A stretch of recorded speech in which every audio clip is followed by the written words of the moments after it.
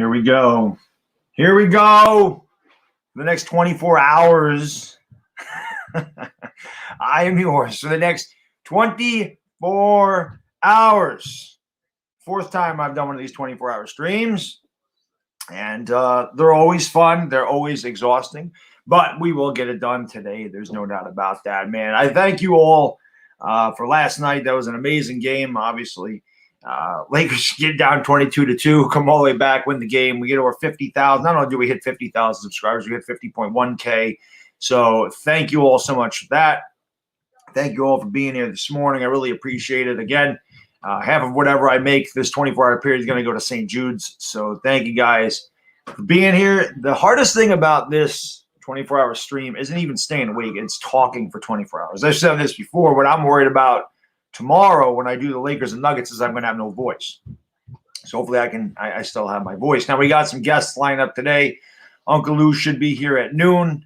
Hot Take Hockey at 12. Hot Take Hockey at 2. Authentic at 4.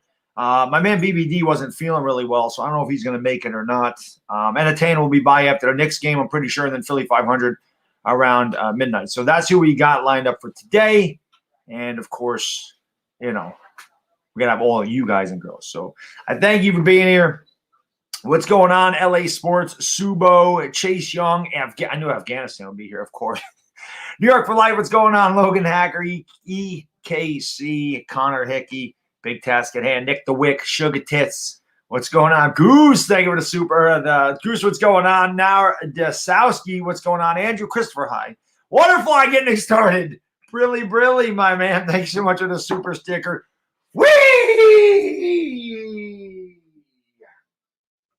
Indeed.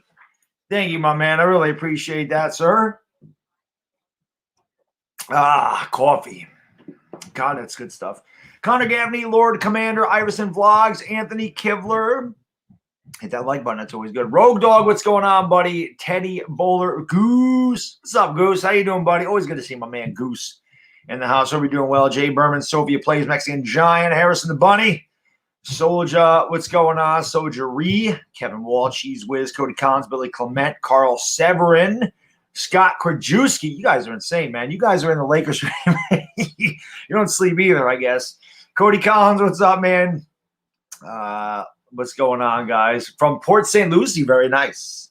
Brett Airbear, how can I can't freaking talk, man. Brett Airbear, how can I be the man? You the man. OG, what's going on? Michaela Terry.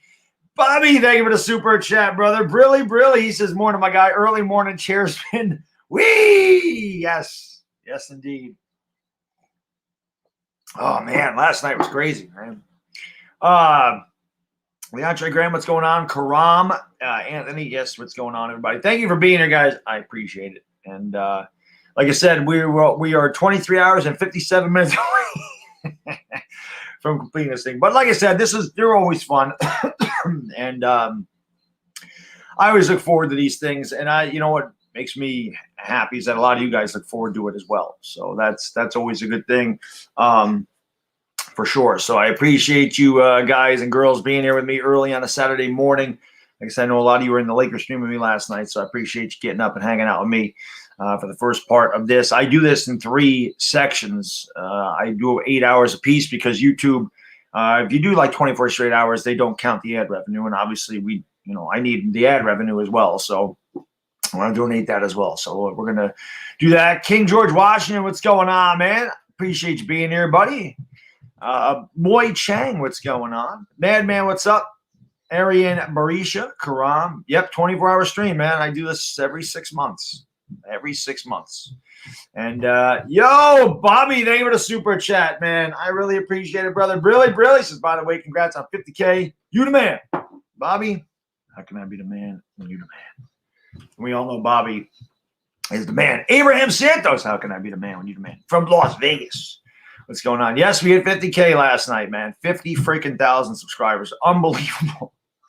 Unbelievable accomplishment. Like I said, we didn't just hit 50K. We hit 50.1K. So YouTube can't go and go, well, you know what? I'm going to take 24 subscribers away from you. Make sure you go under. We crushed it. And tomorrow night when we go Lakers Nuggets, hopefully we pick up more.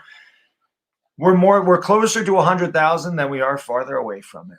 So 100,000 obviously is the ultimate goal. You get 100,000, you get a nice little YouTube plaque. That'd be pretty cool, right? I think that's what pretty much everybody wants that comes on YouTube, is trying to, get their channel growing. And I have to thank all you guys and girls for that. I say it all the time. I couldn't do it without you guys. So thank you. Josh, what's going on? Yes, I did. Thank you. Andrew Lunsford, what's going on? Rohan Elite, what's going on? 100K? I hope so, man. Let's get 60K. Absolutely, Jay. That's the goal. Peter Biscardi, welcome to the Dog Pound. Brilly, my man. Thank you so much for becoming a member. I really appreciate it, Peter Biscardi. Welcome to the Dog Pound, sir. Where are my Dog Pound members at? Yo, welcome, Peter, into the Dog Pound. Hoo, let's go. Mike Nixon, thank you so much for the super chat, my man. Brilly says, what time are you doing? Collins, Bad Dog, I miss talking football with you. I don't know. It's probably going to be overnight, Mike, because the first two, what does that say? Oh, that's Johnny Letourneau. I'll get to that one second. The first two sections of this, Mike, I'm going to be doing it on StreamYard. I can't do call-ins with StreamYard. So the first two sections, I'm thinking once I get to that 2 to 10, when I go overnight, maybe at that point, I will, I'll switch it over to OBS, or what I'll do in the overnight hours is I'll just put – this is probably what I'm going to do during the overnight. I'm probably at that point, for you guys that want to be insane and stay with me from 2 to 10, at that point I'm probably going to put the link to the StreamYard in the chat, and then I'll have people come on here. Now, again, I'll go over this once we get to 2 o'clock in the morning, which is a long ways off. But when I put the link in the chat, you guys have to be on camera, unless I know you. And that's it. If I don't know the name, I got to see your face. If I don't see your face, you're not coming on. And that's just the way it's going to go. But, if I know you, like Mike, I mean, if I put the link in there, I know who you are. You don't need to put the camera on. You can just talk without the camera. But everybody else, I'm going to, guys I get like Lou, whatever, guys that I normally talk to on here, I got no problem with it. But people that I don't recognize the name, you're going to have to show me who the hell you are. You ain't coming on. Johnny Letourneau, welcome back to the Dog Pound. Brilly, the Phillies ace. What's going on, buddy? How you doing, Johnny? Thank you for being here. Cody Collins, Brilly, thank you so much for the super chases. Always here, Bad Dog, just driving and bang holing kid. Yes, the bang hole. Diehard Giants fan, what's up, buddy?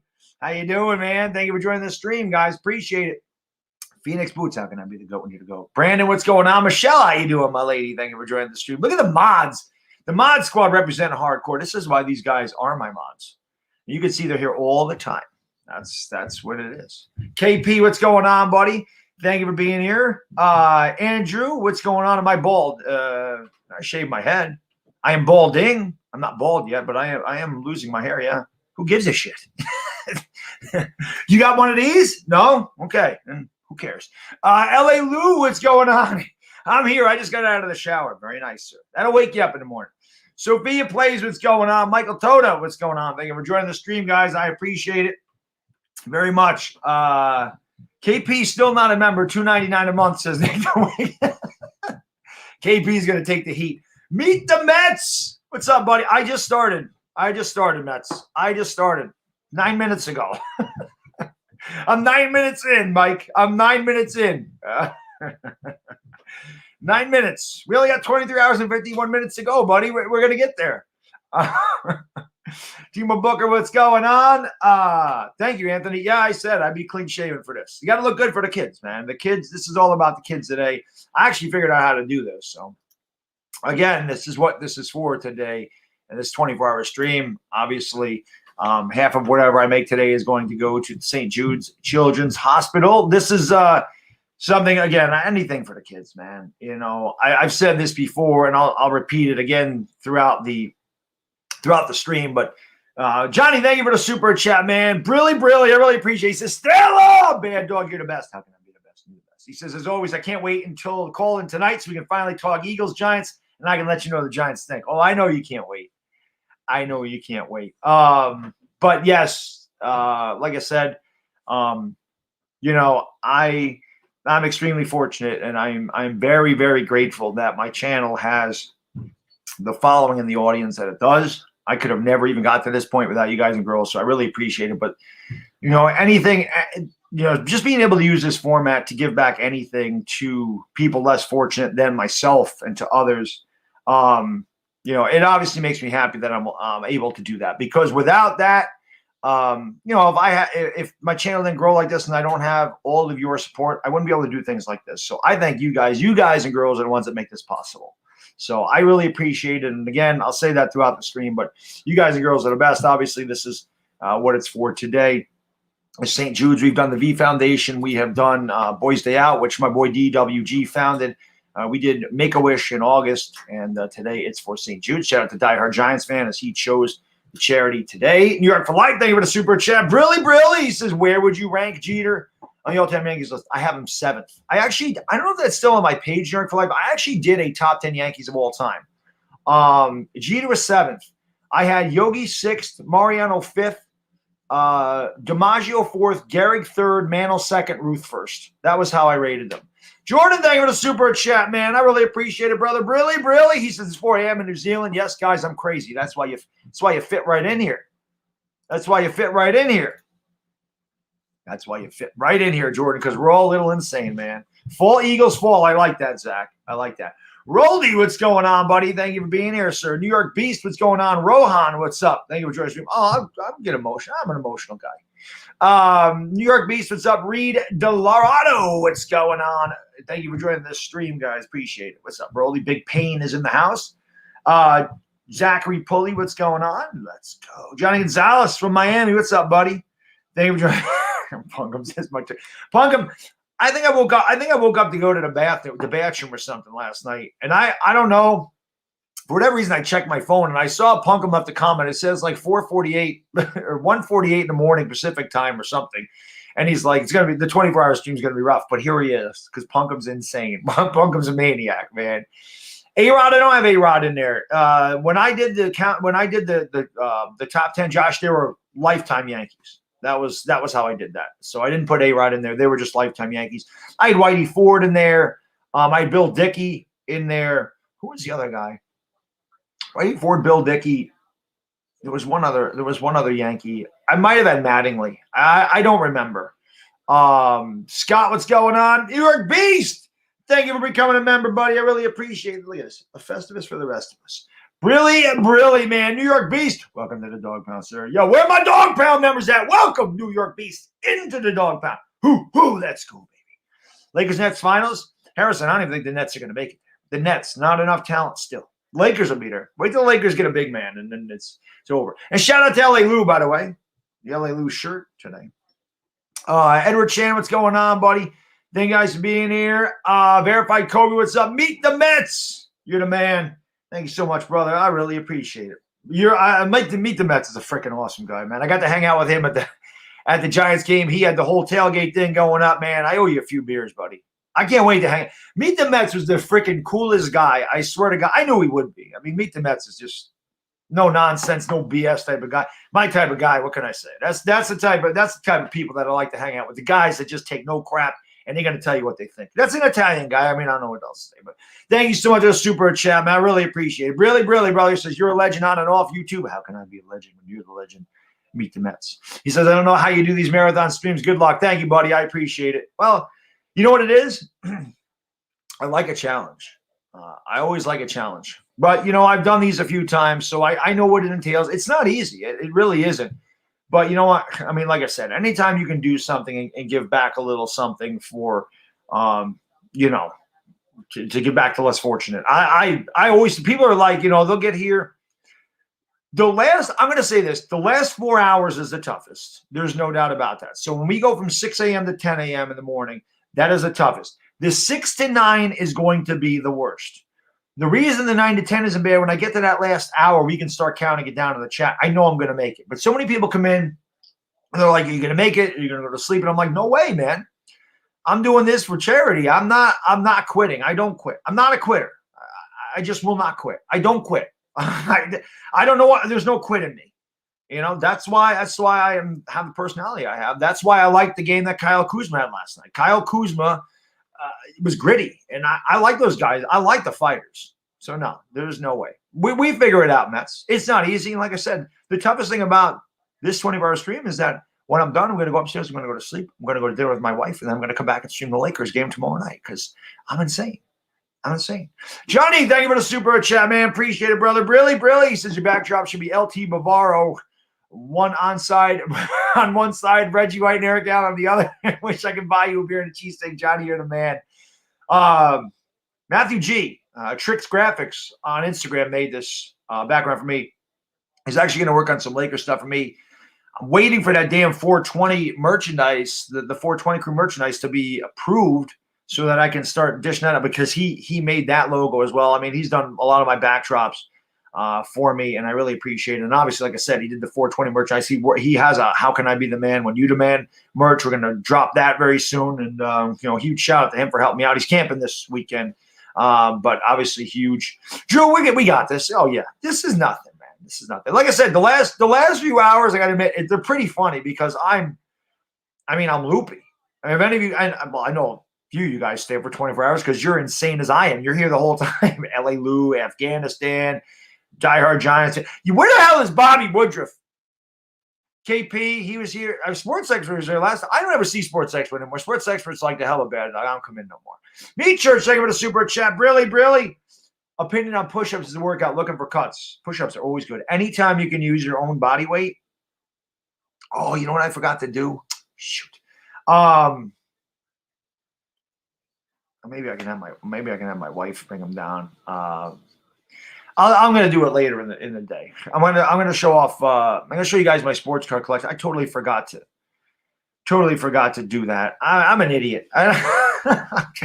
I'm a freaking idiot. I wanted to do so many things this morning, and I got busy, and I didn't know what the hell to do. Oh God! I have to bring that down. And I don't think I stirred this coffee. It's all sweet on the bottom. Johnny, thank you for the super chat, man. Brilly. He says the last hour we're singing "Fly Eagles into a Dumpster." We're not singing that. We're not that. Tell me, Ellie. Yeah, I know. That's what's fun about it. We don't know which end is up by 5 o'clock in the morning, so it's hilarious, man. Am I serving lunch today? Somebody's got to serve me lunch, man. I'm in the studio for 24 straight hours, man. Let's go. LA Sports, I appreciate that, man. Like I said, like I said, I'm very, very grateful that I have the opportunity to do something like this. I'm very grateful for that. So, like I said, man, I'm blessed. It is not easy to grow a YouTube channel. Not at all. So, the fact that you guys are giving me such support, and if we got over 50,000 subscribers, it means the world to me. It's hard. There's a lot of people on YouTube that have been doing this for years, and they're at like 2,000 subscribers, 1,500 subscribers. I'm talking 4 or 5 years, 6 years. And it's hard to grow your channel. So you guys have allowed me to do that. And you've allowed me to do things like this. So I appreciate the hell out of you guys and girls. That means the world to me. It really does. It really does. Glow Davis, what's going on? I have a reselling sports card channel. There you go, Bluegrass. I don't resell my cards. I collect. I am going to say this. I have a big Tom Brady collection, and I'm probably getting rid of it in the spring. I've already talked to an auction house, and I'm thinking it's time to move them. This is going to fund my retirement. That's a part of it. Eric, thank you for the super chat, man. I really appreciate it, brother. Brilly says, here's a question to mull over. Which past New York City athlete do you wish you had won a title who didn't? I know you're more of a team guy first. Mattingly. That's the first name that comes to mind. Donnie Baseball. Donnie Baseball, number one. Patrick Ewing, number two. Those two guys, to me, again, they were gritty. They were tough. They were great. Poor Mattingly. I mean, Mattingly was my guy. Mattingly and Ewing played at the same time, too. You know what I mean? They both came in. Mattingly came into the league in 82. Ewing came in 85. Mattingly played on really bad Yankee teams most of his career. The middle 80s, the Yankees were pretty good. About 89. The second half of 88, they fell off. 89 through 92, they were terrible. Started to come on in 93. The strike hurt him in 94. And then 95, the heartbreaking loss to the Mariners. Mattingly was great in that postseason. I always wish Donnie Baseball could have won a title. That'll always hurt my heart that he missed by a year. And then, of course, Ewing. Ewing was an absolute warrior. Ewing was extremely underappreciated by a lot of fans. They gave him a lot of hell. I wish Patrick Ewing could have won a title with the Knicks. I always say my dream for Ewing was that he came back and coached the Knicks with Starks as an assistant, and they won a title. I really wish Ewing and Mattingly could have won. I love those guys. They're two of my favorite players of all time. I wish. We're going to go get a couple. But there you go, Ellie Lou. I actually asked my wife's going to the store. I actually asked her to get me some bananas, protein bars, soda. It's pretty much what I'm going to live on today. Maybe a little DoorDash we'll send out for something a little bit later on. I really don't want to eat poor, but I might have to get some pizza or something. I'm going to need food. The one thing I like about StreamYard is that when I'm eating, I can turn the camera off and just go audio. I hate eating. And it's the one thing, the biggest thing I hate about the 24-hour stream is eating in front of people. I don't like to eat in front of people. Number one, watching somebody eat is disgusting. And number two, it's just, I don't know. I got a hang up about eating in front of somebody. And when you're eating in front of I don't know, it just looks bad.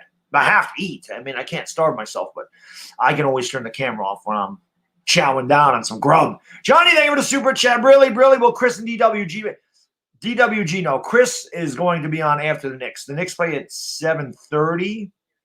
So Chris, he'll probably make an appearance around, I would say, 10:30, 11. And then once he's gone, we'll bring in Philly 500. Or we may bring in Philly 500 and Chris at the same time. I always like to bring Philly 500 in when I'm tired because his stuff is even funnier. Jordan, thank you for the super chat. Brilly. He says it's 420 in New Zealand. He donates to 420. He says 420 in New Zealand. 420 crew, you know what to do. Smoke them because you got them. 420 to go.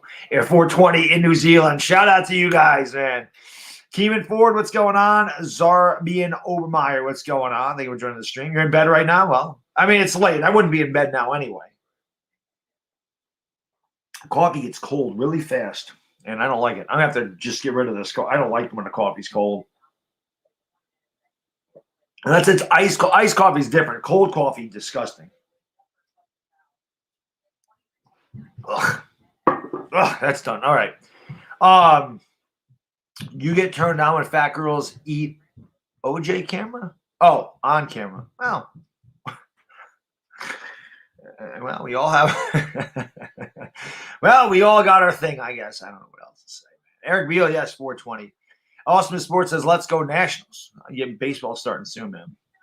If I send you hot buffalo wings or crazy hot sauces, would you eat on air?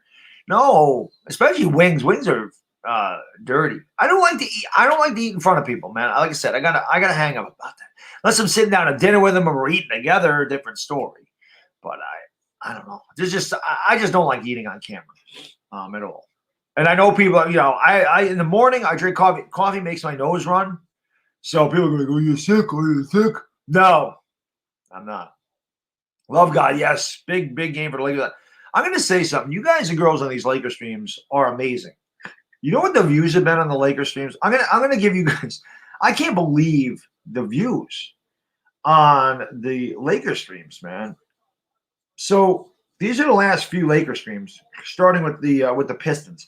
108,000, 89,000, 106,000, and last night almost 99,000. You guys are incredible, man. Appreciate it. Wait till the playoffs. NJM, what's going on, buddy? My favorite food, Zachary. Bacon.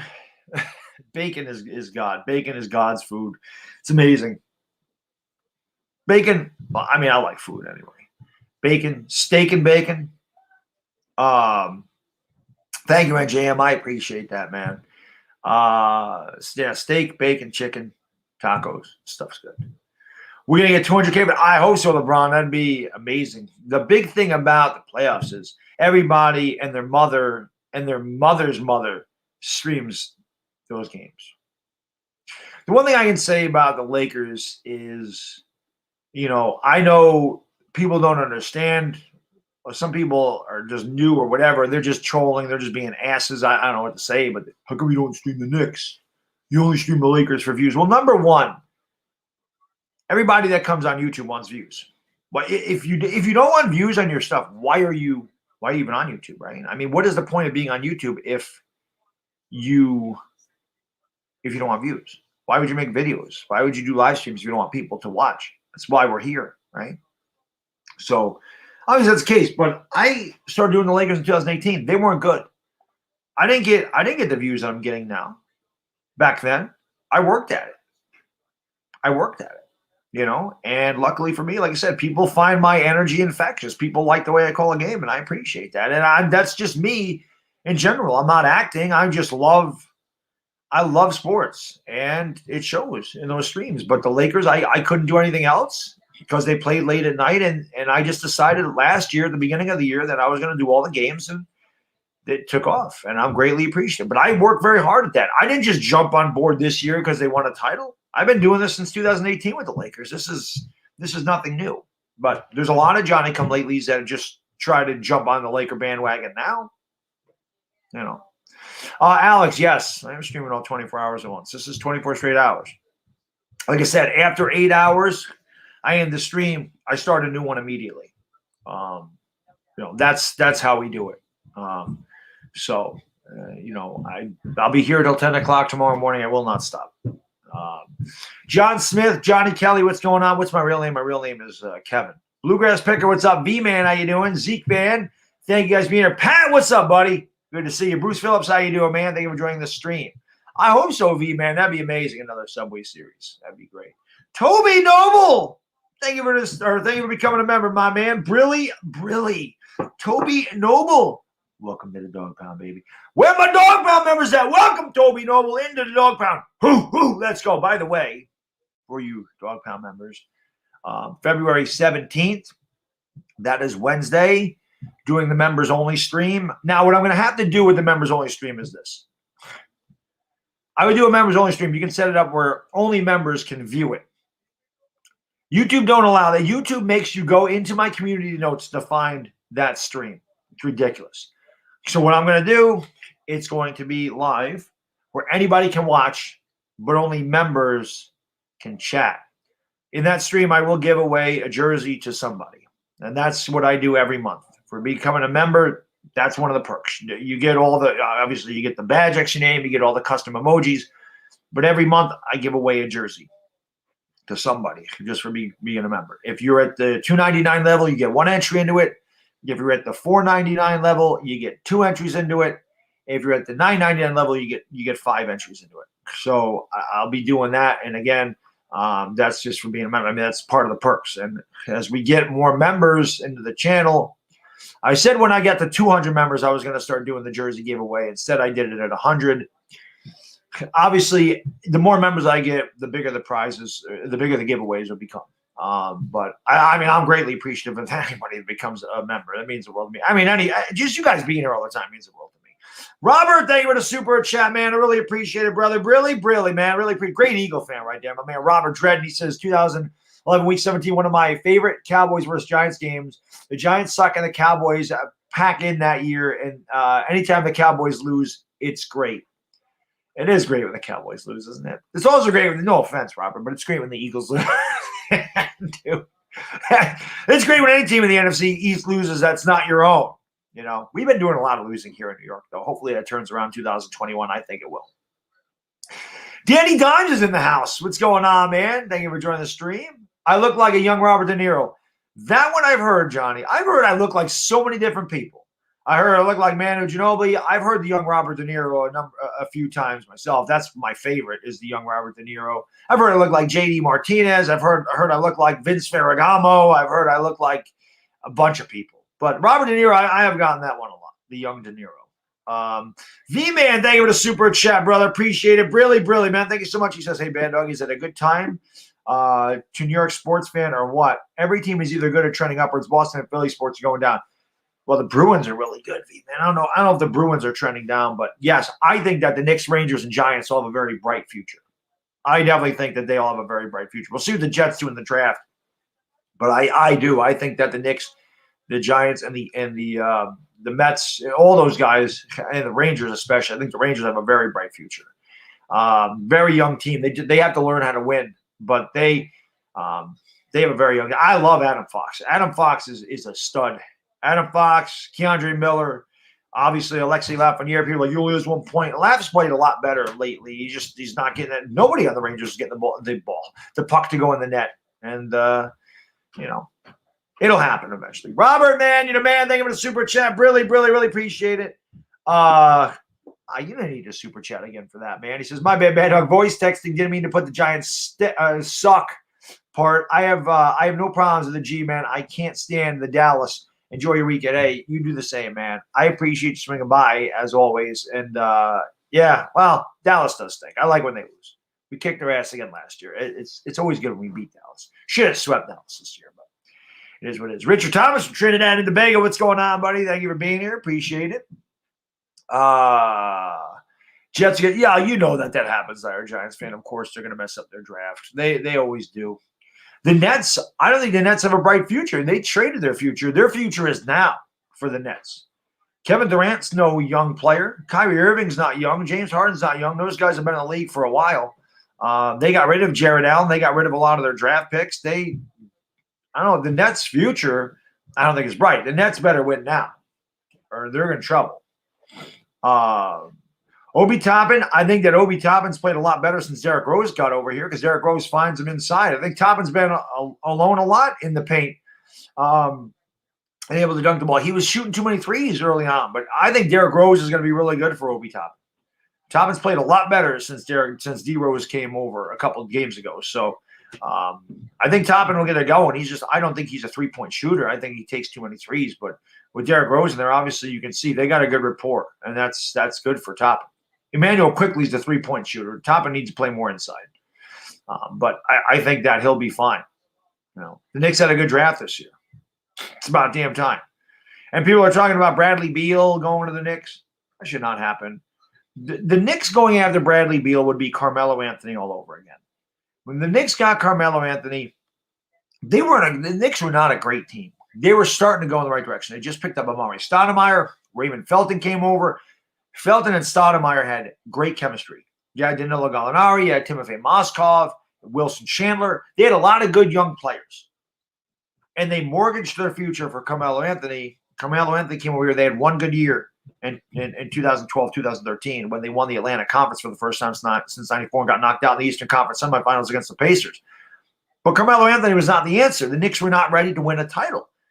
Do not mortgage your future for Bradley Beal. It just does not make sense. Bradley Beal needs to go to a contender. Bradley Beal's a guy that pushes a team over the edge to make a championship run. The Knicks aren't there yet. Do not mortgage your future. Don't give up Mitchell Robinson, draft picks, IQ, RJ Barrett. Don't give those guys up for Bradley Beal. Don't do what they did for Carmelo Anthony. Let the Knicks grow. Give them a couple of years. They'll be really good. Do not bring in Bradley Beal, pay him all that damn money, get rid of your future, and then you're going to be stuck again. The Knicks have done that way too long. That's why they've been really bad for 20 years. It can't happen. They can't do that. It's 11:31 PA. Jump Shot TV, what's going on? Thank you for joining from the Philippines. Maraming salamat, my man. Let's go. Yeah, Quickly's great. If my Heat get Porzingis, I'm going to flip out. A lot of Knicks fans are mad when they get rid of Porzingis. I wasn't. I thought KP was a little bit overrated. I thought he was a little bit soft. A guy that's 7'3", averages not even 7 rebounds a game, just jacked up threes, and he was always hurt. I was glad they didn't. I was glad they moved on from him. I thought that was a good move for the Knicks, to be honest with you. Belly 81, what's going on? Normal time for Belly 81 in the UK, 3:30 in the afternoon over there. That was your team, Jalen? Yeah. I mean, yeah, Quickly's good. IQ is really good. MLB predictions for the upcoming season? I don't really know. Yankees will be interesting. All the pitchers the Yankees got are all coming off injuries. They're all coming off injuries. So we're going to see Kluber, Taillon. It'll be interesting. Herman coming off the suspension. Severino coming off the Tommy John. It'll be interesting. I mean, I like what the Yankees have done, but a lot of question marks still with that pitching staff. John, how can I be the man? We need the man, sir. Mitch broke his hand. Oh, he's out 3 to 6 weeks. I did not see that. I was going between the Rangers and the Knicks last night, Jay, so I did not see that. The Knicks pretty much had that in hand, so I kind of went away from that, went to the Rangers game. So I didn't see when he broke his hand. The Knicks got away from the Wizards early, and I was like, oh, let's go to the Rangers. The Knicks had that in hand, so I was just like, let's go watch the Rangers. And, I didn't see him break his hand, but that sucks.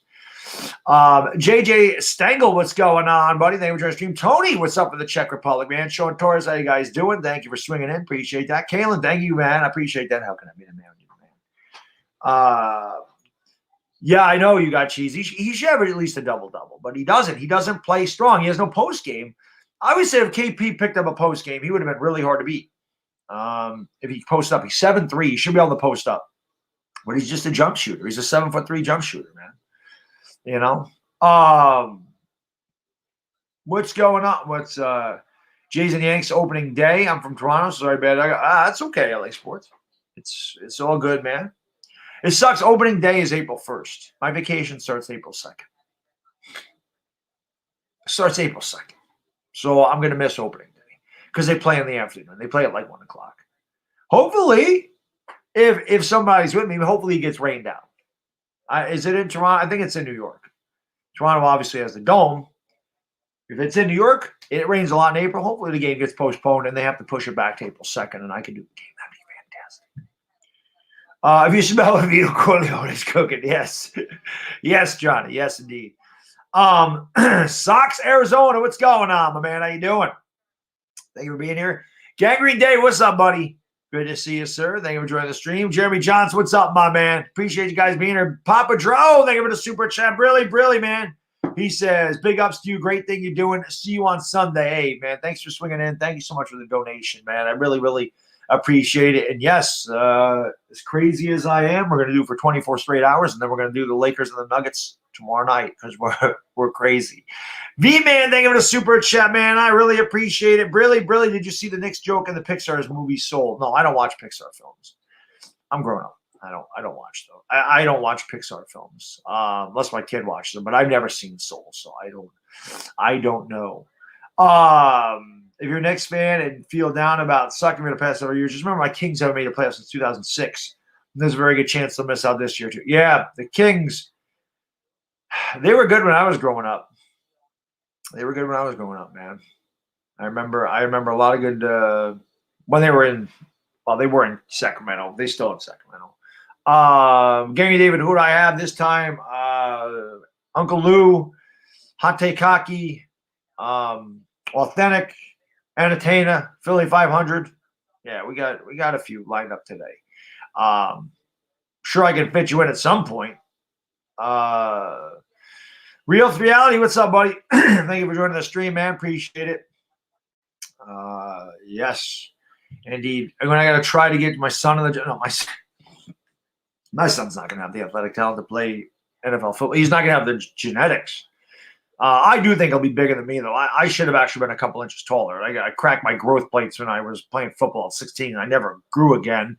I topped out right at 6 foot, but I have very long arms and big hands, big feet. I have the arms, hands, and feet of a 6'2" guy, but I'm only 6 foot. So it is what it is.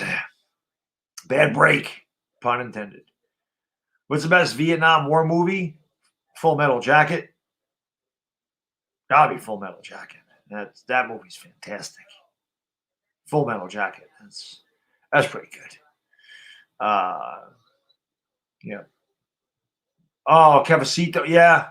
This is bad. Oh, she always takes care of me in these 24-hour streams, man. Yeah, Jimmy. Yes, I will not stop streaming until 10 o'clock tomorrow morning. Will not stop streaming until 10 o'clock tomorrow morning. Reason we're doing that? Well, we do these 24-hour streams every 6 months. Half of any proceeds I make, whether that be merchandise sales, donations, new members, ad revenue, half of whatever I get in this 24-hour period, I'll be donating to the St. Jude's Children's Hospital. I've done this 4 times now, and every time we've chosen a different charity. Diehard Giants fan said, let's do it for St. Jude's. So I said, that sounds good to me, and that's the cause today. So every 6 months I do one of these, and like I said, we do it for charity. People asked me, a couple of years ago when I started doing these things, they said, Beto, why don't you do a 24-hour stream? Sports Theory was the first one I saw do it. And I was like, all right. I said, yeah, I'll like a challenge. Let me see if I can stream for 24 straight hours. Well, when I decided to do it, I was like, you know what? Let's do it for a cause. Like, let's do it for a reason. Let's try to give something back. 24 straight hours. Why don't we do it for a reason? And I decided to do it for the V Foundation first. And like I said, then we did Boys Day Out, which my buddy DWG founded here in upstate New York. And then last time we did it for Make-A-Wish. And, this time it's for St. Jude. So this is why we do these 24-hour streams. Like I said, I could have done it and just said, let's just do it to do it. But I figured, why not? Let's do it for a reason. So that's why I do these every 6 months, because I'm fortunate enough that I have such great supporters on this channel that allow me to do things like this. And, you know, trying to give a little bit back. So, like I said, let's do it for a cause. And that's what we're doing. We're doing it for St. Jude's today.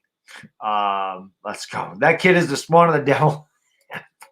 Punkum, what the hell are you talking about? But that's what we got today. Predator? That's a Vietnam movie? I don't even remember that. Get to the chopper! I forgot that was even a Vietnam movie. Apocalypse Now is pretty good too, I guess. You know. Favorite hip-hop artist of all time is Biggie. Yep, Biggie and Nas. Those are my two favorite. No doubt. Oh, man, Connor, thanks so much for the super chat, brother. I really, really appreciate it, my man. Thank you. Brilly, my good man. He says, keep up the work, man, dog. I love the idea of the charity stream. It's a great cause for the kids. Hey, man, Connor, thank you, buddy. I really, really appreciate that, man. Thanks, sir.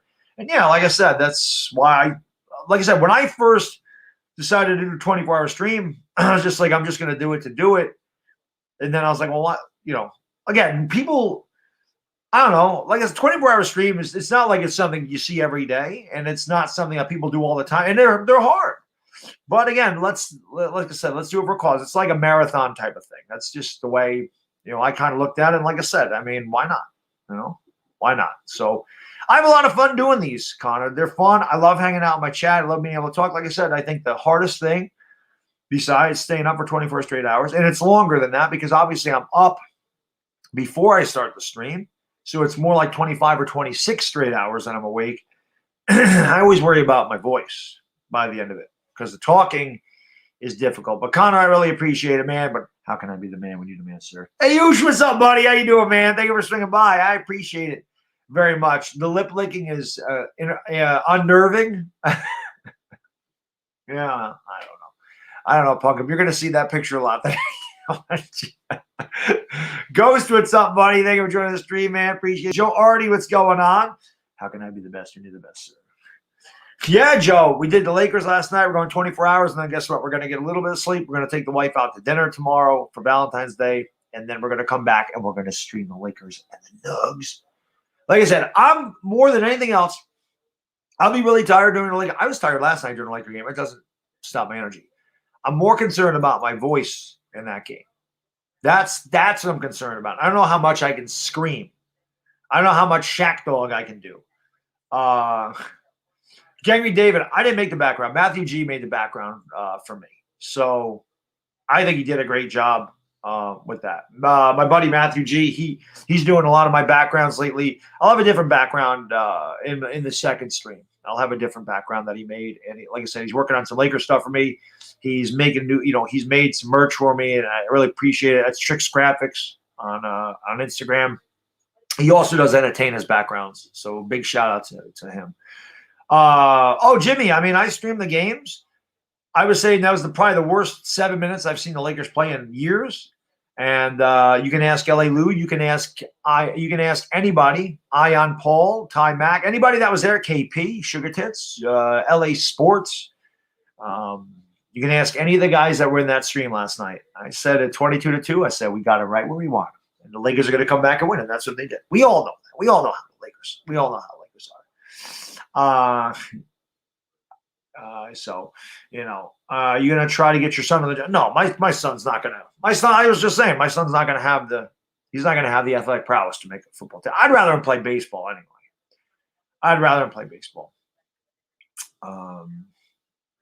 You heard about us promoting Freddie Kitchens as senior offensive assistant. I did not hear that. L.A. Lou, thank you for the super chat, man. I really appreciate it, brother. Brilly, thank you so much. He says, help out the effort. Half the proceeds of every super chat or super sticker or purchase from this 24-hour stream will be donated to St. Jude's. Help make a difference. L.A. Lou, you're the man. Thank you so much, brother. I really, really appreciate that, my man. And I know L.A. Lou will be here. I know Diehard Giants fan will be here. I know Punkum will be here. Afghanistan. They're 4 insane lunatics just like myself. KP will probably be here the whole time too. That's the best thing about this, man. There are 6 to 12 people who will be here the entire 24 hours. Now, I'm a little upset that Bobby Woodruff isn't here. Little man. Bobby Woodruff is a staple in the 24-hour streams, and Bobby's nowhere to be found. Tell you what's going on, buddy. Thank you for joining the stream, man. Appreciate that. I love baseball. My boys are, oh, yeah. That's LA Lou, man. LA Lou got me this shirt. Dire Giants fans, the reason that my back's not going to, my back still hurts from sitting, but Dire Giants fans, the reason that these 24-hour streams are much more comfortable, because he got me a freaking chair, which he certainly didn't have to do. Dire Giants fan, I mean, just huge shout out to that guy. I mean, Dire Giants fan, I mean, again, just the dude gets me 2 Kobe Bryant jerseys. The dude gets me a little, a Kobe Bryant pen. The dude buys me a chair. The dude just ordered a Kobe or a LeBron James jersey. I mean, I can't say how much I appreciate him. And the guy handles all the moderators for me.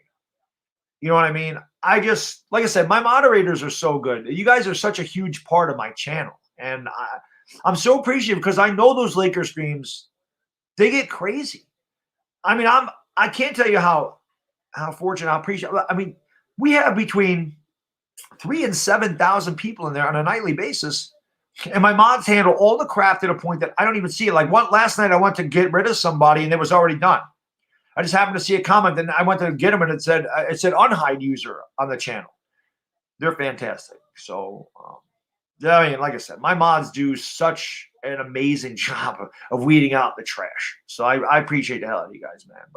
And Dire Giants fan, like I said, came up with the cherry. So you guys are just, like I said, man, I get a little emotional thinking about how good you guys are to me. I always say you guys are too good to me. And, I appreciate the hell out of you, man. That's why I'm able to give back. So, and like I said, I commend Sports Fury. When I do my thank you video, whenever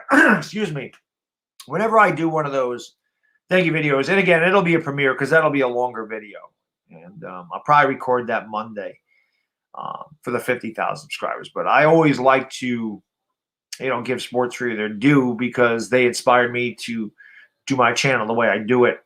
And they're the only other, I watch a lot of streamers. They're the only other ones I've seen do like fundraisers. Now I know my man Butcher's Blog and Pages Talk actually did one as well. I don't know if he's done it or he's going to do one. He is doing one for Wounded Warriors Foundation where he, it's a gaming stream and it's the same thing. So, big shout out to those guys. But yeah, I'll talk more about that, my 24 in the thank you video. Whichever thank you videos don't get a lot of views because people don't really, they don't come there for that kind of content, which is why I don't do them like every time I hit a milestone. 50,000 is big. 50,000 is a big milestone. So that deserves a video. Big Play Slay, what's up, buddy? Thank you for joining the stream, man. Appreciate it. Dr. J, what's going on, man? How do you rank which teams you care about the most? It's just when I grew up. It's definitely Yankees, Giants, Knicks, Rangers. That is the order. That'll always be the order. The Yankee thing, the Yankee thing. I am human, man. I show emotion. You ever watch my game? You ever watch my streams? There's a lot of emotion in those streams. But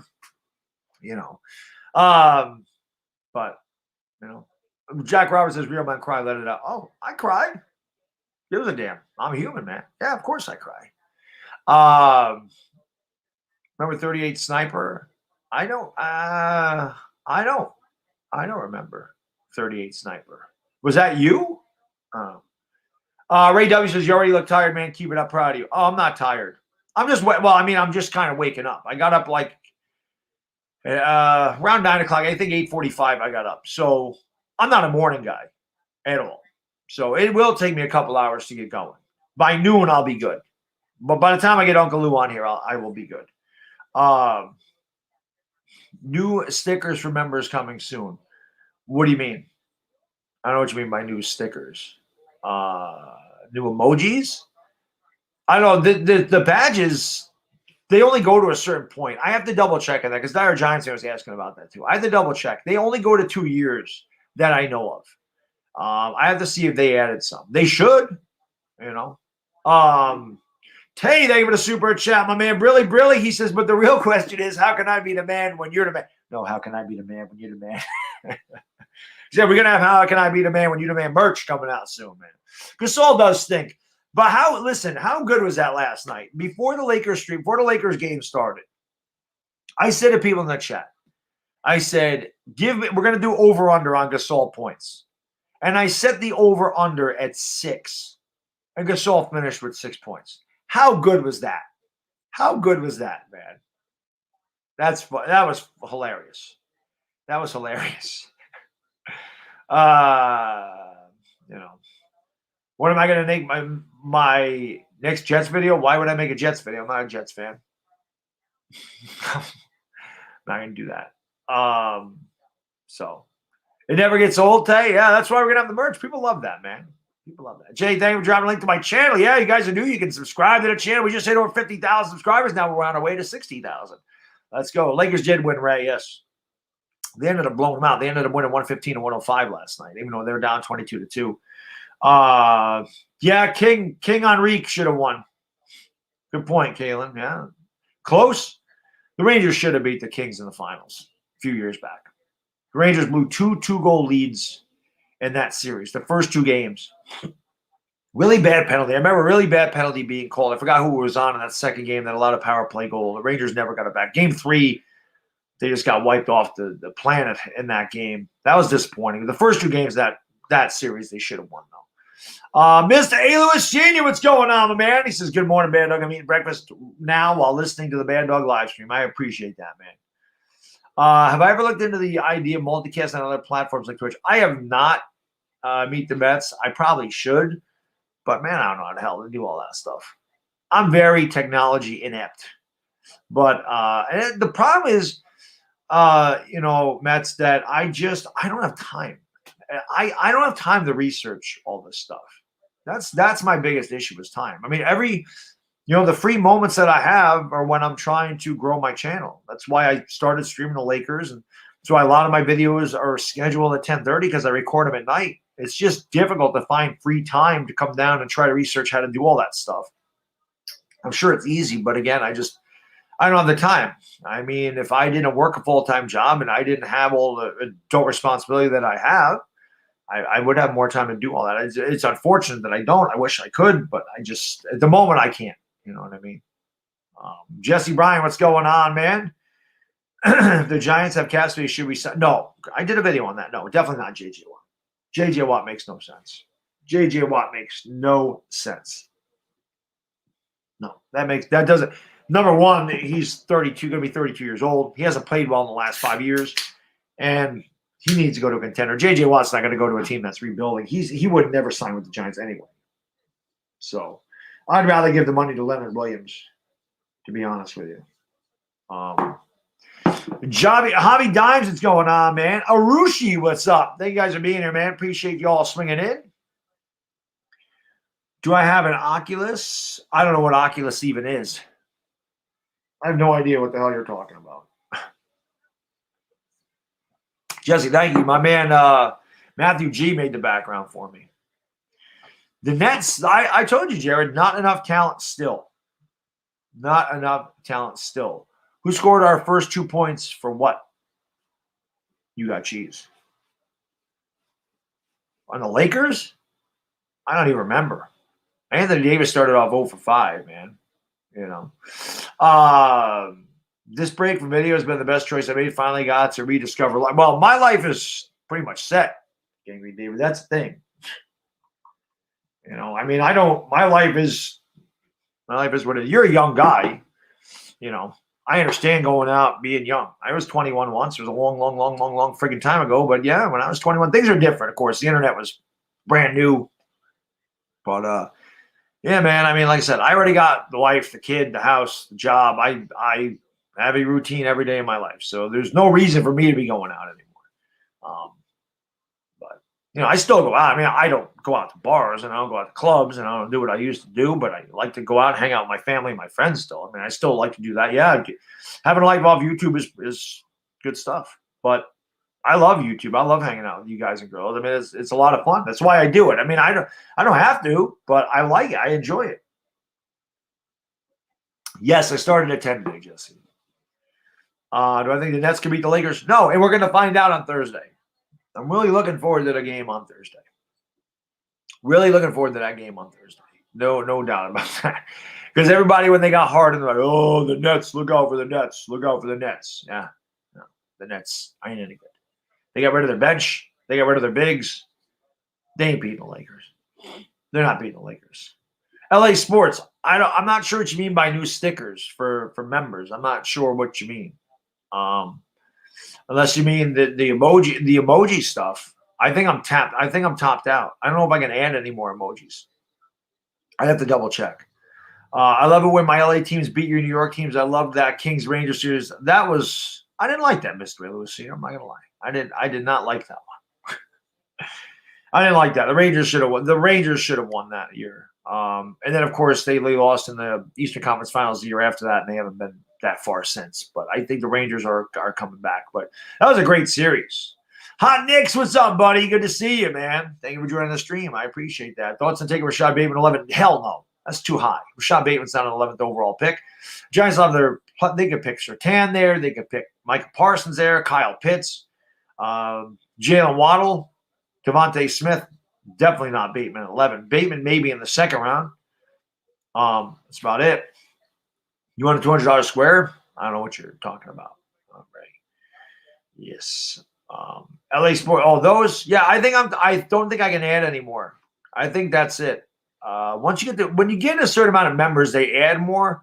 I'll have to double check. I mean, maybe I've gotten to that point, but when I added the James Naismith trophy, that was the last slot for the members emojis. So maybe I'll get more in the future. I don't know. 53 was way worse. Was that the Rams? That was the Rams Patriots. That one was terrible. That one was terrible. The Rams Patriots Super Bowl is one of the worst I've ever watched. Asia, I live upstate. It's cold as hell here today. I think it's like 6 or 7 degrees outside, but the sun's out. That's all I care about. And it's supposed to snow overnight tonight. It's a good day to be doing a 24-hour stream here in New York. That's all I got to say.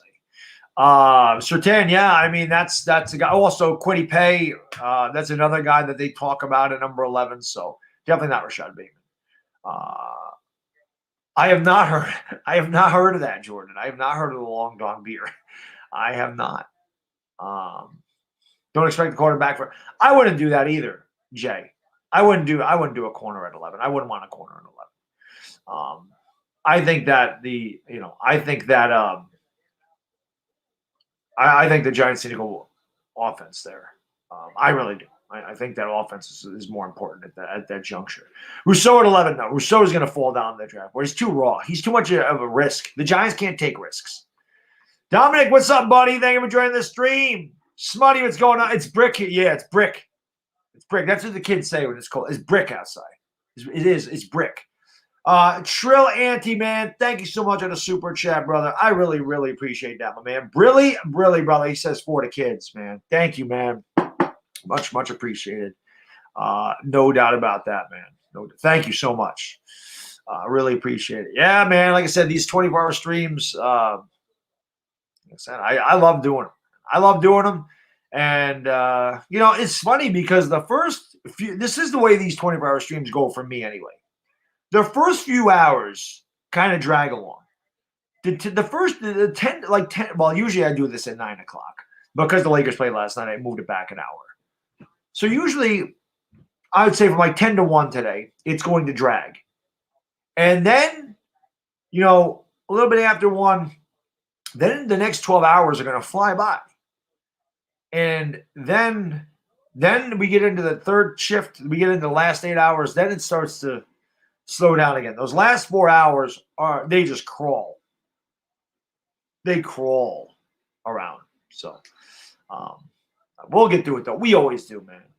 How confident am I in my Yankees this year? I always still worry about the pitching, Dr. J. I still worry about the pitching, but I think that if they can stay healthy, I think they'll be fine. I think they're good enough to win. I think they're good enough to win the AL East. I think they're good enough to make a run of the World Series. They should be. They have enough talent to do so. They should be, man. Thank you, Mom. I appreciate that. Christian Striano. How can I be the man? Be the man. Chris K, what's up, buddy? Yeah, 24 hours, baby. Let's go. If I trade back from 11, if our player wasn't there, I'm on Kyle Pitts. Hi, Nix. Thank you for the super chat, man. Appreciate you, brother. Brilly. He says, can we please finish the O-line? Good form, bad diggity dizzle. Make those kids smile. Hey, man, thank you so much, brother. I really appreciate it. Like I said, man, when I was going to do a 24-hour stream the first time, I said, let's do it for a cause. And hey, you know what? I was like, I'm going to do this once every 6 months. I'm going to do this. Like I said, the first time that I ever did it, I didn't do it on vacation. And I was like, I should be able to do this because I can go upstairs. I can sleep for 4 or 5 hours. Let my wife wake me up in the middle of the afternoon. That way I'm still tired. And I go to bed at a normal time. Well, Monday, when I went back to work, I was fine. But Tuesday and Wednesday, it was like jet lag. It was like I got hit by a train. And I said, I can't do that anymore. I need to do it the week or the Saturday before my vacation. That way I can sleep in and I can recover by the middle of the week. And that's why I decided to start doing it before my vacation. But I decided, hey, let's do it every 6 months because I usually take a vacation. I always take one in February and I usually take one in August. So, why not? Why not? Shoulder is going to get cut. Eagle Lifer, man, thank you for the super chat, brother. I appreciate it. Brilly. He says, die, Eagles, die on the road to losing. He says, do not give a fight, Eagles. Score a field goal off the upright and hit them high, hit them low. Watch your Eagles fly into a dumpster. This is for the kids. I appreciate it. I am not singing your Eagles fight song, but I really do appreciate the donation, Eagle Lifer. Thank you, my man. Much appreciated, sir. But I will not sing that. I will not sing that. No. Yankees are good, but the Mets are going to beat the Reds. We're going to find out, but we're going to find out, Mets. We're going to find out what happens. The Mets just have bad luck, man. And I have no problem with the Mets. I have no problem with the Mets at all. When the Yankees aren't in there, I root for the Mets. I got no problem rooting for New York teams at all. They're not our rivals. The Jets aren't the Giants' rival. The Mets aren't the Yankees' rival. The Nets, different story. I ain't rooting for them. They're not a New York team. They're a New Jersey team, in my opinion, man. Rhino, what's going on? Thank you for joining the stream, man. I appreciate it, buddy. Let's go. From the UK, my man. Appreciate it. Ever think of traveling to India? Oh, hey, Ush, I don't think about traveling anywhere, man. I got a 3-year-old. I can't even travel out of the state. I'm crying out loud. But, hey, man, if I was going to travel, I would have definitely went to the Slav Olympics with my man, Uncle Lou. Uncle Lou should be on here in about an hour. But I was definitely looking forward to that. I wish I could do that. But, again, with the 3-year-old, it's difficult. When my kid gets older, maybe I can go do some things. The only traveling I really do is going to New Jersey for the Giants games. So that's about it. I don't have breaks, Ion Paul. I do eat on camera. I don't like to eat on camera. So with StreamYard, it's great. I can turn the camera off while I eat. But yeah, I eat during the 24-hour stream. You rarely ever see me eat during a regular stream. I don't like to eat on camera. I eat before and after. But yeah, no breaks. No breaks. The only break I'm going to have is when I end the stream. I do them in 8-hour blocks so that I can get, so that we pick up ad revenue because YouTube doesn't give you ad revenue. They don't process a 24-hour stream. So I do it in 8-hour blocks. So the only break I'm going to get is when I end the stream, and then I schedule the next one. I usually schedule it for like a minute after, so I can set it up on YouTube Studio. So I can set it up for ad revenue, and that I can mark down that it's not made for children because they don't allow you to send donations if you say that your stream is made for children. It's weird. I think that's because they don't want children using their parents' credit card and just donating money. As a matter of fact, I can remember there was a guy, I think his name was Les, if I'm not mistaken, and he was young. He was a young kid. He was doing that when I first started streaming. He was donating, money to me and Chris, and he got in trouble because it was his parents' credit card, and they saw all those charges, and he got in trouble. So I think that's why YouTube does that. Giants for life. What's going on, buddy? Thank you for joining the stream. Appreciate that. But yeah, man, it's for the kids. So we don't stop. We don't quit. No quitting me. No quit. I am a grind dog, man. No doubt, Chris. This is what we do, man. This is what we do. Who's wearing a diaper, Punkum? Who are you talking about?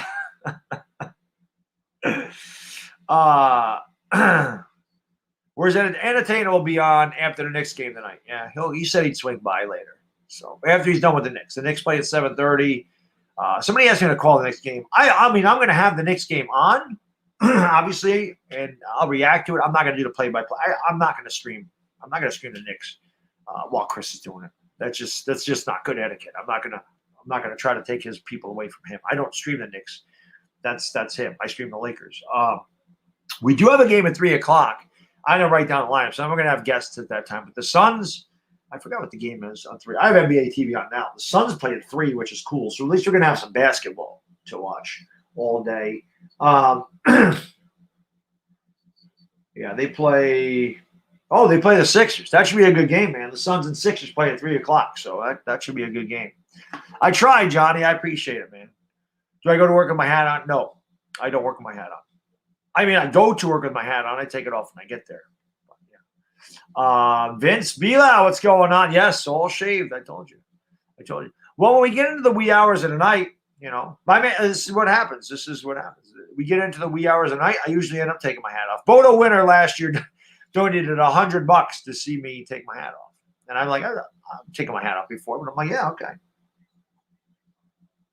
When am I gonna have Ivana on? The real Ivana? I don't know, Mr. Mini Guy. We're gonna have to get like 1 million subscribers to get her. That would be hilarious if one of these days she. Can you imagine that? I think people would lose their mind. Ivana is extremely popular in those Laker streams. Just the image of her. Can you imagine getting the real Ivana? What's in the cup? A&W root beer, which I don't know why I'm drinking. There's no caffeine in A&W. I've been to Lake Placid, yes. Where the hell is Benjamin Wynn at? Where the hell is Benjamin Wynn? It's 8:00 in the morning. Get your ass up, son. Where's Benjamin at? Gail, yeah, well, I'm not going to get Gail in the dough, but she don't pay attention. But Ivana's on YouTube, so that's why. Ivana's on YouTube. No, Chris lives down in Long Island. I live up in Saratoga. The only time we hang out is at the Giants game. I got to hang out with Chris at the Giants game a couple of years ago when we played the Jets. Obviously, that's when I get to hang out with him. But, yeah, it's not like we live near each other. If we did, I would hang out with him. But, we don't live near each other. My most hated NBA team, probably the Sixers. I mean, I just don't like Philadelphia. I don't mind the Phillies, but it's probably the Sixers. I don't, man. I just – the Knicks aren't good enough for me to really hate a team. In the 90s, I hated the Pacers, I hated the Bulls, and I hated the Heat. I hated those teams. Those are big rivals for us, because we met them in the playoffs every year. The Knicks, because they've been so bad, haven't had that really intense series where they've become familiar with meeting up with guys in the play. And the Knicks get to that point, and I think they will in the future, very soon. The Knicks get to that point where they're meeting the same team in the playoffs. I'm going to hate that team. Familiarity breeds contempt. So I think that's going to happen. Above average, what's going on, buddy? Giants for life. I do Yankees live streams, but they're just like the Knicks. I can't do them every day. They play at 7:00. It's very, very difficult for me to do Yankee games because of that time slot. Which you tell all the people that wonder why I don't stream the Knicks, all you need to know. They're like, you don't stream the Knicks because they're not good. It's just not the truth. The Yankees are very good, and I don't stream them a lot. I probably stream more Dodger games than I do Yankee games because they play at 10. Now, the Yankees play on weekends. Those are usually the games I do. Or Wednesday night because I don't go to the gym on Wednesday. But we'll do Yankee stuff. I'm going to be doing a lot of Yankee videos. That I do know, man. Terrell Lawrence, man, thank you for being here, buddy. I appreciate this. I found this channel a couple weeks ago, and I've watched every Laker game here since. Even when they play on TV, I still come because you're the go. Terrell, I appreciate that, but how can I be the goat when you're the goat, sir? I appreciate it, man. Tomlinson and Williams, give me Leo. I think Leo is just a better player. I love Dalvin Tomlinson. I think Tomlinson's a great addition to Leonard Williams, but I think Leonard Williams is a bigger impact player. I'd have to go Leonard Williams. Tomlinson's going to cost less money, but I think that Leonard Williams has to be the guy. I think Leonard Williams has to be that guy. I think Leonard Williams makes our defensive line better. I don't know if Dalvin Tomlinson makes our defensive line, but like the rest of the guys, because Leo's a force. And he has to, I think that they have to worry about Leonard Williams. It makes the other guys better. I don't know if you have to worry about Dalvin Tomlinson in the same capacity. Slink, I do not have a Bavaro jersey. That is the next Giants jersey I got to buy. I have an LT jersey, but I have to buy a Bavaro. I have to. Do I like Curtis Samuel in free agency? Not really. I think Curtis Samuel is another number 2. If the Giants are going to sign a wide receiver in free agency, Andrew, I think they have to just go all in. I said that on Talking Giants on Thursday night. They have to go all in. You get Allen Robinson, you get Kenny Galladay, or don't get anybody at all. That's the way I look at it. Don't get anybody at all. Don't spend money on a wide receiver. You're not going to go out and get the best wide receiver. Draft one. Put the money elsewhere. That's what I believe. Mike Tomlin. I don't know who Mike Tomlinson is. What did I think of the Super Bowl? I liked it. I thought Brady would win. I won a little bit of money on it. I told people I was going to take Tom Brady the money line. I never bet against Brady unless he's playing the Giants. So no. I'm not old enough for the Miracle on Ice. I mean, I was alive, Kalen. I was only 4. I'm not that old, but I was alive. But 4 years old. No, I don't remember that. But you do 4:20s at 4. Oh, of course. My man from New Zealand already did it because it was 4:20 in the afternoon in New Zealand. So New Zealand is 16 hours ahead of us. It's 5:11. It's 5:11. Yeah. It's 5:11 p.m. It's 5:11 p.m. on Sunday in New Zealand. Is that right? 12 hours? No, it's 5:11 in the morning in New Zealand. So it's 4:20 in the morning in New Zealand. They're 16 hours ahead. It's Sunday morning in New Zealand. It's Sunday morning in the Philippines right now. It's 12:11 in the Philippines. Haven't heard of Sam Darnold stinks for me in a while. That's because he does stink. I mean, the Jets don't even want him. The Jets want to trade him because he stinks. You're not.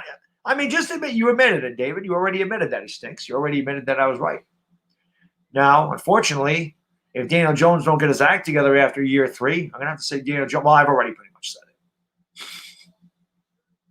Yeah, 16 hours. So my math was a little bit off. It's 5:11 in the morning. Hot Nicks.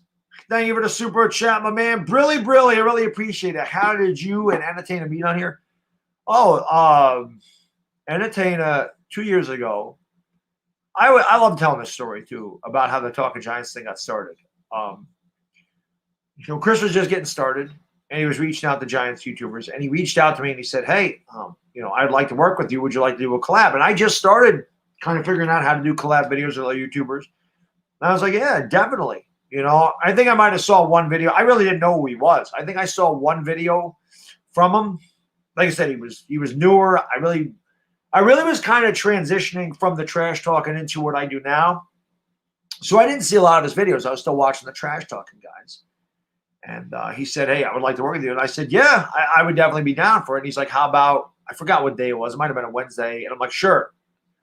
Well, something came up. I don't remember what came up. And I couldn't do it the first week. And I said, "Hey, man, something came up. Can we do it another time?"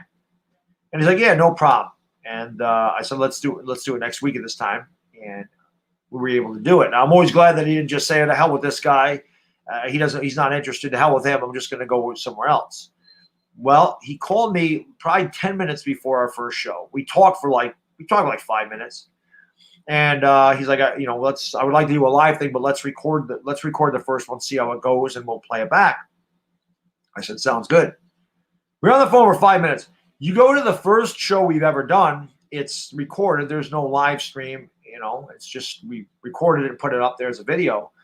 And right away, there was great chemistry. I mean, it happened immediately. People always said that Chris and I were meant to do that show together because, people can work together on YouTube, but there's not always really good chemistry. For whatever reason, we just clicked immediately. And that show has grown incredibly. I love that. That's my favorite thing. That's why I still go back and watch the first couple of episodes because, nobody really knew about it. And over the course of, a lot of episodes, I mean, I think we're on episode 109 right now, or episode 111. I have to go back and look. But, we went over 100 episodes. And it's amazing that, like Wednesday or Thursday night when we did the stream, we had over 600 people, and there's nothing to even talk about. There were still 600 people on the chat. The show is awesome, and it's so much fun. But that's how that happened. We talked for like 5 minutes. The rest is history, and it's a lot of fun. The show is the best. The Giants fans are amazing. The Giants community is amazing on here. But what makes that show even better is that it's not just Giants fans. There's 40 or 50 Eagles fans in there. There's 40 or 50 Cowboys fans in there. There's Washington football team fans in there. There's a lot of people from other fan bases that come into that stream. That's a Giants show. To me, that's the ultimate sign of respect that they may not appreciate the Giants, but they appreciate the show and they appreciate the work that we put in. To me, that is the ultimate sign of respect, that you have people that hate your team that'll come in there and watch your show. That means the world to us. So that's awesome, man. Che Hot Dogs, what's up, buddy? Jack Roberts, Jasuo, what's going on? What am I going to put? I know I have to. We're going to do that this week. I have to. I'm on vacation. I have to. I definitely have to do some content on there. John Merrow, what's going on? Jay Bruce is signed with the. Is Jay Bruce still around? I didn't know that. Yo, Entertainer, thank you for the super chat. Brilly, stand up. There he is right there. I don't know if you were in here. I was just telling the story about how we started the Talking Giants show. Chris, thank you for the 5, my man. I appreciate it very much. He'll be on the channel, like I said. People are asking about Entertainer. He'll be on the channel after the Knicks. So, like I said, probably around 10 or 11. He always stops by. He's good like that. He's always here. And like I said, because we're doing it on StreamYard, when Philly 500 gets into the fray, maybe we'll have a little free. maybe we'll have a little, because that'll be funny. I actually think that needs to happen tonight. I actually think that we have to have Chris and Philly 500 on the channel at the same time. That has to happen. We got to outnumber Philly. Handicap match. The handicap match tonight. The Entertainer and Bad Dog Sports taking on Philly 500. Let's do it. Oh, yeah, Chris. Actually, less than 23 hours. It's 11:16. We got 22 hours and 45 minutes. Piece of cake. Piece of cake. I reached out to Mr. Minimum Guy. I reached out to Pizzle. I don't know. He said possibility. That was what I got. He said, I can tell you. I texted him. I said, hey, I'm doing a 24-hour stream. I'd love to have you on the channel. And I just told him, just let me know. Yeah, he says it could be a possibility. So we'll see. I mean, obviously, listen, Cup Pizzle's got 2 young kids, wife. You know what I mean? So, I mean, the guy's busy. I understand that life. Max Webster, what's going on, buddy? Tony B, what's going on? Thank you for joining the stream. Lucas Payne, what's up? Thank you guys for being here. Steph in talks of MVP. Stephen Curry's not. I mean, he's killing it, but come on. LeBron's the MVP. We all know. LeBron James MVP. Trucker Tim, I see your messages, buddy. Thank you for being here, sir. I appreciate it, man. Harrison the Bunny, what's up, buddy? Thank you for being here, sir. There you go. There's a Washington fan right there. You know, yeah. Hey, Afghanistan. Like I said, I definitely I was going to reach out to him. Why not? What drink right now is Diet A&W. And like I said, I don't know why the hell I'm drinking A&W. There's no caffeine in it. I need caffeine. I should bring Fisk on. Maybe I will. Maybe we'll reach out to him a little bit later on. Big Play Slave from Syracuse in the house. What's going on, man? Bakifa Moela. What's going on, Bakifa? Thank you for joining the stream. Japoy Williams. Listen to me. Japoy Villanueva, what's going on? Scottzilla, what's up, buddy? Thank you guys for being here, man. Appreciate it. Yes, 24-hour stream, man. Yeah, it would have been good, Mr. A. Lewis Sr. I've been wanting a Yankees-Dodgers World Series forever. This year, we just weren't good. We didn't get cheated out of it this year, but we did get cheated out of it last year. There's no doubt about that. Giants for life. How can I be a legend when you're a legend? Authentic's going to be on at 4, Mr. Mini Guy. I've already talked Authentic. I actually sent the links to Uncle Lou already. Uncle Lou should be on here about noon. Hot Take Hockey's going to be on here too. I'm excited to work with Hot Take Hockey. I have not been able to do a stream with Johnny yet. That's going to be fun. I've been looking forward to streaming with HTH for a while. I can't wait to do a game with HTH because our energy is going to break the internet. But he's going to be on at 2, Authentic on at 4. BBD was supposed to be on at 8. BBD's not feeling well. Actually, BBD had to cancel the stream last night, so I don't know if BBD is going to be on. Entertainer will be on tonight. Philly 500, and like I said, when we get to the last 8 hours of this show, between 2 and 10 in the morning, I'm probably going to I'll put the StreamYard link into the chat, and then I'm just going to let people come on. But like I said, I have to know you, or you have to be on camera. And if not, you're not coming on. But I probably will do that at some point overnight just to get more people in here and just whatever. Probably open it up. Desert Eagle, what's up, buddy? Thank you, man. I appreciate Desert Eagle. Great dude right there, man. One of my favorite Eagle fans. Just an awesome guy, Desert Eagle. I've known him for a while on here. He's got the whole family thing going on. Hardworking dude, truck driver. I've always appreciated the truck drivers, man. My dad was a truck driver, a long haul truck driver. I have no idea how the hell you guys handle those pieces of machinery. It's impressive. It's impressive. And I actually saw Desert Eagle did a video. Thank you, buddy. I appreciate that. Yeah, we hit 50K last night, man. But Desert Eagle, I saw the video where you showed the truck that couldn't make the turn and he got in an accident. That's what I'm saying. I don't know how the hell you guys handle those things. No clue. That's impressive stuff, especially with all the assholes on the road that don't give the truckers a break. So I have no idea how you do it. But yes, guys, today if you're just joining 24 hours, why are we doing a 24-hour stream? Well, half of whatever I make today, whether that be donations, whether it be merchandise sales, ad revenue, people becoming new members of the channel, half of whatever I get in this 24 hours, half of it will be going to St. Jude's Children's Hospital. I do these every 6 months. I pick a different charity every time. Actually, Dire Giants fan chose the charity this time around. So that is what it is for. That's why we do the 24-hour streams. And like I said, it's always for a good cause. I love doing this. I got the best chat on YouTube, so I love hanging out with you guys and girls. And we always have a good time, man. I love being able to do collabs with people. I love being able to chat with the chat. And like I said, the last 4 to 8 hours of this thing, or I guess it would be 8 to 4, whatever the hell it is. The last 8 hours of this, last 4 hours if it's really tough. And I'm extremely loopy, and I don't know which end is up, but we have a lot of fun.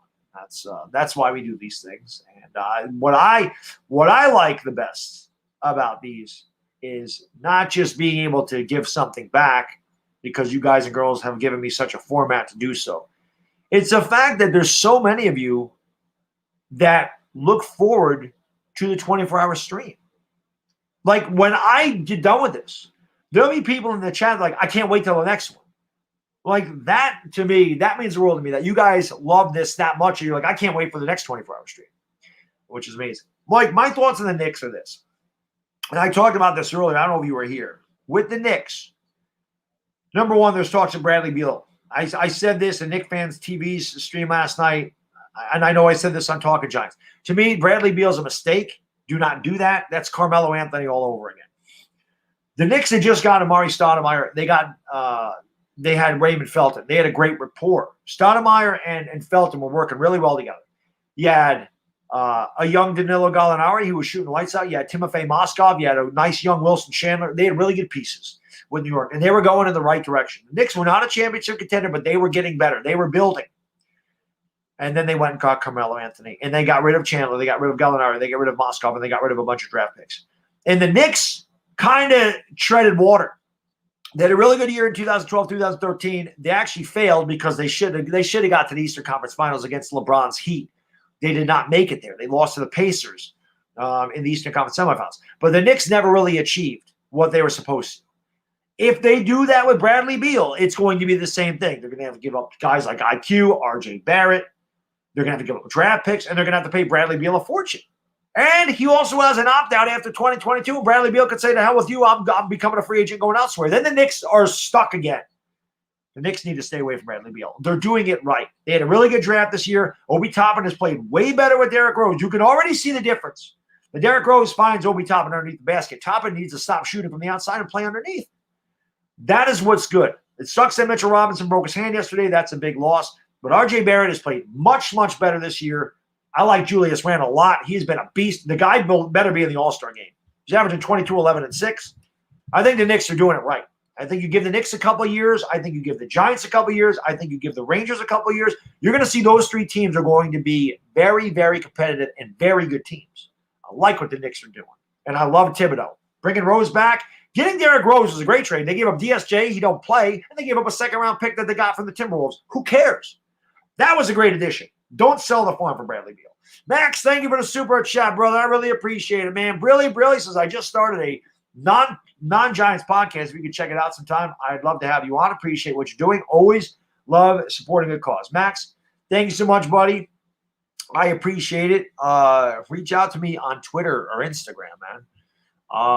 My IG, well, the links to my Twitter and Instagram are, I don't know if you follow me on either one, but they're in the description.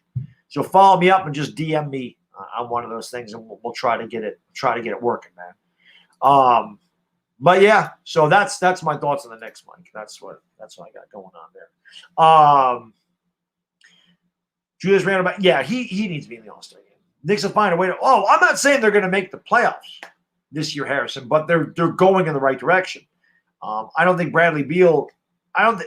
If the Knicks are ready to win a title, if the Knicks were like the Heat, the Heat got off to a bad start because of injuries and COVID, but if they're like the Heat, where they were in the finals last year, that's a guy you add. The Sixers, teams that were close, the Nuggets, the Jazz, whatever.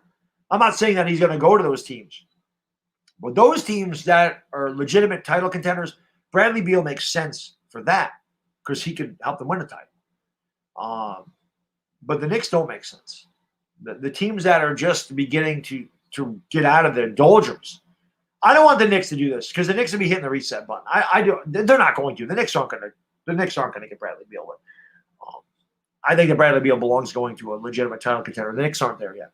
Off to the gym. Hey, Ray, enjoy that gym, buddy. I love the gym. That's one thing I gave up for this weekend, man. I don't go to the gym on the 24-hour stream weekend, obviously. I'm not going to get up at 3 o'clock in the afternoon and go to the gym after I just stream for 24 hours. Not happening. Knicks win a title with Dr. Garrett. They probably would. Trucker Tim, I do have PayPal. I should have put it in the description. I do have PayPal. The reason I don't ever do that is because, well, there's a couple reasons. I don't ever ask anybody to donate. The fact that people do, obviously, that means the world to me because I never ask. And, I really appreciate that because you don't have to. And the fact that people would do that for me means the world to me. But if I have a PayPal, it's like I have to, like I'm drawing attention to it. I don't ever say in any of my streams, I don't ever say, hey, the super chat button's down there, man. Hit the super chat button. Become a member of the channel. Do that stuff. You can super chat. There are some streamers that do that. There are some streamers that are like, yo, my super chat's down there. Donate. I don't do that. If I had the PayPal link, it would be like me saying, hey, my PayPal's down there. I feel like I'm asking people to donate. And I don't ever, even doing the 24-hour stream, obviously, like I said, I give 50% to charity, but I'm still not asking anybody to do it. That's people. But with the PayPal, with the Cash App, with the Venmo, with all that stuff, and some people have all of that stuff, and they have Patreon, they have all of that stuff. And that's fine. That's just not me.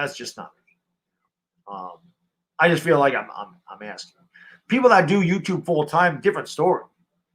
The guys that do YouTube full time that have channels that are huge and can do that, hey, more power to you. But I do it part time, and I don't know. That's just me. I just don't like to point that out.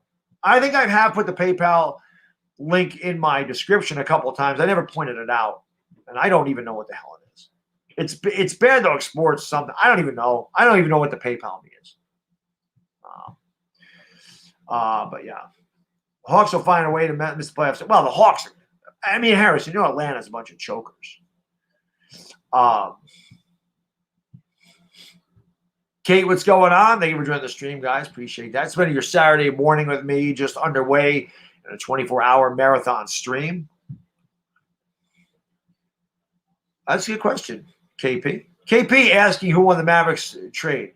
KP's in the chat, but I think his avatar or his thumbnail is LeBron. Oh, Trucker Tim. No, I know, man. I understand. Trust me. I understand that YouTube takes a pretty good amount of, I get it. I understand. Trust me. I understand. But again, I guess because I don't, like I said, anything I get is more than enough. So I guess I just never really think about it. I don't know, man. It's just not. But I understand for something like this, it would make more sense. I didn't even think about it, Tim. I probably should have thought about that this time around. You know what, Tim? That's a great idea.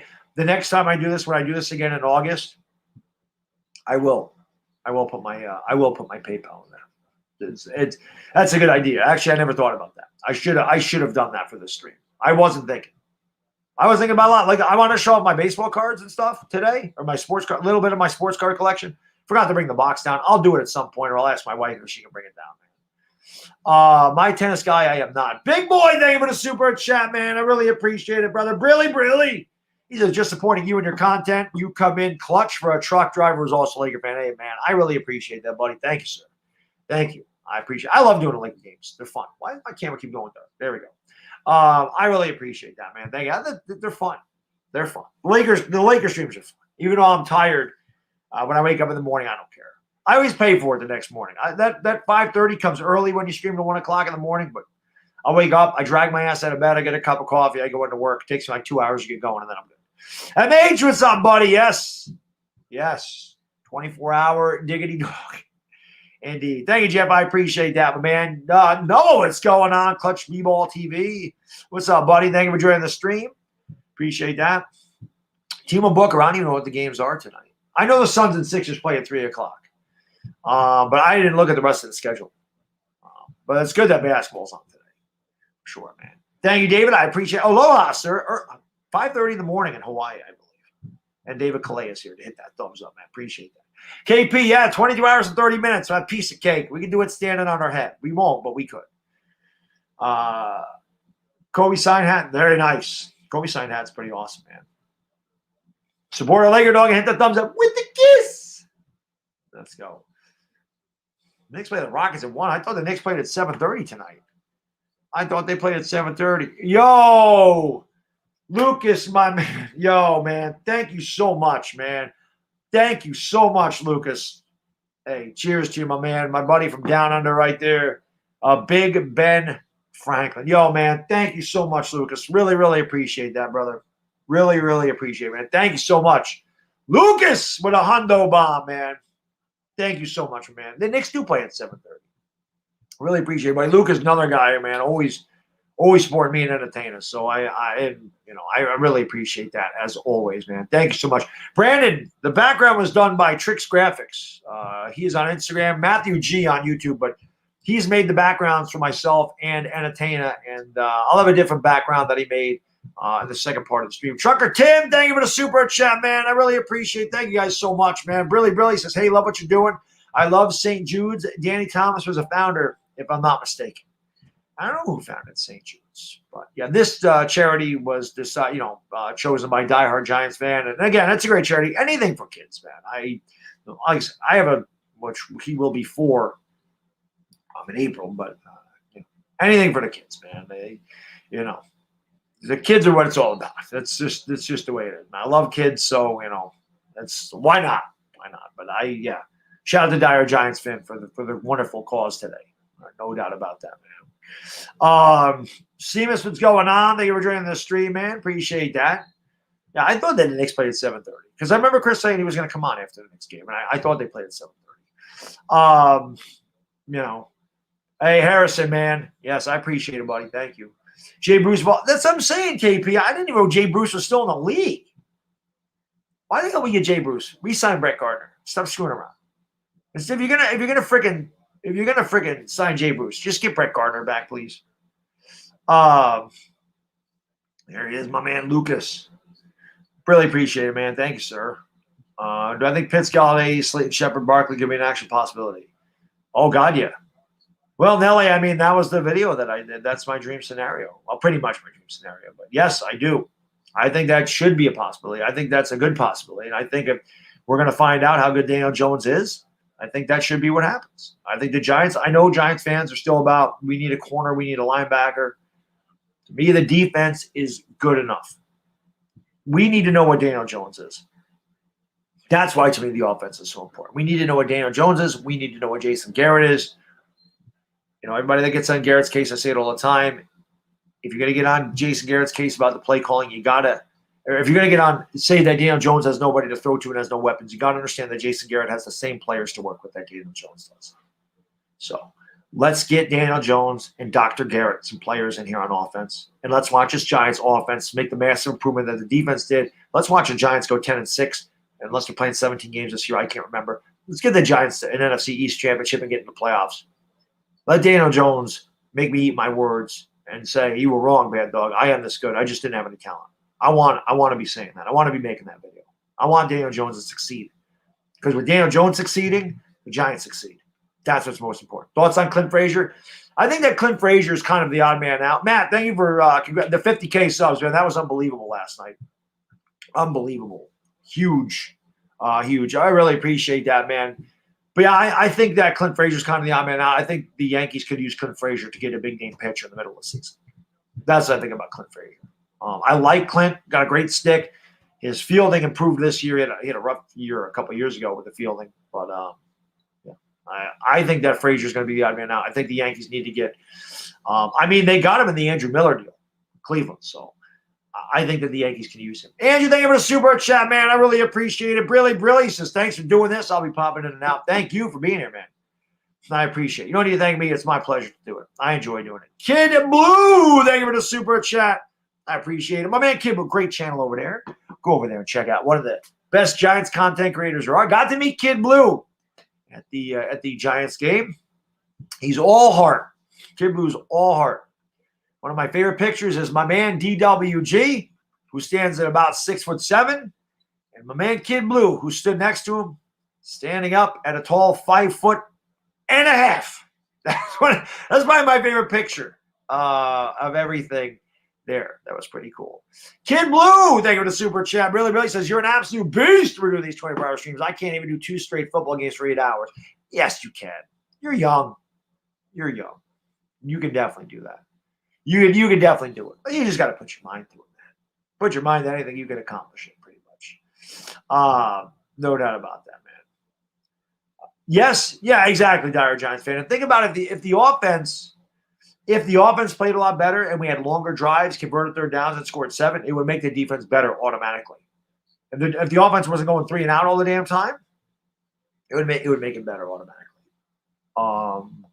Javon, we're gonna get through it. 4th time, man. I'm an expert at this. I'm an expert at this stuff now, man. Am I watching the Nets game today? Yeah. What time? Well, what time do the Nets play? I'll be watching the Knicks. If the Nets play at the same time as the Knicks, I'm not going to watch the Nets. But if the Nets are playing early, like right now, well, not right now, but 3 o'clock, the Suns and Sixers play. I'll be watching that game. But yeah, thank you, Bumblebee. Appreciate that, man. What I really love about these 24-hour streams are the non-sports talk that happens during the last 8-hour stretch. And yes, Danny Thomas did find it. Now his daughter's keeping it going. Oh, Mr. Lucia, yeah, the last 8 hours, man. I don't even know what we talk about at that point. It's great. That's why I like that Philly 500 on late at night when I'm kind of going into La La Land, because his theories are hilarious. They're hilarious anyway. But later on in the night, they're awesome. Rick Pomasa, what's going on, buddy? Thank you for joining the stream, man. Appreciate it. Now, last year, Philly 500 didn't make it on, so hopefully he can make it this year. LA Sports, man. Thank you for the super chat, man. I really appreciate it, brother. Brilly says, you're awesome for doing this. Let's go Giants. Hey, man, I appreciate it. Hell yes. Let's go Giants, baby. Let's go Giants. I'm excited. I can't wait to do the draft again. That was fun last year. Tana and I had a blast doing the draft last year. I remember the first night, I got a little tipsy. I drank like 4 pints of Heineken. I was feeling it a little bit. I got a little buzzed by the end of that stream. That was pretty fun. That was fun. I'm looking forward to that again. The weekend with the entertainer talking sports. That's what we should nickname that. A weekend with Chris and the Bad Dog for the draft. The first 2 nights aren't bad. They're like 4 or 5 hours. Saturday was rough. Saturday's a long stream. Chris, what was that, like 7.5 hours? I mean, it's awesome, but by the end of it, you're like, wow, I'm exhausted. Those are fun. No, that's going to be a lot of fun. The draft is awesome. Charlie Moeller, thank you so much for the super chat, man. I really appreciate it. Really, my good man. Congrats on the stream for a good cause. Hey, man, I appreciate it. Thank you so much, my man. Thank you so much. Funnier 2 years ago, guys, when we were just getting started. Well, the Daniel Jones thing, yeah, I didn't think that was funny. I thought when the Eagles drafted Jalen Hurts, that was pretty funny. I got a kick out of that. That was pretty good. Not going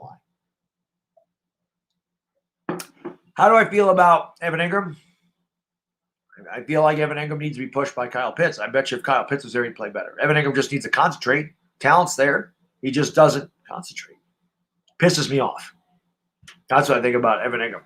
Evan Ingram is going to put me in an early grave. Evan Ingram made me lose more hair. Evan Ingram gave me more wrinkles. Evan Ingram made me older. That's what I think about Evan Ingram. Evan Ingram shortens my life every Sunday. dumbass. I can't. He ticks me off. I don't know I don't even know. Honestly, I don't know how Giants fans defend that guy. I don't. I understand that he can run fast.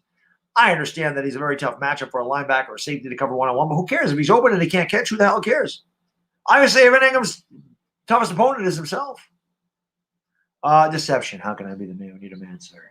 Amir, what's up, buddy?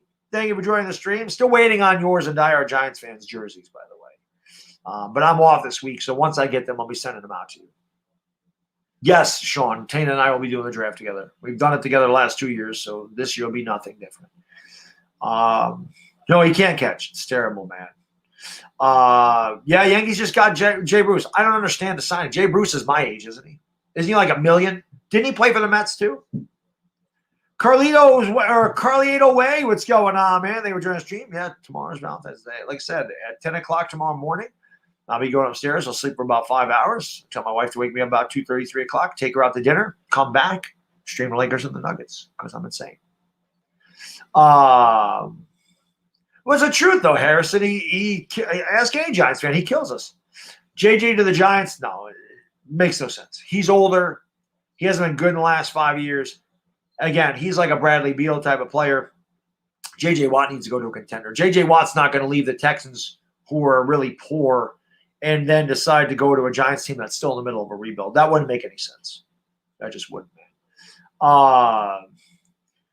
Nigel Freak, I'm not saying that doesn't have pop. It's just a weird signing. To me, I'd rather sign Brett Gardner back, honestly, just with a locker room presence, if nothing else. But I'm not even worried about our offense. Nitro. I'm still worried about the pitching. I like the pitchers he brought in, but they're all coming off of major injuries. Severino, Tyon, Kluber, they're all coming off shoulder or Tommy John surgery. So that's tough. I like the pitchers, but hopefully they can stay healthy. And of course, we're getting Domingo Herman back. So hopefully those pitchers are healthy and we're good. If the pitchers are healthy, we're going to be fine. I hate that we lost Tommy Kahnle. I freaking love Tommy Kahnle. He went to the Dodgers, right? Tommy Kahnle went to the Dodgers, so hopefully for him, he wins a title over there if he couldn't win one with us. I mean, Tommy Kahnle's a local kid. Like I said, I've met him a couple times because he signed autographs for JDRF. So, Kahnle's a good kid, and I loved him with the Yankees, man. I thought he was our most consistent bullpen pitcher last year. Sucked that he got hurt. And obviously, he's not going to be available till the end of the season because I think he had the Tommy John in August. So he might not be ready. We'll be ready for the stretch run for the Dodgers. Rosenthal, that's a name I've heard. I've also heard Josh Hader from the Brewers for the Yankees a lot. Jay Bruce is 33. God, it seems like Jay Bruce has been around forever. Well, the Yankees still might sign back Brett Gardner. I want Brett Gardner to come back here. NC State versus Duke on ESPN 4 o'clock. You got to stream it. I can't stream college basketball. I don't know anything about it. I don't watch college basketball. And I'm going to have, Dominic, I'm going to have Authentic on the channel at 4 o'clock today. Brett Gardner's not a Yankee right now, no. Any receivers in the draft, Pitts, Waddle, Farley are all on the board. We take Farley. What would you do if this happened? I wouldn't be happy about it. I wouldn't be happy about him at 11. I want Kyle Pitts. But again, kind of like last year, a diehard Yankees fan, there's really nobody that the Giants are going to take that's going to really upset me. The Daniel Jones thing was an aberration. Chris and I have talked about this before. I never thought Josh Allen was getting to the Giants at 6. I thought the Jets were taking him. I thought the Raiders were taking him. I knew that Tampa was taking Devin White. When the Raiders took Clelin Ferrell, I said, oh, my God. Well, Devin White or Josh Allen's going to fall to the Giants. There's no way that we can't take him. And I thought Daniel Jones was BS. I heard all those rumors. I'm like, there's no freaking way. There's no way the Giants are taking Daniel Jones. I didn't know who the hell Daniel Jones was 2 days until I heard that. Those rumors, I didn't know who the hell he was. So when they took him, I lost my mind. Couldn't believe it. Chris, same thing. A lot of Giants fans lost their mind. We weren't the only ones. I do like the Kluber signing. I do. Like I said, Amir, I like the Tyon signing. I like the Kluber signing. I like what the Yankees did with their pitching staff. You just got to hope that they're healthy. I need a movie or TV show scene where there's a difficult conversation that can happen in the workplace for my homework. Anyone got anything good? I can't think of anything offhand. Yeah, I wanted Josh Allen too, man. All right, Afghanistan's man. I'm running to the store, got my headphones on. There you go, man. L.A. Lou, thank you for the super chat, my man. Brilly says J.J. Watt to the Steelers makes more sense. Team up with his brother T.J. TJ, and I know that you're a Rams fan, like Lou, and that Aaron Donald won the Defense Player of the Year, but I think if anybody's being honest with themselves, T.J. Watt got robbed. T.J. Watt was the Defense Player of the Year. T.J. Watt's the guy I wish that is the Watt brother that I wish the Giants would get. It's T.J., not J.J. But it does make sense for J.J. to go there. And he'll probably go there or San Francisco. But again, those teams are competitors. They're close. Steelers started off, 10-0, 11-0 this year. They fell off at the end of the year. You know what the Steelers reminded me of? You guys my age might remember this. The 2020 Steelers reminded me of the 86 Jets. The 86 Jets started out 10-1, and they looked really, really good, and then they lost the last 5 games of the season. They did win the wild card game, and then they lost to Cleveland in an epic double overtime thriller, which was a rough loss for the Jets. But the Steelers reminded me a lot of the 86 Jets this year. Just kind of completely tanked at the end of the year. Gonzaga or Baylor, Lucas, I don't know enough about college basketball. I only really want to follow college basketball during the tournament. I do not follow it at all during the regular season because, the Knicks, obviously the Lakers, and the Yankees, baseball, basketball, hockey now. I've even gotten into hockey now. So, JD, thank you, man. My man Matthew G made that background for me. Matthew G made the background. I'll have another background in the next 8-hour block. Do I have a World Series predictions for me? Yes, Yankees, Dodgers. Every year I make that prediction. Kind of like Chris Berman used to say Niners and Bills every year in the Super Bowl. Yankees and Dodgers. 86 Jets are much better. But I'm saying, Demon, what happened to the Jets, how they just fell off. But I remember those Jets teams. I remember Al Toon, Wesley Walker, Kenny O'Brien, Freeman McNeil, Johnny Hector. I remember the 80s Jets. I don't have a problem with the Jets. When the Giants aren't there, I've always rooted for the Jets. I thought in '86 we were getting a Jets-Giants Super Bowl. I really did. The Giants were 9-2. The Jets were 10-1. I really thought we were getting a Jets-Giants Super Bowl. I really did. I've always wanted that to happen. I thought that was going to happen that year. It just didn't. The Jets lost that tough game against Cleveland. We don't know. Maybe the Jets would have beat Denver. Maybe that would have happened. Who knows? Did I see the Ranger game last night? Oh, Jason, it was like an MMA battle. I did watch the Rangers. I was going between the Knicks and the Rangers. The Knicks were up big, so I turned it up. But I turned into UFC 300 for the Rangers and the Bruins. Man, a lot of fights. Very intense game. I wish we could score a goal. That'd be nice. Chris Leon, what's going on? Thank you for joining the stream, man. Appreciate it. Noah Ford, what's up, buddy? Thank you guys for being here. Appreciate it. Giants win. The Giants would win 9, Jets 9 out of 10. I guess we lost the one game that all of us went to because the Giants lost to the Jets in that game. Am I watching UFC tonight? No. I don't watch UFC. I only mention UFC because there was a lot of fights between the Bruins and the Rangers last night. It was actually like fight night. It was pretty cool. No doubt, man. Meet Tarhan. What's going on, buddy? Thank you for joining the stream, sir. Appreciate it. Rocco, like I said, the Yankees are like the Knicks. The 7 o'clock time slot's almost impossible. I will do Yankee games. There won't be many. I can't 7 o'clock at night, but weekend games, we'll do a weekend game now and again, maybe Wednesday night when I take nights off of the gym. Obviously, in the middle of the summer, there is no Laker game. There is no Giants game. It's just Yankees, so I can do a few more when the Yankees are on the West Coast. Obviously, I can do a lot of them then.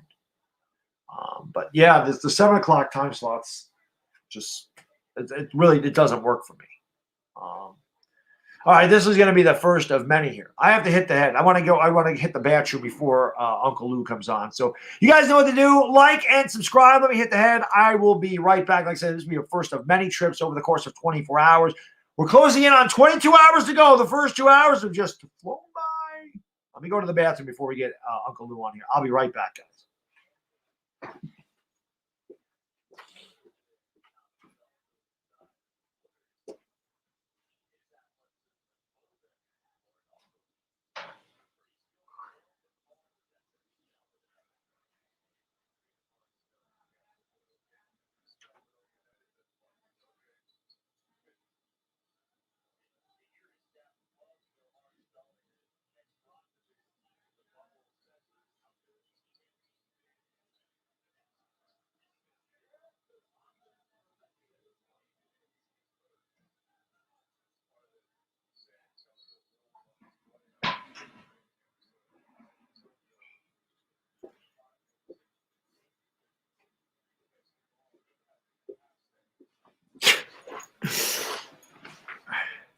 Okie dokie. I think somebody ought to keep track of the amount of trips I take to the bathroom today over the course of 24 hours. I swear to God, I spent half my life taking a leak.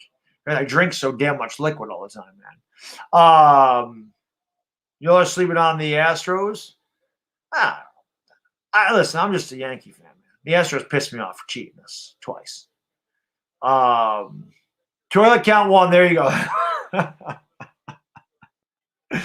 Toilet count 1. I'm surprised I haven't gone more since I drank. Like, I should have got more coffee while I was there. But yeah, Robinson broke his hand last night. That sucks, man. Meat, thank you so much.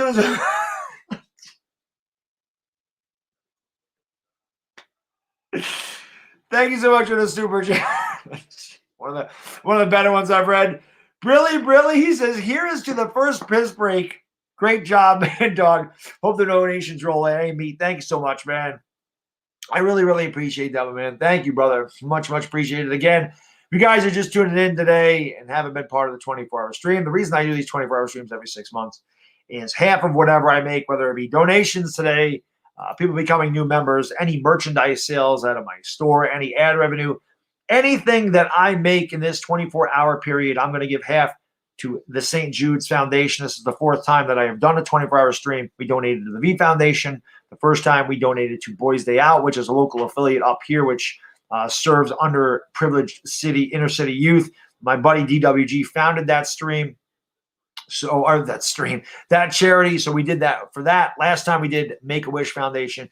And on the great recommendation of Diehard Giants fan, this 24-hour stream, half the proceeds I will be donating to St. Jude's. So I appreciate you guys all being here, but that is why we do these 24-hour streams. Like I said, I started this a couple of years ago. Sports Radio did a 24-hour stream, and people were like, "Bad dog, you should do a 24-hour stream. You don't ever sleep." And I said, "Yeah, why don't I give that a try? Why don't I try a 24-hour stream?" And then I was just thinking to myself, I'm like, you know what? Why don't we do it for something? Why don't we do it for a cause? Why don't we bring attention to, a worthwhile charity or something? People that are less fortunate than we are, and that's kind of how I got started. And I decided I was going to do one once every 6 months. Obviously, this is not something I can do every month. It's not something I can do every week. These are incredibly difficult. Anybody that has streamed for 24 hours, I know my man Hot Take Hockey, he'll be on the channel at 2 o'clock today. I know he's done one. Uncle Lou, who will be on here very shortly, he has done a 24-hour stream. Sports Fury has done it. Those are the 3 that I know that have completed a 24-hour stream, and they're tough. I think Uncle Lou actually said that he kind of petered out after 23 hours. I don't even know if he went all the 24 hours. But this is the 4th time I've done this. Like I said, I enjoy doing this, and I enjoy being able to give back something, being able to use this format to give back. So you guys and girls make that possible. And without you guys and girls, I can't do this. So really, you should be applauding yourselves. But because of all your support, this is why I do this every 6 months, and I really appreciate it. And hey, like I said, man, it's fun. It's tiring, but I love doing it, and I appreciate all the support you guys and girls show me all the time. Waterfly, thank you for the super sticker. Brilly. Whee!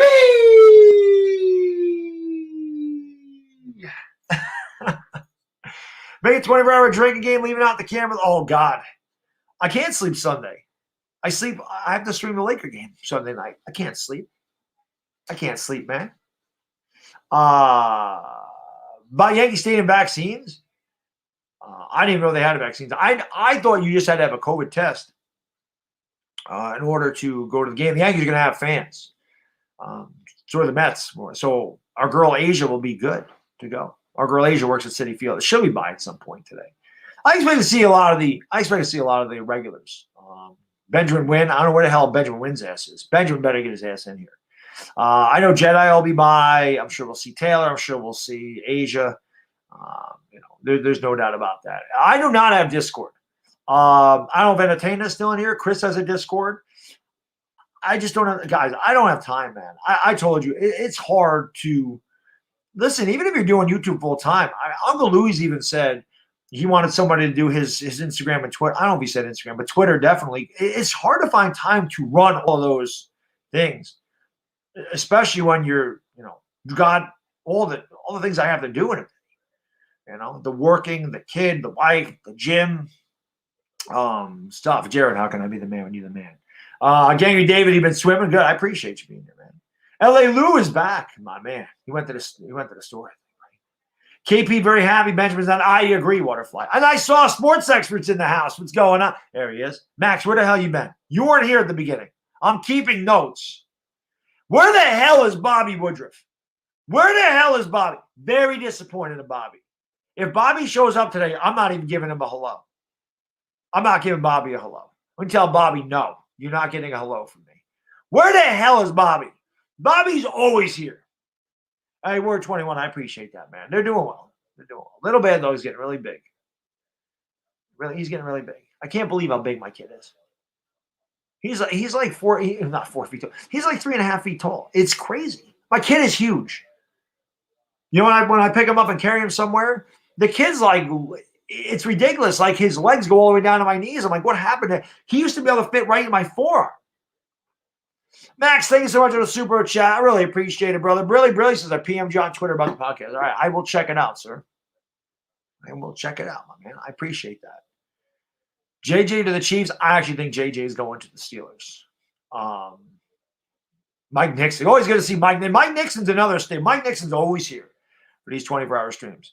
And that's what I mean. That's why I appreciate a lot of you guys and girls. Like I said, you guys are looking forward to these things, which, I love it. So I appreciate it. The fact that you guys get excited about it. It makes me, it's awesome. The bathroom. One bathroom trip. One bathroom so far. Yeah, I haven't seen Bob. Bobby got lost today. He does. Bobby's only going to come on if Nicole's here.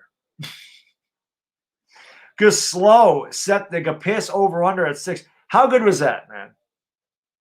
You think the piss is over under? Oh, God, it's way over. FPB. The piss count, you should set it at 12. You should set the piss count at 12. I'm way over 6.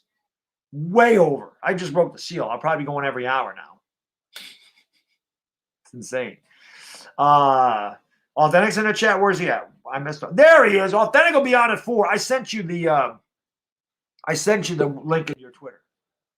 My man, I sent you the link in Twitter. Speaking of putting the links in Twitter, my man, Uncle Lou though. What's up? Yeah. Good morning in that though. Good morning, sir. My man, Uncle Lou. What's up, buddy? Oh man, terrible weather down here. It's like summertime weather down here. It's raining nonstop. That doesn't happen down here often in the winter. Hardly ever rains at all, but it's been 2 or 3 days in a row now. It won't stop. And it's cold. Usually it's weird down here. Well, first of all, it doesn't get cold down here compared to you. I know that, but 7 degrees up here right now. How much? 7? 7. Oh, no. See, like 40 is usually cold here, but it's weird. If you go out, if you look out your window and it's sunny, it's cold. It's going to be about 40. If you look out your window and it's raining, it's about 70. Which sucks. It's warm. It's either warm or rainy or cold and sunny. But the last couple of days, it's been cold and rainy, and that's the worst. I don't like snow either, but if it's going to be cold and wet, it should be. It might as well be snow, not rain. That's the worst. I'll tell you, you can switch with me. When I look at if it's 40 degrees and sunny up here in February, that is like summertime. Yeah, we were in the 70s up here last week. I walked out of work and it's 38 degrees. I'm like, I don't know what to do with myself. Yeah. I have a question right off the bat, too. I typed it, but I'm not sure if you saw it. I don't know what a bathroom is. What's a bathroom? Well, that's how we say it up here in New York. Oh, what? Bathroom. The bathroom, right. Gotcha. Yes, the bathroom. All right. That's that city accent. For those of you who do not know, Uncle Lou, anytime you want any college information, that's your guy. This is my go-to guy for anything when I'm talking. And I'm glad that we have him on today because I want to ask him about some players for the New York Giants draft. But anytime you guys want any college information, especially the Georgia Bulldogs, this is your guy. Uncle Lou is one of my favorite YouTube channels, not a doubt in my mind. This guy is unbelievable. Has such a great product over there. As a morning show, Monday, Tuesday, Thursday, Friday at 8 a.m. He does a night show, a call-in show at 10 o'clock and Tuesdays and Thursdays. And when is your lunch money? Is that 10 o'clock on Monday? Yeah, 10 o'clock on. I used to do it at lunchtime. Yeah, I remember that was a new We moved it to nighttime, but kept the name the same, though. Yeah. For some reason. And he does that with Pigskin Pete, big Clemson. Yeah. Definitely, guys. Maybe one of my mods can drop the link to Uncle Lou's channel there because, like I said, you're not going to want to miss it. I mean, his videos are hilarious. The dude is great. I mean, like I say, he cracks me up. There's very few people that make me laugh. He's one of them. So I appreciate it. Let me get this real quick. Sports expert Brilly Brilly says, good morning, Annette. The dynamic duo is back on live. And of course, I always appreciate you doing this for me, man, during the 24-hour stream. You're the freaking man. I appreciate you coming on and, taking some time out of your day to hang out with me in the chat. Yeah, you're an inspiration, sir. I did try the 24-hour stream one time. I think I started mine at 7 a.m. And I think I made it to about 6:45 the next morning. And I was like, you know what?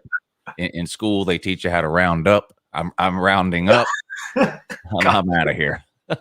I gotcha. Yes, I didn't quite make it. But Mrs. Lou was watching. I might have asked you about this before. I don't know. But Mrs. Lou was watching whatever the newest iteration of the Jersey Shore is. Right. Last night. What do people up there think about that? I know you're not from Jersey or Staten Island or wherever the majority of those people are from, but just in general, like they have MTV has another show, same thing, but it's filmed in Panama City, and it's about Southern people, and it's embarrassing. Like they pick the most stereotypical like idiots down here, and they put them on that show. How do people up there feel about the people that are on Jersey Shore? Is it embarrassing or do you guys think it's funny or? I gotta say, I've never watched it. I know what it is. I haven't watched MTV since they stopped airing videos, but I can tell you this. I know most Italian people can't stand those guys. It gives Italian people, again, it's the most stereotypical, ridiculous, poor act. I mean, it's acting. It's bad acting. It's not reality. They're acting. It's a script. All those are scripts. Yeah. But they put like the worst possible people to represent, whoever it is that they're representing. So yeah, that's embarrassing. I don't know one Italian guy that likes that stuff. Long before I was ever on YouTube, I don't even know if I really knew what YouTube was at the time. I was working at a cell phone company, and this video started going around. And it was a YouTube video, and it was I guess it was a guy from up that way, or he was just pretending to be. If he was pretending, he was doing a good job. But the name of the video was My New Haircut. Do you know that video? I remember you showing. It's about 15 years old. I wonder if anybody in the comments has ever seen it, but it's called, I think it's called My New Effing Haircut or something. Yeah. Like, it's hilarious. The guy, he films himself walking into the gym or whatever, and he's got a case of water on his shoulder. I remember. And the guy at the desk is like, I need to see your badge, sir. And he's like, not right now, chief. I'm in the zone. And like, he's just got that thick Italian accent. Yeah. And, he's in the mirror putting the gel in his hair. And, yes. He's in the bar taking shots of Red Bull, and it's hilarious. That was the first, I guess, viral video. I mean, this was way back in the early days of YouTube, I think, 2008, maybe somewhere around there. And God, the video was hilarious. Yeah, if y'all have seen it, y'all should look it up. If you just type in My New Haircut, I'm sure you'll be able to. Actually, you better type in My New Haircut original, because I think there was a bunch of people who tried to remake it over the years or whatever. Find the original one. It's hilarious. No, I remember. I think you mentioned it on your morning show, and I did go check it out. And I did laugh at that, because when you're poking fun at it, it's okay. But when you're like showing this is how we live, that's BS. But yeah, I mean, any Italian stereotypes are funny. I think stereotypes are funny. I just always have. So the Italian stuff is hilarious to me. LA Lou, thank you for the super chat. No relation between Uncle Lou and LA Lou. But he says David and Julian Vitoretta both played baseball for me, sadly, on September 7th. They lost their father to cancer. This super chat is dedicated to their father, David Vitoretta Sr., a.k.a. Mr. Miyagi. Well, sorry about the loss.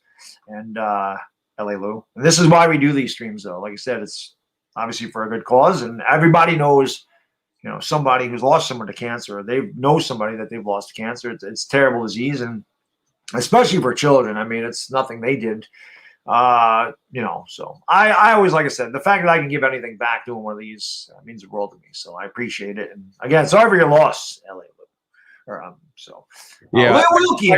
Everybody's got a cancer story. I've had a couple of grandparents, unfortunately, that passed away many years ago from cancer. But more and more, you're hearing stories now about people who had cancer and they're still around.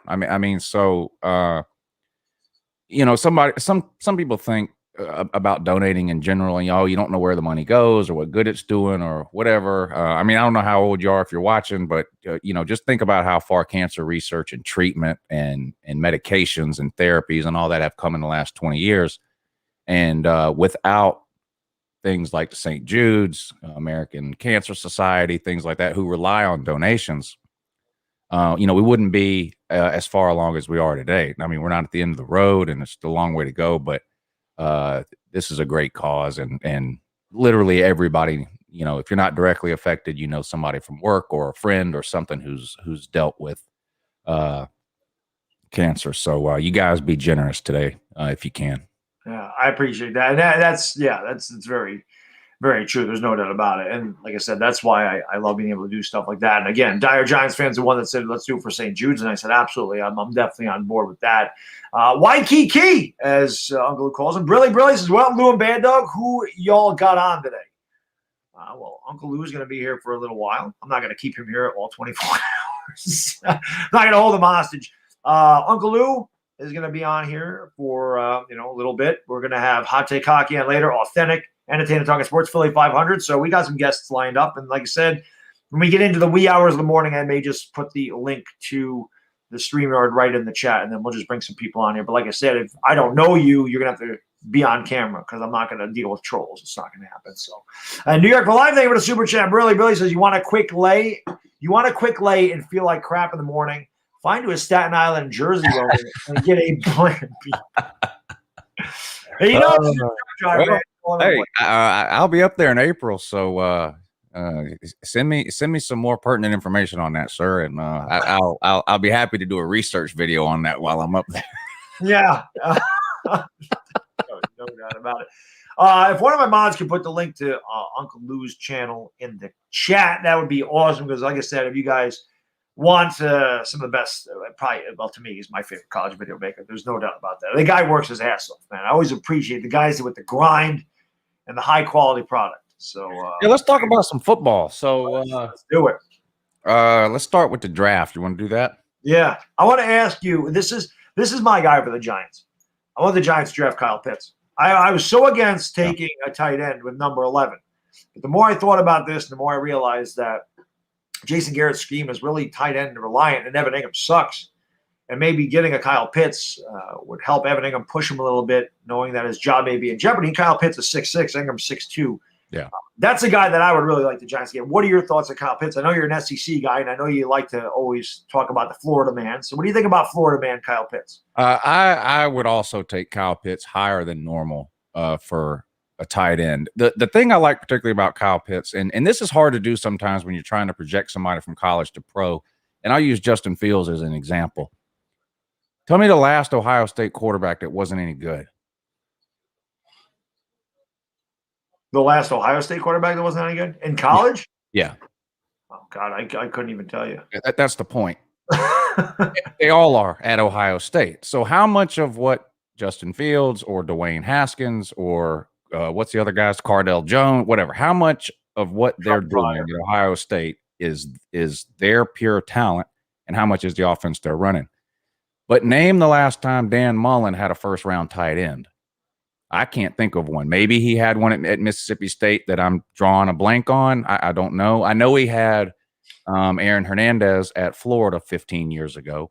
But between Aaron Hernandez and Kyle Pitts, I can't name and I watch a lot of college football. I can't name a single tight end that Dan Mullen ever had on his team. So I don't think Kyle Pitts is a system player. Like, I think Kyle Pitts looks like the type of guy who's going to succeed no matter where he lands. And I know Giants fans, or at least most of them that I know, can't stand Evan Ingram.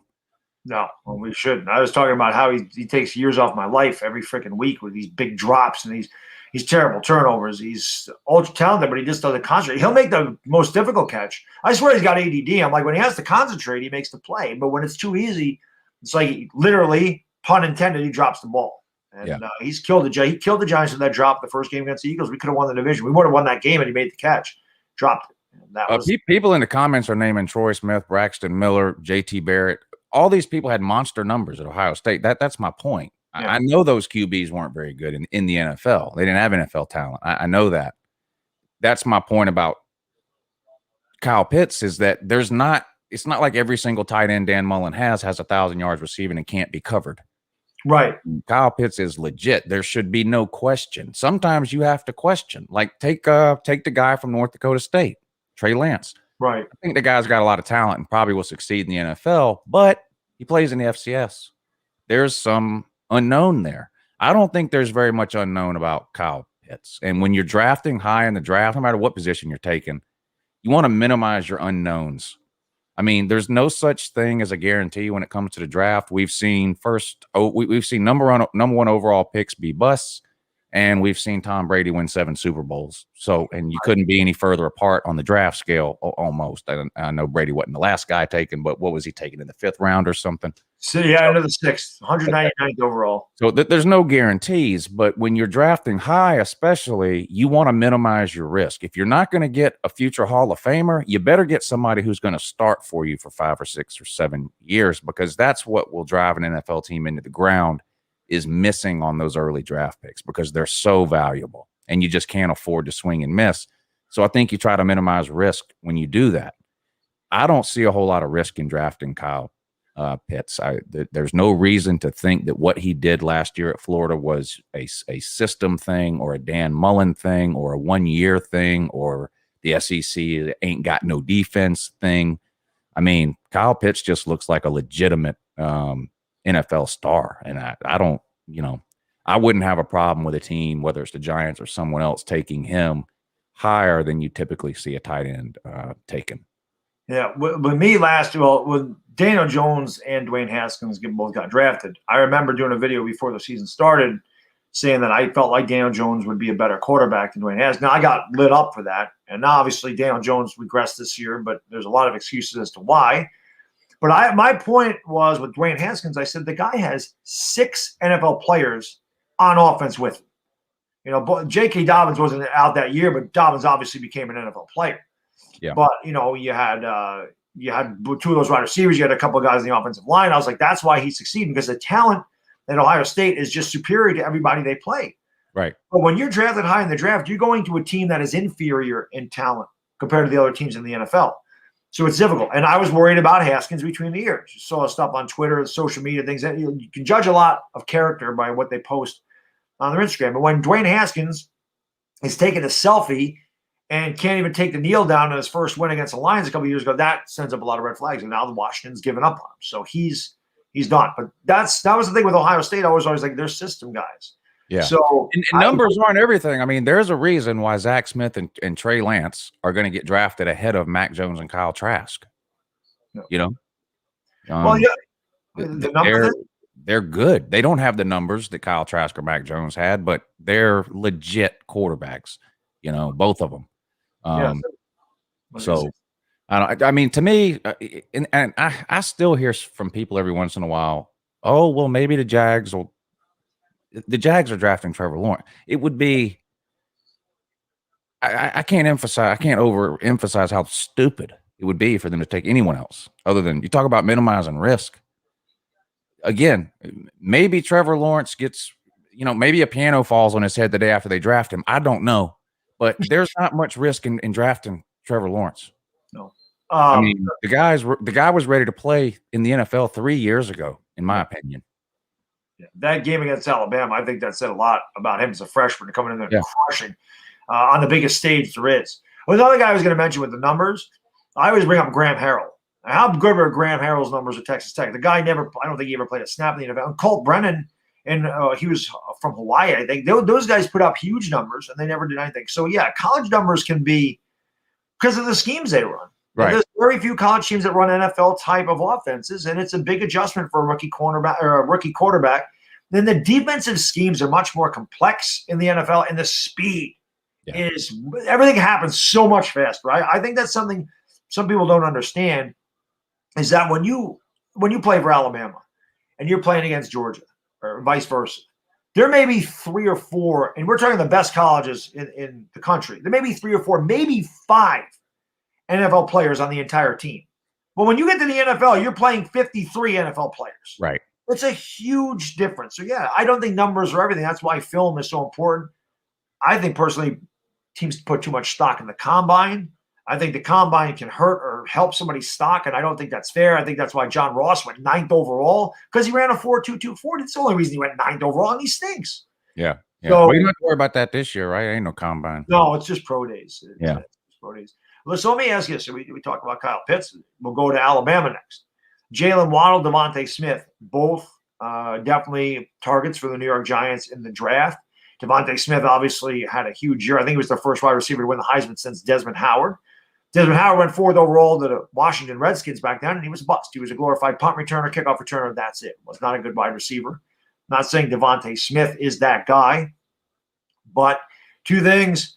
I'm going to ask you, did Devontae Smith's numbers get a boost because Jalen Waddle got hurt? And which one of those receivers do you think is better between the two?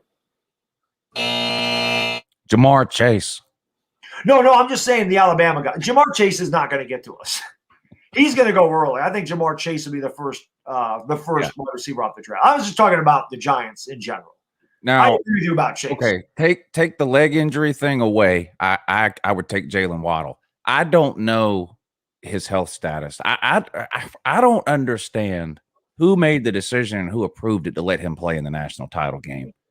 It was sad to watch, honestly. And it maybe if in the fourth quarter of that game it's a 1-score game and you're saying, my God, we got to do something. And I mean, they had this guy playing. It was a 4-touchdown game. He was hopping on one leg. It was sad to watch. I don't know. That was a terrible. Who am I to question Nick Saban? I mean, he clearly knows what he's doing, but why? What was the point of that? I don't know what the situation with his leg is. So, hi. Who is that? Who is that guy? Oh yeah. Good morning, in that though, little bad dog. You go, Bobby. Who is this guy? Who's that next to me? Right here on the camera. Who is that guy? Hi, Daddy. Yeah, that's me. Who's next to me? That's Uncle Lou. You know Uncle Lou? Hi. Hi, Judy. Judy? Yeah, what do you call him Judy for? Get out of here. My kid's already starting to talk trash, Lou. See what we're doing here? Yeah. Oh, man. So before the injury, I would have taken Jalen Waddle. There's no combine, so I guess the teams will look at him. They'll send their medical staff to look at him, I guess. And if they think he's 100%, I would take Waddle. If not, I would take Devontae Smith out of those two. Yeah, I mean, and that's the thing. I personally thought Waddle was the better guy, and Devontae Smith got them, but they're both great. I mean, don't get me wrong. And obviously, Jamar Chase is the guy that every Giants fan wanted. But I don't think either one of them is as good as Jerry Jeudy. No, I don't. Now, I think Devontae Smith, obviously, the numbers he had last year were absolutely insane, but Jerry Jeudy is one of the best, at least on the college level, one of the best wide receivers I've seen in a long time. How did he do this year? I didn't keep up with him that much. How did he do? Where's he at? The Raiders? He's with the Broncos, and they had a really bad year. I don't think he had a terrible year. I don't think he had a great year. Again, I don't see a lot of Broncos football, so I don't know. CeeDee Lamb, obviously being a Sooner guy, I obviously paid attention to Lamb, and he's on the Cowboys. And I told Cowboy fans CeeDee Lamb is going to be a star. I love CeeDee Lamb. They obviously went best player available. I was glad he didn't go to Philadelphia. I hate the Eagles. I did not want CeeDee Lamb there. Not that like Cowboys, I hate them too, but I thought it was funny that the Cowboys just snatched CeeDee Lamb, and that the Eagles ended up with Jalen Reagor. What do you do? I mean, I don't know how much Big 12 you watch. Obviously, you do pay attention. You know, we don't play any defense in the Big 12, but you have any thoughts on Jalen Reagor? I thought he would be a bust. I think he stinks. He reminded me a lot of Josh Doxson, who came out of TCU, and I just didn't think Reagor was the guy for Philadelphia.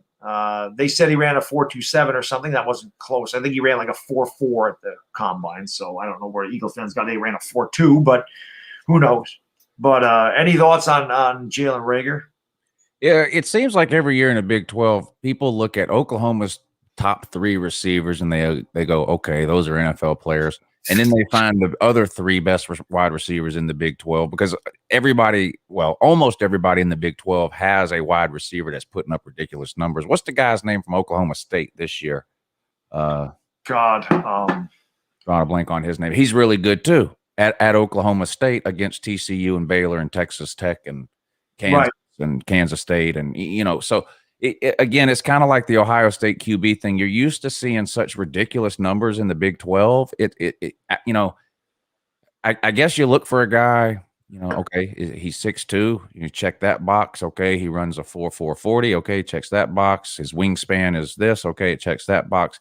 Right. You probably have to look at that stuff more than you do the fact that, oh, he caught, you know, 3,000 yards in 4 years. Let's draft him, because it just seems like every team out there, well, not all of them, but the majority have one or two of those wide receivers who look like they're wide open on every play and can catch anything. So it's hard to judge that. It's hard to judge that in the Big 12. Now, the Oklahoma receivers, I'm a believer in the Oklahoma offense. I like Lincoln Riley. I think he clearly knows what he's doing, and they managed to put one or two legitimate NFL wide receivers into the league, you know, every year, every other year, or whatever. But outside of that, you really have to, you know, you have to do your homework on them, I guess, if you're thinking about drafting them. And like, I would be less willing to take a chance on what's the Oklahoma receiver that was undersized a couple of years ago? Is it Hollywood Brown? Hollywood Brown, yeah. Yeah. Somebody like that at Oklahoma, I go, okay, I'll take a chance there. You take that same guy and put him at Texas Tech, I'm going, I don't know. And that's not right. I get it, but, you know, you give certain teams the benefits of the doubt. At least I do. You know, I know Lincoln Riley puts good wide receivers in the NFL. Not so sure about Texas Tech or TCU, even though they've, you know, every other year or so, they've got a receiver that just goes nuts. It's a lot harder to what's the quarterback's name from Baylor several years ago? Griffin. Yeah, RG3. RG3. Yeah. And he looked okay in the NFL, and then the injuries just tore him down. But so we'll never really know. Would he have made it? Would he not? You know, who knows?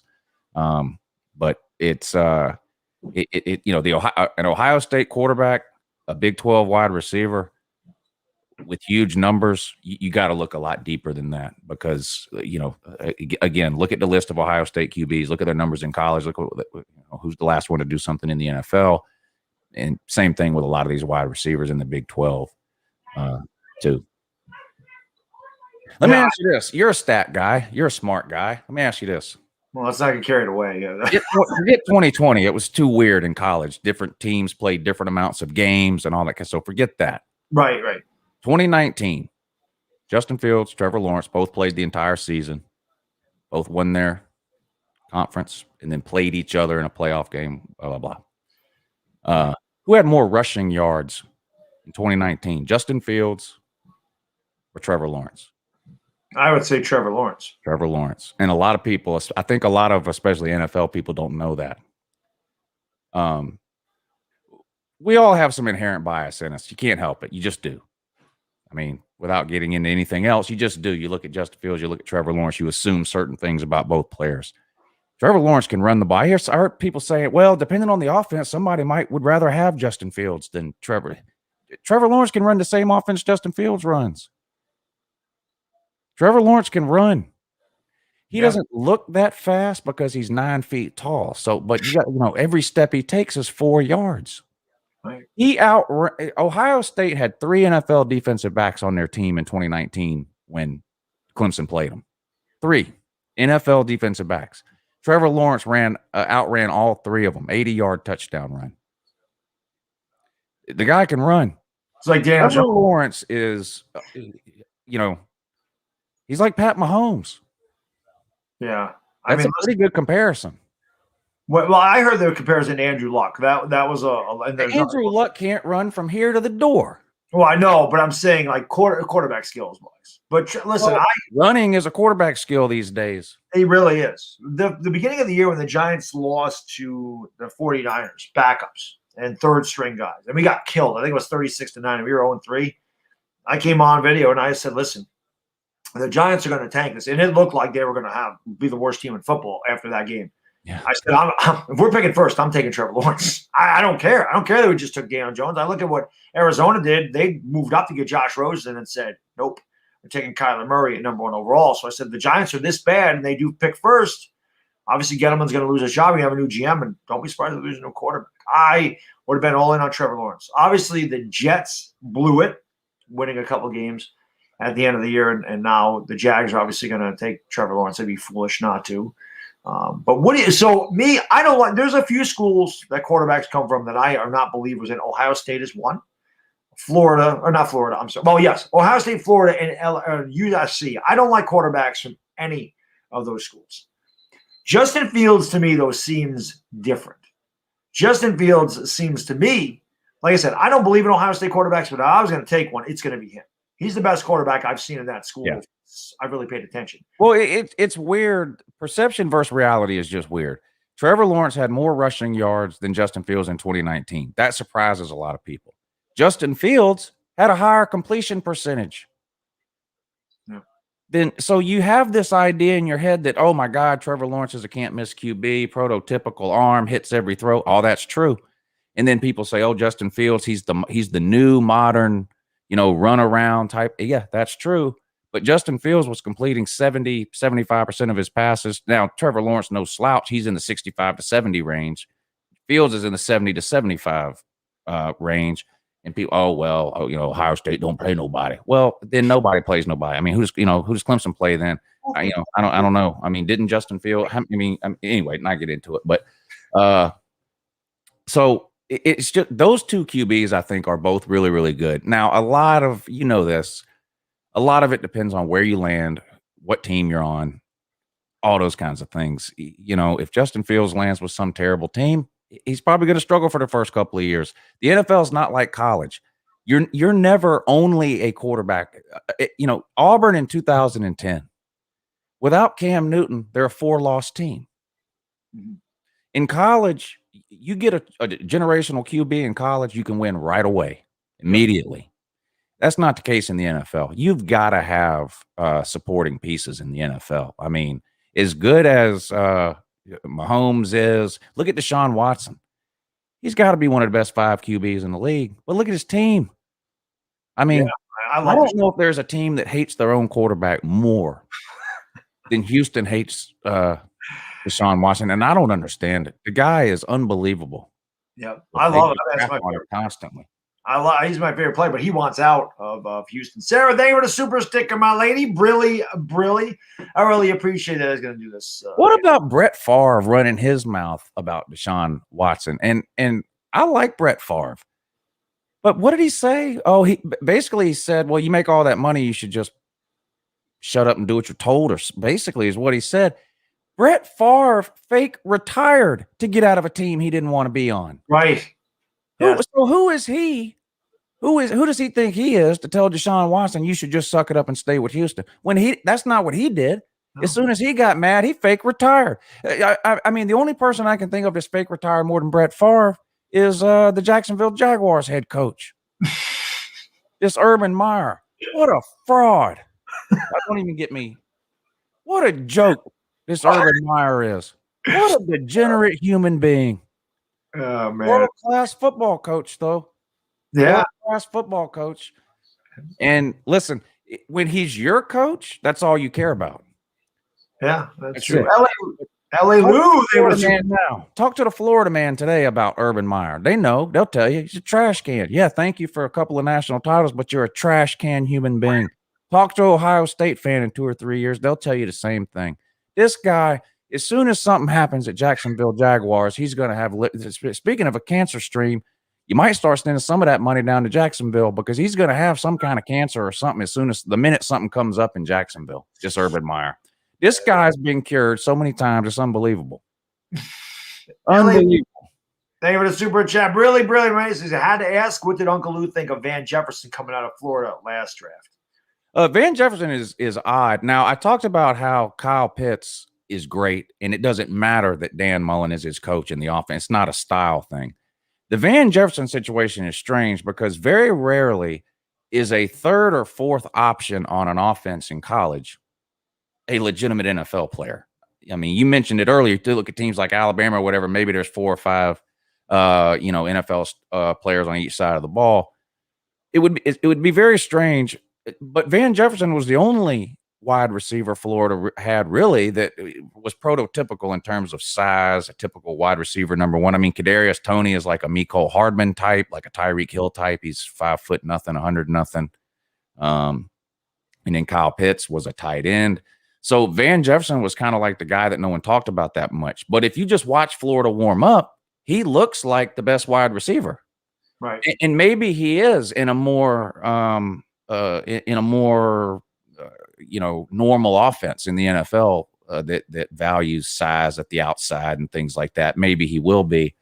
But I don't think he's I would be shocked if he went anywhere near the first round. Was gonna say the other thing, to get back to Favre real quick. I don't remember Deshaun Watson sending dick pics to anybody either. Brett Favre did that. I forgot who the woman was that he sent those. Brett Favre also did that. So Brett Favre is just nothing but a dick. And listen, I always thought Brett Favre was kind of he was great in the middle '90s, but threw a lot of interceptions. And I always thought only winning one title was kind of he underachieved a little bit.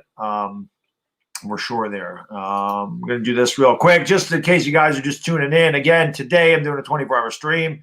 Thank Uncle Lou for coming in. Obviously, today, half of any proceeds that we get here on this channel, whether it be donations, whether it be people becoming new members, merchandise sales, ad revenue, whatever I get in this 24-hour stream, I'll be donating half of it to St. Jude's. So I just want to say again, thank you guys for coming in and hanging out with me for a little while. The legendary Uncle Lou, I appreciate you guys being here. Like I said, I'm going for another 21 and a half hours. So buckle in, guys. It's going to be a long ride. You come in and out, whatever you are. But if you're here right now, I appreciate you guys coming in. And thank you so much for being here. It means the world to me, no doubt about it. So thank you guys for being here. I really do appreciate it. But that is why we're doing these 24-hour streams. So thank you for being here today.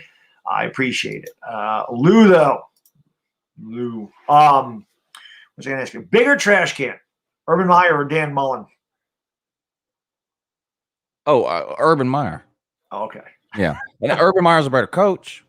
And again, I get it. So if you're a Jacksonville fan now, I don't blame Jacksonville. Jacksonville fans should be excited right now. You're getting a great coach. You've got a ton of draft picks this year and next year, including the number one overall pick this year. There's football reasons to be excited if you're a Jacksonville fan. It's not going to end well. Right. And I don't even mean wins and losses, but it's not going to end well.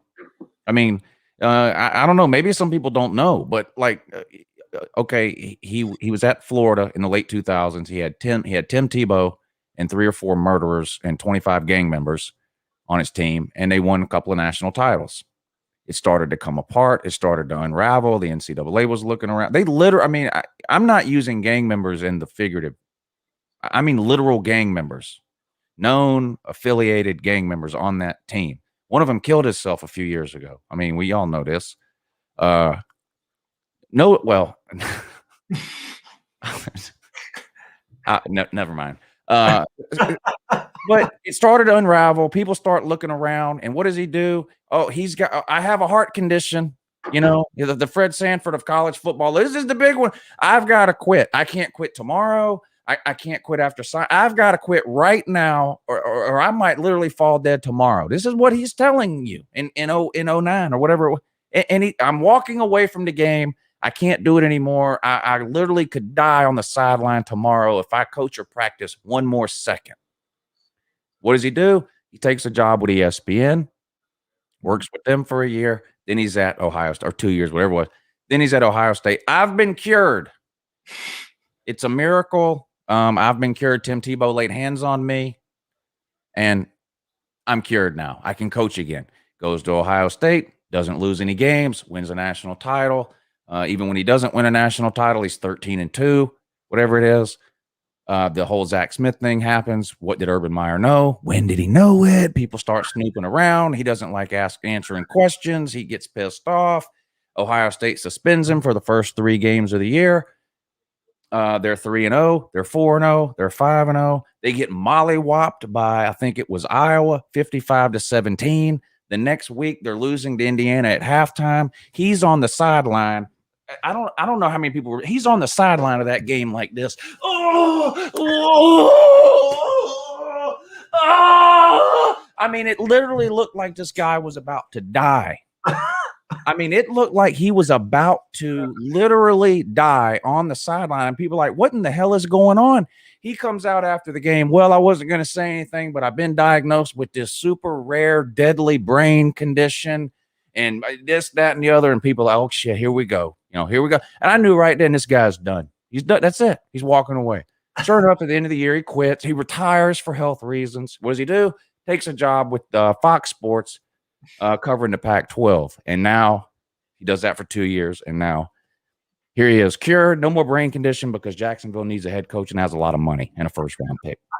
Money cures a lot of things. The guy's trash. I mean, he's just trash. And whether it happens 2 years from now or 5 years from now, something will happen at Jacksonville. And like I said, he'll have cirrhosis or gangrene or clubfoot or something, and he'll have to retire again. I got out of breath. Ash Money, thank you for the super chat, man. Brilly. He says, how many receivers do you think go in the top 10? I look at recent history, and when a team picks a receiver in the top 10, it's usually a mistake. Got some good ones, though. Yeah, there definitely is. Bodo Winner, thank you for the super chat, man. I really appreciate it. My man Bodo, Brilly says, Jacksonville Jaguars coach is out of touch. You cannot hire someone who is racist. I know that about Urban Meyer, but yeah, racist coach probably not going to get it done at any point, really. But so you would take if you needed a quarterback and you didn't have the first pick, well, let's say you had the second pick, you would take Justin Fields? I would. Or just to answer Ash Money Records, I think only one is going to go in the top 10. And I think it's Jamar Chase. I think both Waddle and Devontae Smith are going to fall out of the top 10. That's just I think Jamar Chase is the only top 10 receiver if I had to pick one. But yes, I would take it does not matter who the Jets take. Jacksonville could screw it up and take Justin Fields, and the Jets could take Trevor Lawrence, and Trevor Lawrence would fail because he's a Jet. It does not matter who the hell goes there. Yeah. He's going to fail. But yes, if I'm the Jets, I'm taking Justin Fields too. Sam Darnold's not the guy. He stinks. This is the last year of his rookie contract. The Jets are going to have to give him, quarterback money, and even a bad quarterback's making $25 to $30 million a year. The Jets aren't in that position. When you win in the NFL, you win with a quarterback on the rookie contract because you can build around that quarterback. Once quarterback makes the money, they usually fall off a little bit. So Jets should take Justin Fields, in my opinion. I would probably take him too in that position, setting aside the fact that certain teams may ruin quarterbacks or not. Pretend the teams don't even matter. I don't understand any argument anyone tries to make to me, and I won't even listen to it anymore about anything other than Trevor Lawrence being number one. I just think anything other than Trevor Lawrence being number one is completely ridiculous. I also would take Justin Fields number two, but to me, it's much closer choosing between Justin Fields, Smith or whatever the hell at BYU, and Trey Lance at North Dakota State. Mm-hmm. If someone wants to sit down and explain to me, we've decided to take Trey Lance too instead of Fields, and here's the reasons why, or whatever, I can see an argument being made for that, and I don't think that would be a dumb decision. I just would disagree with it. Right. But if anybody takes anyone besides Trevor Lawrence number one, that is dumb. But so it's closer to me like quarterbacks 2 through 4. I can see arguments there, but not for 1 versus 2. It's got to be Trevor. I agree. Usually there is no 1 versus. Usually 1 is 1, no doubt. LA Lou, thank you for the super chat. Really. Van Jefferson went second round of the Rams. That's why I asked. He'll move into that wide receiver trio with Cooper Kupp and Robert Woods, since Josh Reynolds will not be back. Yeah, well, we're going to see. I mean, I thought that was a good pick for the Rams. Waikiki, thank you for the super chat. Really. What do my Bears need to do to fix the quarterback issues since the late 80s, realistically? Pretty much since I've known the Bears. The Bears' entire franchise history have never had a good quarterback, ever. What do they need to do to fix it? What the Bears need to do to fix the quarterback issues, honestly, stop being 8-8, 9-7. You can't be 8-8, 9-7 and fix your quarterback issues, because you're not drafting a good enough, or you really need to find a guy like Tom Brady or Russell Wilson. You guys just got to find that guy late in the draft, and you got to be really lucky to find that guy. But most of the time when you're 8-8, you can't rebuild. When you're picking in the middle of the draft, you're not going to get that franchise changing. You have to have a really bad year. You have to have a tank year where you're picking first overall or second overall, and you get that quarterback. That's usually how it happens. But you can't, if you're 8-8, like Cowboys, that was the Cowboys' problem for so many years, and it continues to be that they pick in the middle of the draft. They're never really bad. They're never really good. They're kind of right in the middle, and it's hard to continue. It's hard to rebuild when you're drafting 15th. It's hard. You really need to have a bad year, unless you're the Patriots and Tom Brady's your quarterback. Then it doesn't matter where the hell you draft.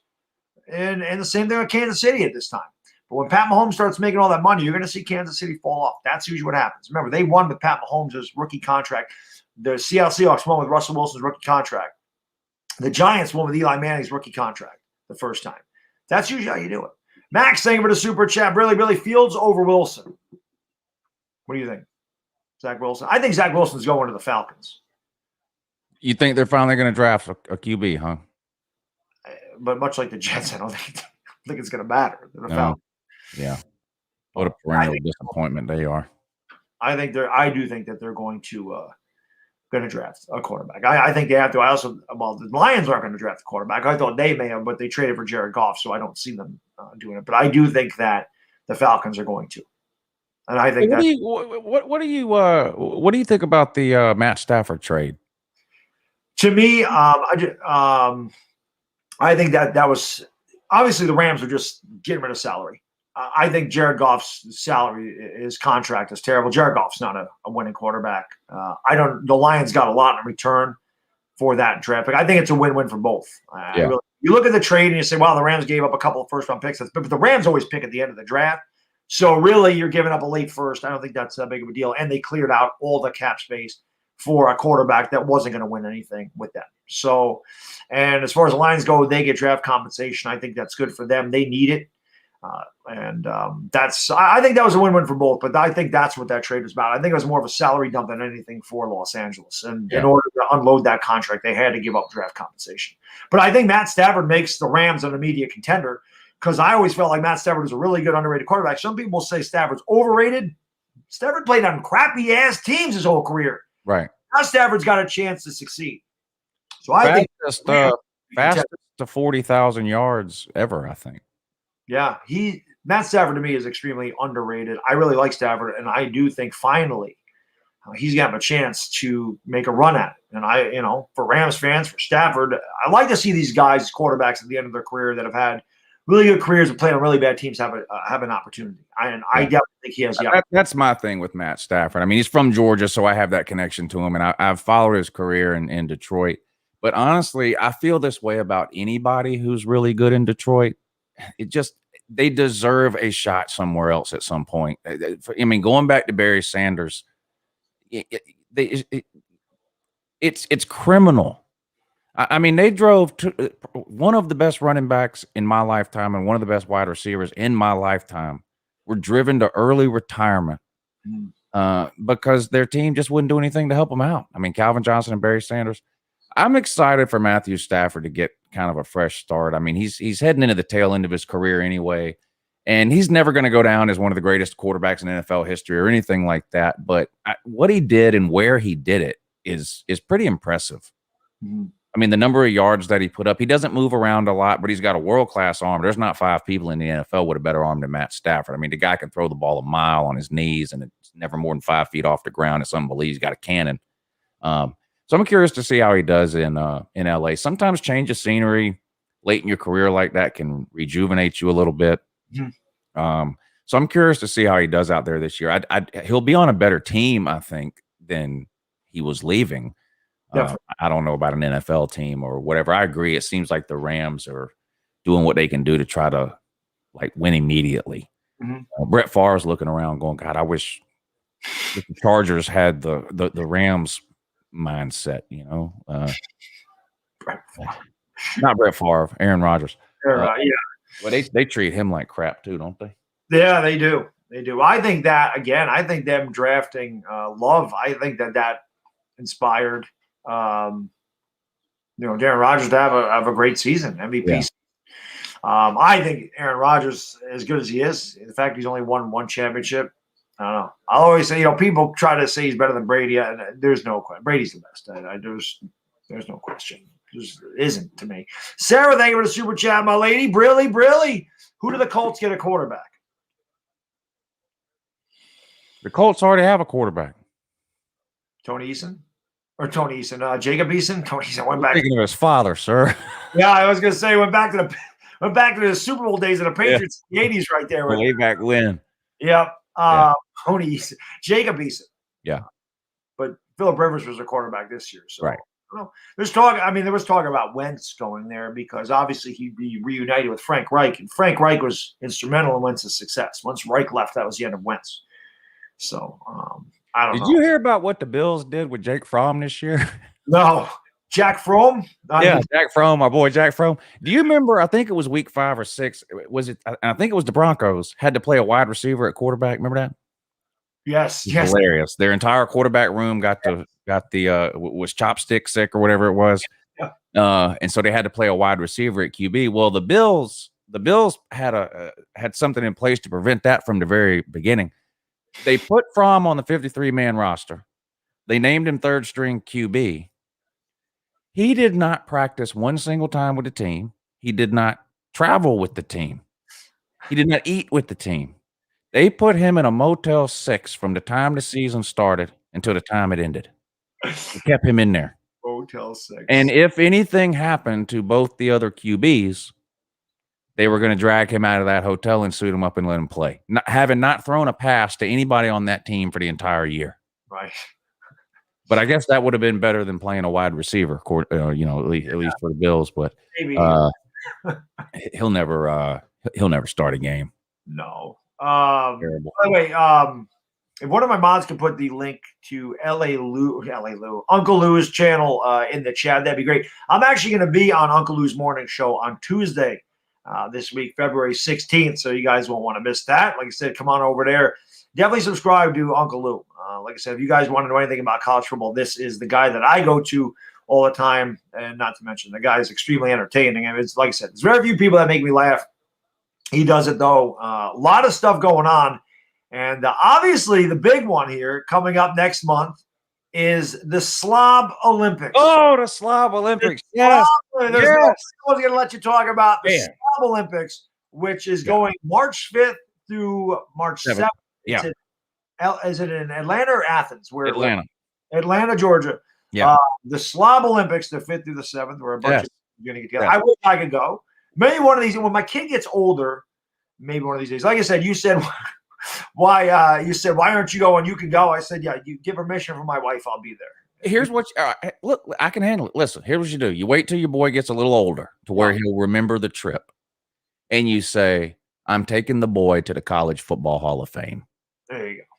I mean, every boy's father should take them to the College Football Hall of Fame. Yes. I mean, and I would be happy to explain this to Mrs. Bad Dog. There you go. I don't know how that would work out for me, or you for that matter, but I'd be willing to give it a try. But yeah, the Slob Olympics, this was an idea that me and BVD had, a Tennessee fan, about a year ago. It's really just an excuse for a bunch of us college football YouTubers to get together and hang out somewhere for a weekend. You know, we talk on shows like this all the time, but a lot of us have never actually met each other. So we said we should pick a weekend sometime that's like a year away so everyone can plan for it, and pick a big city somewhere in the middle of everybody, and everybody get together and hang out for the weekend. And he said, and while we're there, the Slob Olympics. The Slob Olympics it's a series of it's 10 events. Some of them are physical, some of them are mental. So, for example, we're going to take an IQ test. We're going to do a spelling bee. Now, this is going to be good now. The 40-yard dash. We're doing the shoe throw for you college fans who the Florida versus LSU game where Florida had the game won, but that idiot defensive back picked up the other guy's shoe and threw it down the field. 15-yard penalty, gave LSU a first down. They ended up winning the game. Shoe throw. What else do we have? Cornhole, though. Rock, paper, scissors. Wait, a whole 10 events. The final event is going to be inside the College Football Hall of Fame. When you walk through the College Football Hall of Fame at the very end, you come down to this open, almost like gymnasium area that's got astroturfed floor in there. And they've got a couple of different like football, almost combine style things you can do in there. And they've got an uprights in there, and you can kick extra points or field goals or whatever. So the final event will be a field goal kick, but we're going to have a good time. The Slob Olympics will be on Saturday, but a lot of us are going up there on Friday and just hang out for the weekend up there. But so yeah, it'll be a lot of fun. We're excited. Yeah, no, that sounds awesome. Like I said, I am interested. I can't wait to see Chess Hall on the 40. Oh yeah, it's good. Listen, we've got Chess Hall. Now this guy's, from the best I can tell, this guy's about 5'9", 450. Yeah, he's a big. I mean, I'm not. You don't think I'm exaggerating? You've seen him. Seem about right. Fella. That's probably about right. Yeah. We have a guy in a rascal scooter. Who's Now that? he might win the 40. Who's the rascal guy? His name is he calls himself Mike Vick. Oh, okay. I know. Yeah, I know. Yeah, Mike. Vic Tube. Yes. Vic Tube, he calls himself. Yeah. He's in a rascal scooter. Now he might win the 40. Yeah. You got BBD, who's got all kinds of leg issues. I've had multiple leg surgeries. I can barely check my mail. Right. So it's going to be interesting to see how this plays out. But it'll be fun, and it's really just an excuse for us to get together and hang out, and then the whole Slob Olympics thing is kind of taking on a life of its own now. So it'll be fun to do, but that's sort of just an excuse to get everybody together for the weekend. But we're gonna have a good time. But that'll be a lot of fun. Two of the funniest videos I've ever seen in my life were the training videos that you and BBD did. That was hilarious. Of course, the lawnmower thing with BBD. BBD's cracking me up, man. I don't know if BBD's going to be on there. He was supposed to be, but obviously BBD's not feeling well, so hopefully he's okay. He actually canceled the stream last night. He texted me yesterday. He said, I got like flu or something. I don't know what's going on. But the fact he didn't even stream last night, I'm like, that guy never can get a break. BBD's always got something going on. Yeah. But I know who won't be at the Slav Olympics. Your buddy will not be attending the Slav Olympics. Yeah, which is a funny story too. Sports Live in the ATL. A lot of people watching now, I'm sure, know who that is. But he was all in on this thing when it first started because, of course, he lives in the Atlanta area, and if you've watched him at all, if he ever meets somebody or talks to somebody on the phone, or whatever, he can't stop talking about it. It's like his fantasy almost, and he just. I've met this guy and I sat in this person's car. So the idea that, 10, 12, 15 YouTubers would be coming to his hometown basically to hang out for the weekend is like a wet dream for him. Mm-hmm. So he was all in. And this was last summer. Well, it's mostly college football guys that are doing this Slob Olympics thing. So when the season started, all us college football guys got to doing what we do during the season, making college football videos, watching college football, talking about college football. And he felt left out. He got his feelings hurt, Oh, y'all were watching me in the off season, and then when the season started, you quit. So, his whole support me and I support you and support this and shout that. It was that, and it pissed him off. Oh, y'all were just using. He accused me of using him. I'm like, the hell would I? For what? What I use you for? So anyway, so then I'm not coming. I'm not coming to the Slob Olympics because. Because the college football YouTubers didn't support my channel, and, whatever, and on and on and on. Yeah. Well, then it was weird. As soon as the season ended, he changed his mind. Maybe I'll come, and he went around and he started apologizing. Oh, I didn't know that. To this person, apologized to that person. I didn't get my apology. So of course, I'm going on and on. Well, I want my apology now. I didn't want an apology yesterday, but now that I know you're giving them out, I'll take one.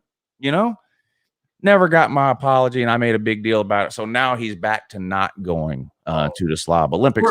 But I still say I don't think he can stand it, knowing that there's that many people there, right, that close to him.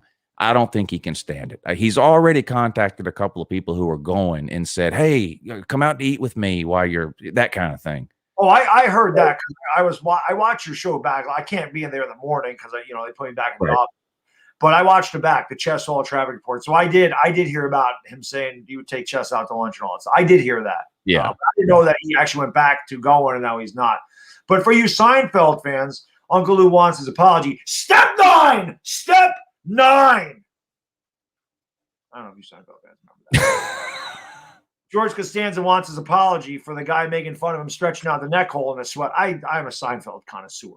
Oh, yeah. Well, not me so much. Oh, no. God. No. Authentic. I ran the 40 now. It'd probably be in the high 4.8s is my guess. Yeah. That's Nitro Freak, what's up, buddy? He wants to know why I'm a college fan over professional sports. Now I know he's an Eagle fan. So I'm assuming he lives in the Northeast. I'm assuming he goes to a lot of games. I think. Yeah. So he lives up there. Jersey. He lives in Jersey. South Okay. Jersey. So probably if you ask 10 sports fans up there, probably 9 of them like the NFL over college football. Mhm. If you ask 9 football fans down here, or 10 football fans down here, 9 of them are going to like college more than the NFL.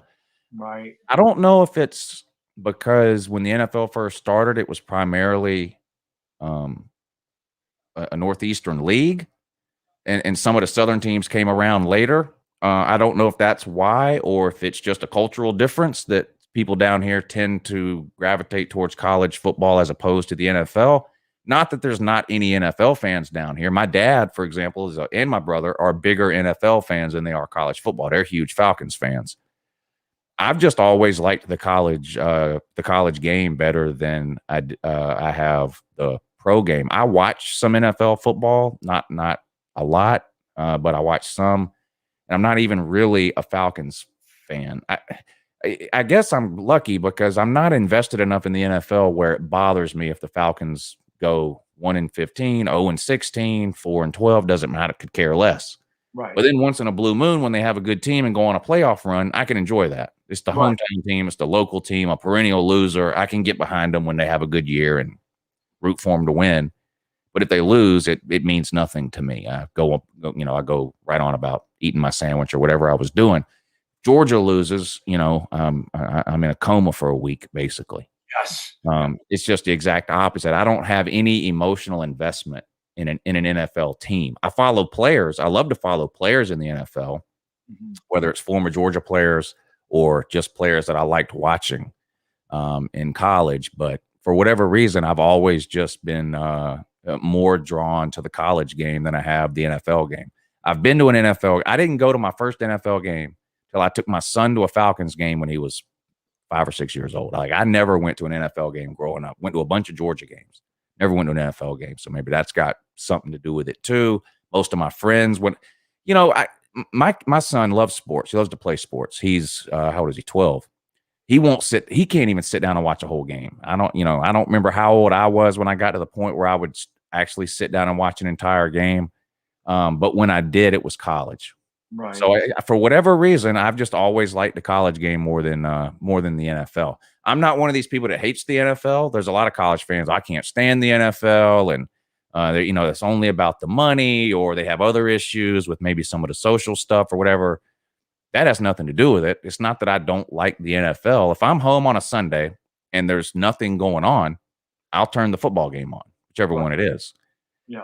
But I don't plan my week or my day around watching the Falcons or any NFL team like I do Georgia or college football. And it's just always been that way for whatever. I'm married like you are, Bad Dog. So for me to sit out here for 12 hours on a Saturday and watch college football, it would be very hard for me to justify then turning around and doing that again on Sunday. So, I put most of my eggs into the college football basket.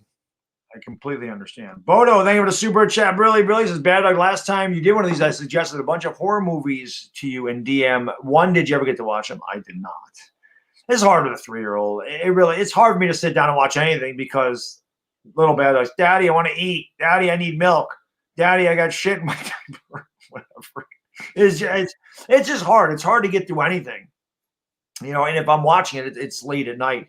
And then he said, 2, you should get Cassandra to do the midnight shift with you. Who's Cassandra? I don't know who that is.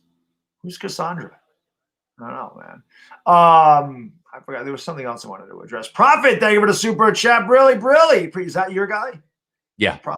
Well, says, I don't know. I don't own him, but. Oh, you know what I mean. He's in your. He's on a lot of the college channels. Yeah.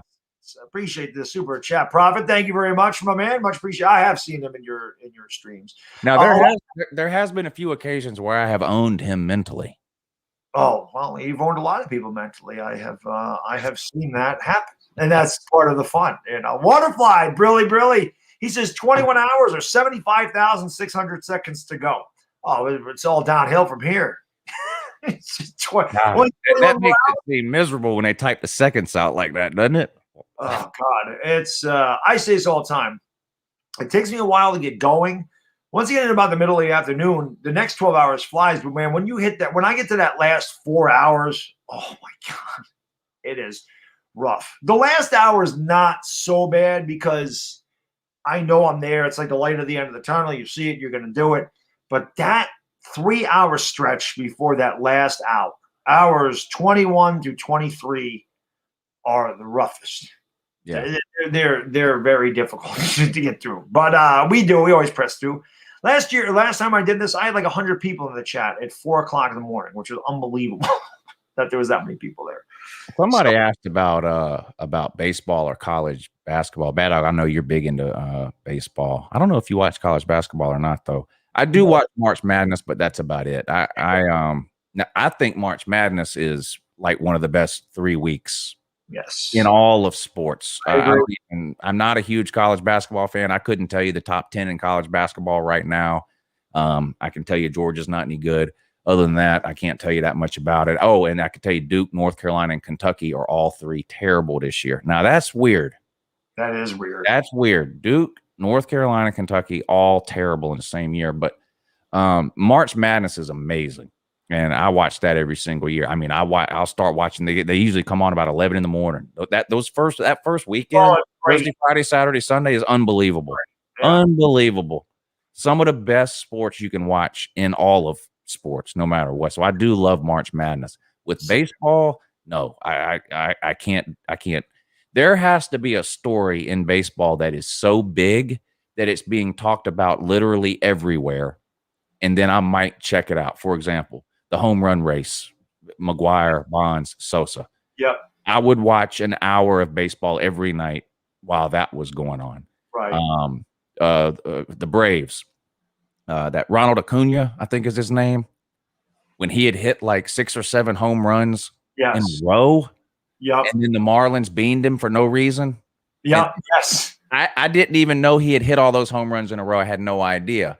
But when the Marlins beamed him, it was such a big story. It was talked about everywhere. And I said, oh, let me check this out. Maybe we'll see a brawl. So like the next couple of nights, I'll watch the Braves and Marlins. But so it's got to be a story that's so big that it sort of, overshadows all of everything else for me to even hear about it. Same thing with boxing or MMA. I don't watch every boxing or MMA thing, but if the story is so big that everyone's talking about it, then I'll watch it. Yeah, I'm the same way with the college basketball. Rakib, thank you for the super chat. Brilly. I really appreciate it. Bodo Winter says Cassandra is Elvira. I didn't know that. Yeah, I would love to get Elvira on here at a midnight shift. I definitely would be pretty awesome. Did you know that, from what I understand, I'll ask Rakib's super chat in 1 second to you, but I just the funny thing is I heard that day before the tournament is the day that most men schedule a vasectomy. They're out of work for like 2 days, and it gives them an excuse to sit on the couch for 12 hours or 14 hours, however long that thing runs, and watch college basketball. I heard that is a true story, that the most vasectomies are scheduled the day before the NCAA tournament. Yeah, I can see that. And you'll see stories on the news every year about how that Thursday and Friday are the least productive work days in the United States every year. That Thursday and Friday, even people who don't get their nuts cut and go to work don't actually do any work. I can tell you this. All just watching the tournament. I always have it on background. I always have it on the background. I'm not watching it, but I always listen to it. I will always find a way to find it through CBS or whatever, and I always listen to it. It sucked that we didn't have it this year. Now, I've had that done. Vasectomy? Yes. How was that? And let me tell you something. First of all, does it hurt? Physically, no. Not while they do it. They numb you. Yes. I don't know how this was a while ago. I mean, maybe they do it different now, but they don't put you to sleep, though. You're wide awake. I mean, it's like a toothache deal. They just give you some numbing treatment or whatever the case, and they have a sheet that sort of goes up from your waist, so you can't see what they're doing. I wouldn't want to. And then they pull out the soldering iron is basically what it is. It looks like a miniature welder's torch or something. That's what they have. and you can't see what they're doing, but you can see that torch, and then he goes back down behind that sheet, and you're like, oh, whoa, whoa. And I didn't feel anything. But when you see smoke coming up off from where your balls are, that mentally messes with you for a while. Oh, wow. Oh my God, I can't. And then you're a little sore for a couple of days after, like you have to sit on a bag of frozen peas or something like that. And you're lazy boy at home while you watch the NCAA tournament. But you're good to go. You know, you get you a 6-pack or whatever you drink or whatever, and you sit on some frozen peas, and you're good to go for a couple of days. You know. Yeah. L.A. Lou, thank you for the super chat. Brilly says L.A. Lou's nephew Andrew Gamboa dedicates his $10 super chat to David. Vitoretta Sr., thank you for giving me a ride home from school wherever you picked up my friend David Jr. I miss you, Mr. Miyagi. I like the Mr. Miyagi. Mr. Miyagi was the man. Rakib wanted to know your thoughts on DJ. Now I'm guessing it's not DJ Ukulele. I'm guessing that's Daniel Jones. My thoughts on Daniel Jones? Yes. Oh,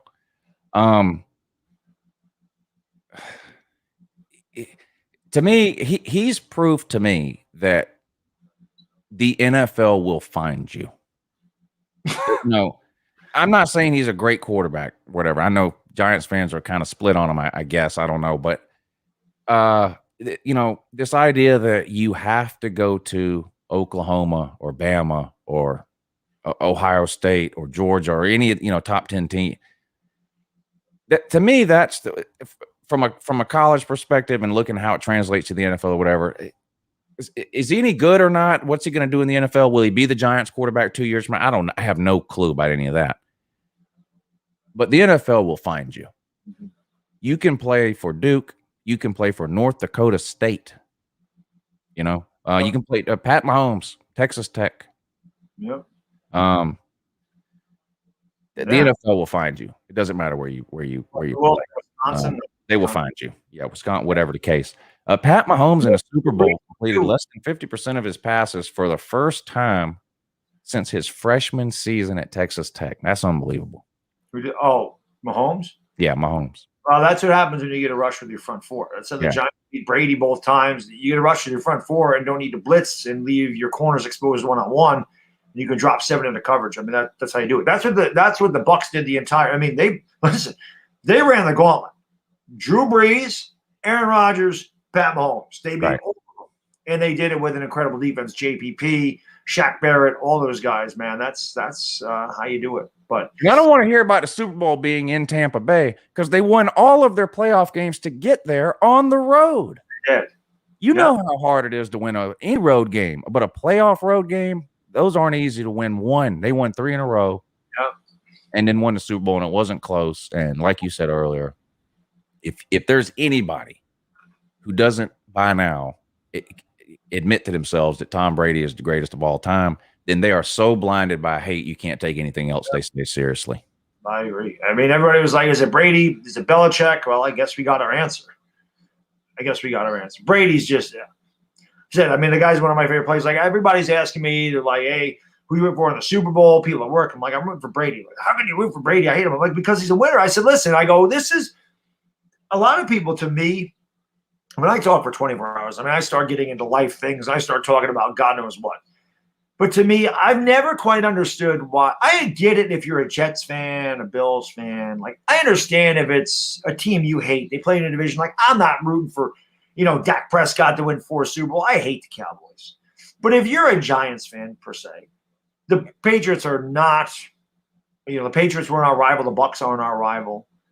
I've never understood why people hate on success. I always have a hard time understanding why people hate seeing winners. To me, I've always been inspired by somebody that does great. And I go, man, I want to be like that guy. I don't want to hate on that guy. I want to be like that guy. There's a lot of channels on YouTube for like you're one of the channels. Sports Reader is one of the channels. Like, I look at the way a lot of guys do things, and I'm like, man, I want to take what this guy does, and this guy does this really successfully. And I look up to guys who work hard and are successful.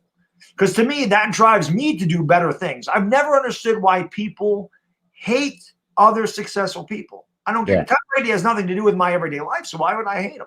I've never understood that. That mindset Tom Brady has that same mindset. It's never an accident that people, if Tom Brady was an insurance agent, he would be the best insurance agent at whatever. If he was the greeter at Walmart, he would be the best Walmart greeter that Walmart had ever had. It's not an accident. You don't get that good for that long, surrounded by so many different the receivers were in and out. I mean, you're talking about a guy that the best receivers this guy had was Wes Welker. Yeah.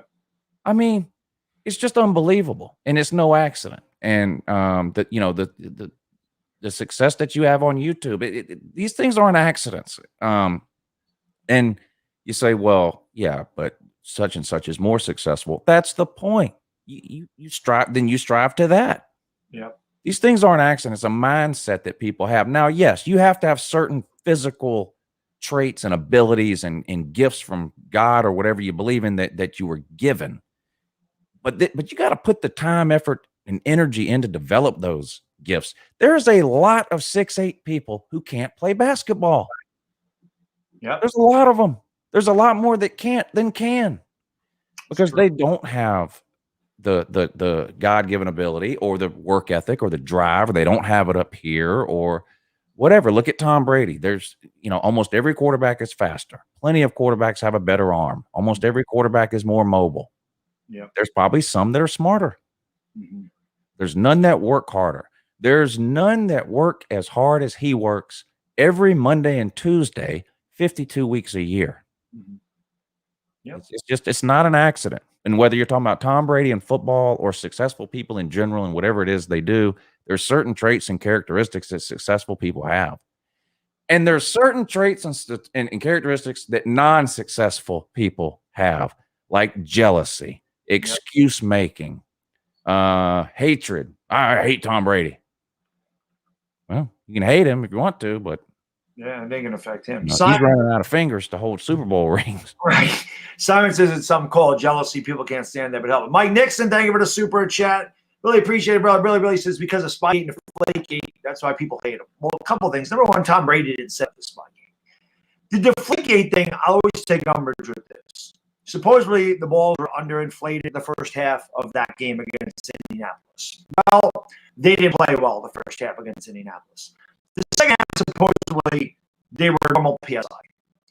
From my recollection in that game, LeGarrette Blount ran for 150-plus yards and 3 touchdowns. That had nothing to do with the footballs. That had to do with the offensive line and LeGarrette Blount destroying the Colts. So I've never quite got the Deflategate thing. I understand that people say, listen, there's an old adage in NASCAR, if you ain't cheating, you ain't trying, right? But Tom Brady didn't deflate those footballs. Tom Brady didn't take the camera out and do the Spygate thing. Tom Brady was get mad at the entire organization. Get mad at the front office people. Get mad at the people that set that up. I don't think you get mad at Tom Brady for that. But Simon says a lot of people hate Brady because he's got a bad attitude when he loses. Here's a list of people off the top of my head that have bad attitudes when they lose: Tom Brady, Michael Jordan, Nick Saban. Peyton Manning was Let's start with those. So yeah, that's another characteristic of successful people. They don't like losing and they don't handle it well. You know why? They don't have a lot of experience with it. Well, that and they're competitive. Who the hell likes to lose? That's why I like it. I like that he gets pissed off when he loses. That is the drive we talk about. See, this is one thing I talk about too. Again, like you said, to me, there's no substitute for hard work. Like you said, there's no accident. These people, not only do they have the God-given ability, like Jordan had the God-given ability, but nobody worked harder. Nobody worked harder than Jerry Rice. Nobody works harder than Tom Brady. What do they all have in common? They're the best at their positions of all time, right? It's the same thing when I do these videos in the gym. People can go to the gym, they can go in the gym, they can do something in the gym, but if you're not busting your ass and really working, you're not going to see results, and that's nobody's fault but your own. You can't constantly make excuses as to why you failed. The first thing you should do is look in the mirror. Why am I not getting this done? Just like on YouTube, you can't blame other people for your channel not succeeding. Yeah. It's your channel. You put out the content. People like you or they don't. There's plenty of people that don't like me. There's plenty of people that don't like you. But guess what? There's a lot more that do. There's a reason for that. Yeah. And, it's like the easiest analogy is weight loss people. Anybody that says I have a plan to lose weight, and they don't start off by saying I'm going to eat less and exercise more. It's just a waste of you're pissing in the wind. Oh, I'm going to only eat potato skins and whatever for 60 days. And okay, great. In 70 days, you're going to be probably fatter than you are now. Then I mean, there are no shortcuts. Yeah, there aren't any shortcuts. You can't become Tom Brady by practicing 2 days a week. Right. And you can't lose weight or whatever but there's no shortcuts. Oh, well, I'm gonna eat this and on Tuesdays, and then whatever. But then on the weekends, if I save up something from Wednesday through Thursday, then I can have that. No. If you go to the Mexican restaurant and eat a large order of nachos on Saturday, that's not. It doesn't matter. Exercise and eat less. Yep. I mean, but people want a shortcut. And then when they see successful people, oh, I wonder how he cheated to get. No, they didn't. Yeah. Oh, well, Alabama buys players. Yeah, it's got nothing to do with the fact that Nick Saban is the greatest college coach in the history of football. It couldn't possibly have anything to do with that. No, Right. No. They must be buying players. That's it. Yes, you figured it out. You figured it out. My God, what a genius. Has nothing to do with Nick Saban's work ethic or coaching ability or dedication or drive or years of time that he has spent in the film room and everything. It's got nothing to do with that. Right. They just buy 17-year-olds. Mind blown. Yeah. Bones, thank you for the super chat. Really says Tom Brady's a Chuck Norris of the NFL. Yes, he is. But it's the truth. Jacob, thank you for the super chat. Really, what's up with Danny Dimes MVP next season? Well, we're gonna hopefully Danny Dimes has a better year. Giants got to surround him with some offensive talent, so there's no excuses there too. See, that's the thing with me. People get on my case because they say I'm overcritical of Daniel Jones. I'm too critical. I'm too emotional. I don't think things through. But to me, I'm also not an excuse guy. I'm just not. I'm not an excuse. If I fail, I blame nobody but me. It's my fault. I should have done better. That's just the way I am with everything. And again, I just think that, like you said, man, that's a lot of work ethic. And people either have that drive or you don't. If you're looking to make excuses, you will never. There are people right now that are like, well, I can't lose weight, or I can't do this, or I can't do that. I can't do any of this because of COVID. But what was your excuse 30 years prior to COVID? Because that just happened this year. So what the hell was the excuse? There'll be an excuse for it. There's an excuse because it's done. Guess what? There'll be another excuse. Yeah. These are people, everything happens to them. Yes. Oh, this happened to me and that happened to me. And no, things happen to everybody. But that's about 10% of it, though. The other 90% is, okay, yeah, that happened to you. Now what? Now how do you respond to that? Okay, you couldn't help. This happened. Okay, fine. How do you respond to it, though? That's more important. I got to get out of here, though, and get finished working on my self-help book that I just basically said over the last 10 minutes. I should become a self-help guru. You should. People could pay me for me to yell at them and tell them how sorry they are. I would buy it, honestly. I'd buy it. Yeah, I always say I'm going to write a book on relationships because as a guy that's been in the business for a long time, I said I know a lot about that stuff. But hey, Uncle Lou, man, I always appreciate you taking time, out of your day to do this with me during the 24-hour stream. You're the freaking man. Again, if guys could drop the link to Uncle Lou's channel in the description, definitely sub this guy up. Like I said, he's got the morning show Monday, Tuesday, Thursday, Friday, 8 a.m. on his channel. He does a lunch money show with Pistol Pete, Pigskin Pete on Mondays at 10. He also has a call-in show on Tuesdays and Thursday nights at 10 o'clock p.m. And then during the college football season, he has the NFL or the college game day. I think that's, what is that, a 9 a.m. college game day? Yeah, during the season on Saturdays. Hey, you remember back when First Take was good? ESPN First Take. Remember when it was good, when it was Skip Bayless versus Stephen A. or whatever? What was that? They got in an argument that well, first of all, what was the other guys? There was a third guy. It was a basketball guy. He was part of the Michigan. Who? I haven't watched it in so long. I don't even remember. This was probably 10 years ago, but he was part of the Michigan's Fab Five. Was it Juwan? Jalen Rose? Jalen Rose. Jalen Rose was on there, and they got in a basketball argument, and Skip Bayless was like, "Oh well, I played in high school, and I got cut, and it wasn't fair, and I was really good. My nickname was Pistol Pete," and they got in this huge argument. And then the next day, who is it? Jalen Rose, you said? Yeah. He comes on there, and he called Skip Bayless Water Pistol Pete. I know a lot of y'all have seen that, and it's hilarious. It's on YouTube too. You can check it out. Anyway, Bad Dog, I had a great time. I love when you do these 24-hour streams because I like coming on, and I'll be bouncing in and out of the comment section the rest of the day too. I got some things. My daughter's in one of these competitive dance troop thingies, and they have their first one of the season or whatever is today at 5. So that we got to go do that. But I'll check back in with you this evening. Shout out to everybody in the comment section. I had a good time hanging out with y'all today. Bad Dog, good luck with the 24 hours, sir. I know you'll make it. You're getting to be a pro at this now. You're a veteran when it comes to 24 hours. I may be the most veteran person when it comes to. I don't know anybody that's done more than one. And this is my 4th one. So. Yeah, I learned my lesson on the 24-hour stream. I'll try it again at some. Now that I have, I used to be in a garage. You know that. Now I have this amazing heater and an air conditioner and all that, so I could much more easily complete a 24-hour stream out here now. I think, but we'll see. Maybe I'll give it a try down the road. One of these days, Bad Dog's going to be in that studio. Yeah.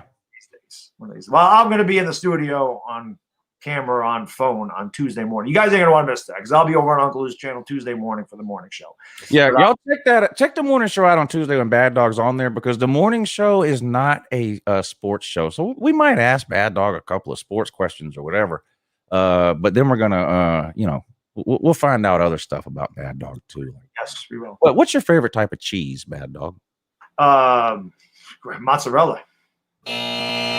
Pepper Jack is the correct answer. All right, Bad Dog, I love you, buddy. You know I do. This was a lot of fun, and I'll see you Tuesday morning. It sounds good, brother. Have a good weekend. All right, you too. Thank you, sir. That is the legendary Uncle Lou, man.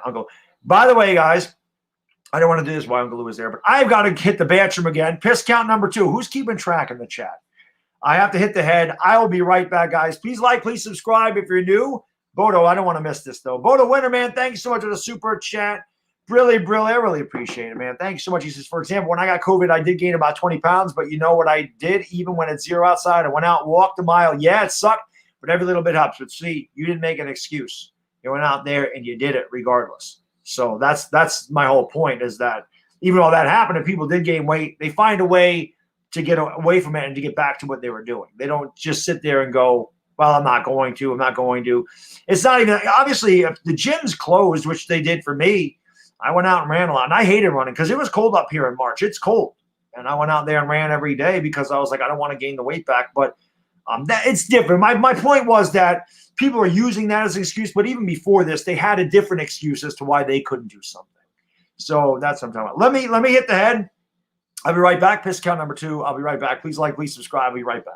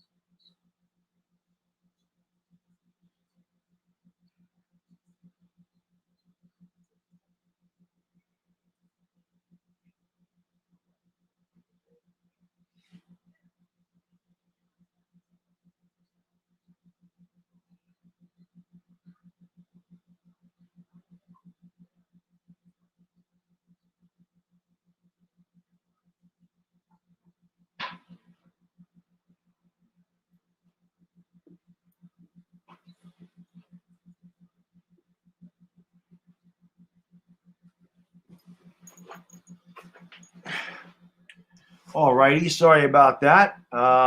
And for Dire Giants fan and for Benjamin and for everybody else, there you go. There you go, guys. There you go. Benjamin, you can count that too. We'll start counting that. How many times we removed KP's mod today? Oh man, cheer chat. What a New York legendary ghost would sit in his chair. By the way, I think I saw Jay Berman ask a question about. I don't know if anybody answered it. I don't know if Jay's still in here. I saw it a bunch of times. It's hard to get to the chat when you have a guest now, which is why I kind of spread them out. Because obviously I'm not going to keep the guys on here forever, and this way I can get back to talking to you guys and girls. But I think Jay asked, like, who's the oldest people to win Super Bowls outside of Brady? If I was guessing, I would have said Roger Staubach had to be, because he won one in 77, and I know he was in the Naval Academy in 63. So he had to be like 32 or 30. Well, actually, that's kind of young. So maybe it wasn't Staubach. Peyton Manning had to be up there. Peyton Manning had to be one of the older Super Bowl champions. If Rodgers is available, well, I don't want Aaron Rodgers. It doesn't make any sense for the Giants to get Aaron Rodgers. He's older. If the Giants are going to spend all the money on a quarterback, it's got to be Deshaun Watson. That's it. That's the only quarterback I would bring in here and pay that money to.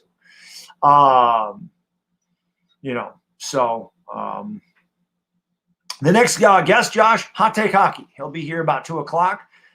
Sent him the link too. Hot Take Hockey at 2, Authentic at 4.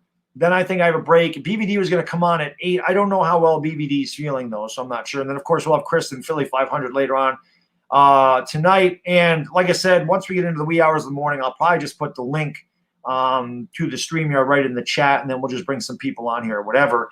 The only thing I have with that,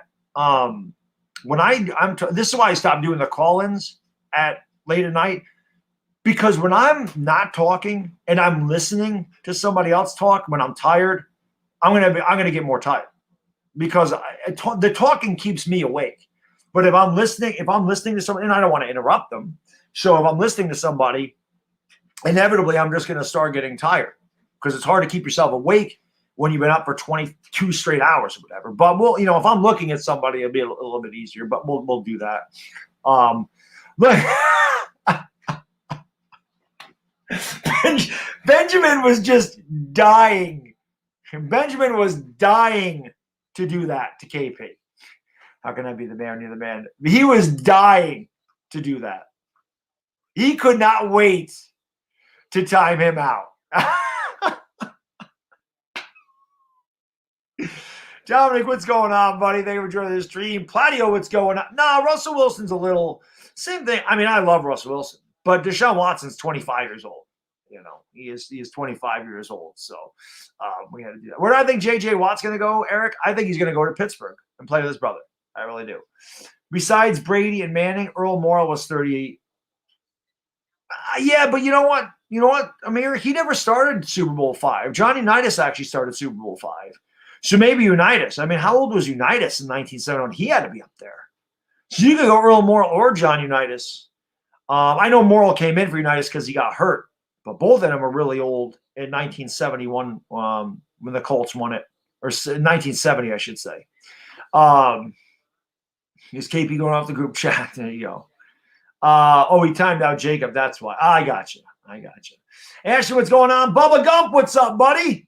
Good to see my man Bubba Gump in here. Serious dumb. He's 44 now, not then. Who? Me? John Elway was 38. Okay, he's up there. Unitas was up there in 1971. Russell Wilson has, I don't know if he's demanded a trade, Nikki, but he's not happy with Seattle. There's definitely trade rumors about Russell Wilson.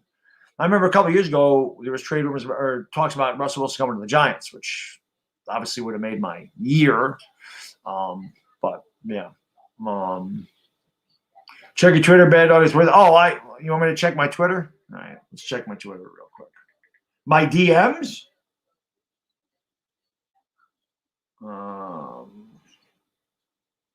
Let me check my DMs. That's different. All right. I said, well, that's my man, LA Sports. What's my Twitter? What am I looking at on Twitter? Eric, man, thank you for the super chat, brother. I really appreciate it. My man, Brilly. He says, I'd love to talk old school NASCAR with you, Bad Dog. Daytona 500, baby. Also, one steal you loved watching play. Mine is Ernie's. Love my Ernie Starter jersey. So I actually like NASCAR a lot better 20 years ago. I still watch it. I root for Chase Elliott. Don't watch it like I used to. I used to go to NASCAR races. I think I've shown the tickets. I've been to Dover. I've been to New Hampshire. I went to the Coca-Cola 600. I definitely did all that stuff. But what was I going to say? I like the old school NASCAR stuff. I think it was freaking awesome. As far as the Steeler that I loved watching play, Eric, Rod Woodson. I was a big Rod Woodson fan. Had a Rod Woodson jersey back in the day. Loved Rod Woodson. Definitely my favorite Steeler. That was the guy I loved. And Troy Polamalu. Those are probably the two Steelers that I absolutely loved. But Rod Woodson was my guy. No doubt about it. Stinky Fingertips. Thank you for the super chat. Brilly. He says, bold at take time. Russ to Dallas. Dak to Washington. Oh, God, please not Russell Wilson to Dallas. I don't care about Dak to Washington. But I don't think Dak would do well in Washington. But not Russ to Dallas. Please, no. If Russell Wilson went to Dallas, that's a Super Bowl contender. Although the defense is a little bit sketchy. But Russell Wilson there, would be unbelievable.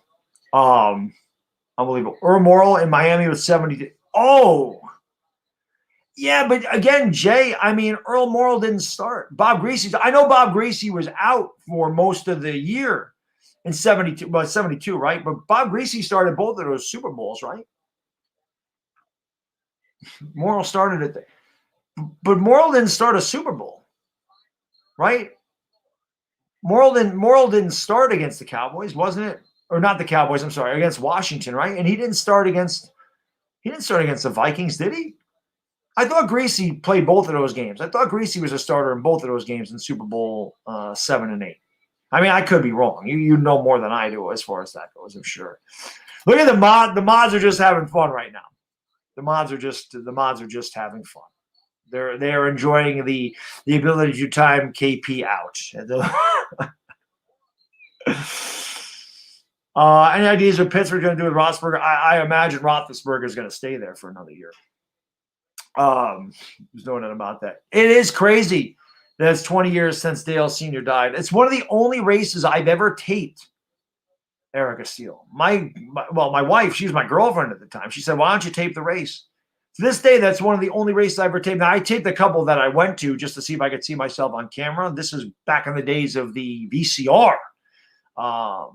I think I still have that VHS tape around, the 2001 Daytona 500. I remember I was a big Tony Stewart guy. Tony had a big accident. It was a huge wreck caused by Robbie Gordon. I mean, who the hell else wouldn't cause a wreck? Robbie Gordon sucked. Him and Mike Skinner, you could always count on those two guys causing a massive wreck at Daytona. They didn't know how the hell to drive. But, yeah, that was crazy. I remember that's why they stopped having people go underneath the yellow line to pass because Sterling Marlin got into him and it killed him. I'm not gonna lie. When I found out Dale Earnhardt died, I broke down, man. I was in disbelief because when you think of NASCAR, when Dale Earnhardt's the guy you think of, always, the Intimidator. I mean, how don't you? The Black 3, it's iconic. Dale Earnhardt to NASCAR is Michael Jordan to basketball. You know what I mean? It is. So it's Wayne Gretzky to hockey. So when he passed away, man, I was distraught. I couldn't believe it. It was crazy because it really didn't look like that hard of a hit. You saw the big wreck with Tony Stewart flying through the air and landing on Bobby Labonte's car and all that other stuff. But that was crazy. I wish I could have been old enough to see Rod Woodson play. Well, don't wish your life away. Go back and watch the highlights and stay young, Eric. Sticky Fingertips, thank you for the super chat. Brilly says, you've been following the Jack Easterby mess in Houston. I have not seen that. I have not seen that at all, Sticky Fingertips. NYG coverage, hey, thank you for becoming a member, my man. Brilly, I really appreciate that. NYG coverage. Welcome back to the Dog Pound, sir. Yo, where are my Dog Pound members at? Welcome, NYG coverage, back into the Dog Pound. Must have had a different name. Now, I know he's been a member before because I can see he's got a Bavaro patch. The Bavaro was like 6 months being a member. So, thank you for coming back. NYG coverage, you had to have a different name. I don't remember the name. So, what was your name before? Bodo Winter, what's up, man? I love Bodo Winter. He's the man. The man. Look at Lucas, my man, still in the chat. This is what everybody's like, the mods. Look at how many mods are in this chat. This is why these guys are my mods. They're always here. They're always supporting me, and I appreciate that. Clutch B-Ball TV. I don't really feel bad. I guess Houston's not that big of a deal. The Rockets are better off without Harden. The Rockets are going to be better than the Nets in a couple of years. I love Christian Wood. I think he's a great player. But, so. But Creechin, what's up, buddy? Thank you for being here, man. I appreciate it. All right, let me go back here. We'll do this throughout the day, but where is oh man, I can't get it back. Where'd it go? Where is it? Oh man. All right. We gotta give KP his mod back. Jimmy Johnson and Jeff Gordon. I hated Hendrick Motorsports. Cam, I hated him. I hated Gordon. I hated Jimmy Johnson. I couldn't stand him. Christian Wood's really good. Christian Wood's a really good player. Another guy that I really like is Isaiah Roby. I think he could be a really good player too, man. No curfew, what's going on? Love for the Philippines, even at 3 in the morning. That's what I'm talking about. Maraming Salamat, man. Thank you for being here. I appreciate it. And once again, guys, in case you're just tuning in, you wonder why I'm doing the 24-hour stream. Well, I do 24-hour stream every 6 months, and half of whatever I make during this process gets donated to a wonderful charity. This time it is going to be St. Jude's Children's Hospital. So whatever I make between donations, memberships, merchandise sales, and revenue, whatever I get in this 24-hour period of time, I will be donating half of it to St. Jude's. I did this a couple of years ago. People said, why don't you do a 24-hour stream? And I figured when I did it, why not do it for a cause? We donated to the B Foundation. We've donated to Boys Day Out. I actually think I'm going to text DWG and see if I can get him in here for a little bit. Because that'd be amazing, because he founded the Boys Day Out Foundation. We did it for Make-A-Wish, and we've also done a couple fundraisers. I teamed up with the Sports Free to do fundraisers for Toys for Tots and Salvation Army over the Christmas season. And I do this every 6 months, and we'll be back in August to do another one for another worthwhile charity for sure. Shout out to Dyer Giants fan. He's the one that chose St. Jude's Children's Hospital. So that's what we're doing today. That's why we do these 24-hour streams. Not only does it give me an opportunity to hang out with you guys, get to know me a little bit better, because obviously we don't talk about a ton of sports. We talk about sports, but 24 hours is a long time to fill. Like I said, I think my wife went out. Once she gets back, or maybe I'll just run upstairs and do it myself at some point. I got to get my sports cards. I'll show you guys some of my card collection. I'm a big sports card collector. We'll talk about a bunch of stuff throughout the day. But I appreciate you guys being here. But that's what it's about today. It's about St. Jude's. So, again, I just appreciate you guys and girls being here. And we have about, we've been live 3.5 hours, so only 20.5 hours to go. Not a problem. Jacob, how can I be the man when you demand, sir? I appreciate it. You're going to keep track of who's here the whole time, Nick the Wick? Well, listen, it's always the same guys. I am pissed off at Bobby Woodruff, by the way. I am mad. I am mad at Bobby Woodruff. I am mad at him. Bobby Woodruff is always in the damn 24-hour stream. I hope Bobby's okay. I'm hoping Seahawk didn't strangle him in the middle of the night. What do I think about Curtis? I don't want Curtis Samuel. I mentioned this MIG coverage. To me, Curtis Samuel, he's like a number 2 guy. If the Giants are going to spend, don't pay $11 million a year for Curtis Samuel. Pay $18 million a year, $19 million a year for Allen Robinson. Get the best of the best. Don't bring in another Sterling Shepard guy. And I'm not saying there's anything wrong with Sterling Shepard, but we need a pure number 1. Samuel's not a pure number 1. Get the best of the best. Let's do it that way, man. Take Bobby's mod away. I think I'm going to take Bobby's mod away. I think that's going to happen. Frickin' Bobby. I'm actually going to text DWG just to see if he's around at any point today. Let's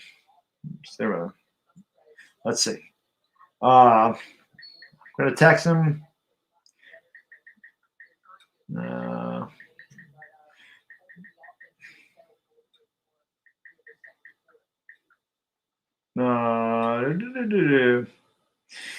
In the middle of it, because I'm sure the chat would love to see DWG again myself. I know you guys love him. He's the freaking man.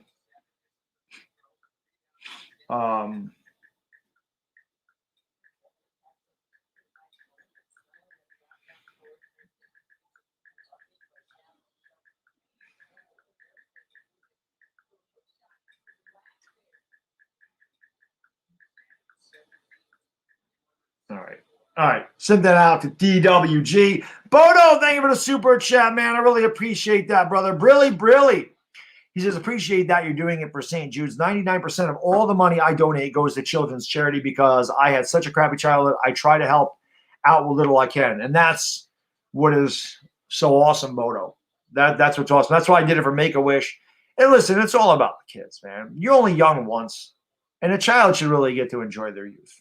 You know what I mean? I mean, that's what it's about. It's unfortunate these kids are just less fortunate, than a lot of us. And like I said, any little thing that I can give back, I really enjoy being able to do. And like I said, it's not these kids' fault at all. And like I said, you should be able to enjoy your youth. You should have good things when you're a kid. When you get to be an adult, and you work for a living every day of your life, you work to pay your bills, and you're working to eat, you're working for clothes on your back, and you're working so you can support, which becomes your family. It's a different story. But when you're a parent, and you parents out there know this, you want what's best for your children. You want your children to have a much better life than you did. So, that's why little bad dog, we spoil him every chance we get because, he's my son and I want him to have a better life than I did. That's just what it is. So, yeah, I mean, anytime I can do something for a children's charity, I definitely want to do it because, children are innocent.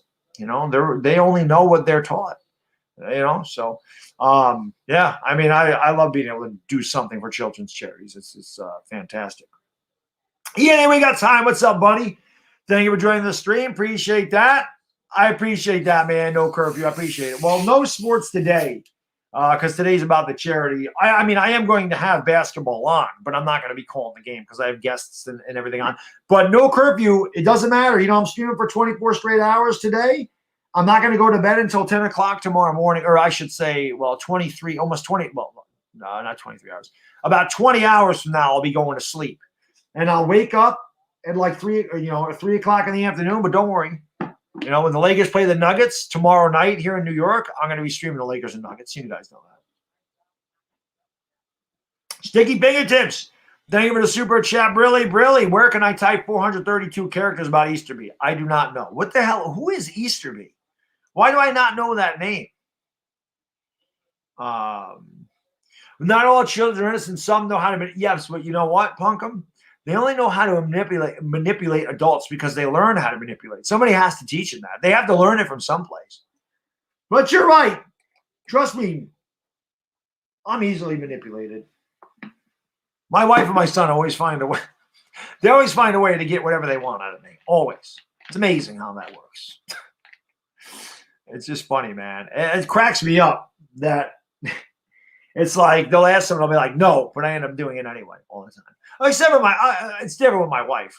My wife knows where I sleep, so I got a happy wife, happy life. My kid, he's too young to really do anything about it, so I can't tell him no. Now, if I had a daughter, I probably wouldn't be able. I'd probably say you can have whatever you want. My son, I'd be like, no, you're not kidding. Now his mom, different story. My wife, she's like, I gotta get this for him. How long have I been a Lakers fan, Ashton? I've never been a Lakers fan. I've always been a Knicks fan. I'm still a Knicks fan. I work for the Lakers. That's how it goes. I work for the Lakers. Yes, you can follow me on Instagram. I will follow you back. No doubt about that. Back at it like a crack addict. Indeed. Let's go. Sounds good. Word 21. I always appreciate you being here. Knicks tape, baby. Yeah.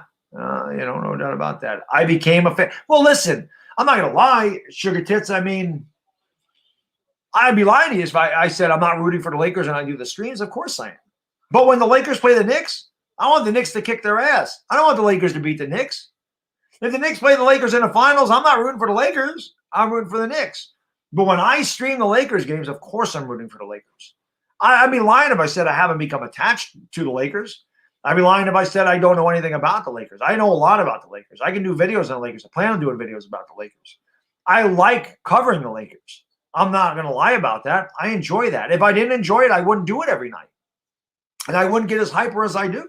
I enjoy covering that team, but they're not my favorite team. The Knicks are my team. I don't think he is. I think his name is Zach Punkham. Can we bring KP on Skype? I'm not using Skype today. Nick DeWick, like I said, we get into the third shift of this thing and it's late at night. I'm going to put the StreamYard link. I'm going to put the StreamYard link in the chat. Then you guys can come on. But like I said, unless I know you, you're going to have to show me. You're going to have to be on camera. If I know, like if LA Lou decides, and I don't know, like if LA Lou decides to jump in here, I'm just using him as an example, or Dire Giants fan or somebody like that. I'm gonna put them on no matter what. They don't need to be on camera. I know those guys. But if it's a name I don't recognize, not doing it. You know.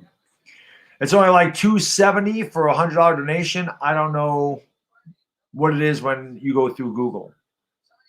Only like $270. I'm trying to think of what that is. I'm not sure what you mean there. Heat and Lakers rematch. That could happen, Jacob. The Heat are playing much better. I mean, they dealt with a lot of injuries and COVID and everything else. So, you know. Yo! Hot Take Hockey's in the house. You just sent me a DM. Let me know if that's okay. Let me take a look at it. My man, HTH. Let me go back here. Back here. Where is it? Where are we? I got to post a video quick because of a trade. That's fine. That's fine. 215 is fine. Johnny, I'm here all day.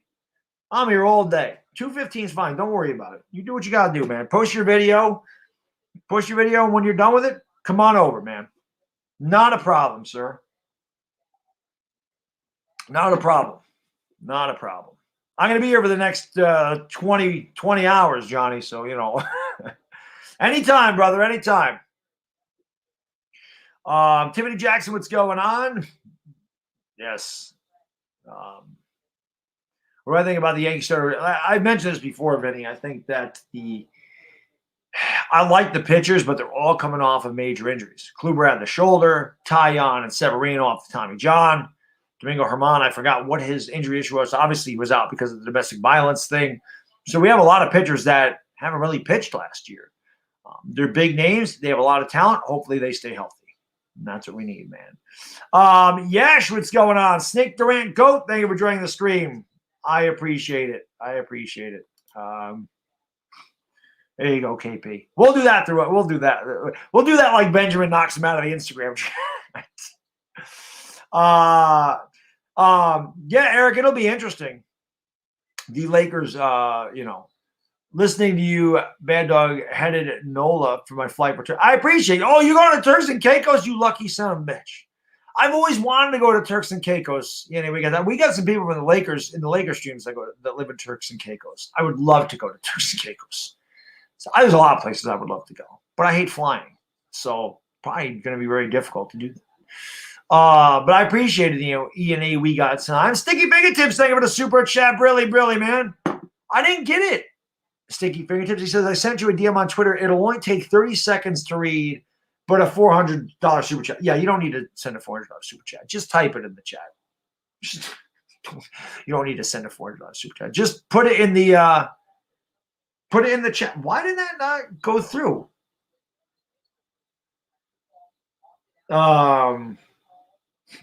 KP, I got you. I just saw your DM. I don't have it. I don't. Sticky Fingertips. I did not get it. I see Asia. Oh, there it is.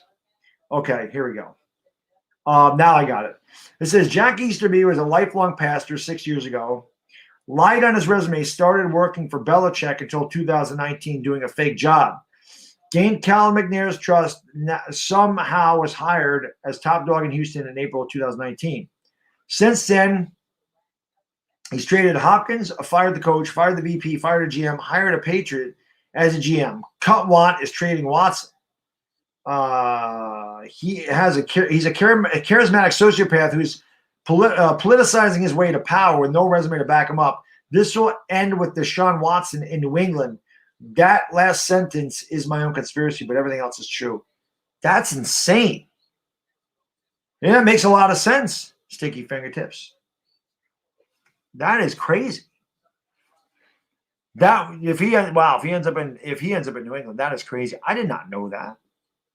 That is unbelievable. But again, I mean, I don't know how much of that hit. Bill O'Brien sucked. Bill O'Brien was a big time problem. NC Fire, I'm not going to stream the NBA today.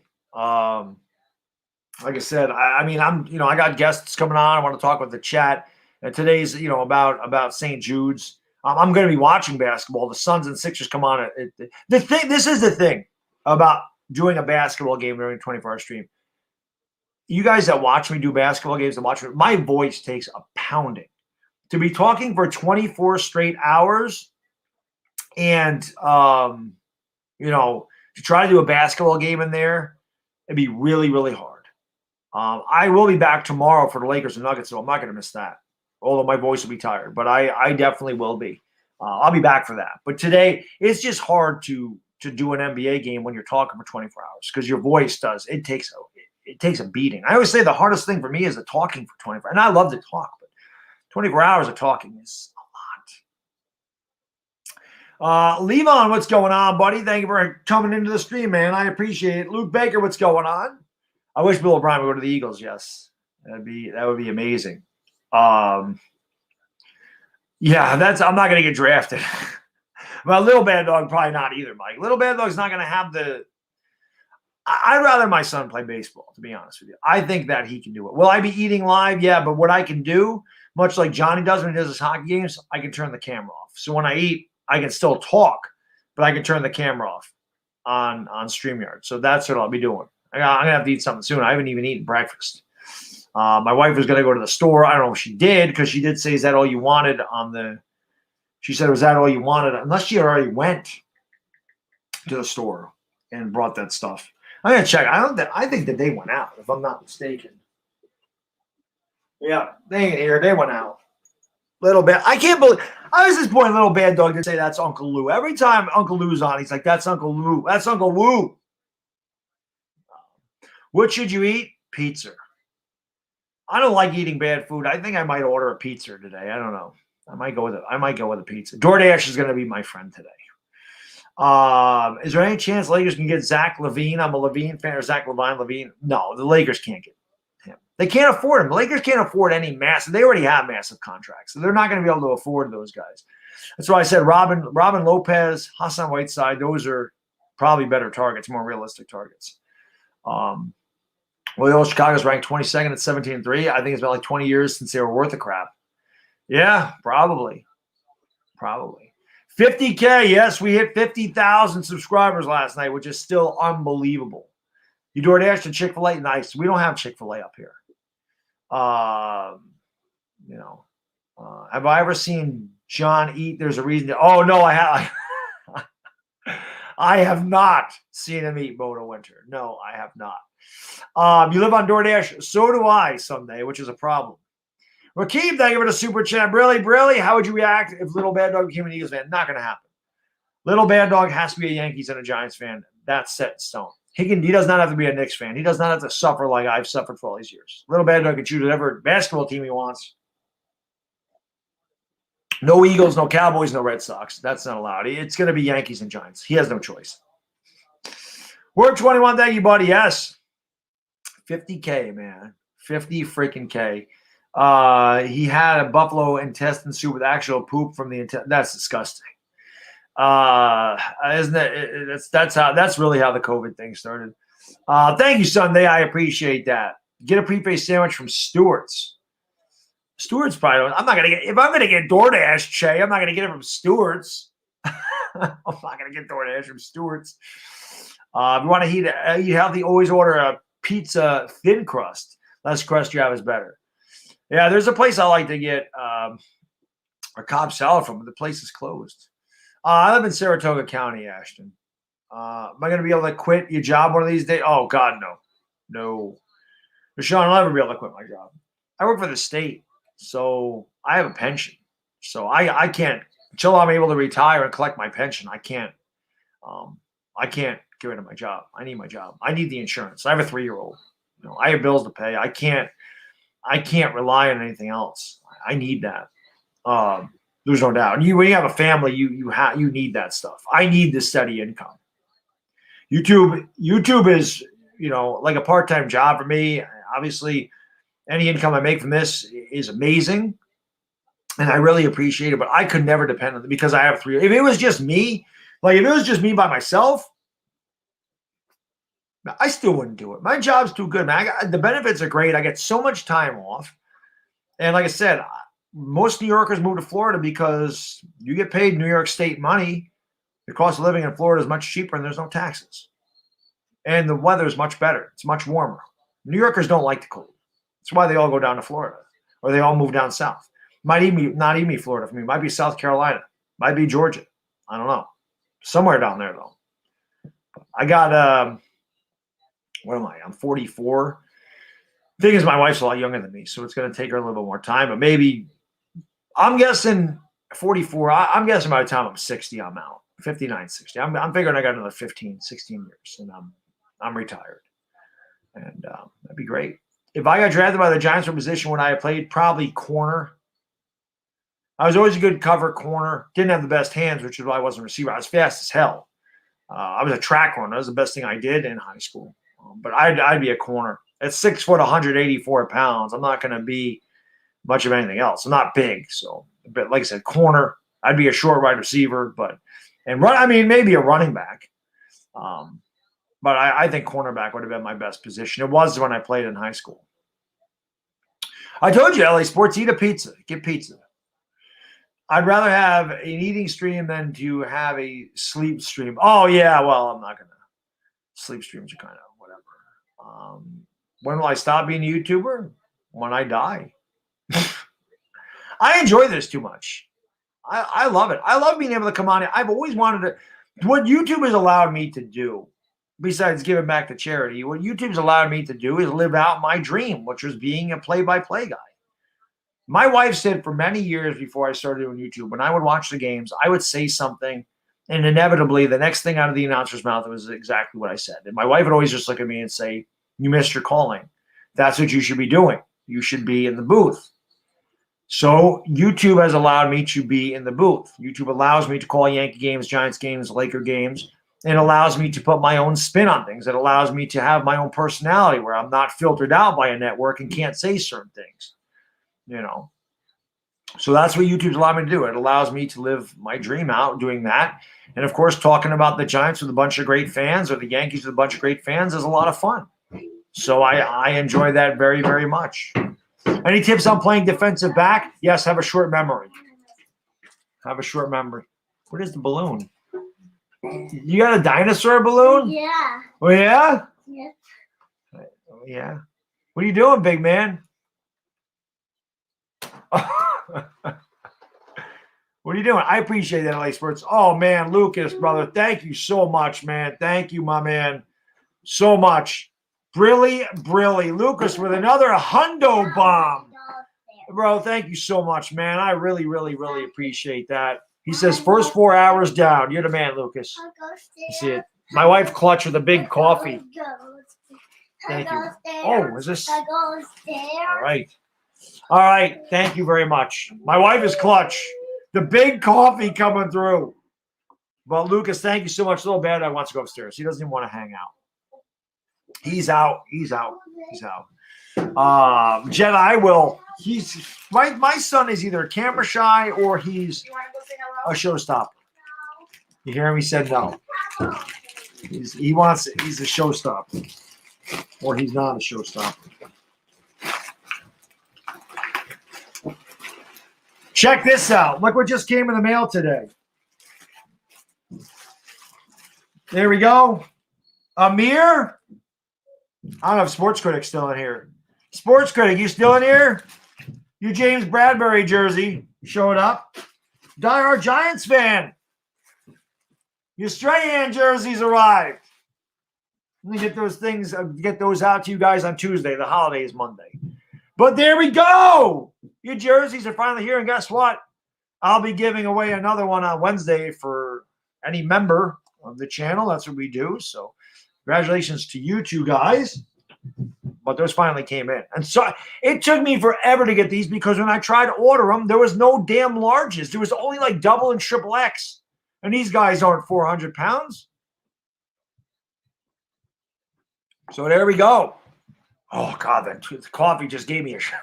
That coffee was like a shot of adrenaline, man. How many members do I have? Like 120, I think, LA Sports. It's somewhere in there. I'm thinking, like I said, the more members I get, the better the prizes are going to be. I actually was going to do jerseys at 200, and I said I will just do them at 100. But I'm thinking if I get to 300 or something, we'll figure it out. But I might start giving away tickets at some point. Not like luxury box seat tickets because I can't afford that. But I do think that at some point, hopefully, if the channel gets big enough and we get enough members, that I can start giving away maybe a couple of tickets to a Giants game or a Knicks game or a Yankees game, a Mets game, whatever. Well, that'd be awesome. But that is really the level that I would like to get at, where I can start giving away things like that, where I can give away a couple of tickets to a game. That would be ultimate if we could ever get there, and hopefully we do. But I appreciate the hell out of you members. Like I said, it's something you don't have to do, and the fact that you guys choose to do that means the world to me.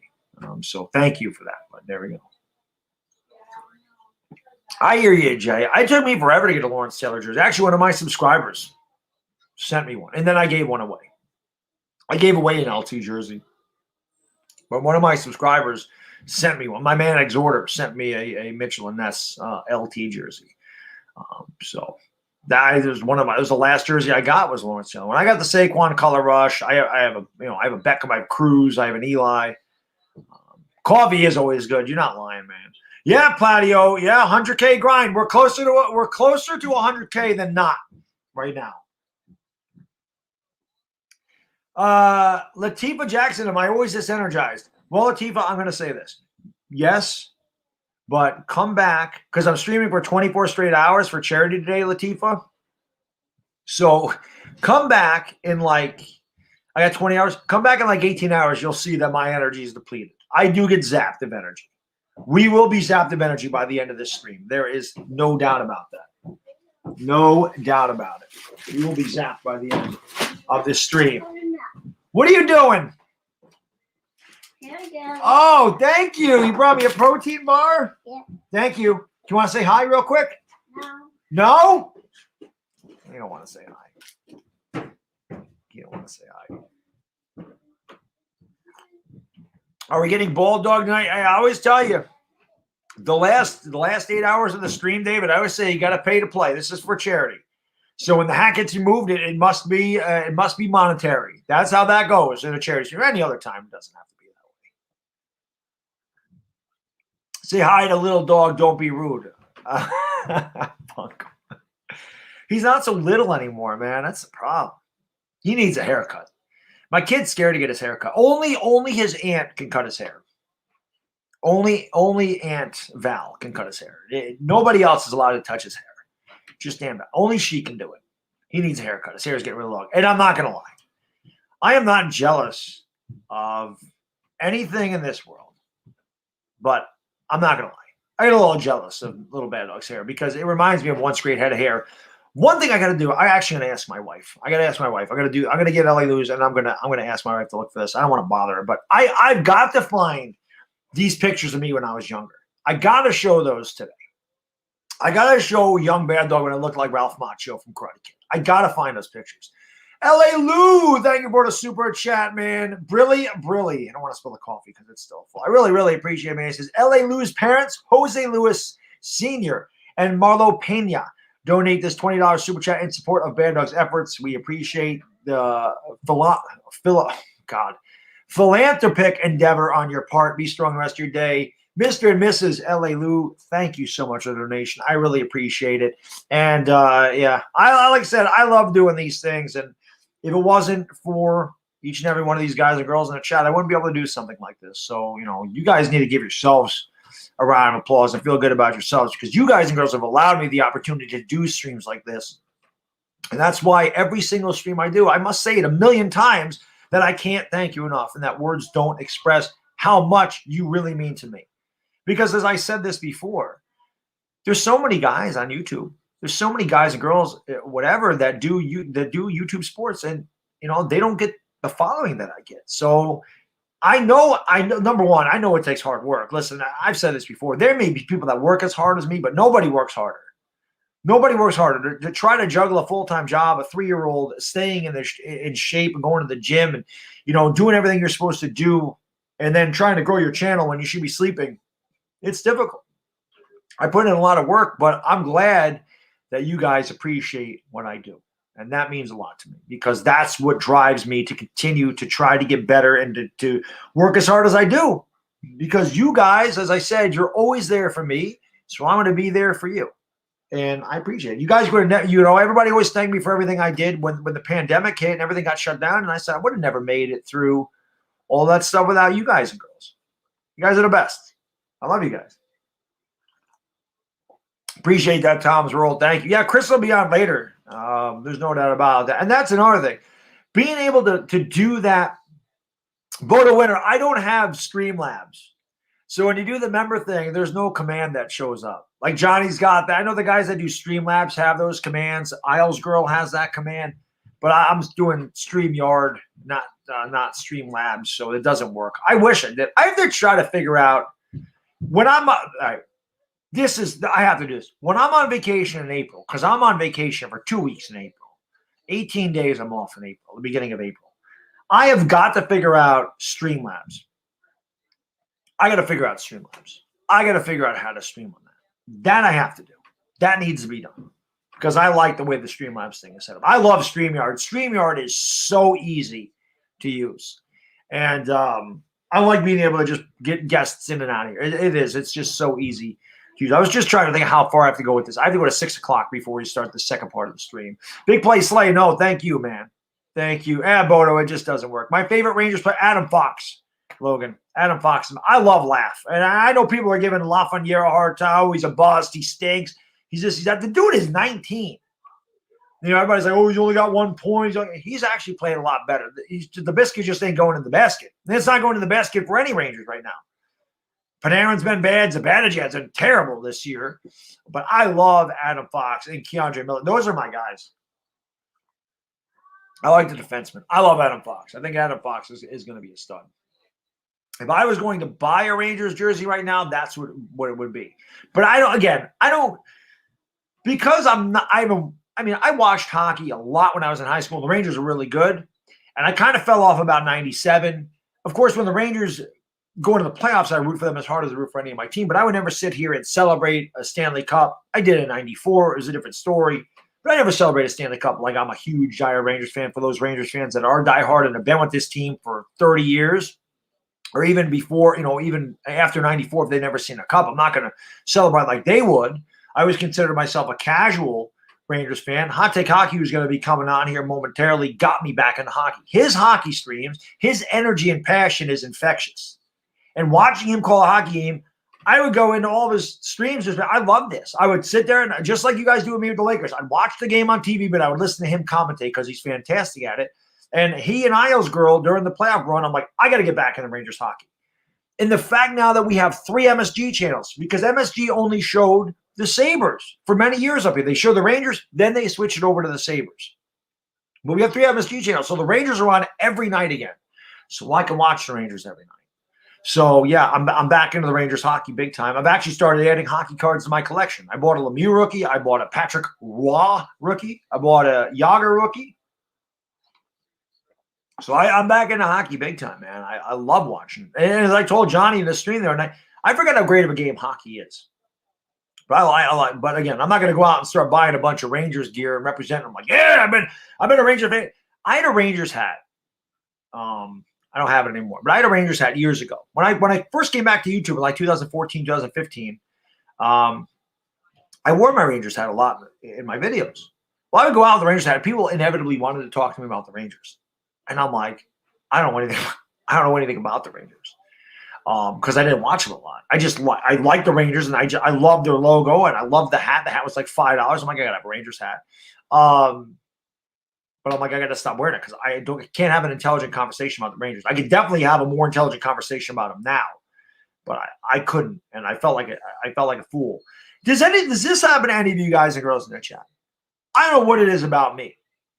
I don't know if it's because I wear the Giants hat, Giants jacket, Oklahoma hat, Oklahoma jacket, Yankee sweater, Knicks sweater, whatever. I don't know if it's because I'm always wearing sporting gear. Inevitably, somebody always has to come up to me and talk to me about sports. It's like they have to talk to me about sports. And every time a complete stranger comes up to me and talks to me about the Giants or the Yankees or the Knicks or whatever, They don't know what the hell they're talking about. They don't know what the hell they're talking about. Why does that happen? Why do all these strangers that come up to me don't know a damn thing about what they're talking about? I'm like, why are you talking? You don't know what you're talking about. Why can't a complete stranger come to me and start talking to me intelligently about the Giants? Every time this happens. It's insane, man. Techie, what's going on, Techie? Star Screamer is my most valuable sport. I don't collect memorabilia. I collect sports cards. My most valuable memorabilia. It actually came out of the frame, which isn't good. I got to put it. I have a Jeter 16x20 Steiner autograph picture of Jeter making the dive for the catch. That's probably my most valuable memorabilia. I have a King Griffey Jr. autograph cap up there. I got a Nolan Ryan cap next to it. But my most valuable sports card is, I would say I have a 2000 Bowman Chrome Refractor Tom Brady PSA 9. All my Brady stuff is in a safe deposit box.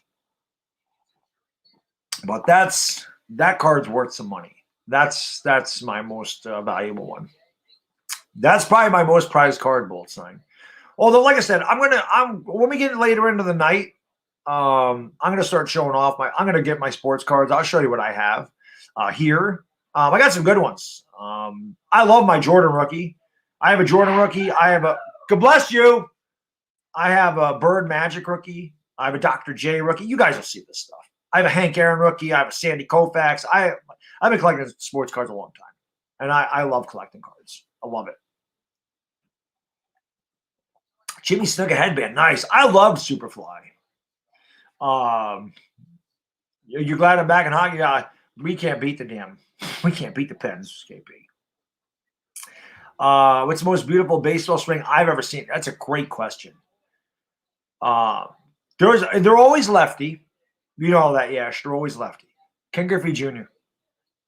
Unbelievable swing. Robinson Cano. Tony Gwynn. Tony Gwynn had the best swing I ever saw. I love Tony Gwynn. Tony Gwynn is the most underrated baseball player ever. Tony Gwynn was so good. Tony Gwynn was so good. Guy should have won a World Series. The toughest thing about Tony Gwynn was when they played the Yankees in the 98 World Series, man. I could not root for Tony Gwynn for obvious reasons. I was so glad he had a good World Series, but I always felt bad that he didn't win one. They had a chance in 84 as well. Lost to Kirk Gibson and the Tigers, but I loved Tony Gwynn. But Cano and Griffey, man. You know, Strawberry, Bonds, they're all lefties. Lefties have the best swing. Just natural, man. Very nice, Jay. Joe D signed baseball. That's awesome. That is awesome. I have a Joe D. It's a beat. Again, that's in my collection upstairs. It's beat up. It's only a PSA 1. I mean, it's in bad condition, but I have a 41 play ball DiMaggio. Again, I'll show those things off. I think a lot of guys ask about my card collection, so I'll show you some of the things I have. Hockey action, Stars and Hurricanes tonight. Oh, Techie, I'll be having sports on all day. I mean, the whatchamacallit's going to come on here soon. The Suns and Sixers come on at 3, so we have that on too. Would Will Fuller? Would you like Will Fuller? I like Will Fuller, Tom. I like him a lot. I just don't know how well he would succeed with the Giants, and he's always hurt. His injury history really, I don't know. And the other thing is, I think Will Fuller succeeded because of Deshaun Watson. I think Fuller and Deshaun Watson helped each other out. I don't know if Fuller would be a fit here. I like Will Fuller with Deshaun Watson as quarterback. I don't know how much I'd like him with Daniel Jones. Who sneezed? My wife. Andrew, Little Bad Dog wouldn't come on. I asked him. He said no. Little Bad Dog's got it. Little Bad Dog has to be in the mood. There was one time I brought him on here. He was just being silly. He was stealing the show. He wouldn't let me talk. He wouldn't let me do anything. He was doing all the talking. And then some days he doesn't want to show up. It just depends on his mood. Do I like Juju? I do. But again, I don't know how well Juju would do here. But I do like him. I prefer Allen Robinson. That's really the guy that I want. I think Allen Robinson would be the best fit here with the Giants, especially, as Chris said, you know, the Giants go out and sign a number 1 receiver. That just opens every other position up for the draft. I would love my dream scenario is get Allen Robinson or Galladay and draft Kyle Pitts. I think the Giants offense immediately becomes a top 15 offense with those two guys there and a healthy Saquon Barkley. I don't think there's any doubt about it. It's cold and wet outside. Ice is like Rose, Veronica. It is freezing out here, but it's sunny. It's about 10 degrees here in upstate New York. Going to be really cold. It's going to snow overnight tonight. Do I think Pat Mahomes had a better season than Tom Brady and Russell Wilson, in my opinion? No. Tom Brady had the best season. He won the Super Bowl. Tom Brady won the Super Bowl. He had the best season. And Brady threw what, 46 touchdowns or something crazy? I mean, quarterback-wise, Aaron Rodgers put up the best numbers. Yeah, that sucks, LA Lou. I heard 3-6. I didn't know he broke his hand. Like I said, the Knicks had that in hand, so I went over to the Rangers game. What we do if Evan Ingram would get Pitts? Well, Barry, I mean, you could go 2 tight ends, and you could keep Evan Ingram, or it makes Ingram tradable. You know what I mean? You may be able to get a 4th-round pick. I mean, that can definitely happen. If the Giants draft Kyle Pitts, number 11, maybe in the draft, maybe that night, the Giants move Evan Ingram and get more draft capital. That is definitely a possibility, too. That is definitely a possibility. I'll be honest with you. If we draft Kyle Pitts, I would like to keep Evan Ingram. I would like a 2 tight end set. I think that Evan Ingram would play better if Kyle Pitts was there. I really do. I say this all the time. Healthy competition is good. Competition is good. It drives you to be better. You know, I've said this all the time. You guys think I'm a chip, you should see the guy I work out with. He drives me to be better. You know, it's insane. Juju dancing on people's emblem is yeah. I mean, his attitude stinks, which is why I don't think he'd ever be a Giant. You know. Jay says hell of a culture out here at 68. Rub that in, Jay. Rub it in. HDH is going to be on the channel. Huge HDH hype. Let's go. Let's go. Huge HDH hype, man. Let's go, baby. There we go. Don't tell Wentz that. I don't even think that's competition for Wentz. I don't think Jalen Hurts is any good. I just don't think that Wentz is any good. And he has no help.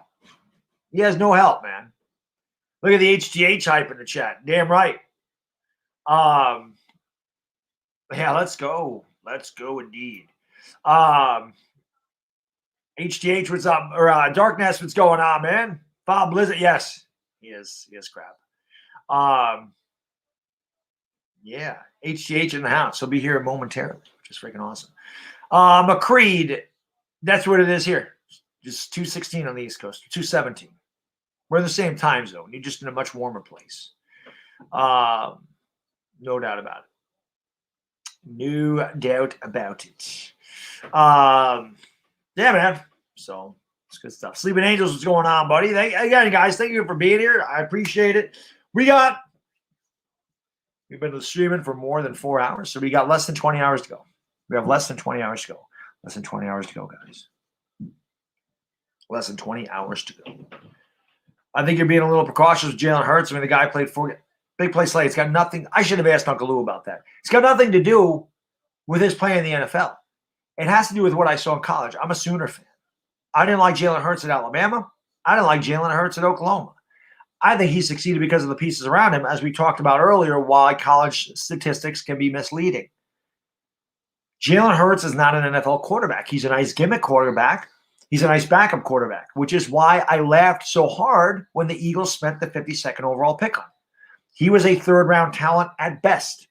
The Eagles reached because the Eagles, in my opinion, tried to get back at the Cowboys because the Cowboys took CeeDee Lamb away from the Eagles.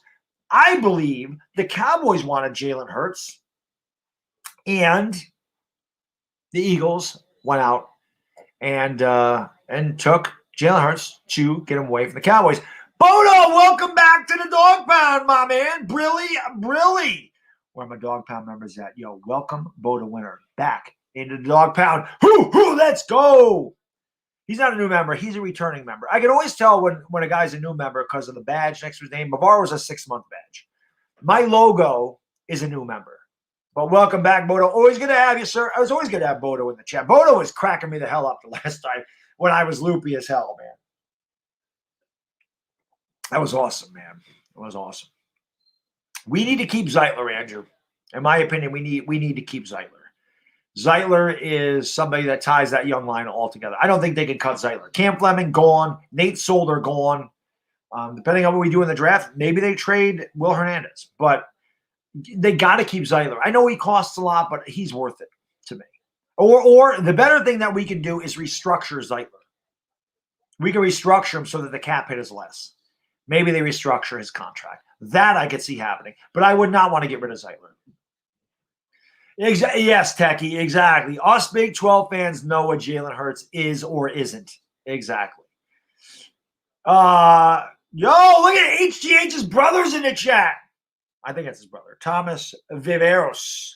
What's going on, buddy? Raybro in the chat. What's going on? We're just waiting on the legend. With Dr. Richard Fleming, Baking Hockey, CD Sports Nut. Hey, my hot take hockey guys are in the chat. We're waiting on him. He's fashionably late. He's on his way. He is on his way. My man, HTH.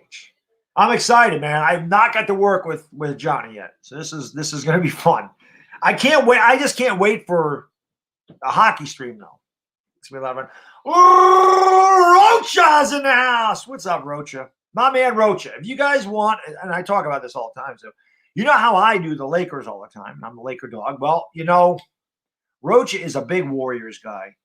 And Rocha's an awesome guy, man.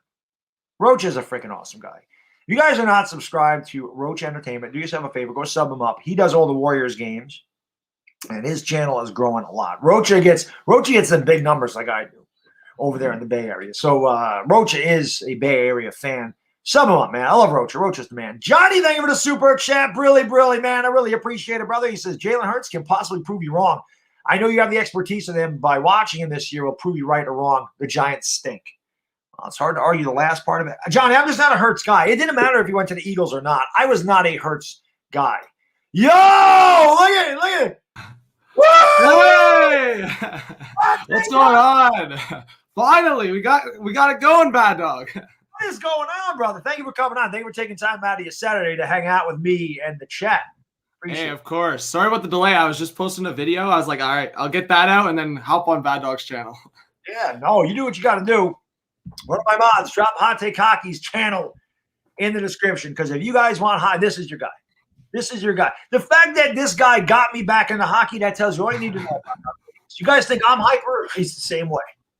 Hey, it was a long time coming, because I've been saying to people, I was like, if there's anyone, I mean, you've been saying the same thing, but I have so much respect for you. If there's anyone on this platform that has the energy, I mean, you have more energy than me, and I have no excuse, because I think I'm like 20 years younger, so there's no excuse here.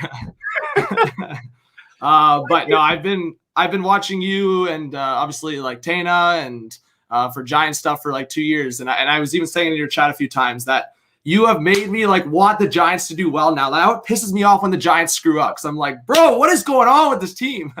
I appreciate that, man. I do. And like I said, man, your streams are unbelievable. Because, I was talking to my wife about this, and I said, it's funny because sometimes I sit there and I'm like, I have a hard time understanding why people enjoy my streams so much. I'm like, it's weird to me. Because, again, I just feel like a normal guy. And guys are always thanking me. And I'm like, you don't need to thank me, man. I love doing this. I thank you. Because if it's not for you guys, I'm not doing this. Yeah. But when I watch you, I'm like, you know what? It's the energy. It's infectious. It pulls you in. You want the guy, you want whoever is doing the streaming, you want their team to succeed for them, because you can tell that they love what they're doing. That is why I got back into hockey, because I love watching the streams, man. The playoffs were freaking awesome. And you're closing on 30,000 subscribers. You're getting close. Yeah, we're close. We're close to 30K. And I appreciate that. Honestly, no, it feels good that you're back into hockey. And I got to say, for the same for you and for guys like the Sports Fury and a bunch of these other YouTubers, they've gotten me like into football in a big way. Like, I think back in 2016, 2015, if you had asked me a question about football, I don't know, I'd be sitting there, I'd be like, what's going on? But now, like, it's totally different. Now, like, I'm a huge Seahawks guy. I was always a Russell Wilson Seahawks guy, but now I'm a huge Seahawks guy. I watch every game, and I watch every Giants game with you guys. So there you go. But yeah, that's the thing. Like, a couple of years ago, or even last year, I couldn't tell you who Adam Fox was. I wouldn't know who Adam Fox was. I love Adam Fox. He's a stud. He's a stud. I couldn't tell you who Keandre Miller was. I couldn't tell you any of these guys. I couldn't tell you who Shesterkin was. I couldn't tell you any of these guys. Bodo, thank you for the super chat. Really. He says, here's 20. Another 20 if John shows my jersey. To Philly's He Ace, really hot take. Bodo sent me this in my P.O. box. That is awesome. I was like, this is next level. He sent me a little Bodo represents. So whenever he's in the stream, he's hyping up. I put that jersey back there. There you go, Bodo. I'll put this jersey back there for you. That is freaking awesome. It's cool as hell. Johnny, thank you for the super chat. Really. Hot take hockey. Big fan. Your thoughts on the Flyers making it to the next level of the season. Tell Bad Dog the Giants stink. I won't tell them the Giants stink, but I'll tell you, the Flyers are looking good. I mean, pretty inconsistent. They've battled with some injuries, but they should probably finish top 3 in the division, I would imagine. What'd you think about that Rangers-Bruins game last night, man? That was pretty intense. Yeah, pretty crazy. Yeah, I was supposed to stream the whole thing, and then school stuff came up, but I was watching.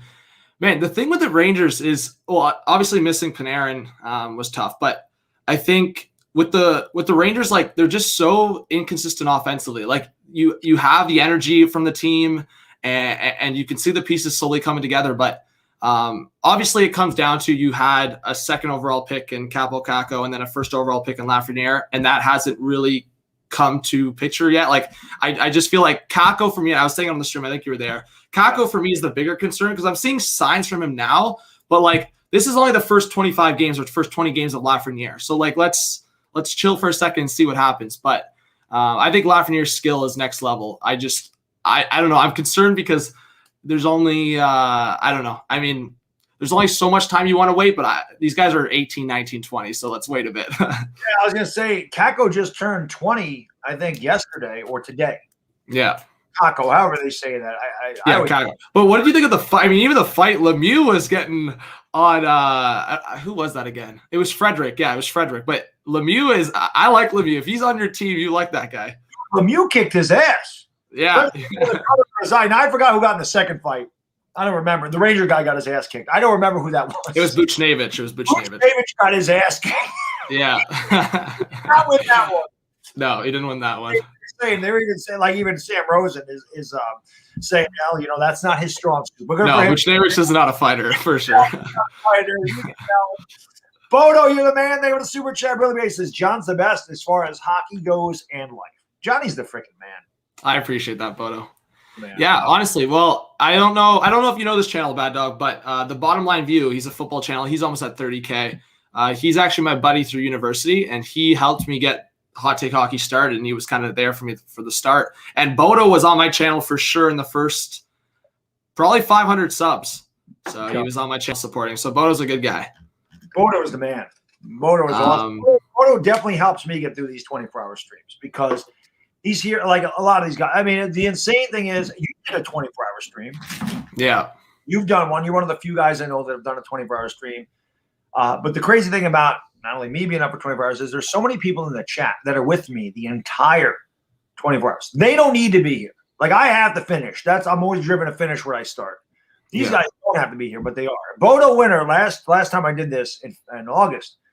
I'm tired. I'm loopy. I don't know what's going on. He was cracking me the hell up, man. He was cracking me up with some of the things he said. So no, it's the late night, probably 3 or 4 a.m. You're pretty loopy, so you're laughing at everything. Also, it's tough, man. It's tough. Like I said, you've done it, so that's part of the fun for me is just not even knowing what the hell I'm talking about. Just. Well, it was funny because you were saying earlier that you weren't going to call a game because then you lose your voice and get super tired. But the crazy part for me on my 24-hour live stream, it wasn't a game, but it was actually the opening free agency day for hockey. So I was from like 8 a.m. or 10 a.m. to like 6 p.m. just going like straight, getting like – so by the time it was like – and then my brother showed up and he was hanging out with me for the night to kind of keep me up. But by like, I don't know what time it was, like 2, 3, 4 a.m. I didn't even know if I was going to make it. It was crazy. Oh, it's tough. The last 4 hours are brutal. Yeah. I don't. This is the thing with me and Dire Giants fan. Thank you for dropping the link to Hot Take Hockey's channel. Thank you. And again, guys, you need to sub this guy up. I'm not a guy that gives backhanded comments or compliments somebody to compliment him. If I'm giving them big ups, they deserve it. And this guy deserves it. I mean, like I said, if he's not streaming, I'll be honest. If I'm not streaming the Lakers, and even before, the Lakers come on at 10 o'clock most of the time. If I'm streaming the Lakers at 10 o'clock or I'm not streaming and he's not streaming, I'm not gonna lie. I get a little upset. I'm like, I gotta put a job. I need something. I mean, I'll be playing the game or I'll be doing something. I may be shaving, whatever it is, but I gotta listen to. I gotta listen to John. Well, I gotta say, I really appreciate that, Bad Dog. I know you don't have to. I mean, you definitely don't have to do that. And I know there's some people in the YouTube world that expect stuff like that or expect constant shout outs or stuff like that. So, you know me, I'm just super thankful that you've even come to watch me on my channel and stuff like that. I know back in like whatever, it was 2.5 years ago when Sports Fury recommended you. Man, your energy's infectious. I always want to get hyped when Bad Dog's raging at the Giants or getting pissed off, riled up, because that's me, man. I mean, and people think I'm just like that on stream. No, if I'm off stream, I'm getting riled up too. I'm pissed at my team. You can tell. You can tell. Like I said, I told you. You guys got to go back and watch. So Hatakage has a video out. I think it's called like Leafs fan reaction to all 5 games of the playoffs. So I'm watching that, and it's funny because I go through this, and this is why I like him so much. That's why I say he's related to me. We don't talk. We have different accents. I'm New York. He's Toronto, but the personality is exactly the same. So I'm watching this. I never watched it before, and the highs and lows are crazy. It's like an EKG machine, and that happens to me with the Giants every week. But there is a part when I think it's Game 5 when Marincin screws up, and he loses his mind.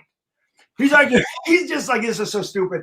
He's all kind. And then the next thing you know, he's like, why is this so garbage? My wife, is that you? I'm like, no. It's awesome. I must have watched that like 5 times. I love that. Man.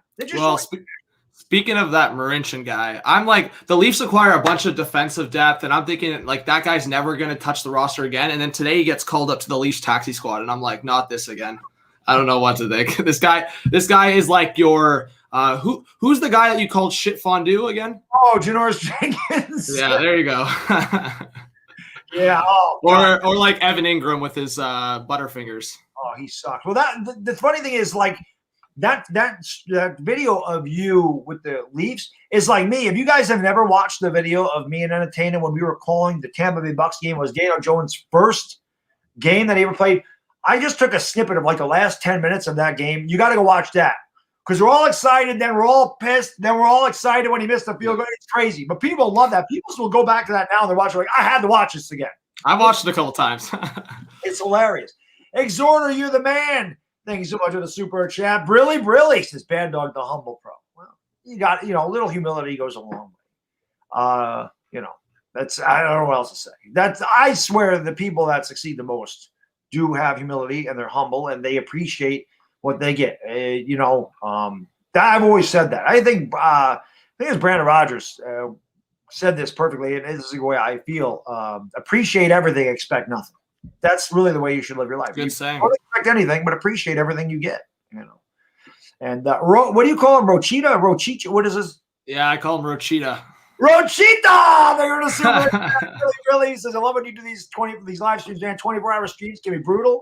Shout out to both you legends. Go Sharks, go Warriors. Yeah. There you go. Roach is the man. Yeah, Roach is a good guy. Yeah. He gets pretty hyped he gets pretty hyped and mad with his Warriors. I see him on the streams. Yeah, I mean, he should. That's what's funny. Well, the funny thing is, I'm not even a Laker fan, but I get pissed just because I stream all the time. Like last night, I was pissed. I'm like, this team, they're down 22-2.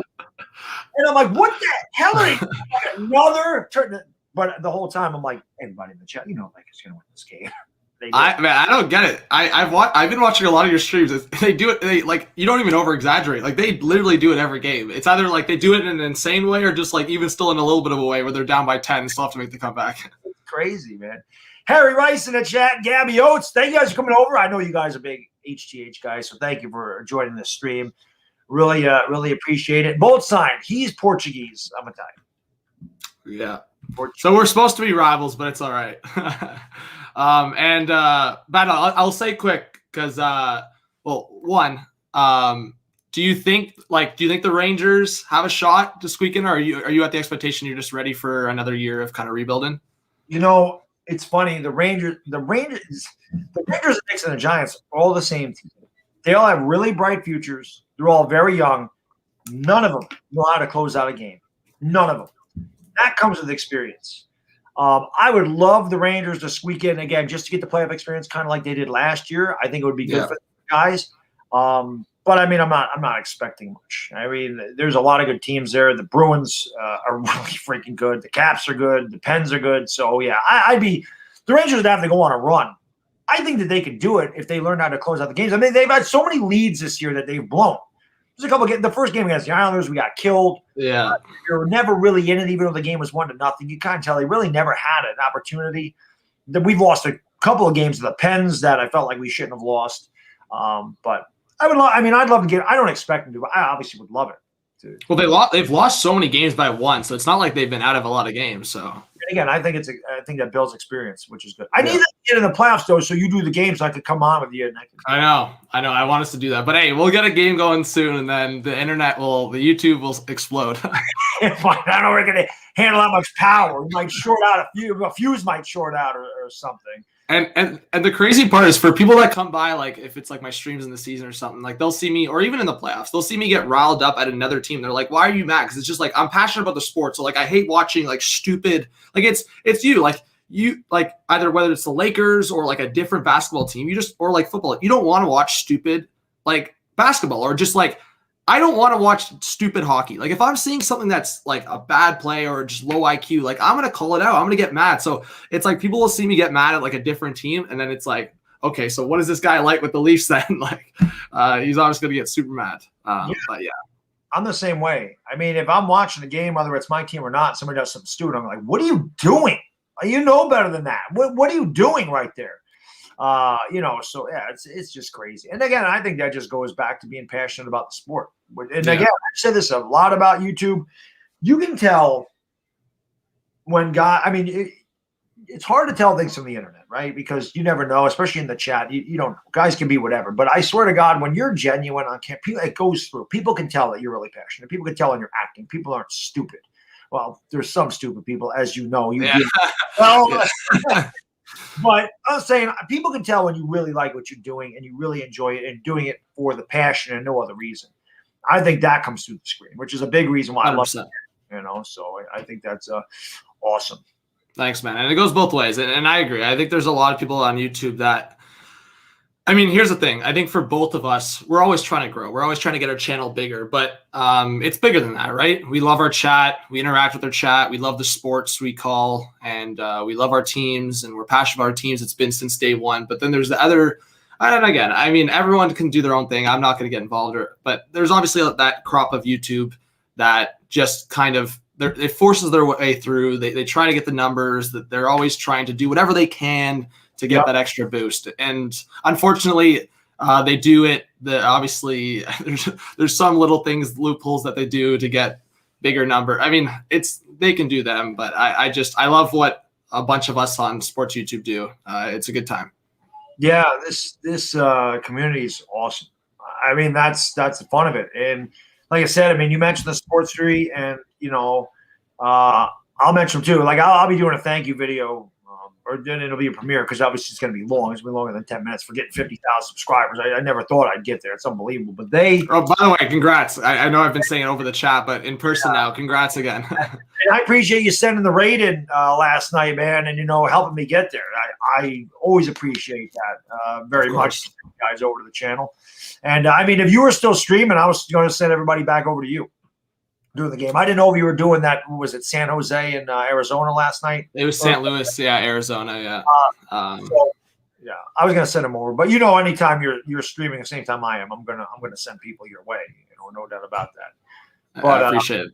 Yeah. Definitely don't have to, so I appreciate it. Thank you. No, I mean definitely, but Sports Fury, showed me a different way to do things on YouTube, and they were a huge inspiration to me, and obviously they helped me grow. I mean, they had me on their channel a couple of times. They recommended me. They rated me. They got me off the ground.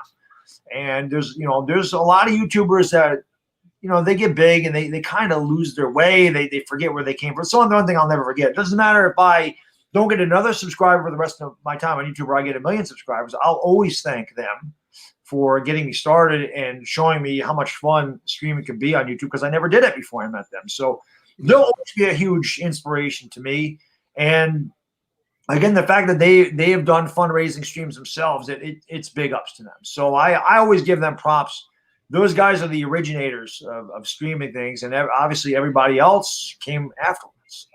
But they're huge influences in what I do, and I'll always appreciate those guys. Unfortunately, I don't get to go into their streams a lot because if they're streaming, I am, or I'm tired, or I want to sleep, or I'm busy doing something else. So it's hard. I wish I could go into everybody's stream that I want to, but the problem is when you start finding a bunch of channels, how do you choose? Well, I feel the same. People will tell me all the time, "Oh, HTH, I see you in all these chats." It's because I try to say my highs and support and giving. Like, I try to go in chats and hype people up. Drop a like, subscribe, like do all that good stuff. So, but it's like it is hard. Like I got so much on the go. I try to take an hour and try to support everyone. So, but yeah.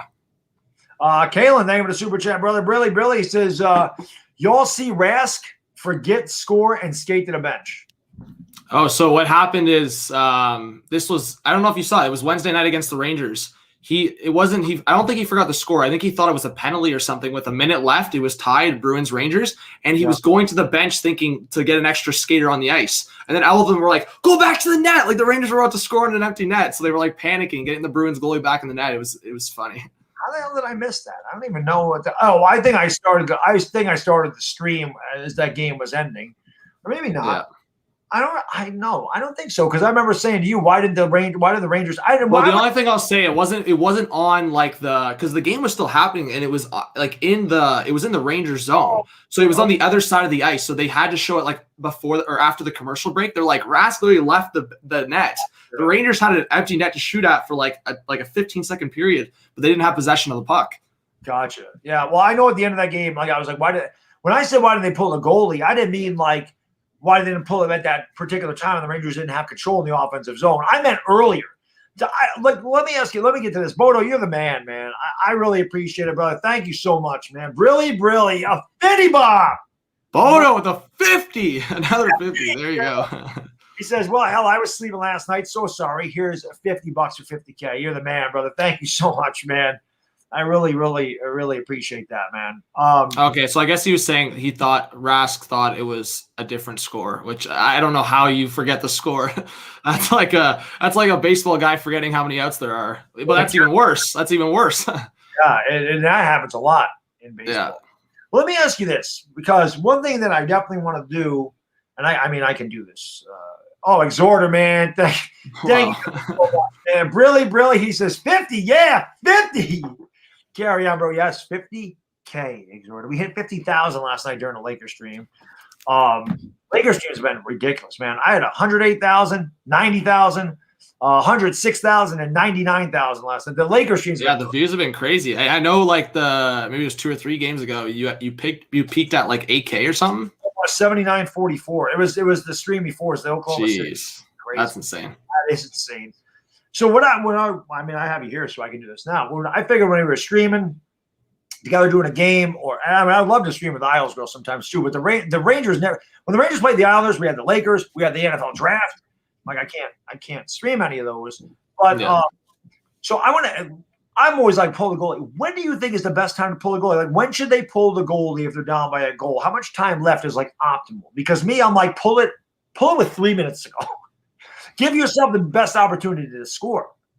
Yeah, I don't know. I think it depends what kind of team. I'm always saying I think with one goal down, about 130, 145. The only reason I say that is because if you deserve to be in that game, if you deserve to come back, 130, 145 is close to a power play, right? If you're a good power play team, you should be scoring a goal. So I say 130, 145. An empty net's risky. For me, the Rangers were just struggling last night. I don't know if 3 minutes would have helped more for like a Rangers team that was struggling. Like they literally got it behind the Bruins net, and then Brandon Carlo, the defenseman for the Bruins, just put it in his skates and wasted like 15 seconds, 20 seconds. And then they did it again. The puck got kicked out, and another guy held it. I'm like, can you guys get the damn puck out of there? I'm like, why did the ref blow the whistle? Yeah, honestly, the ref could have blown the whistle when Carlo had it in his skates, but the problem is, and Carlo's smart with this, if he keeps moving even a little bit, then it's not called like a dead play, you know? Like if he was just keeping in the corner and just staying there, which he kind of was for like 10 seconds of that, if that's like minor hockey, like if that's like not professional hockey, they're blowing it down after 5 seconds. Because I played and they would shoot that down after 5 seconds. But with the NHL, the Bruins would have probably lost their mind. Bruins fans on Twitter would have lost their mind if the ref blew that down. I can tell you this: when the Bruins got the delay a game penalty, I said, well, if the Rangers don't win now, I mean, they don't deserve to win. I mean, if they don't even tie, they don't deserve to get a point. It was 6-on-4. Yeah. You need to be able to score, and at some point, you need to be able to at least get better. So they didn't even get a shot, and that kind of pissed me off. I mean, I'm sitting there watching. I'm like, can you guys just get a shot, get a good shot, even if they say we're saving whatever. What is the goalie's name for the Bruins last night? Halak. What is his? Yeah, Yaroslav Halak. Yeah. He was amazing last night. Yeah, he's really good. At least get a good opportunity. They didn't even get a good opportunity, which pissed me off. I'm not gonna lie. I'm like, let's get a good opportunity to score, and they never got it. What else do I want to ask you? Because I always have a bunch of hockey questions because I'm trying to educate myself on the old hockey again. Yeah. But I was gonna say, if who's like a really good young star that somebody might know, like somebody like me who's just got back into the game doesn't know about. Like a young guy that's kind of already established, or like drafted last year or this year.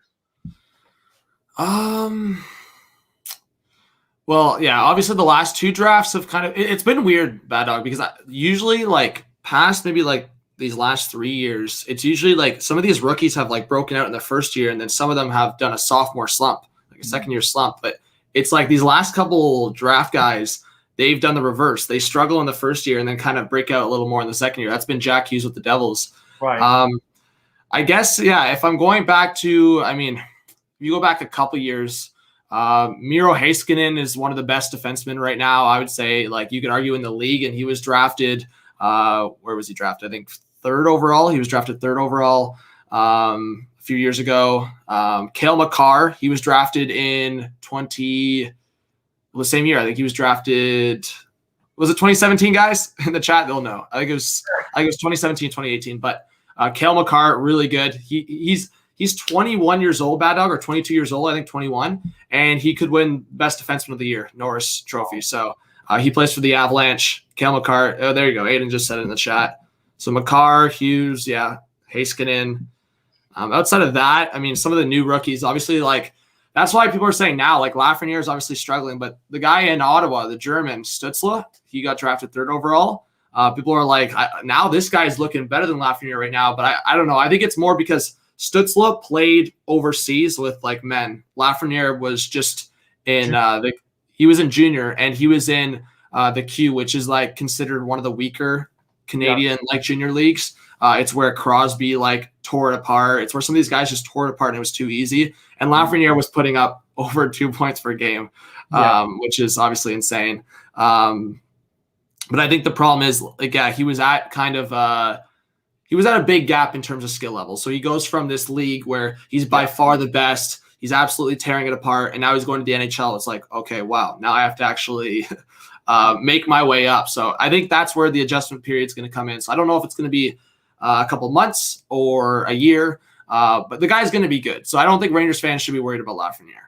Yeah, I'm not worried about it. I mean, I'm on Instagram and everything else, and of course I see all the things that he's a bust. And I'm like, God, he's played 20 games. He's 19 years old. I mean, I know in New York in general, we're very impatient.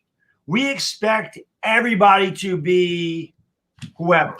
We expect Daniel Jones to be, Aaron Rodgers. We expect, I'm not saying that good, but we expect those kind of results. We expect Lafreniere to be Gretzky. We expect a Knicks draft pick to be Jordan. Like, we just expect the most. We have a really high draft pick. You expect these guys to be great. New York is a tough media market. It's a tough fan base. We love our team, but at the same time, man, we get really mad when they fail. We want to always cheer them, but we're very critical. That's just how the fan base is here in New York. Somebody asked who's going to win today, the Nets or the Warriors. Well, the Warriors are going to beat the Nets. I mean, I've said this about the Nets. I told you guys, the Nets stands for not enough talent still. Doesn't matter if they got Harden. Not enough talent still. They will not win. They're not going to get out of the East. They got Harden. You think the Nets are going to beat the Lakers? The Nets aren't even going to play the Lakers. When Thursday night when the Nets play the Lakers, you're going to find out. Yeah, I don't know. Now it's like, well, even now after that trade, I don't know. like it just seems like their depth is like missing now. I mean, no Jared Allen and no who's the other guy on that deal? Oh, I can't remember who they. I'm sure someone will drop it in the chat, but I mean, you could have a great starting five, and I guess that's worked in the past, but like depth is always super important. I mean, from some of these teams, obviously, I think the question, like, how do you feel about the Lakers' depth? Do you think it's Chris LeVert? There you go, or Karis LeVert? Yes. Yeah. But yeah, are you confident with the Lakers' depth right now? The Lakers need another big man.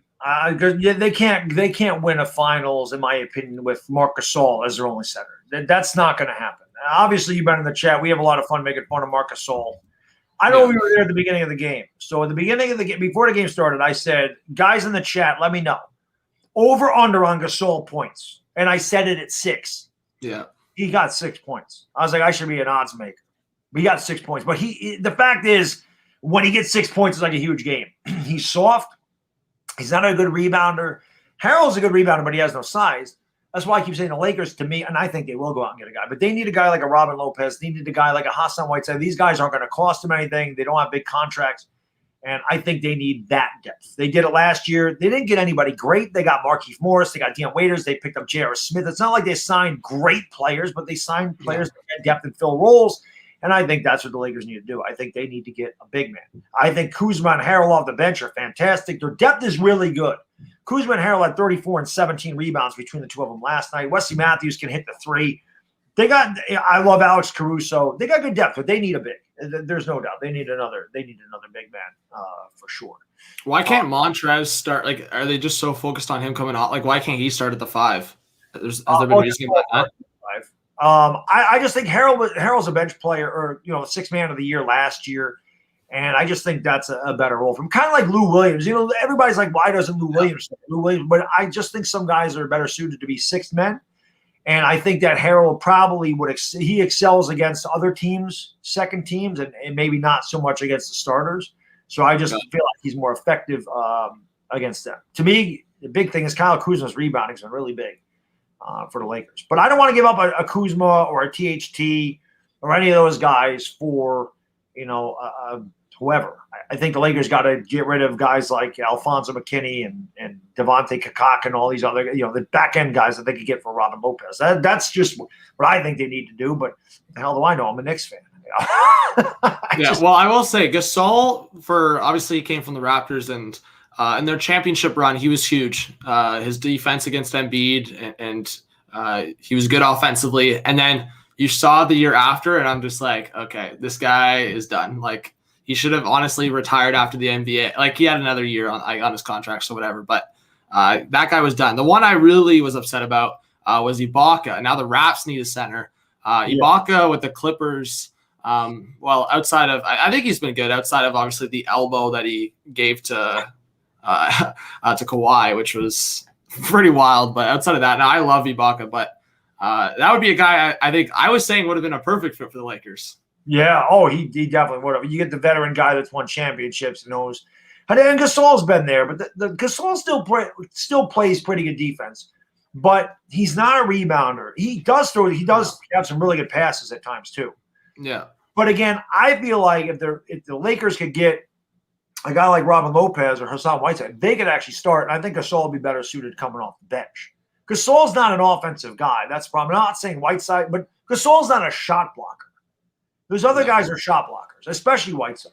He's more of just at this point, just a vet experience IQ guy. He's not going to run around the floor too well. Exactly. So, but that's a funny thing. We obviously have a lot of fun at Marc Gasol's expense. Because all the guy does is shoot threes. He doesn't post. He doesn't do a lot else. No. So it's pretty funny. Duke bothers. He says Ibaka, Westbrook, Cupcake, Harden. How do we not win a chip with those guys? Because the fourth guy that you mentioned was on that team. Harden's a loser. Harden is Carmelo Anthony. Great numbers, losing mentality. Won't win a championship. It's fact. Some guys are that guy. He's that guy. He is that guy. It was, no, sorry, you go, Bad Dog. Sorry, Dire Giants fan, thanks for dropping and I saw Jay Berman did it too. You guys can subscribe to Hot Take Hockey. Dire Giants fan and Jay Berman both dropped the link. So please subscribe to this guy like that. You will not be disappointed. If you like my energy, you're going to get just a younger version of me. He's right over here. Yeah. And he always has the Sapporos working. Yeah, the Sapporos. Yeah. Have you been able to try a Sapporo? I have. They don't have it on my grocery store, so I have to go to the beverage center. But I did buy some Sapporos when I go to my mother-in-law's house. There's a beverage center near hers, so a couple times I was in the fall, like a late summer, early fall when college football was on. I was like, you know what? I'll get some damn Sapporos when I'm in here. They're pretty good. I think they're like in metal cans. I got them. Yeah. They're like 22 ounces. They didn't have a 6-pack, so I got those. I got a couple, but I'm like, this is damn good. So I did get some Sapporos. Yeah. No, yeah, they either come in the metal cans or the tall boy 6-pack. But I was just gonna say about Harden. I was watching forget what game it was, but obviously Durant was thrown out. It seemed like on Twitter he was thinking a conspiracy was happening with the NBA for keeping him out. And then I guess Kyrie had something wrong with his finger, and Harden was trying to run the show against, man, who were they playing again? I don't know. Maybe someone can help me out in the chat. They ended up losing. I forget which team it was, but it was not a team they should have lost to. And I just remember watching Harden trying to run the show, and it was just a mess. And Kyrie was missing open layups. Jarrett to the Pistons. I think that's who it was. Because they it might have. Let's see. I think it was the Pistons. by them too. The Pistons save the best basketball for the best teams. But I think it was the Pistons. That was like what, 4 days ago? Yeah, that makes sense. Yeah, so I was watching that and I'm like, how is, like, I get KD makes that team something, obviously, but without KD there, if it was just Kyrie and Harden, that team would be like a mess. Like, I don't even know. I think they'd barely make the playoffs. Like, I think they'd be like a 6, 7, or 8 seed. They might be that anyway. I'll tell you, exactly. the thing is with Harden, you don't have enough basketballs. If one of those guys came off the bench, if they brought Kyrie off the bench or Harden off the bench, you can't bring Durant's one of the best players in the game. You're not bringing him up. But I think if they brought Harden in off the bench, so these guys aren't playing all at the same time, they're going to be better. I think if Harden really wants to win a ring, I think he should come off the bench. I really do. Because then you have Harden against the second unit, and Harden can run the show. They should alternate him and Kyrie. You can't play them at the same time. There's not enough basketballs, which is Westbrook and Harden were a bad combination in Houston. Why would you do that? You know. Well, I think what interview was I watching the other day? Did you watch the? Oh, it was Did you watch the interview with Dwayne Wade? That was like on social media. No, I didn't see it. So he was talking about. I don't know exactly what year, but it was like back before the kind of God Squad was formed in Miami. Yeah. Dwayne Wade was talking about how he and LeBron were talking about joining like MVP Derrick Rose in Chicago. Oh, jeez. Like before Derrick Rose. So what year would that have been? Like 2010, I guess, or no, before that maybe, or I don't know, around there, right? Imagine Derrick Rose, Dwayne Wade, and LeBron. And Dwayne Wade said the reason why they didn't do it was because they felt there wasn't going to be enough ball to go around. Yeah. So that's why they felt the better combo was with Chris Bosh, a guy that can obviously drive, like play defense, all that good stuff. Yeah, but shoot a little bit. MVP Derrick Rose with LeBron and Dwayne Wade would have definitely been interesting. It all started with the Celtics. This super team thing all started with the Celtics, with Ray Allen. Oh God, who the hell am I? Why am I losing my freaking? Is it like Paul Pierce or no? Yes, I think it was Durant. Not Durant. Paul Pierce, Kevin Garnett, and Ray Allen. I think it started with those guys, and then usually it was two. Like Kobe and Shaq. Jordan and Pippen. See how the NBA Jam thing got started. Everybody had 2 stars. Now it's like some super teams and some not. Even the Lakers. The Lakers don't have a threesome. They just have AD and LeBron. Well, that's what it seems like it's now in the NBA, except for now the Nets have gone back into the big 3. Like, I don't think is there another team right now that has a 3? I don't think so. Actually, that's a good point. I don't know if there is. So it seemed like before the season, and a lot of people were talking about it, that it seemed like it was back to the duos. Like everyone was excited for the season, and then the Nets were like, nah, let's go back to the big 3. The Net, it ain't going to matter. The Nets, Harden picked up his defense last year, but he's not a great defender. And again, I just think Harden's a guy that needs to score. That's what his job is. And I don't know. Harden and Durant played together in Oklahoma City, and they got rid of Harden. because there just wasn't enough basketballs. And I think it's the same thing. Was it Duke? Was it Harden, Westbrook, and Durant? Were they all on the same team and they got Harden? Were those the guys? I'm thinking that's what it was. So pretty much all they've done is replaced Westbrook with Kyrie Irving, and you got the same damn team again. Yeah, with OKC, and then they obviously had guys like Ibaka and who was the guy with the goggles, or what was his name? With OKC. Someone will say it, but I remember that team, like obviously the run, and then I can't believe that OKC team almost went on to the finals and they choked. Yeah.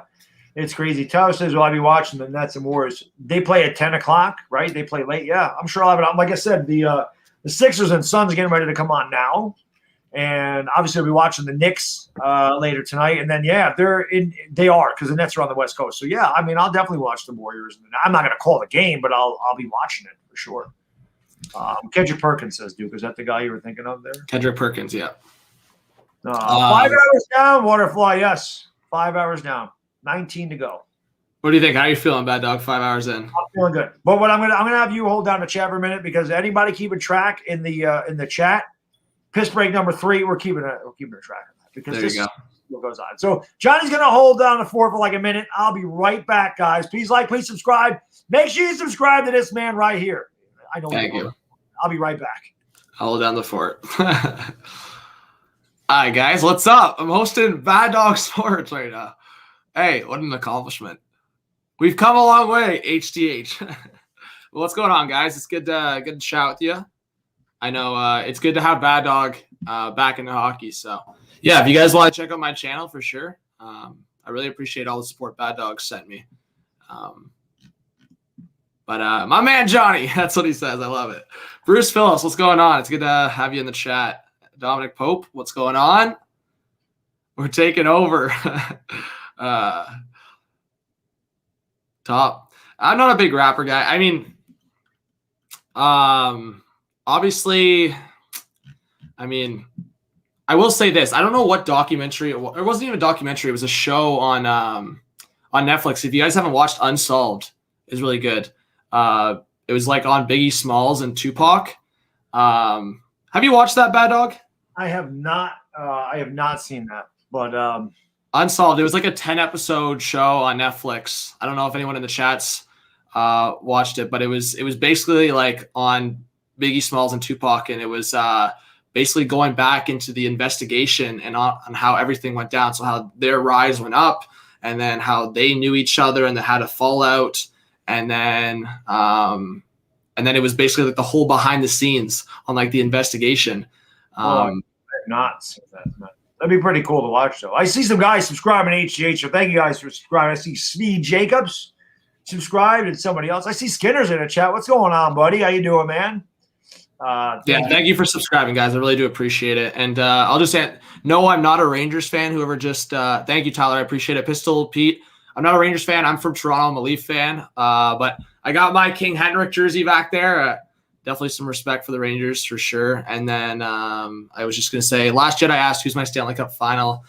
I don't know. I mean, the easy pick before the year was, it wasn't an easy pick. I said Colorado Avalanche versus Carolina Hurricanes as my final pick. But now with the new divisions, anything can happen. Like, so Bad Dog, I don't know if you know. So when it gets to like every division will have like a one-man standing kind of thing, like last team. So they'll do like 1 in the division versus 4. So they'll stay in the division to start the playoffs, then 2 versus 3, and then those 2 teams play. So it's like each division will basically have like a representation into the conference finals. But the crazy part is it won't be like Eastern Conference versus Western Conference. So it's just going to be based on reseeding. So, I mean, technically the Boston Bruins and Toronto Maple Leafs, for example, could play in the Stanley Cup final. Like that's like never happened until like back into like the 1940s or 1950s or whatever. So like it's crazy. The Bruins and Leafs could play, or like even for example, the Leafs and Rangers could play in the Stanley Cup final, which would never be possible. That's insane. That's pretty cool. That'd be like the Yankees and Red Sox playing in the World Series. Something that Giants and Eagles playing in the Super Bowl. Things like that. Yeah. That's cool. Ray Bro says, Bad Dog, thoughts on Ray Bro? Ray Bro, you're a legend, sir. Arthur, thank you for the super chat. Brilly says straight facts about the Lakers. 100%. You going bye-bye? You want to say hi? Yeah, going bye-bye. You want to say hi? Say hi real quick. Say hi. Hey, Bad Dog Jr., how's it going? Yeah, he's going. He's hey. That's awesome. Sometimes he's all about being on camera. Today he will not do it. He's shy. Dirty Daddy. What? Dirty Daddy. Dirty Daddy. Yeah. You're silly. You do it. You got to get little bad dog into the Rangers hockey eventually. I'm trying. It's hard. It's hard. It's hard when he's only 3. Yeah.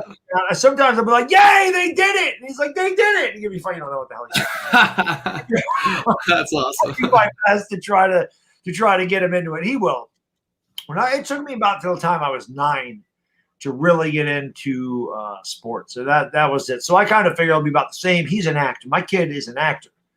When I was young, it was the same thing. I was all about like acting. I would do all these skits and all this other stuff. But then I really got into sports in like 1985. It tells you how old I am. But I used to go to Yankee games all the time with my dad and Giants games. And that's why people are like, "Why do you love the Yankees?" I say it's as my favorite team out of all the teams I root for. I said because being able to go to Yankee Stadium as a kid and the weather's nice, the sun's out, you walk through that tunnel.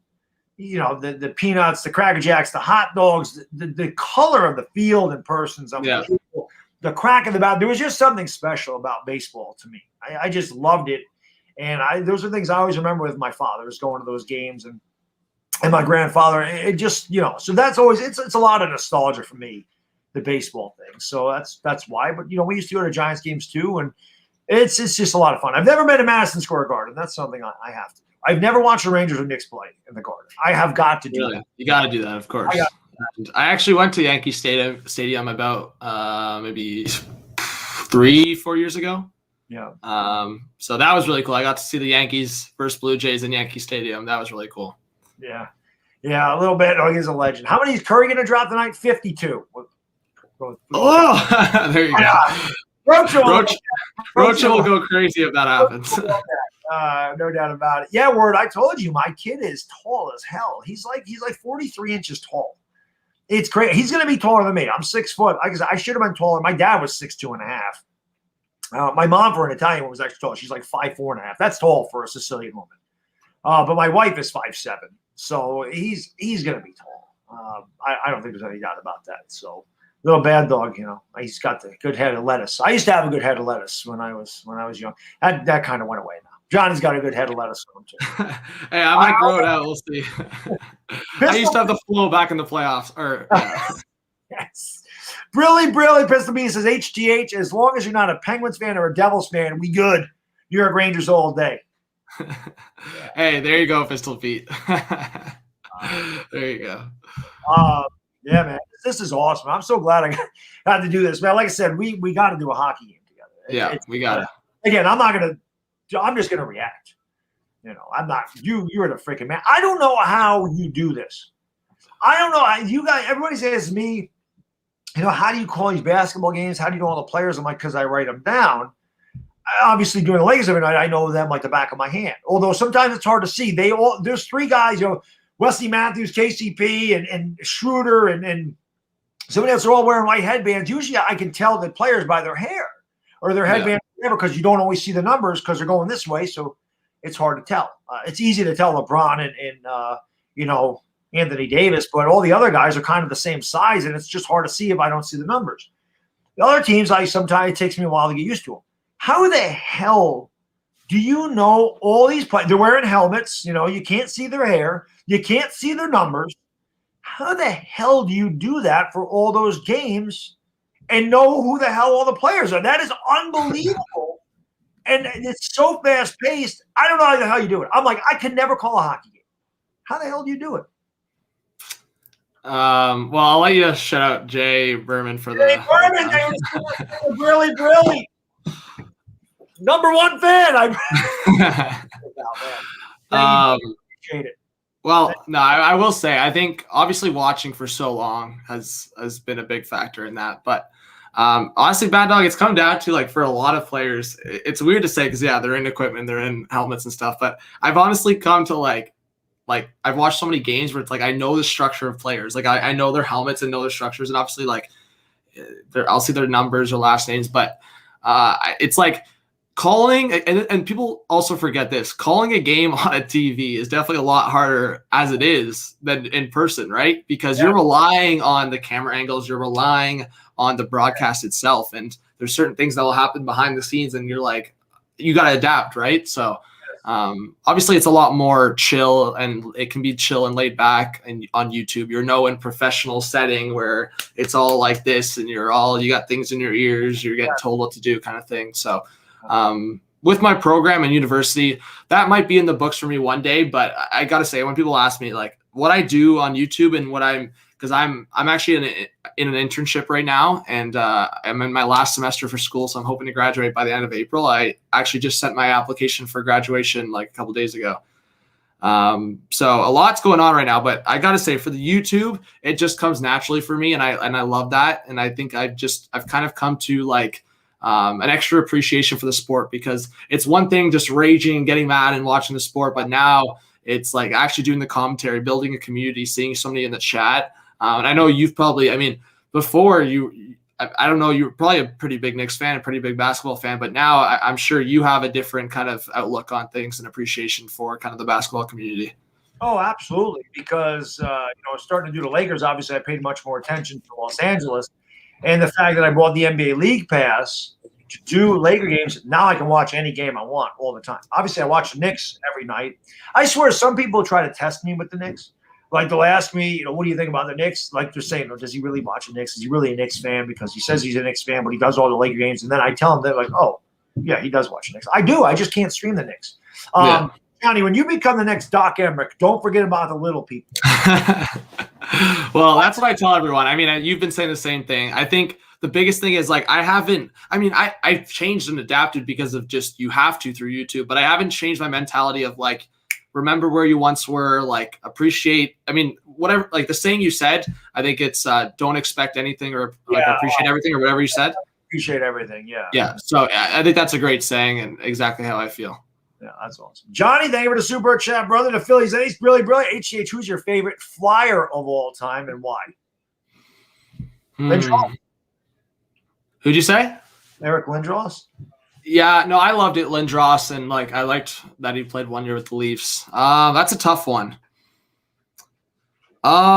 This is a random one. I did really like Kimmo Timonen a lot. Again, I was a defenseman growing up, so I appreciate all the defensemen around the league. I like Timonen a lot. I think right now a guy that I'm gonna really enjoy. Again, I wasn't able to watch guys like obviously Bobby Clark and like I'm too young. I'm 21. I've been able to watch tape and throwback games and stuff like that. But Kimmo Timonen was more in my kind of era. I really liked Mike Richards. I liked Mike Richards a lot for the Flyers. Outside of that, one of my favorite players right now to watch is Ivan Provorov. Provorov, defenseman for the Flyers. He's really good. So thank you for that question. And Azike, thank you. Yes, graduation. I appreciate that. I'll probably have to go in a couple minutes, but oh yeah, no problem. You know what my favorite Flyer is of all time, Johnny? Yeah. Ron Hextall. There you go. I remember Ron Hextall scoring a couple of goals. Yeah. Empty net, and I always loved that because Hextall played in the 80s, I think, and I remember or the early 90s, whatever it was, when I started watching hockey and I just kind of watch it, I'm like, that's the coolest thing ever. I've never seen a goalie score a goal. That is awesome. Did it a few times, so I always liked Ron Hextall. Arthur, thank you for the super chat, brother. Bye, buddy. Have a good day. I don't know what he's saying. A little bad dog. It really says thanks for the support, Bad Dog, for everything. No, thank you, Arthur, for being here. I appreciate it, man. I appreciate it very much. And it's funny doing the Laker games. I'm always like, I'm a Knicks fan, and they're like, Bad Dog, you're a Lakers guy. You're a Lakers. They're like, you deserve a ring for what you do. All I ever say is Lakers just need to find me and send me out to Los Angeles so I can watch a game at the Staples. That's my goal. That's my dream. Send me the hell out. And getting in the real Ivana Alawi on the channel. That would be great. Imagine after all the time. Hey, Bad Dog, we're gonna get you to 100K and then we'll make it happen. Let's try. Well, that's the goal, man. I think that's the goal for every YouTuber. No doubt about that. But I think that's awesome. Like I said, what you do. Like I said, I watch a lot of different people, but I swear to God, there's a lot of. I can just tell you're a lot like I am. The way you handle the trolls, the things you say, I'm like, this guy sounds just like me. Like, just calm down. Like, why are you coming in there just to hate? Like, don't you have anything better to do? Like, exactly. I'm not bothering you. Why are you bothering me? You know? No, Ben, you know the comments that crack me up? It's when people tell, like, that you've probably got this, is like, chill, or like, calm down, or like, or like, what do you want? Is this like croquet? You want me to go sit in the corner and like, and read a book or something? Like, what else are you coming to watch me stream? Yeah, well, somebody told Josh to do that the other night, and he's like, you root for the team the way you want, or don't tell me how to root for my team. If you want to be chill and sit there with a thumb up your ass or whatever he said, then go ahead, but don't tell me how to root for my team. No, but my favorite comment of all of them is, "You're stupid. Y-O-U-R. Stupid." That is my favorite comment. Because the irony of somebody telling you you're stupid and they don't know that it's supposed to be Y-O-U''R-E. Yeah. I love it. I get "you're ugly." That's another one. "You're ugly." Oh God, that one hurt. Yeah. Work on the game. My wife talks better trash than all you. Okay, my wife lets me have it on a regular basis. Honestly, the shit talk in the chat, I don't take it seriously most of the time, because like, I'm on the screen. You're hiding in mama's basement behind your little screen doing nothing. Hold on one second. What? What'd you say? What? Oh, I forgot I don't have stamps. All right, sorry about that. The missus was calling there. Sorry about that. No worries. That's all right.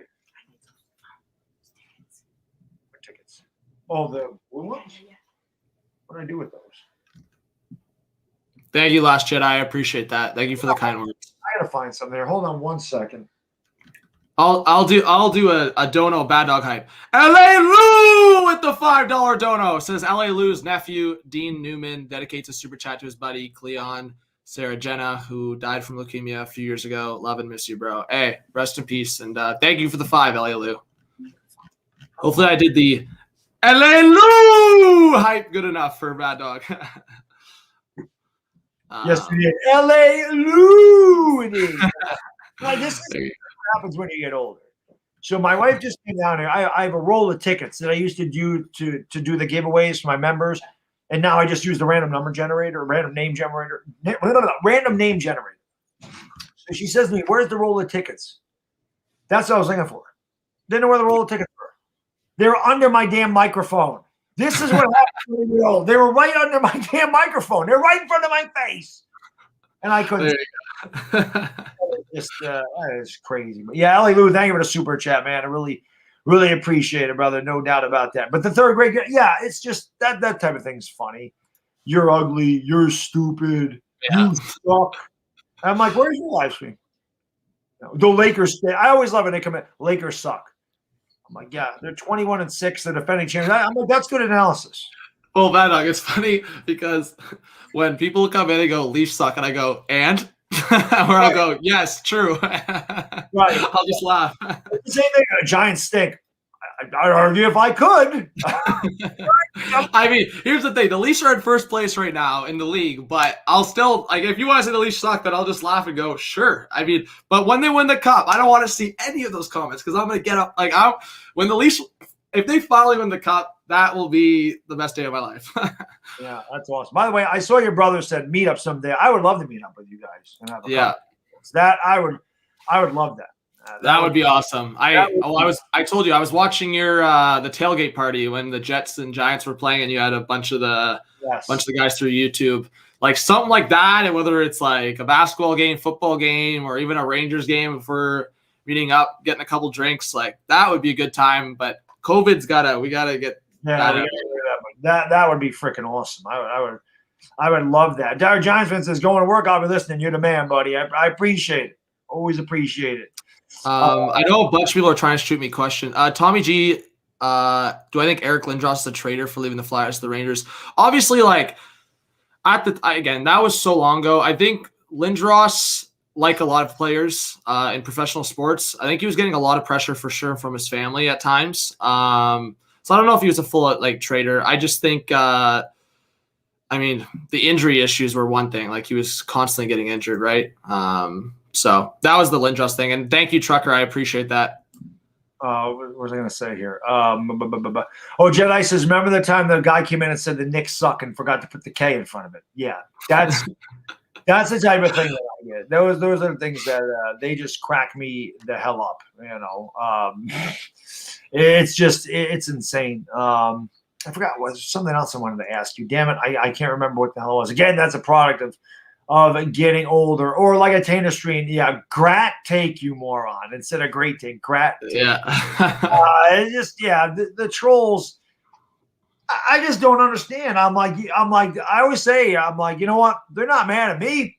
They don't know me. They're mad at their life. They're mad at their life. It's not my fault that you are where you are. Why are you getting mad at me? I didn't do anything to you. It's not like I went to your house and kicked your dog or something. No, if that was the case, I'd understand you getting mad at me. But shit, I didn't do it. Again, we don't have to get into that, but just some of these guys, like, there's so many better ways. Like, if shit's going sideways for you, like, I'm sorry, but like going on the internet to shit on someone else, that's like that, like, what, like, they're just looking for that little sliver of attention that they're not getting at home, you know? Yeah, exactly. Trucker Tim, a card I just got, Patrick Waugh rookie, or the Yager, or the Lemieux. I bought 3 hockey cards. That's awesome. Yeah, I mean, I've always liked hockey cards, but then, like I said, you guys really got me into hockey. It's like I gotta buy a couple of hockey cards. I always wanted a Gretzky, never bought it. Now I can't afford it. They're ridiculous. And same thing with Messier. I ended up pulling the trigger on the Lemieux, but the Messier was like $175 3 months ago. Now they're almost $2,000. I can't buy that. Damn. That's crazy. It's insane, man. But yeah, the trolls are. I know a bunch of people. I know you kind of already addressed this, but a bunch of my subscribers have been asking for you to get Discord, and I know you said a reason you weren't going to get Discord or something, right? Yeah, I don't have time to run a Discord, guys. I really don't. The time I spend on YouTube is the time I should be sleeping. I just don't. I was in Entertainer's Discord, and all I kept hearing was ding, ding, ding, ding, ding. 3 a.m. I'm like, I'm out. I can't do a Discord. There's not enough time in a day. If I was a young guy like Johnny, different story, but I'm not young anymore. And, I got the job all day. I go to the gym. I got the wife. I got the kid. I don't have time to get into Discord.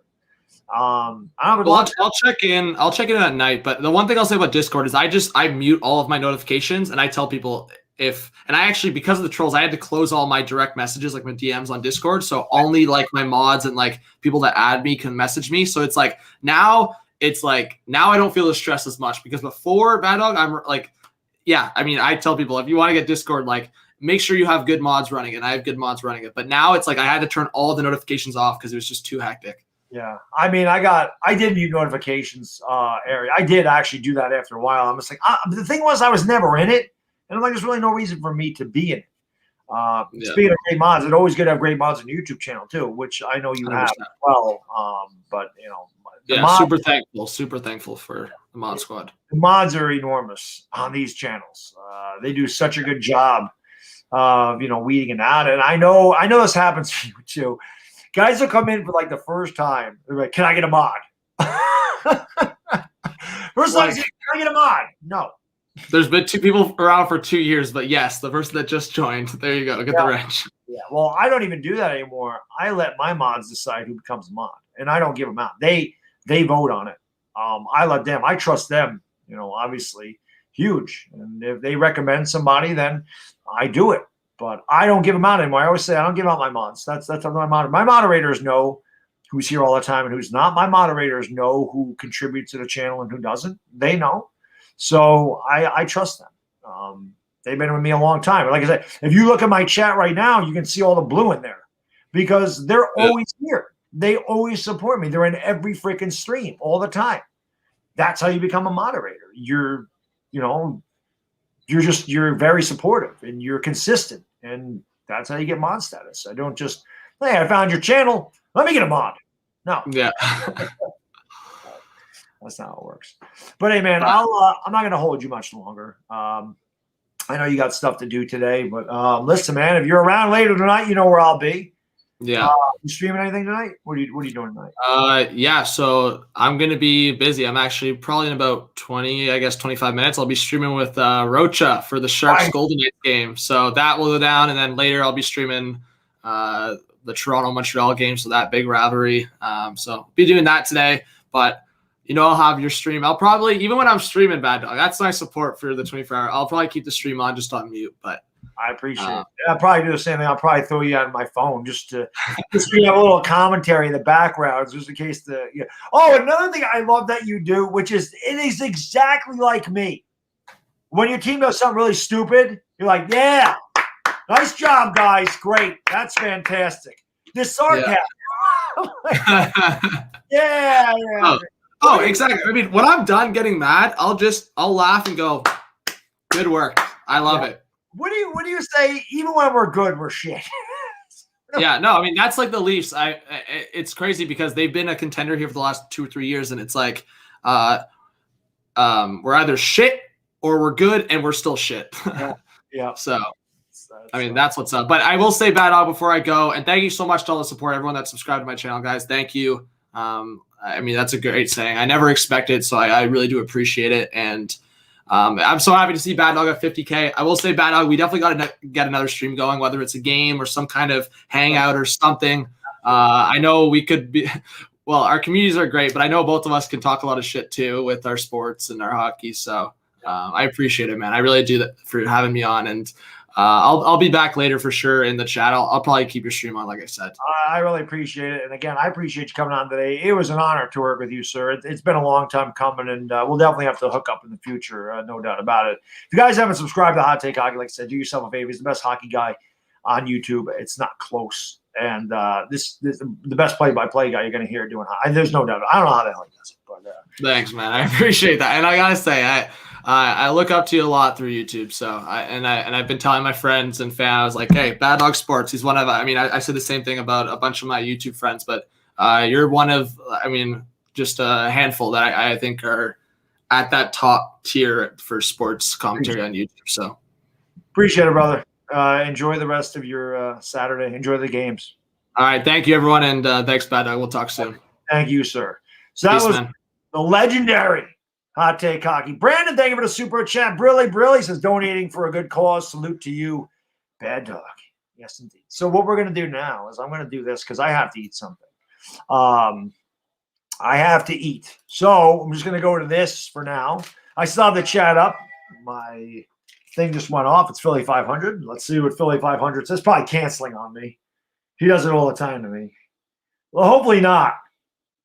Oh, no, he just said, what time do you want me to come on? Don't use NASA time. I always get confused. Put on mother humping socks. Let's see. How about like 8 or 9 p.m. Pacific time for Philly 500? My man, Philly 500. I can't wait to have him on here. I can't wait. That's going to be awesome, man. I got to have him entertain. I got to have him and Chris on at the same time. I'm not eating in front of the camera. I'm going to crack up on one of these. Who I think is more important in New York sports, Eli or Jeter? Jeter.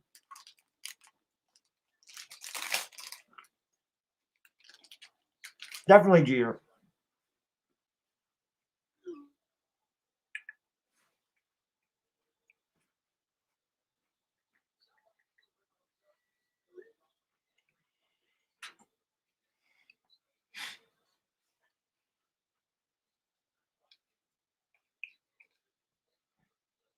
EDP, no. EDP will never come on the channel. Never come on the channel. But Johnny, yeah, Hot Take Hockey, man. It was an honor having you on, buddy. I appreciate. I freaking love Hot Take. Hot Take Hockey is one of my favorite guys on YouTube, man. He is just a freaking man. Like I said, anybody, like I haven't been into hockey in so long, but that guy does such a great job with those streams, and it's just like, dude, he got, especially because he was calling the Rangers playoff games last year, and it really got me back into hockey. Like I said, I used to watch Rangers all the time, then I got away from them. But just like I said, my wife even said to me the other day, she says, what's your obsession with hockey lately? Because I'm watching other games. Like I was watching the Isles and the Pens. I'm watching, San Jose and Arizona. Like I'm just watching different games. She's like, what are you so into hockey for all of a sudden? I said, because, man, it's a fun game to watch. I said, the energy, man, it's infectious. Yeah, EDP's not going to come on my channel, man. EDP don't give a damn about me. EDP's got like 2.5 million subscribers, man. Let me take another bite of this thing, and then I'll go back on camera here.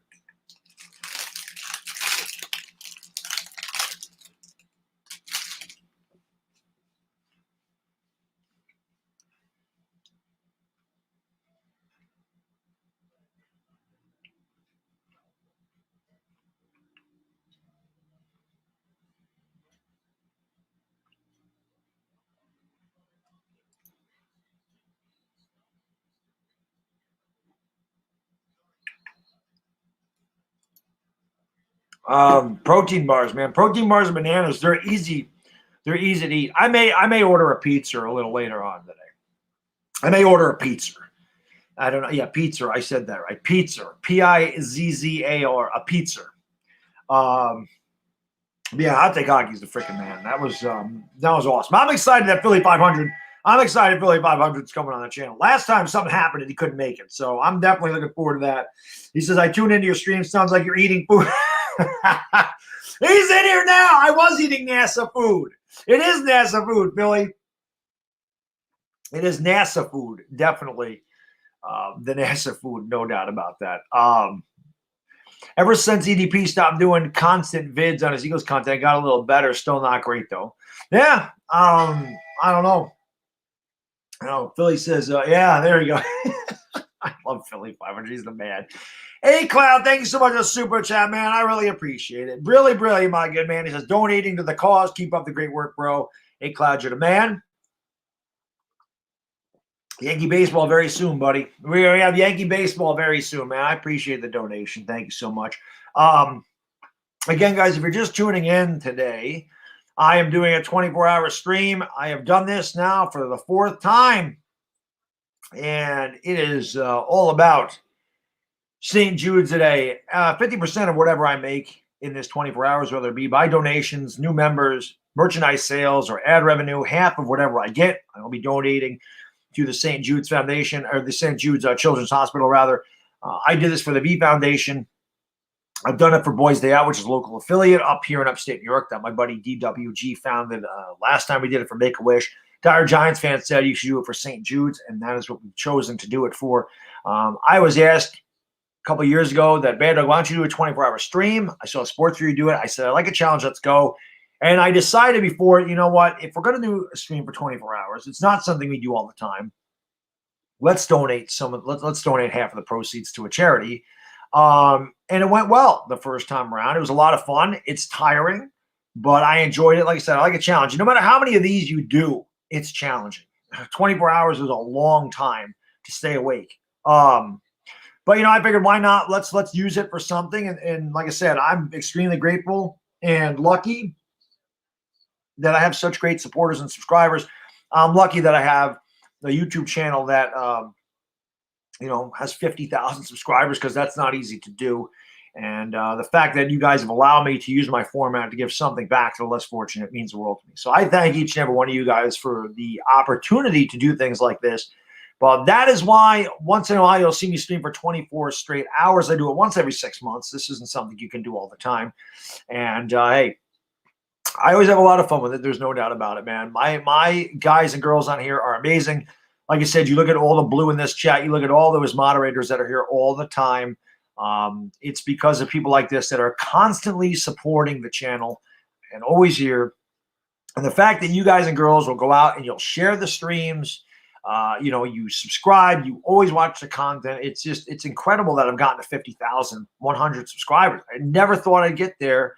And my goal was to get to 50,000 by the end of February. You guys made it happen by the middle of February, and I really, really appreciate it. So thank you guys and girls for being here today and hanging out with me.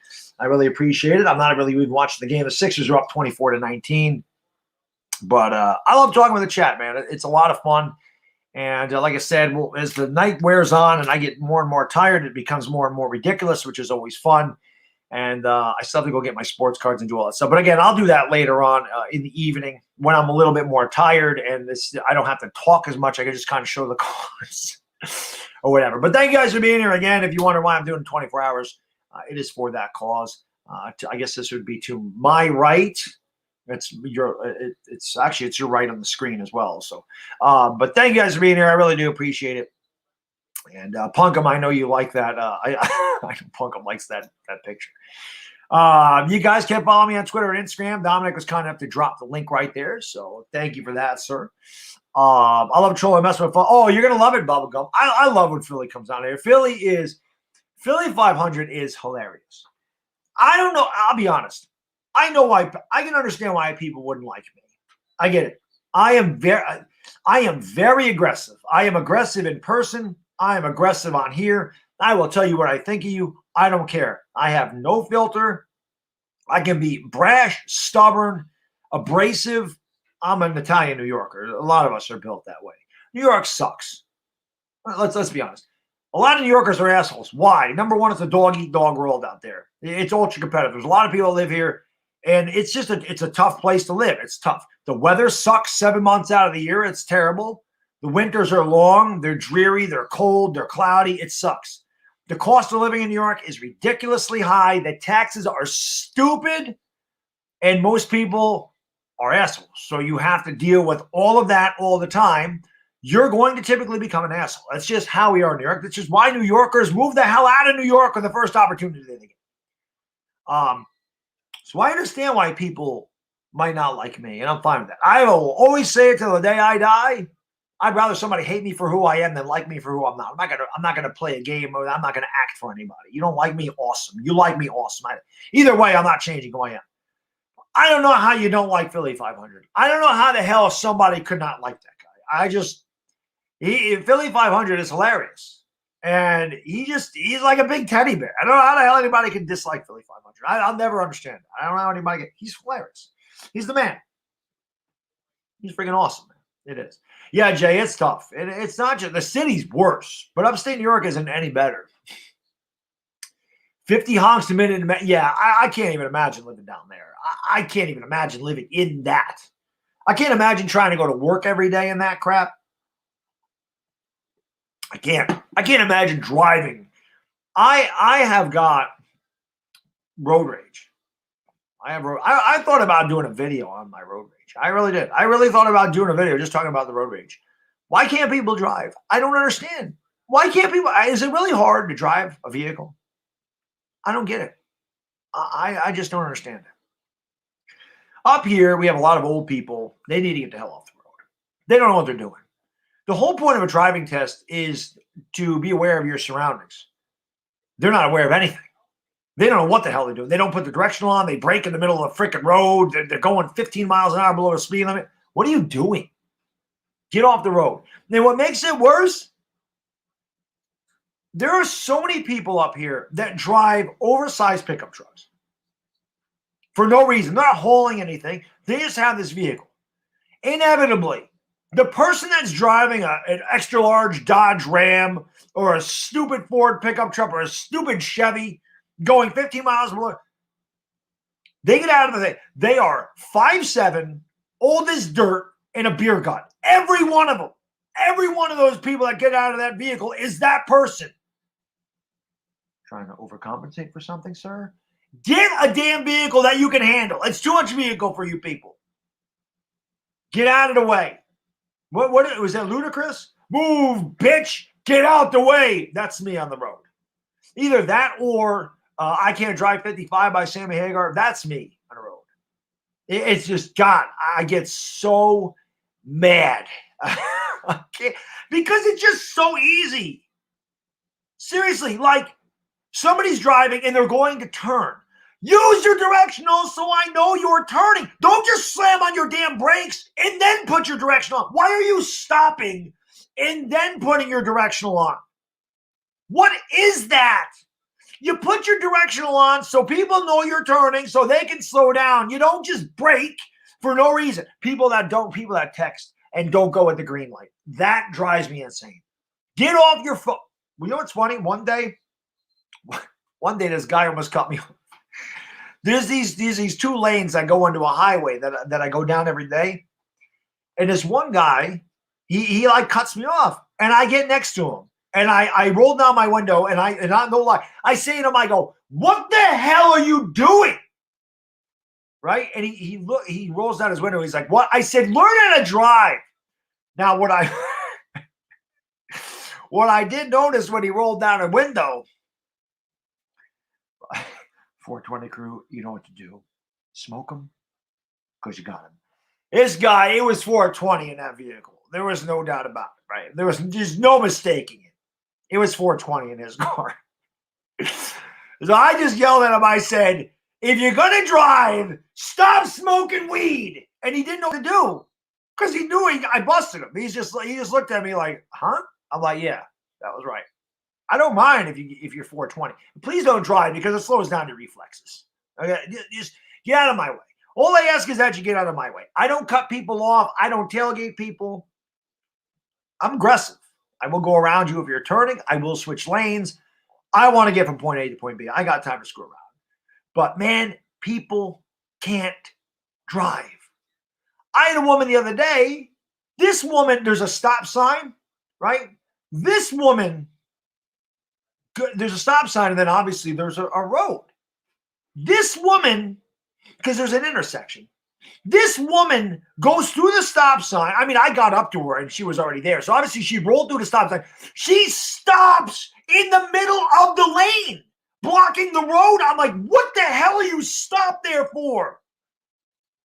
I've had people driving 15 miles an hour under the speed limit. I remember this one person who I saw the plate was from Maine. So I finally, the lane splits off into two where you can get around them. And we're at a red light. And I roll down. I can't help it. I'm a shit talker. I get over and I roll my window down. It was nice out, so the window was rolled down. I looked at the guy and go, "What the hell are you doing over there? Driving, Miss Daisy? Get out of my way." Yeah, I tell people all the time, learn how to drive. I have to. Then this also happened to anybody else? You are going down the road. You're minding your own business. There is nobody behind you for a mile. Nobody's behind you. Some ass has to pull out in front of you and make you hit your brakes. They can't wait for you to go by where there's an incredible freaking opening. They got to get right the hell in front of you and cut you the hell off, so you got to slow down. Why? Why do you have to make that move? Wait till I'm past you, then go. There's nobody behind me for a mile. What are you cutting me the hell off for? Come on. I don't get it. That's why I don't know how you truck drivers do it. I would lose my mind if I was driving one of them with the way people drive. It's terrible. And this is upstate New York. I can't imagine trying to drive through this city. New York Beast, you're the man. Thank you so much for the super chat. Brilly, man, I really appreciate it. It says, Brilly, cheers. You are the man. How can I be the man? You're the man. Even when you say you're not, no, I'm not the man. You're the man. But seriously, man, I get so aggravated. And I know I'm not the only one that this happens to. But I always said, there's so many people. My wife is, but listen, my wife don't have road rage, but my wife will tell somebody when they can't drive. But I have been in the car with people, and this happens to them, and they are so calm. They don't even care. They don't care that they got cut off. They don't care that these guys just stop, don't use a directional. Some people don't even use the directional. I swear to God, I'm like, these people just want you to hit them. Or they turn in front of you to make a left-handed turn when you're going, when you're barreling down on them, and then you have to slam on your brakes because they're not clear. Although if you T-bone their ass, it's their fault because they weren't clear, but you still don't want to do that. I just don't get it. I don't get the way some people drive. But some people don't care. They just sit there, whatever. He can't drive. They don't care. But me, especially with my son in the car, because it's my 3-year-old. I don't want to get in an accident because somebody don't know what the hell they're doing, especially when it snows out, right? People in upstate New York should know. It's snowing. It's slippery. We live up here. This happens every year from like November through April. It snows or it's icy. We know it's slippery. Can you drive like you know it's slippery? Also, this is fun. See, this is why I like the 24-hour stream. We don't need to talk about sports. I can just rant and get it all out. Somebody said get it all out. Yeah, that's right. Why do people in upstate New York or New Jersey or Connecticut or Vermont, anybody that lives up here in the Northeast, anybody lives in the Northeast, or if you live in Michigan or you live in Wisconsin or you live in a place that snows, okay, where it's cold, and up here, we are equipped to handle the snow. We have tons of salt trucks, plows. We know what it is. We are equipped to handle snowstorms easily. If they drop a foot of snow in South Carolina, or you saw what happened to that highway in Texas, they're not equipped for that. They're not used to that. It doesn't do that down there. You get a foot of snow in South Carolina, you're shutting the state down. They're not used to it, and they're not equipped to handle it. In Atlanta, they don't have the equipment we have to move this stuff. Why do people have to go to the damn store like the world is shutting down? I went into the store the other day. We got 4 inches of snow. That snowstorm that dropped all the snow in the city, we were supposed to get 4 to 8 inches. That is nothing. We sweep that out of our driveway up here, 4 to 8 inches, okay? I went to the grocery store just to get my son some grapes and strawberries because he wanted fruit. Why in the hell are there lanes all the way back into the aisles? What are you doing? You know in a day the roads are going to be clear and you're going to get back to the supermarket. Why does everybody got to go to the damn supermarket and buy stuff the day it snows? Why? You live here, and they're all old. They're all 70. You've lived here your whole life. You know what this is. I knew when I went to the grocery store and I saw the senior bus in there, like 2 senior buses, I go, oh God, this is going to be hell. And it was. Why? Why do they all need to go out? Like you know that in a day things are fine. You know that. The roads are clear, the salt's down, it's not slippery. You can get out of your damn house and you can go to the supermarket. Why do you have to go that day? Why does everybody got to go? Oh God, 4 inches of snow. I don't know what to do. Stop. That was good. That was really cathartic. Thank you guys for listening to that. I feel much better now. That just came out of nowhere, that damn rant. That's what happens. People are the worst. People are panic, but that's what I mean, Jordan. Like in New York, you don't need to panic. Like I said, if this is Atlanta, if it's New Orleans, if it's Dallas, if it's Charleston, South Carolina, if it's Jacksonville, if it's South, and you get a foot of snow, I understand. We have to get to the store and get our stuff. They don't have all the salt and plow trucks. But in New York, our tax dollars go to that because that is what happens. People act like it's never happened before up here. People act like, oh my God, it's going to snow. What do we do? What do we do? I don't get it. Like I said, 5-6 months out of the year, we can expect snow up here. And it's every year. This is nothing new. I don't know. Maybe it's just me. I'll tell you what. I am a very impatient guy, if you guys couldn't tell. Yeah, I am very impatient. I'm a no-nonsense guy. I want to get point A to point B. Same thing at the gym, right? And we got to put this. I have to do more rants about the gym. I did one about the people not putting the weights back. I got to do one about cell phones in the gym. If I ever wanted to just go up to somebody and knock them out, it's the ass using my machine that's texting. I don't like that. A lot of times I'll go. This is my favorite line to do to people. They're on a bench press machine, or they're on the military press machine or on the leg press. Inevitably, every day I go to do legs, someone's on the damn leg press. Nobody ever does legs. Nobody ever does legs in a gym. But the day I need to leg press, somebody's on. I just go up to them and I just say very calmly, I don't yell. I just walk up to them very calmly. I just say, excuse me, can you tell me how many more sets of texts you have? That's my favorite one. They don't know what the hell to do. Excuse me, sir. Can you tell me how many more sets of texts you have? What is that? If you're in the gym, what the hell are you texting for?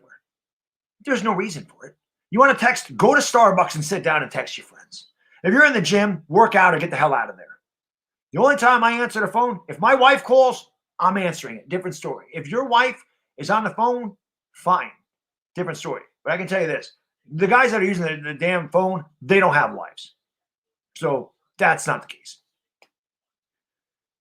Three sets of four. This is why that's why when I do the 420 call, people are like, hey, bad, whatever. And I'm like, no, I don't partake. I just like to shout about people like bad. You need to be, if anybody needs to be part of the 420 crew, it's you. You need to calm down. You would think my blood pressure is through the roof. My blood pressure last time I got it checked, no lie, was 98/54. I have got incredibly low blood pressure. It's insane. When it rains here in the desert, people act like they've lived through a nor'easter. Pete, it's crazy. It's insane. That rant was awesome. That rant was awesome. I hope somebody, I don't know if anybody can do this. Somebody ought to chop up that rant and send it to me, because that's a video. That was a video. That was good. That rant was good. That was very cathartic. Look at Bubba Gump. He's bringing the 420. There you go. Alice, man, what's going on, buddy? Thank you for joining the stream. I'm not everybody. No, not high. Everybody likes seeing me drunk, though. People love it. I'm drunk. When I used to go out, people would buy me beer just to see me drunk, because I did. I calmed down. It calms me down. I become, well, not that I'm not a lovable guy anyway. I am, but when I drink a lot, it takes the edge off. There's no edge there. I'm definitely a very fun-loving, fun guy, man. I am very nice. I'm giving. I'm all the, not to pat myself in the back. I'm not trying to break my arm, pat myself in the back, but those are some of my better qualities. I'm very personable. I talk to people. I'm like that. But that very hard exterior is there all the time. I don't trust anybody. I'm very skeptical of people. It's just how I am. The alcohol takes all that away. So, all your inhibitions are down. I'm all the good things. It just takes the hard exterior away. So people would always, when I went out, they would always want to buy me alcohol because I calmed down.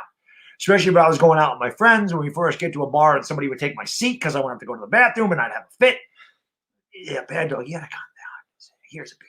Have a beer. Here's a pitcher of beer, bad dog. Just drink it up. Oh, man. It's hilarious. Here already, you're going to be laughing there. Oh, I mean, it's going to be awesome. It's always awesome, man. You guys can see I woke up, though, now, right? I told you it just takes me a few hours to get going, but now we're right in the middle of this thing, and I'll be wide awake until probably for another 12 hours. When we get to about 4 or 5 o'clock in the morning, I'm going to start feeling it. But it's funny. New Jersey got worse drivers. Oh, Kayla, I'm sure in the city it's 10 times worse. That's what I'm talking about. I don't know how you guys in Manhattan drive to that. When I go to Manhattan, I take a bus. Either that or we drive to Poughkeepsie and we take the train in. I will not drive in the city because I will kill somebody. I am not driving in that. There is no way. I don't know how cab drivers do that. That is a job I would never, ever, ever in a million years want. But again, in New York City, there's always, they use their horn, they use their fingers, they use their mouth. I mean, I'd fit right in down there. Like I said, I'm very aggressive, so I can get my spot. But I get so mad. Crazy. I love Manhattan, though. It's my favorite borough. Somebody always says, where should I go if I'm going to New York, bad dog? Where should I go? Always Manhattan.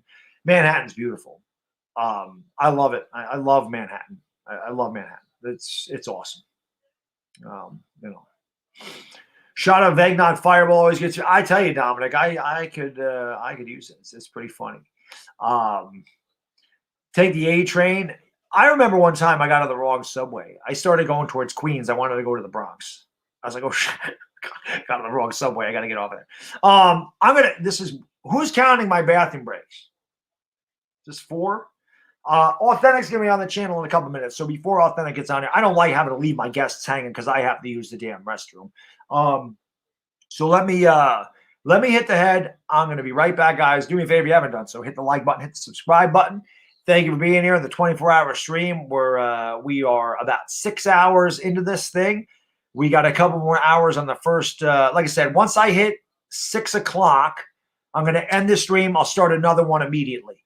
Like I said, YouTube just does not process a 24-hour stream. They do process 8-hour streams. Obviously, like I said, half of the proceeds are going to St. Jude's. So obviously, whatever ad revenue I get, that also goes to St. Jude's. So I want to make sure that I get the ad revenue. And if I go 24 straight hours, YouTube will not give that to me. Let me hit the head. I'll be right back, and then we'll bring Authentic on the channel. Be right back, guys. I'll be right back.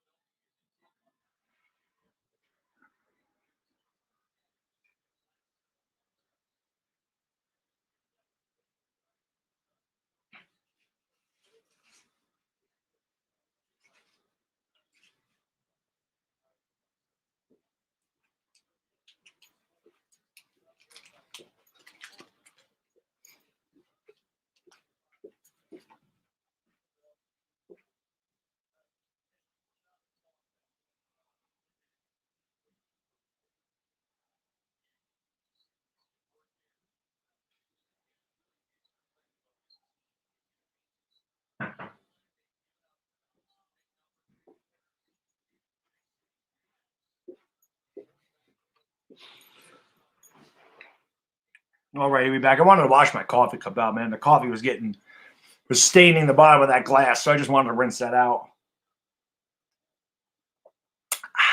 All right, man. Feeling good. 6 hours down, 18 to go. Easy, Moon. Easy peasy. Let's go. Let's go. Hit that like button. Yeah, man. Let's go. Yes, you guys subscribe to Authentic. There's a channel by Jay Berman. And follow me on Instagram and Twitter. As Dominic Pope just dropped the links there. So make sure you subscribe to Authentic. Make sure you follow me on Instagram and Twitter. I will follow you back. Authentic soon. KP. I bring you Authentic. What's up, bad dog? What's up? Hey, I'm doing pretty good, man. How you doing yourself? Ask me in 12 hours. Yeah, I see you hitting a stride kind of right now. I was in the chat and I see you kind of hitting a stride. That rant was great. Yeah. I definitely agree with you a lot of them points on drivers, man. I think LA got the worst drivers, though. When I went out there, man, people just be speeding so crazy and driving bad at the same time. Yeah, that's rough. I've never been farther west than Vegas, so I don't know a lot of the LA traffic, but yeah, that's probably the worst. I agree. From what I've seen, from what I hear, it's pretty bad. Yeah, it's terrible out there, man. Congrats on 50K, man. That's super major for all the Giants content creators. Seeing one of the OGs, the fathers of this, really getting up there, getting up to 50K, man. That's major salute to you. I appreciate that, man. It's unbelievable. I never in a million years thought I'd be there. It's crazy, and man, hopefully it just continues to grow. Like I said, man, I love the community. I love the sports community, and like I said, to me, Giants fans are the best because our team has sucked, but I've not seen a fan base grow bigger than the Giants one has in the last couple of years. So yeah, it's awesome. There's no doubt about that, man. That's definitely real. I feel bad for the Giants fans who didn't get to see the runs in the 2000s, you know, and some of the younger fans who just became fans, you know, around 2010, 2011, were too young to really see those Super Bowls, man, and kind of got to live with the reputation of the Giants being a bad team.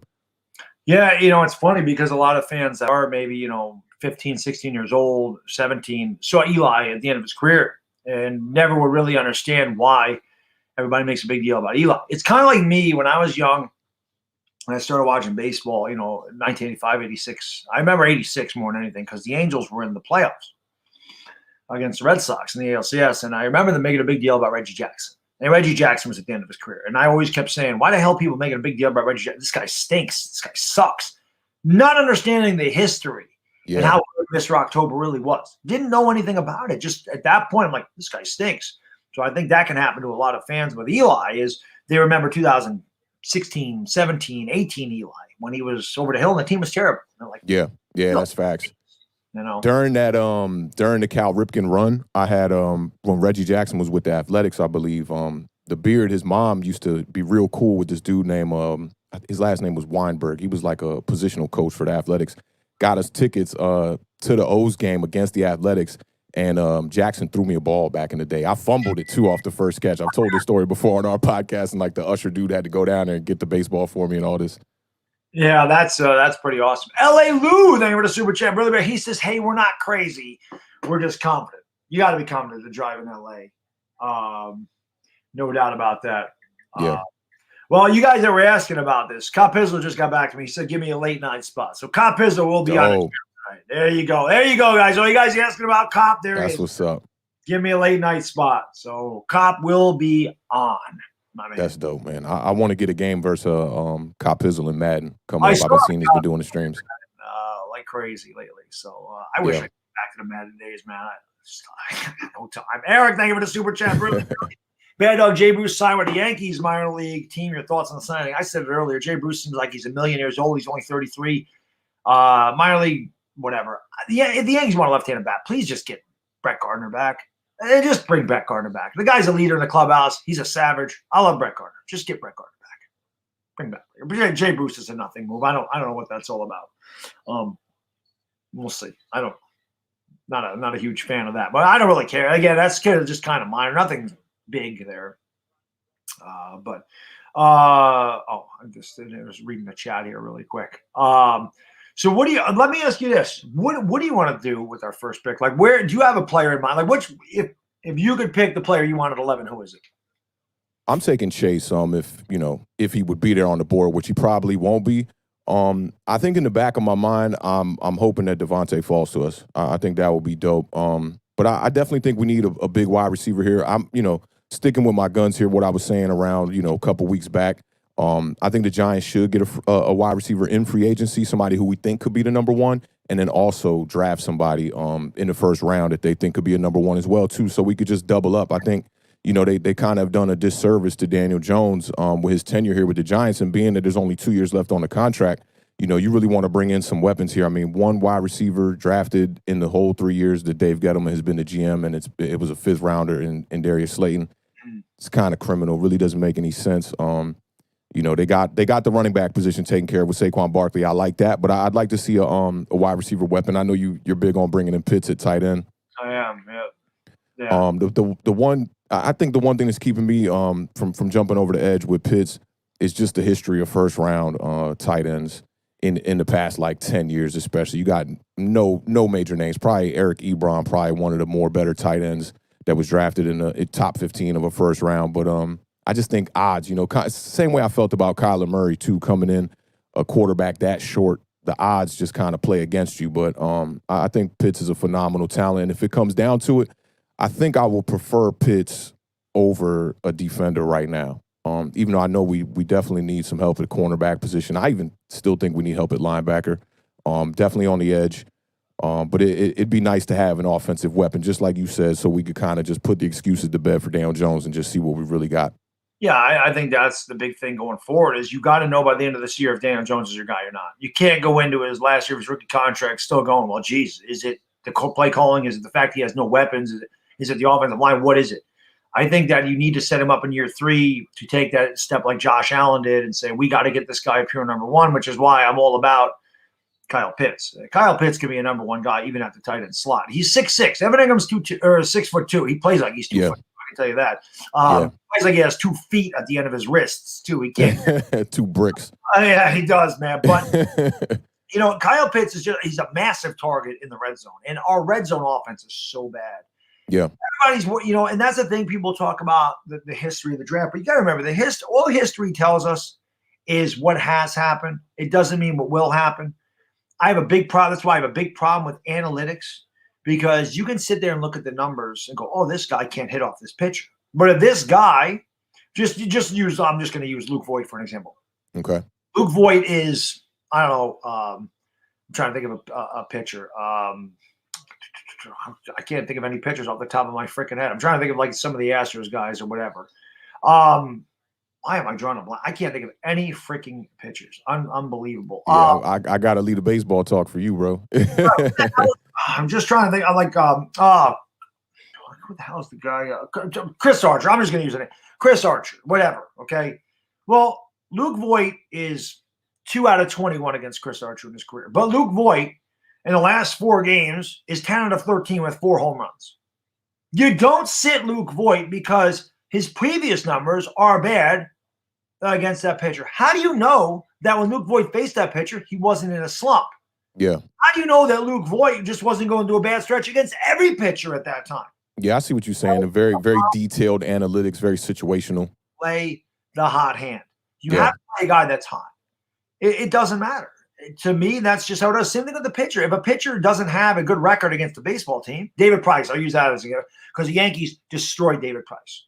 Yeah. And they decide, well, we're not going to pitch David Price in the Yankee series. But David Price in the last 4 starts, was 3-0 and had an ERA of under 1. Why the hell wouldn't you pitch him? Yeah. All it tells you what has happened. It doesn't predict the future. Obviously. Yeah, that's very true. And I definitely rely on the eye test probably is my main thing. Does this quarterback or does this player in this position pass the eye test first? And then I think you could use analytics, but it shouldn't be the number one thing to weigh out your opinion on a player for sure. Right. Eric, thank you for the super chat. My man Brilly says, hey, Authentic, I think the Giants should go after Galladay in free agency. Yeah, I definitely like Galladay as probably the number one target in free agency. Robinson looks like he could be a close number 2. Of those 2 guys, I know one of them can't be a number 1. Galladay, he's got that one season where he has over 11 touchdowns or something like that. But outside of that, really hasn't, put up the touchdown numbers, but definitely gets the yards, definitely gets the yak. For me, I think he's the top wide receiver. A lot of people been throwing around Samuel from the Panthers. I don't really want to see Samuel over here. Hasn't really put up numbers, no 1,000-yard seasons, been hurt. You know, we need a reliable guy, wide receiver right now, somebody we know. It kind of needs to feel like the Plaxico Beers deal. It doesn't have to be that same style of a wide receiver, I feel like, but it just needs to feel like, yeah, you know we got a guy. We know what this guy could do. Yeah, I completely agree. Waterfly said, again, this is up to he said, Waterfly says, can we get a side-by-side Wii if sent? Authentic, play the game for charity? You know what the Wii is? You know Yeah, that? I'm with that. If they talking about the Wii console, I got one of those. No. The Wii, the super sticker. Oh, the super sticker. Whenever I get a super sticker, I try to act it out.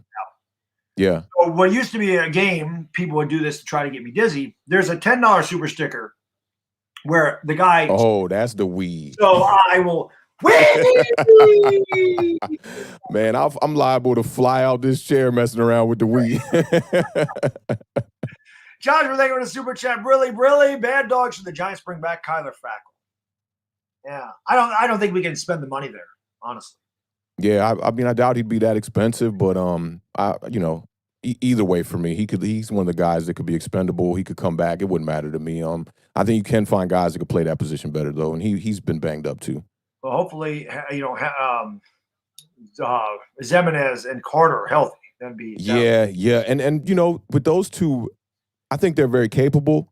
The big question mark for me is if they're depth guys or if either one of them can be a starter. I mean, we definitely saw flashes from Lorenzo Carter when he was healthy. He looked like he could be definitely the edge rusher. It seemed like the bull rushing was probably his bigger issue, the physical kind of play.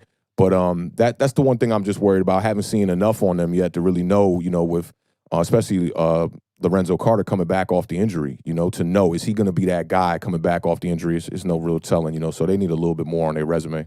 I completely agree. Waterfly, thank you for the super sticker. Brilly. Whee! A huge shout out to Dire Giants fan. You know, before Dire Giants fan actually bought me this chair.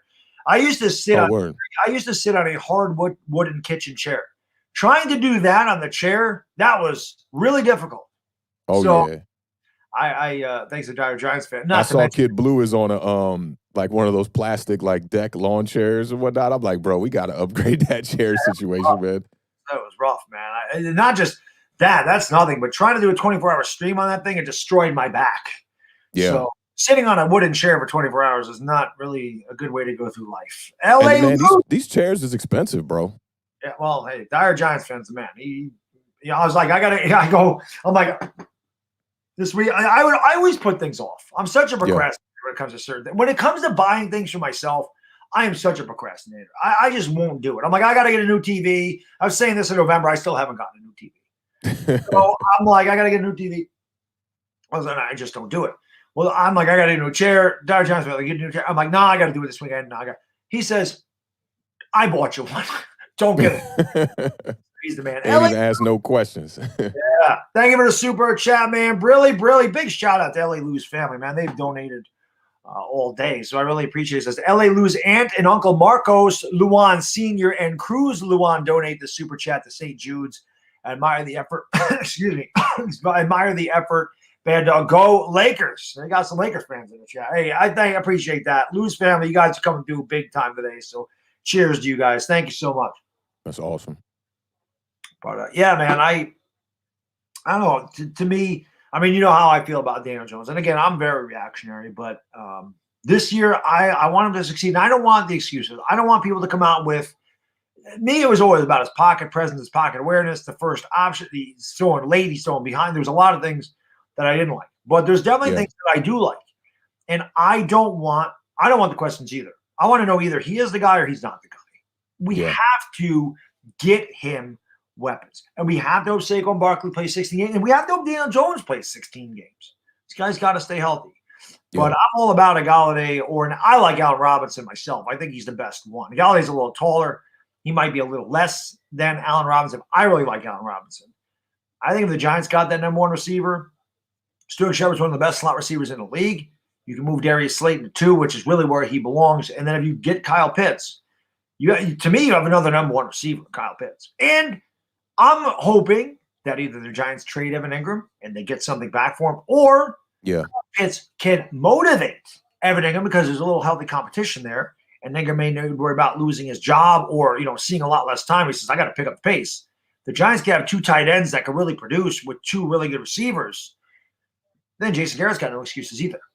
Yeah, I'd bank on the first one probably because with competition with Evan Ingram, it already seems like a lot of it is in his head, as far as catching the ball. And I don't know, that might even mess up his psyche even more. So I don't know if I could see them both excelling in this offense, especially with Daniel Jones being the kind of quarterback I feel like that, not a whole lot of zip on the passes.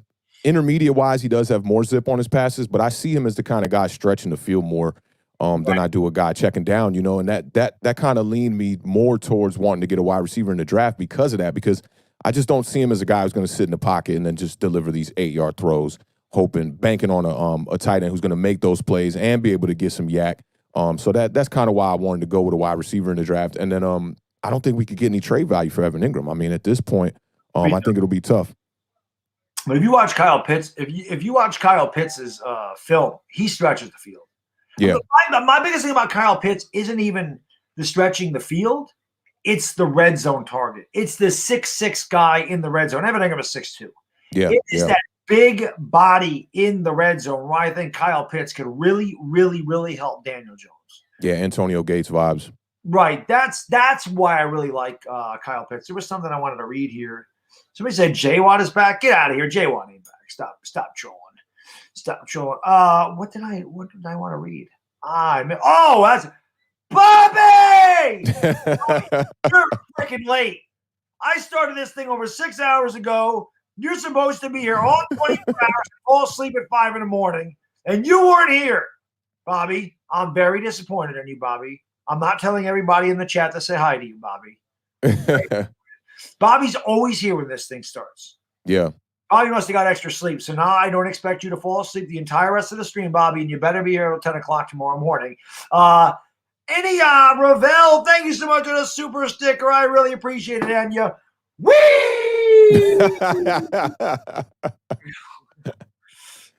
You're real centered on that spin, man. I'll be like over here. That's all the gym work, man. We got a good center of gravity there. Yeah, that's facts, man. I will definitely agree with some of the people who have said this in the chat before. Like, I had no idea how strong you were until I saw your workout videos. I'm like, yo, because your camera angle makes you look like, and I think you said you was 185 pounds or something like that. Between 184 and 187 most times. See, that's crazy because I'm right around 170. Yeah. But you're your arms are 5 times the size of my arms, bro. Straight up. I saw your workout video. I was like, nah. Yeah, no, that's what's funny. When I put that on there, people are like, holy shit, what? I'm like, yeah. They're like, man looks like an old man with a dad bod. And then you see him in the gym. I was like, what the hell happened? I put my cape on there. Yeah, yo, that's like somebody will be talking some smack to you in the chat, right? And then be like, yeah, let's meet up. And then they'll meet up with you and finally get to see you and be like, oh, nah, I don't even want that work, bro. Yeah. Crazy. I'll be honest. The one that I put on there the other day when I was doing flies, I have to get back to doing stuff on my fitness channel. I've got to make a put stuff on there.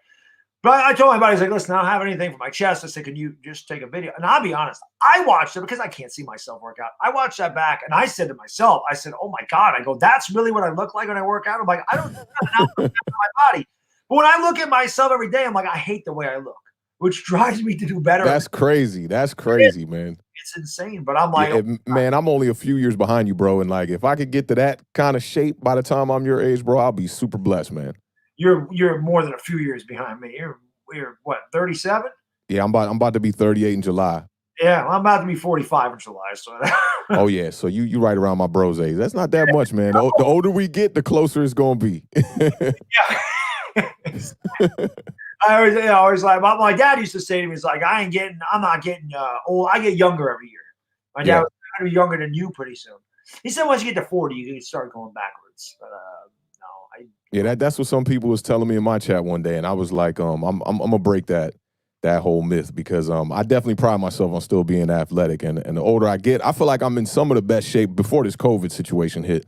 Right before COVID, man, I was in great shape. And that's why I was asking you what you think your 40 time will be right now. Because I know I get out there right now, I'm flying. Yeah, like I said, it's probably, I would say it's probably high 4.8s. I used to run track, and the best I ever ran was a 4.48. I mean, I could. Yeah, that's fast.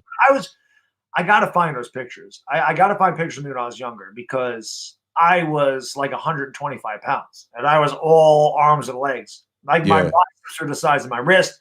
That's another reason why when I get in the gym, I don't really notice what I look like, because when I look in the mirror, I see the 16-year-old bad dog that was scrawny. I don't see the guy that I am now till I watch back that video and I go, wow, there's obviously some work being done there. But that's always the funny thing is the people are like, Jesus, like I didn't know you looked like that. Dog, I had no idea. I remember the first workout video. I was like, oh, because I remember seeing your like one of your beef videos from like way back in the day. I think it was with EDP. And you know, you could see your body. I was like, you know, it was interesting to see you like that too, because I was like, yo, Bad Dog was like jacked, like Rock My Via kind of vibes, bro. And then you know, seeing you on your Giants channel just from the angle, usually like shoulders up. Right. So I was like, all right, Bad Dog probably lost all the muscles. But then I see your workout videos. I'm like, oh man, nah, you ain't lose a step, bro. It's real. I gotta stay in shape. I don't have any choice. Jimmy and Bernard. Yeah. Thanks for super chat, brother. Really, Surtain or Farley? Surtain or Farley? I don't want to take Surtain at 11. I just don't. I don't want me neither. Want to use that. I think that our offense needs more work than a defense at this point. I'm not saying completely ignore the defense, but to me, like I said, there can't be any questions at the end of 2021 with Daniel Jones. There can't be. Yeah, that's real. I mean, the offense, 31st rank, 17 points a game. That ain't gonna get it done with no defense. And our defense could have been better if our offense would have stayed on the field a lot longer. You know, you're looking at even a better defense.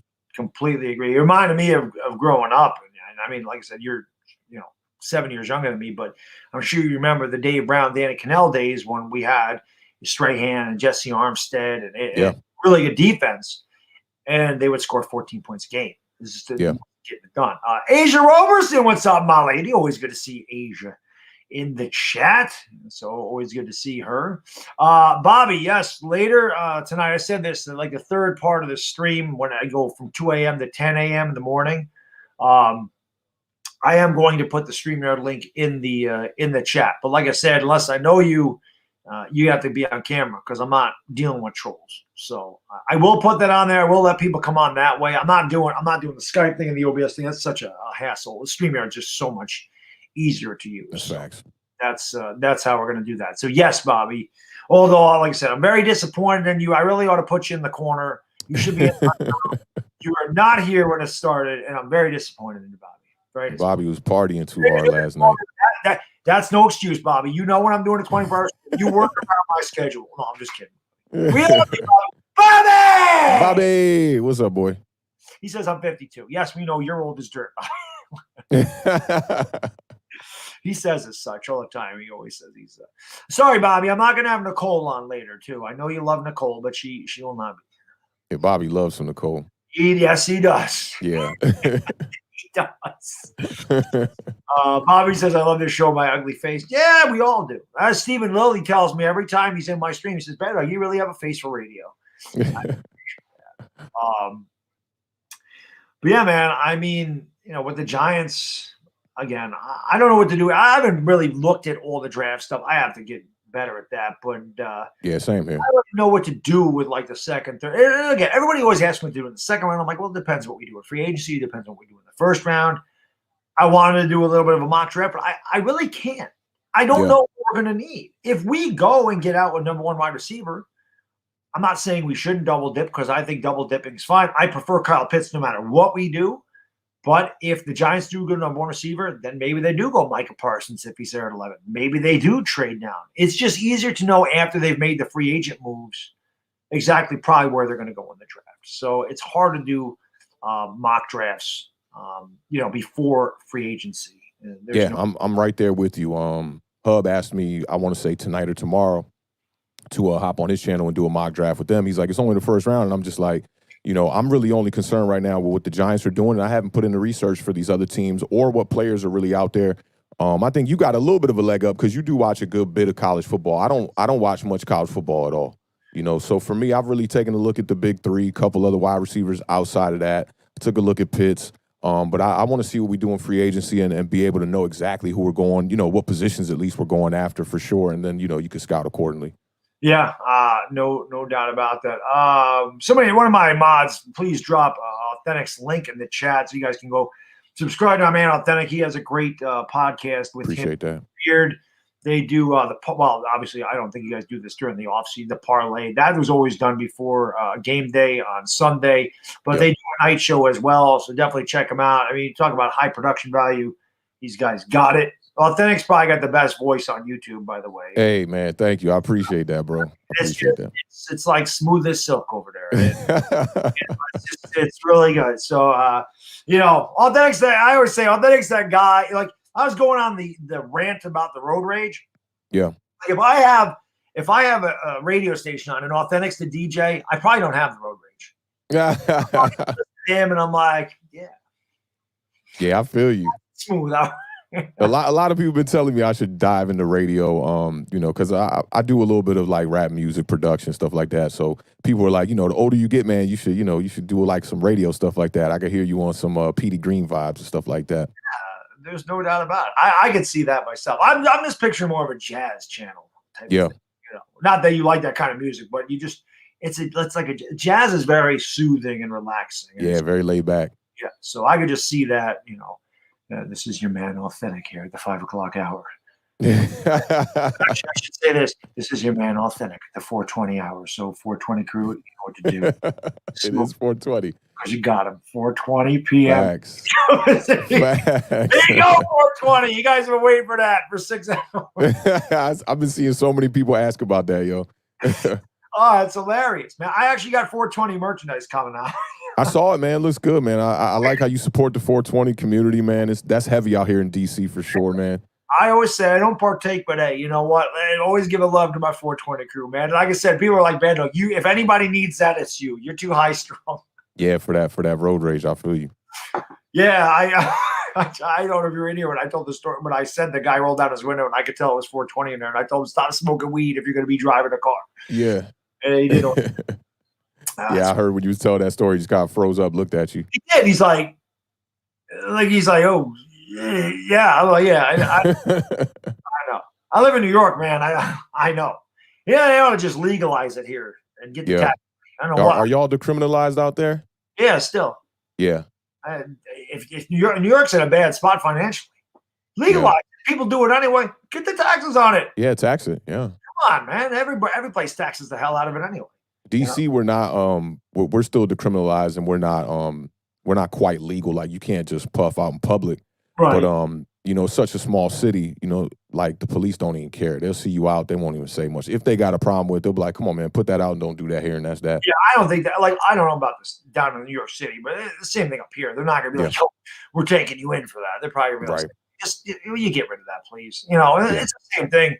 I think if you're like drinking on the street, they would do the same thing. They're not gonna, at least up here, they're not gonna be down here for drinking on the street, they gonna get at you. Yeah. Oh, really? Get at you. Yeah, they get at you. If you ain't like a homeless dude, if you just like out by the bar and you bringing out your beer from the bar and whatnot, yeah, they gonna mess with you a little bit. What was I gonna say? So if you look homeless, you can get away with drinking.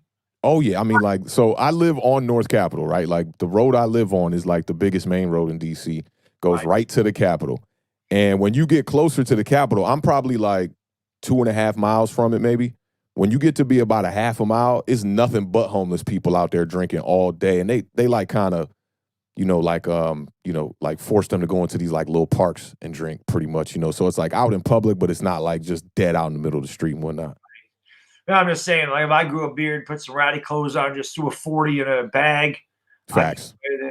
So I was drinking like not any good for like Big Bear or something.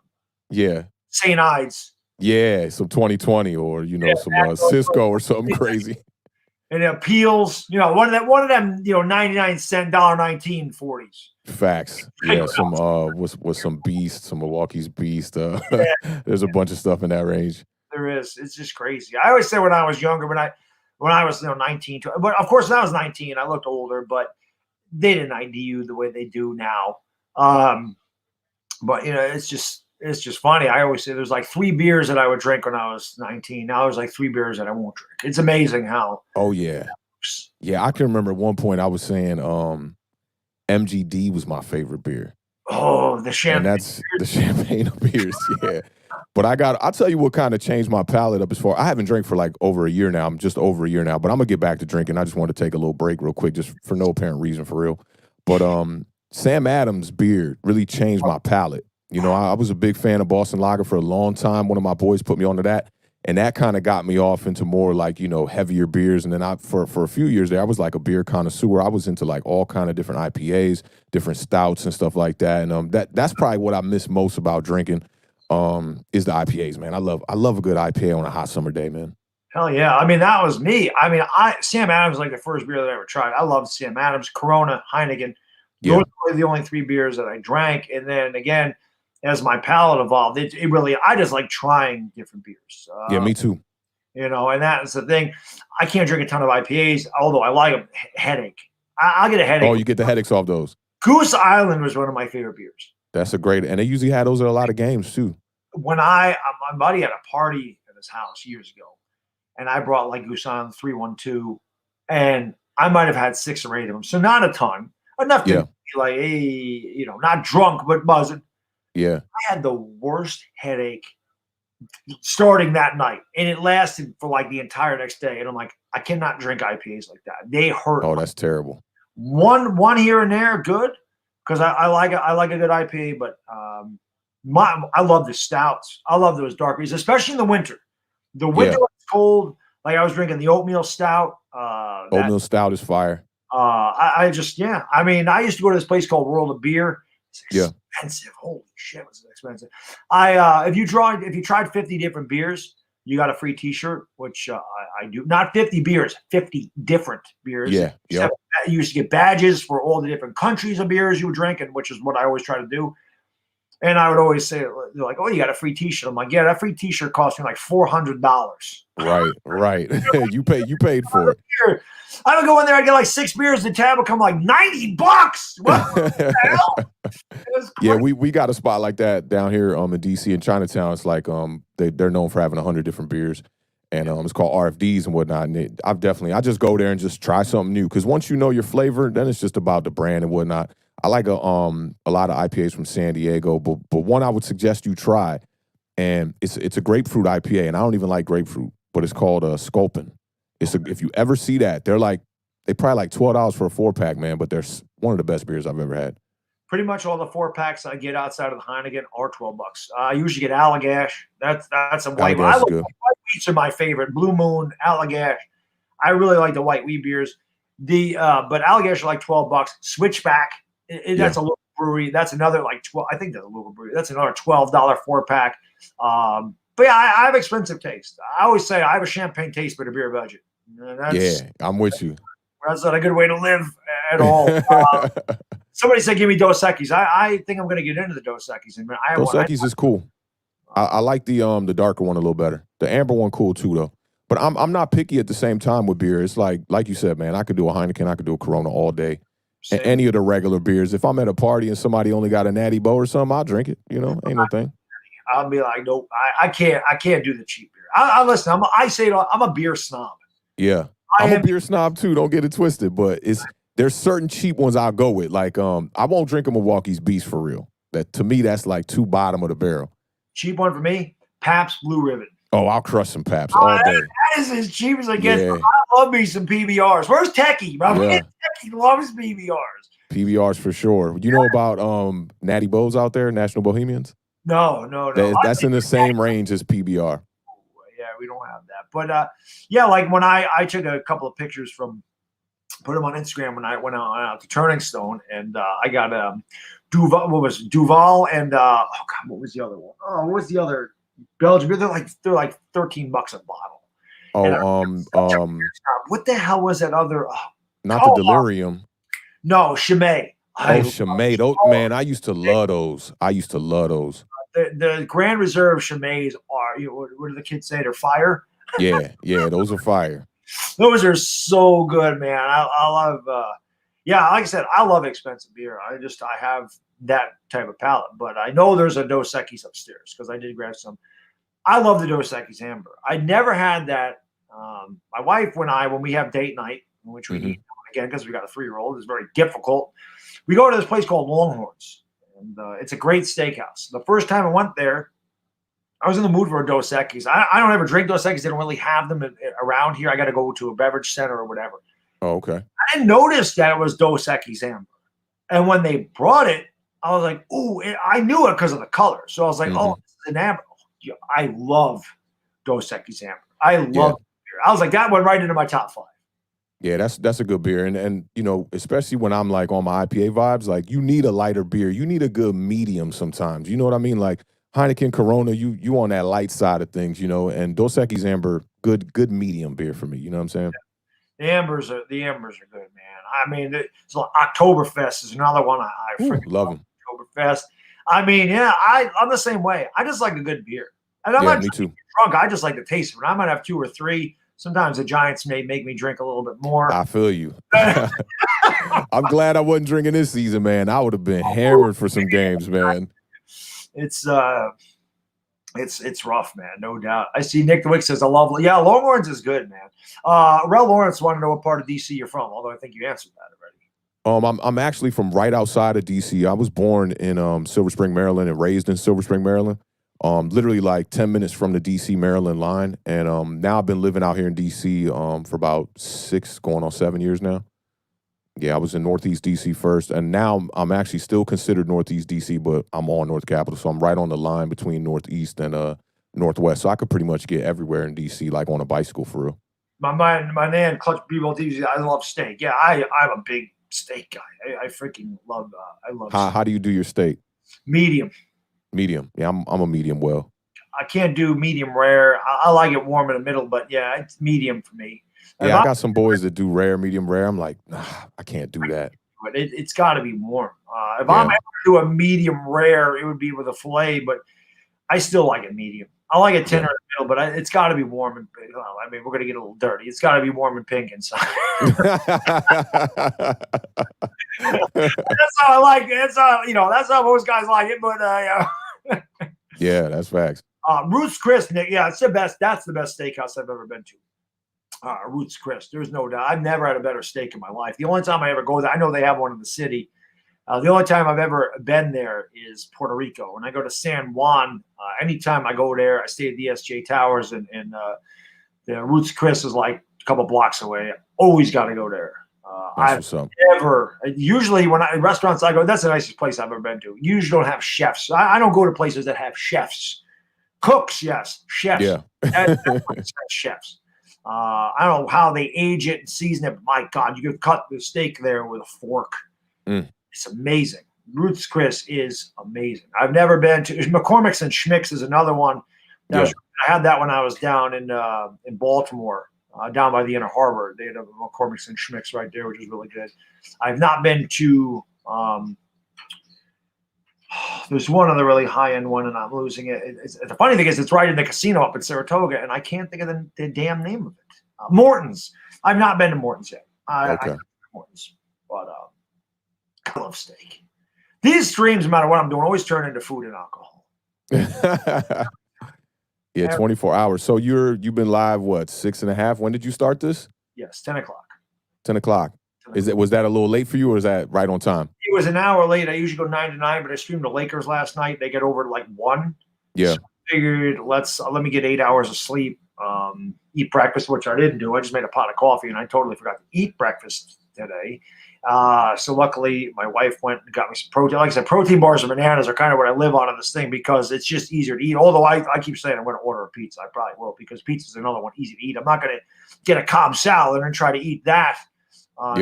Or, whatever, a steak bowl from Chipotle. I'm not going to try to eat that thing, but just to be able to hand food is much easier on these things. I hate eating on stream. I hate it. But I like that. That pizza might give you that itis. Once you get to that like 4 or 5 in the morning, it's going to be tough to start powering through. Oh, it doesn't even matter. Like last time, I think it was like 3 in the morning. I was eating a bag of tortilla chips. I don't care. I'm like, I'm starving. I don't care. I pulled up on you at like 3 a.m. on the last 24-hour stream. Was that like a year ago, maybe? No, February or August. In August, okay. 6 months. 6 months. At that point, I felt like I was part of the 420 crew. I don't know. I'm just all chill and relaxed and hungry. And I'm slamming a bag of Tostitos, or not Tostitos, Santitas. Yeah. Which probably happen again about 3 or 4 in the morning, which is always fun. Like I said, man, I love doing these things. I love being able to collab. I appreciate you coming on, man. I really do. Oh, man, I appreciate you inviting me, man. You know, it was no question, man, for a good cause. Definitely couldn't deny that. Yeah, I love it, man. I love being able to do this, and it's just a lot of fun because again, it's very relaxed, it's very chill. Obviously, we talk about sports, but you can see it just evolves into everything else. And you got an extra rant out of me today which that was very cathartic, man. I like being able to show. But I know the road rage rant. The driving is terrible. But eat spaghetti on stream. Spaghetti, and give me a lasagna and try to hammer that one down. If I ate spaghetti, I'd be sleeping. That's too heavy. For me, it's Jamaican food that'll do that every time. Like if I go have some Jamaican food, like some jerk chicken or some beef patties or something like that, literally within the hour, I'm out cold, passed out. And a Popeye's chicken sandwich would do that to me too.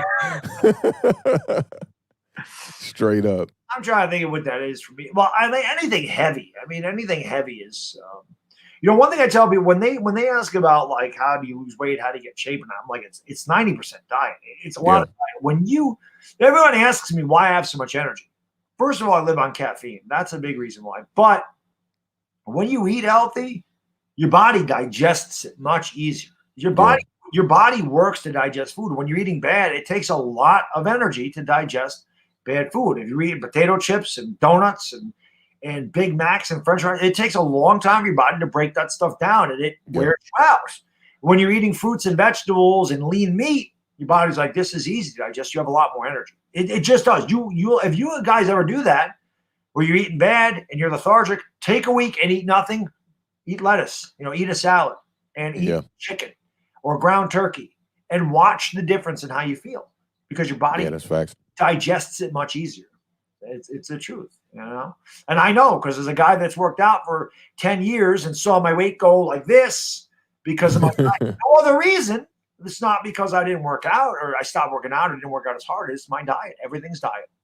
Yeah, that's definitely facts, man. The beard was crucially overweight. Like just maybe like 3 years ago. He was like 300 pounds almost. Really? And literally just cut out alcohol and changed his diet. He lost like 150 pounds and now he's like down to an average weight. He's putting on some more pounds now. He's leaning back towards the heavier side now. You know what happens? This is why this is a big thing with me, and not just in the Lakers stream. So I'm like, we got to get this many likes. And I'm like, okay, we got that many. Now we got to get this many. It's not just that, or like, we hit 50,000. Now I got to get 50.1K. This is true in life with everything. I would say you set a goal, set your goal. But once you reach your goal, set another one. Yeah. Don't settle. And weight loss is the biggest. When you set a goal, set another one. Because as soon as you get there, you're going to relax. I made it. And I want to lose 40 pounds. I lost 42. Now I can relax. Now I can chill. Next thing you know, you got to lose 40 pounds again. Yep. You always got to set. This is what I do in the gym. After 10 years, I don't know if there's anything else that I can do, but I keep saying, I want my stomach to look like this. I want my stomach to look like this. It needs to look like this. People are like, what's wrong? What are you talking about? You got not an ounce of fat on your body. I'm like, no, I need to get rid of this. I need to get rid of that. People are like, you're too skinny, isn't it? No, you don't understand. I have a vision. I want that to come true. And then whenever it gets there, I'm like, nope. Like last year, it was belt loops. I was at 2 belt loops when I started dieting, and I'm like, I got to get back to 5. Now I'm at 7. Like my waist is as small as it's been since I was a senior in high school. I heard you say like you like a 30 or something, right? 30 and a half, which is insane. That's crazy. 5 pounds. Now I weigh 180, but so that means I put on 50 pounds of muscle. Yeah. But that was my goal. And now my goal is, this is almost impossible because I still like to have a beer. I'm not going to go vegetarian. I still like to eat. Right. And again, I'm like, I got to get an 8-pack. That's the goal. Like That's I want the last. That's almost impossible. But nah, I think you can get there. That's my goal. I have to start. It's good to set impossible goals like that too, because I'll tell you what happens when you get to striding for a goal and you really, you hitting some numbers, you're not because the beginning is the hardest. Yes, once you get to striding, now your streak is what kind of keeps you going. I don't want to mess up this streak. I've been working out, 3 times, 4 times a week for this long.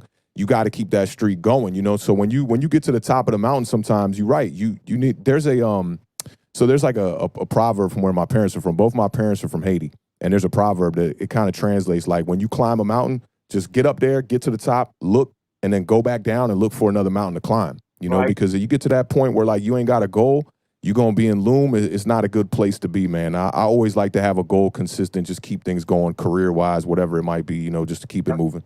Yeah, because if you settle, that once you settle, you're done. Yeah.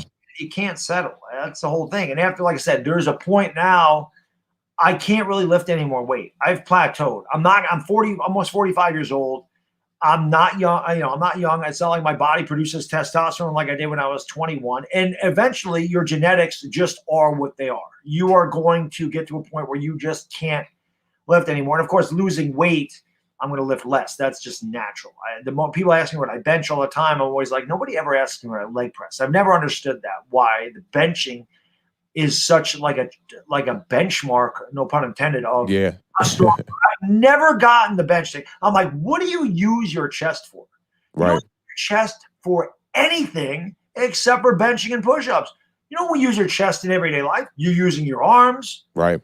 Do things. You're using your legs to hold your body up or to support your body. Your shoulders actually hold your body up.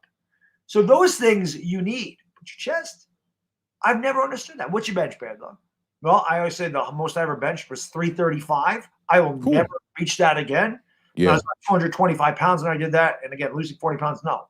I also stopped benching because, number one, your strong arm can push the bar up.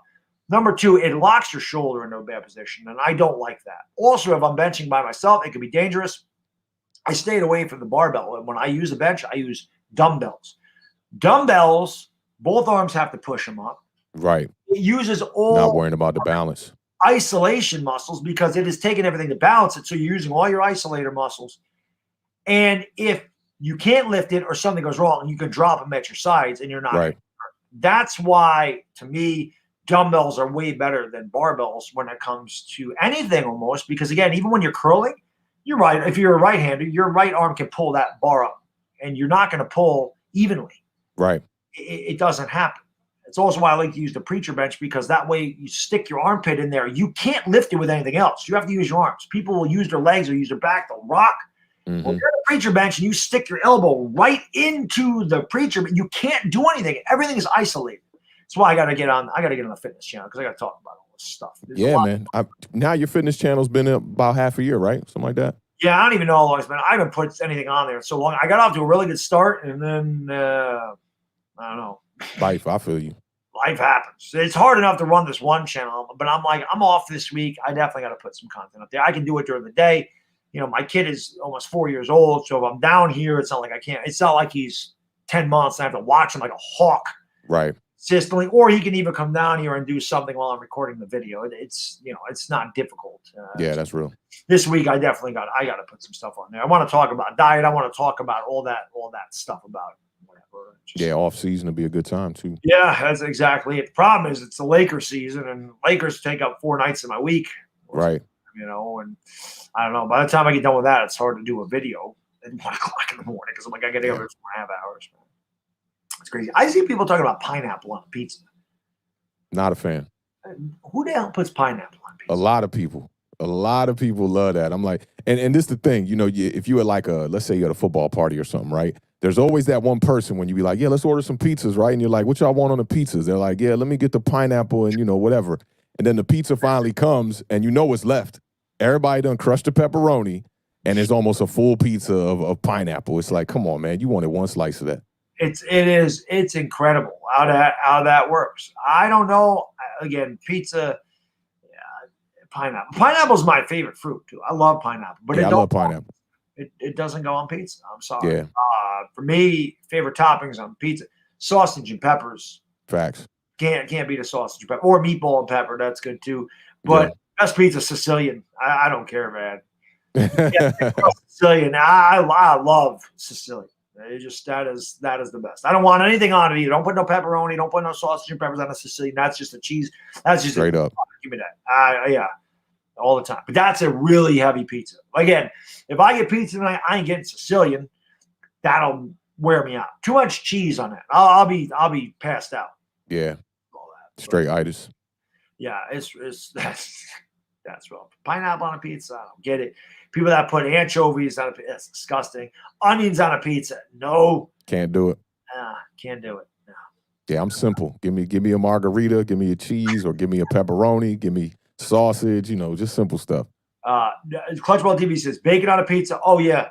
Banging. Bacon jalapenos. That's one of my favorite pizzas. Yeah, banging. Crumbled up bacon. That ooh. I love jalapenos, man. Yeah. Give me spice in my life. I need that. I need hot sauce, man. I can't. It doesn't matter what it is. I got to put hot sauce. I need flavor on food. I don't put anything on a steak though. Steak is steak. You don't add flavor to that. Yeah. I don't know what it is. Chicken tacos, rice. Gotta put some hot sauce on some chicken tacos. Yeah. No, I'm just saying chicken tacos. Oh, facts. I mean, it doesn't matter. Like the rice, eggs. I don't care. I love hot sauce. I need the flavor. I don't know if you ever did. I told this story once that I was making spaghetti, and I got the bright idea. I said, let me put some cayenne pepper in it to spice up the sauce. Yeah. Well, I did it the first time, and it came out really good. It was like, oh, this is good. A little kick. I didn't go over, but the next time I did it, instead of opening the side that has like the holes in it, I opened the other side that just dumps it. Yeah. I was like, oh, I'm like, shit. Well, I stirred it up. I'm like, that's all right. We'll make it work. I like hot sauce. Man, my wife tells me, she goes, what are you trying to kill me? I'm like, nah, I'm like, cayenne pepper ain't that hot. Man, I had some that I'm like, oh my God. I'm like, yeah, I killed that. That's no good. Did you tell the wife that you spilled it? Yeah, I did. I said, I was like, I thought I could make it work, but I couldn't. Try to brush it out. Yeah. That was too hot for me. I'm like, no wonder she's out my mouth. Yeah. That was rough. Do I like pickles? Yes, Jared. I like pickles. I'm not a fan of pickles. I know a lot of Southern fried chicken sandwiches. They throw the pickle on there. It's not my vibe. I don't want pickles on chicken though. That's what. But hamburgers, yes. I like on a sub, yes. There's not many. I don't like raw onions. Other than that, there's not many vegetables that I don't like. I pretty much like them all. Which certainly definitely not a fan of the raw onions. Whew. No, it's to me raw onions. That's all I taste. Yeah, it'll take over. See, pickles are like that for me on anything too. It just like takes over what I'm eating. Really? Yeah. Interesting. My kid don't like pickles either. Yeah. I don't like the pickles. You get him a hamburger. I never remember to even think to take the pickles off of the hamburger. Ask for without pickles. I'm just like, can I get a Happy Meal? My favorite thing is I'll say to him, like I call him Moogie. That'll always be his nickname. I don't know where that came up from. But Moogie, I probably call him Moogie when he's 17 in front of his girlfriend. I'm like, Dad, I'm Moogie. But I'll say, Moogie, what do you want for dinner? My wife me on the phone. She's like, you need to pick up something. Yeah. Moogie, what do you want? I'll have chicken nuggets, French fries, and a burger. Always. He has to have both. Yeah, that's a big meal for a kid. All right. Listen, I go to the grocery store like 4 times a week. I'm like, how the hell am I spending $600 a week on groceries? My kid is 3. He eats like he's 13. Somebody even said when he came in, he's like, damn, he's tall for 3. The kid doesn't stop eating. I'm like, what am I going to do when he's 13? I know how I was when I'm 13. Right. My God. But he does. He eats a lot of that. He goes in portion. He won't eat it in one sitting, but he'll come back. Yeah. That pickle's always on the table. He take that. He throws that. He's like, nope, I ain't eating that. I don't know. I'm the same way. Yeah, give me the burger without the pickle for sure. That pickle's like. Oh man, when you bite into something you don't want to eat, oh my God, it's the worst, yo. It's the worst. That is. What do you do? When you bite into something, and that's why I am not adventurous when it comes to food. People, someone will be like, "Hey, try this. Try this. What is it? Just try it." Right. Hell no. I ain't doing it. If you can't tell me what it is, my sister-in-law does this. She wants you to bite into something that's disgusting. She wants to see your reaction. So her son, my nephew, he's almost 17, and there was this cheese at my mother-in-law's house. I don't know what it was, but my nephew Jackson, he's like, try this, man, it's good. And I'm like, what is it? He's like, oh, it's I forgot what he said it was, but he's like, it's good. So I was going to try it because I'm like, Jackson wouldn't do me wrong. Jackson liked it. Let me try. As soon as his mother said, "Oh yeah, it's really good," I'm like, "Nope." I'm like, "Nope, I'm not trying it." And then he's like, oh, "Why'd you have to open your mouth?" Because as soon as she said, "I'm like, you like, nope." They knew no way. It was bad. And I'm like, Jackson, I gotta pay attention to you too. I'm trying to lead you down the wrong path. I'm trying to finesse you. It was gross, and I was like, I am not eating that. And sure enough, it was gross. So they were but I'm the same way. I'm not trying too much new stuff. And I don't travel that much, so I know when I get stuck in another country where the cuisine is not quite my liking, it's going to be a problem for sure. Yeah, it's rough. I don't. I say mayonnaise. I see mayonnaise is the most disgusting thing on the face of the earth. I can do some mayonnaise. It's just all about in moderation, you know. I can't. I used to like it when I was a kid. Yeah. I think that just my sister, I think this always turned me off mayonnaise, and I just realized how unhealthy it is, and just how to that's facts. It's a texture thing. Mm-hmm. But my sister would make a sandwich or something, and put the knife back in it, and it'd be crumbs in it. Oh man! And when I was seeing crumbs or other stuff stuck in the mayonnaise, it turned my stomach. Yeah. And I swear to God, from that point on, I never eat mayonnaise again. Never. I put mustard on something, or I eat it raw or dry, but I will never put mayonnaise on it. I used to have the Dorito mustard sandwiches when I was a kid. Those are good. For me, it was like the bologna and mayonnaise. Oh, I used to eat that when I was a kid. And now it's like bologna. Oh, bologna's gross, straight up. It's so nasty. It's funny because when you're a kid, usually you don't like a lot of things. Then you get older and your taste buds change and you like pretty much everything. I want the complete opposite with mayonnaise and bologna. As a matter of fact, I'll get my kid Lunchables to take to the babysitter, and I'll see sometimes there's bologna ones. I'm like, I'm not making my kid eat bologna. I'll get him turkey. Bologna's trash. Yeah, I'm not giving him bologna. My dad used to eat liverwurst, man. Oof. Or olive loaf. What in the hell is olive loaf? I never heard of olive loaf. Never heard of olives? Literally, it is a loaf of meat with olives in it. Yeah, I don't do the olives like that either. Oh, I love olives. I'm Italian. I don't do the olives. Yeah, you Italian, facts. Love olives. Yeah. I can eat a can of olives by myself. I love olives. It must be something to do with the salt. Yeah. Rakib, thank you so much for the super chat, man. Brilly. I really appreciate it. Says Giants interested in Jordan Jenkins, the linebacker from the Jets. We'll see what happens, man. Yeah, I mean, we could use some help. We could definitely use some help. I mean, free agent, that's always going to be fun. I think I'm taking that day off. I never take days off work unless they're vacation. I never take personal or sick days unless I'm really sick. I don't take these off. But I think the free agent day is St. Patrick's Day. So I may just. Oh, that'd be nice. I have like 270 days or something stupid with work. So I think taking a personal day in the middle of March, which there's no holidays for me, that's not a bad idea. You got like 270 days backed up for vacation time, or? No, sick and personal. I get 6 weeks. Oh, that's what's up. Yeah, that's part of working for the state. You get all the time. They're like, do state workers even work in New York? We get a lot. We get a lot of time off. White Lotus says, I don't care. I've never had duck eggs. I've never had duck. I won't eat duck. Neither. I don't eat game. Never been a venison guy, but my brother-in-law, man, that guy makes venison burgers. I can eat the hell out of those things because he's a hunter. I mean, he goes out hunting, and I forget if he hunts with a bow and arrow. I don't remember, but he knows how to strain the deer. He knows how to hang it. He knows how to season it and age it and everything else. And you really need to know what you're doing. Otherwise, it's going to be really gamey and taste nasty. But man, I'll tell you, that guy's venison burgers, unbelievable. I'm not never tried that either. But I would be up to try something like that, I think. Yeah, it's got to be done right though. If it's not, yeah. And I'll just take it, this kind of like I was telling you about football players, like the eye test and the smell, like if it could pass those two, I'm like, all right, I'll try it.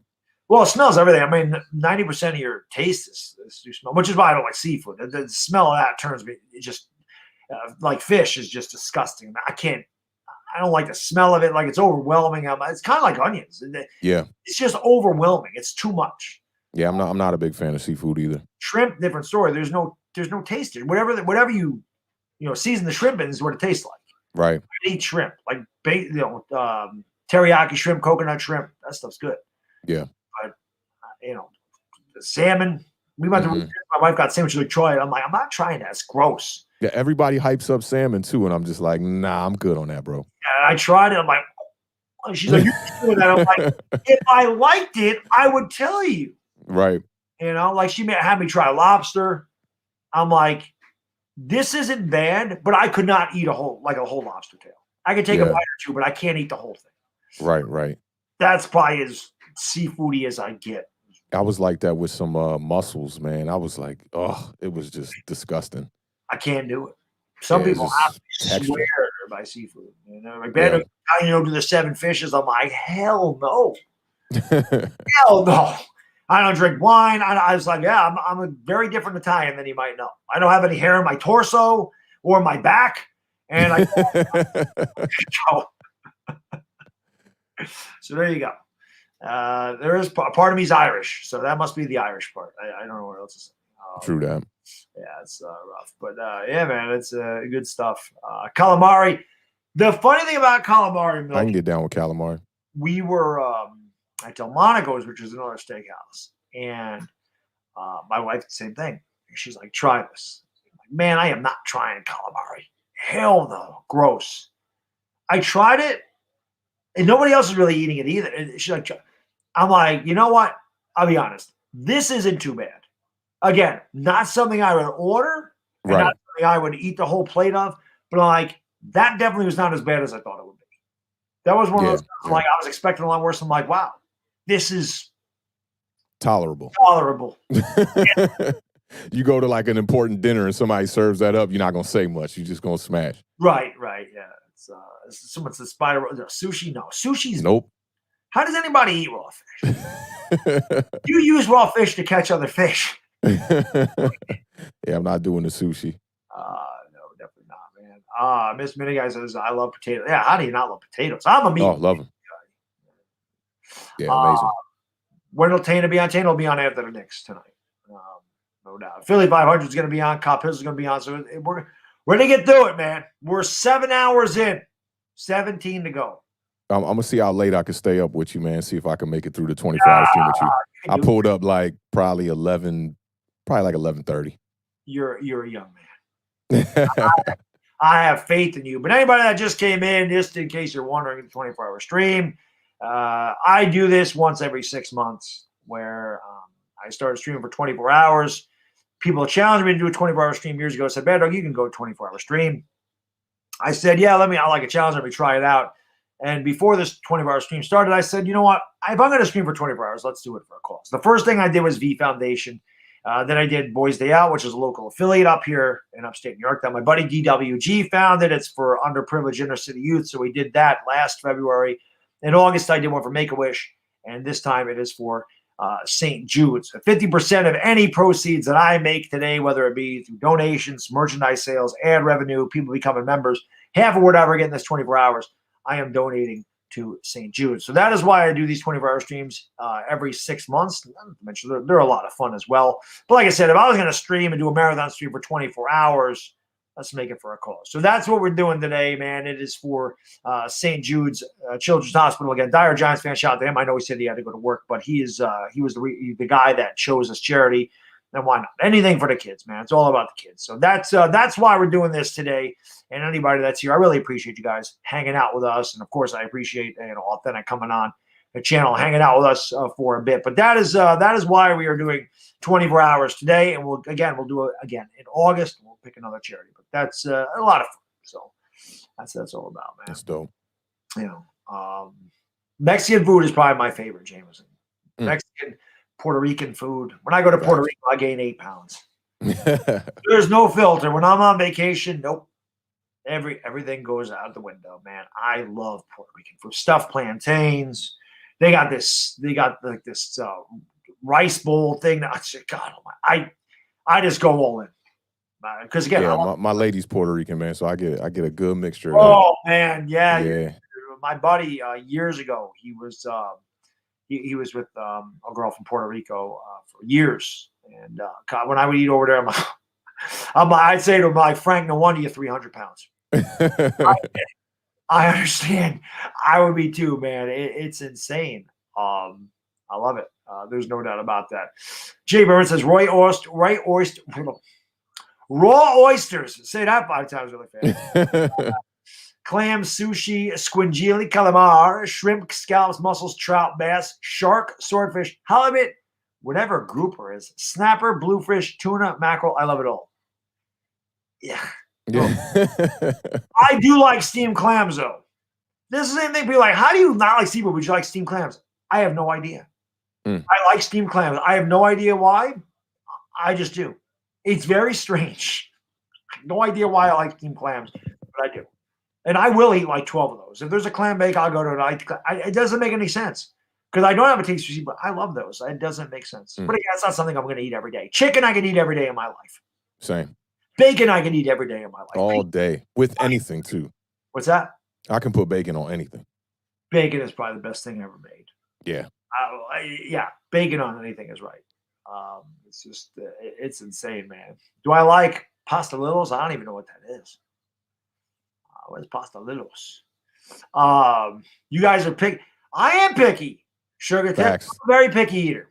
I'm definitely a picky eater. My girl's always like, I can't even make you that much, you know? Yeah. That's what it is. That's what it is. I am extremely picky. And I make no bones about it. I am. Things have to be like, it's not just my food.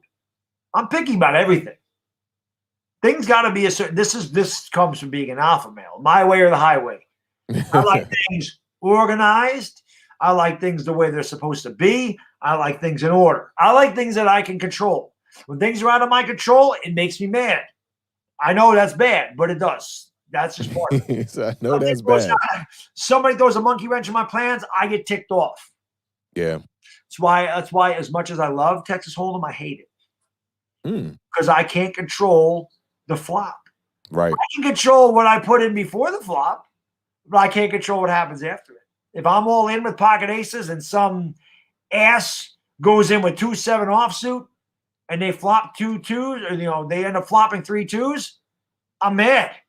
Because I bet him out of there. I'm like Phil Hellmuth.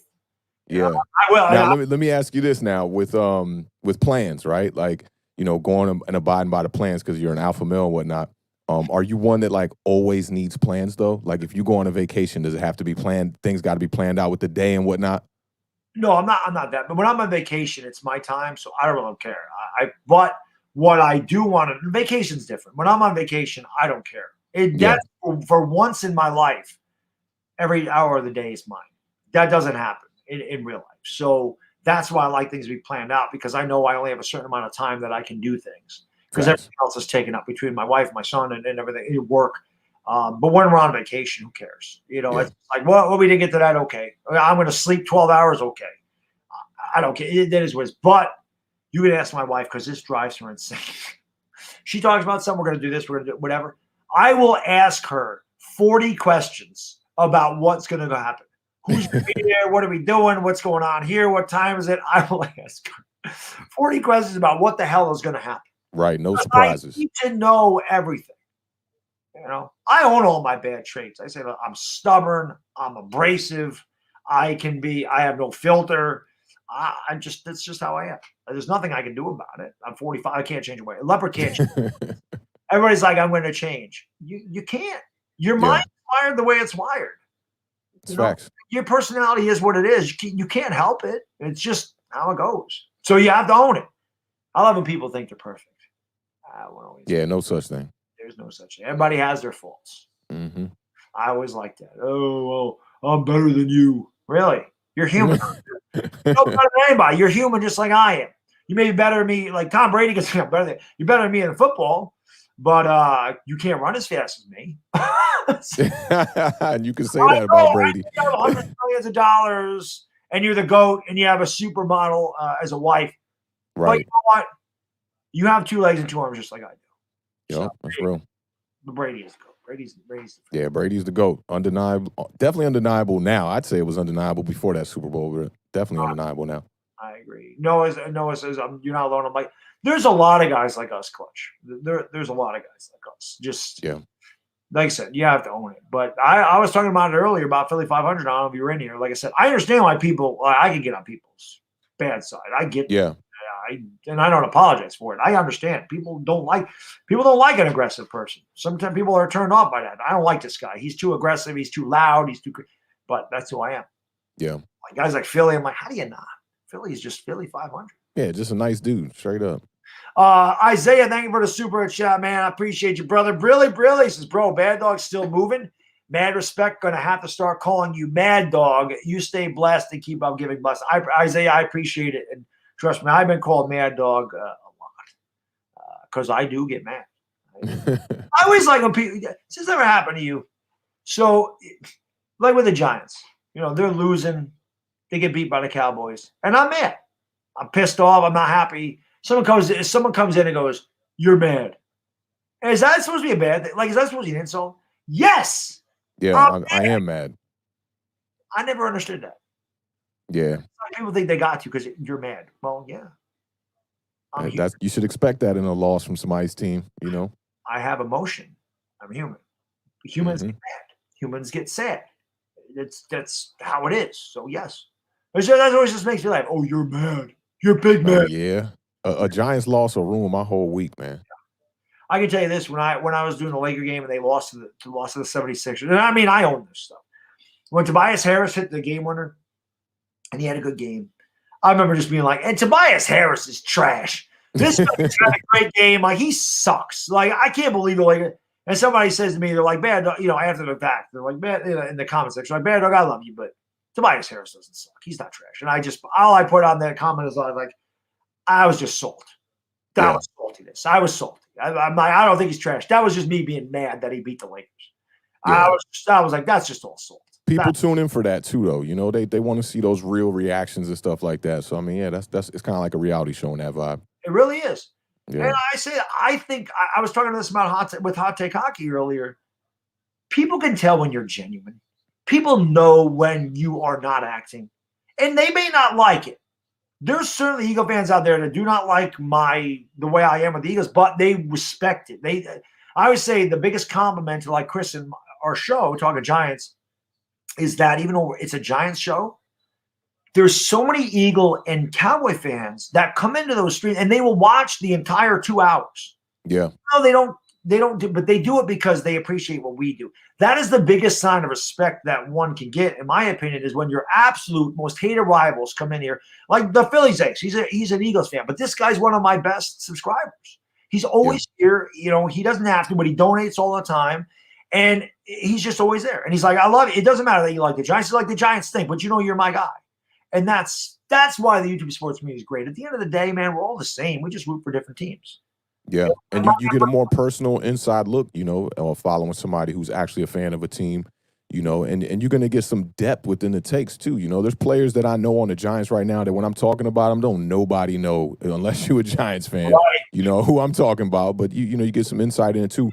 And that's why I follow guys like Philly 500, and Louis T's another one, I'm not a Washington fan, but I could sit through his streams all day long and listen to him chop it up. Louis T's the man. I love doing that. Those NFC's roundtables. Like people are like, when are you going to do another one? I'm like, when we get closer to the draft, I'll definitely do. Yeah, that last one got hot with Brunson was in there. That was a good one. I love Louis T because Louis T don't care. That's right. Louis T goes at. I like that. I like that. But again, that was all. You know what the good thing about that was respectful trash talk. Yeah, it was. There was no nothing. That's why I like that group of guys. That's why I like those NFC's roundtables because the guys that I bring in, they're not going to start calling people names, and they're not going to. It's respectful trash talk. It's good trash talk. Yeah, I like that kind of vibe. Chats. David Bialaglo, thanks so much for the super chat. I really appreciate it, man. Really says thanks for your great work. If you could have any available free agent for the Giants, who would it be? Speaking of picky eaters, how do you think Andy Reid handled the Super Bowl loss? He went to an all-you-can-eat buffet, and there's no doubt in my mind Andy Reid drowned. He drowned his sorrow in a rack of ribs.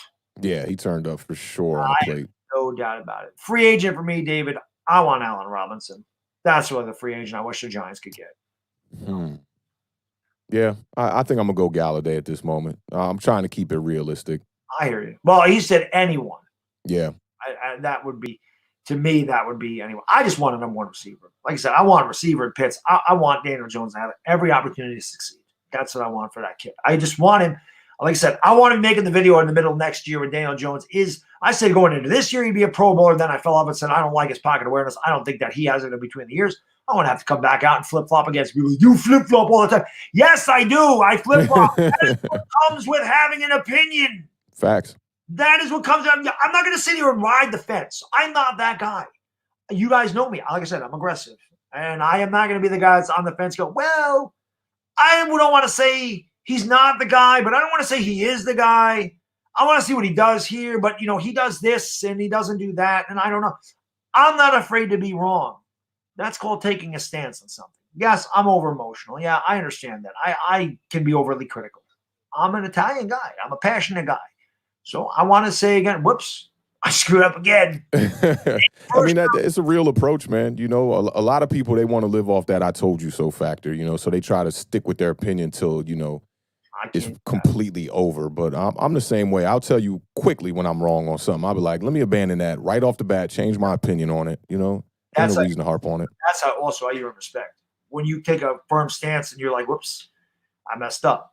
But that's the thing. I don't understand why people just can't admit when they're wrong. They'll make all these excuses and just be like, hey, man, if I'm wrong, I'm wrong. And like I said, that comes with taking a stance on things. And I'm not afraid to be wrong. You're human. You're going to make a mistake. Yeah. All these draft experts, all the professionals make mistakes.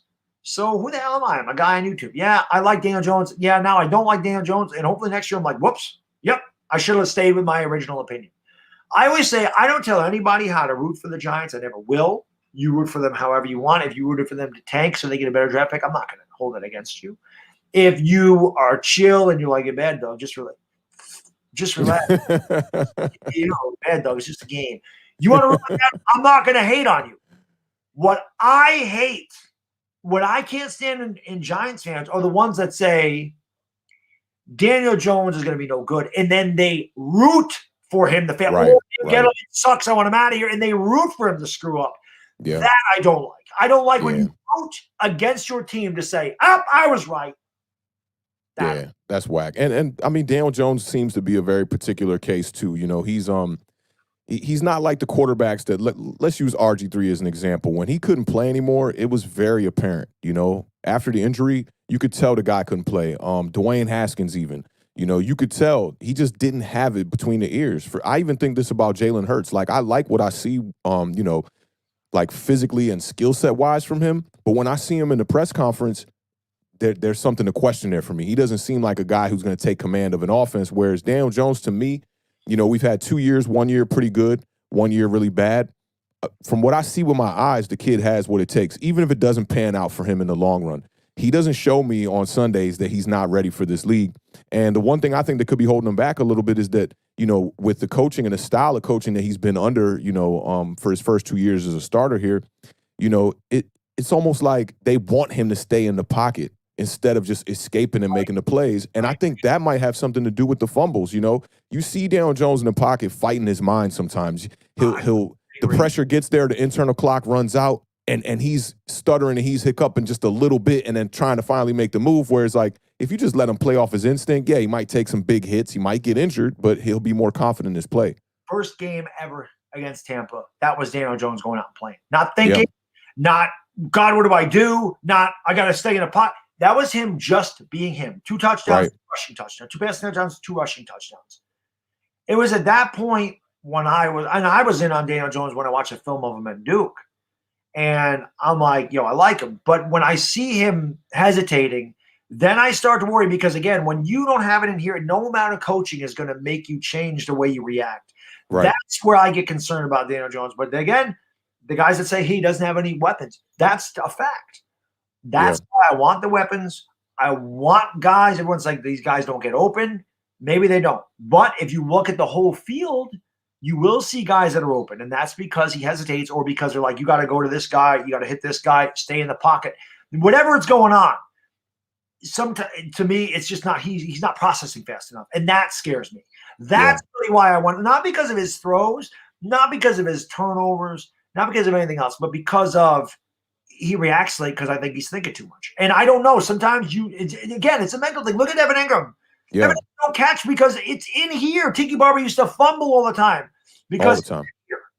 It Yeah, happened. and they changed Tiki's technique, and that completely changed the trajectory of his whole career. I mean, I don't know why they haven't got somebody in there with Evan Ingram. Just from the little bit of wide receiver I played, I can tell technique-wise he's doing a lot of things wrong. You see him face the quarterback up, and then he'll have both palms up to the sky catching the ball. That's not good technique, And I do think it's a mental thing with him too. The pressure of losing can make you really snap, And with Daniel Jones and Evan Ingram, I think more for Daniel Jones, it's like you go out there and you play loose. You look great in your first game against the Bucs. You try to play loose for the rest of that season, and you're getting hit, and most of your fumbles happen when you get hit backside. So then you start to not trust the backside. And then that's when you get the mental things jumping in the way, because now every day you wake up, when they talk about Daniel Jones, they're talking about the fumble issues. Going into 2020, all they were talking about was could he clean up the fumbles. And with Evan Ingram, I know it's the same for him. Like, he's waking up and the media is talking about his hands all day. It's a Nelson Aguilar thing. And Nelson Aguilar kind of cleaned it up. But winning will solve all of this. I always thought that if the Giants could just start winning, the Evan Ingram woes would go away with it. But, I think Evan Ingram has the potential to be a really good tight end, but time is just ticking. It's running out on him. Yep. I agree. Winning cures a lot. People talk about the culture. Winning builds culture. I don't, above everything else, winning cures a lot of problems. L.A. Lou, thank you for the super chat, or should I say his cousin Marcos. Thank you so much, man. L.A. Lou's family's been phenomenal. He says L.A. Lou's cousin Marcos Luan Jr. donates his $10 super chat to Bad Dog in St. Jude's. Go Lakers, go Dodgers. We're going to get that Dodgers-Yankees World Series this year. It's got to happen. Jay Berman, thank you for the super chat. My man, Brilly, brother says, you gents are making my taste buds awaken. It will happen on here. It will happen. So this also happens. I don't know who's keeping bathroom count, but I must go there again. So then I'm going to have you hold down the chat while I visit the bathroom. I got you, man. And I will be right back, guys. Please like, please subscribe. One of my mods, please drop the link to Authentics channel in the chat. And when they do that, guys, please go over there and subscribe to this fantastic content creator with the voice of a legend. I'll be right back. Hey, thank you, man. I appreciate that, man. That's like number 5 for Bad Dog, y'all. I don't know what he drinking in the cup, but yeah, that's definitely moving. But I saw somebody ask this earlier in the chat. Kind of curious as to what other people in the chat think. They were saying best Giants player outside of LT. Trying to see where y'all stand with that. For me, I think I'd probably go Tiki Barber for real. I'm gonna keep it 100 with y'all. I think I would go Tiki Barber on that. That might be a vibe for me. Or maybe Eli Manning. Oh, I see Kalen came in early with the Eli Manning. I wonder how much football of Eli you saw. I can't remember how old you are, Kalen. I know you're a little bit younger. Somebody said Tom Brady. That kind of make me think about the drops that people talk about with Evan Ingram, because Chris Godwin, he had big drop issues in this playoffs. 3-1 game, and the W's kind of cured that too, man. So if the Giants could just get off that bench, man, and get some W's, man, that would definitely be a thing for sure. Oh, Kalen's 18. Okay, so yeah, you ain't even get to see, them great Eli years, man. They were amazing. I'm drinking Diet Coke. I'm going to get into the beer in the second part of this stream, when I have to end this stream at 6 and then start over again. Like I said, I just do it in an 8-hour block so that I get the ad from. Yeah, that the alcohol keep you going on them late hours too, to make it a little easier, I bet. It helps. So I'm not going to get into late hours. I'll do the second. I'm not going to drink a ton, because that'll tire me out too. So people, facts. Like Bad Dog's going to get ripped. I'm like, I ain't drinking much. Nah, a couple brews or something, you good. I usually do that. Like I said, it's usually around between 6 and 10 p.m. and then that's the end of it. But I heard you say who's the best, and I heard you just mention Tiki Barber. Yeah. I've said this, and I stand by it. Cowboy fans can't stand it. Tiki Barber was better than Emmitt Smith. I don't give a damn what anybody says. Changed my mind. Yeah, Tiki Barber was fire. I mean, Emmitt Smith always had the better offensive line for sure. Emmitt Smith averaged half a yard less a carry in his career than Tiki Barber. Tiki Barber played on bad Giants teams. Tiki Barber really was a starter for 6 years. Yeah. He did not start in 97, 98, or 99. Started in 2000, and he retired in 2006. Who was the main running back when he first came in? Do you remember who the main back was? Yeah, Charles Way. Charles Way was like their main guy. And I forget there was another guy, but Tiki was like a third down back. Yeah, I remember he came in as a third down back and a returner. Yeah, and a returner. So he was not the guy. The last 2 years of Tiki Barber's career, he had over 3,500 yards rushing in the last 2 years of his career. He also had over 5,000 yards receiving in his career. And the guy belongs in the Hall of Fame. I have no idea how the hell Tiki Barber's not a Hall of Famer. I understand Giants fans are upset about what he said about Eli Manning, but Tiki Barber got what was coming to him. He didn't win a Super Bowl. Eli won 2. So let that be where it is. Tiki should have kept his mouth shut, but you can't take away what the man did on the field. Yeah. He is far the best running back the Giants have ever had.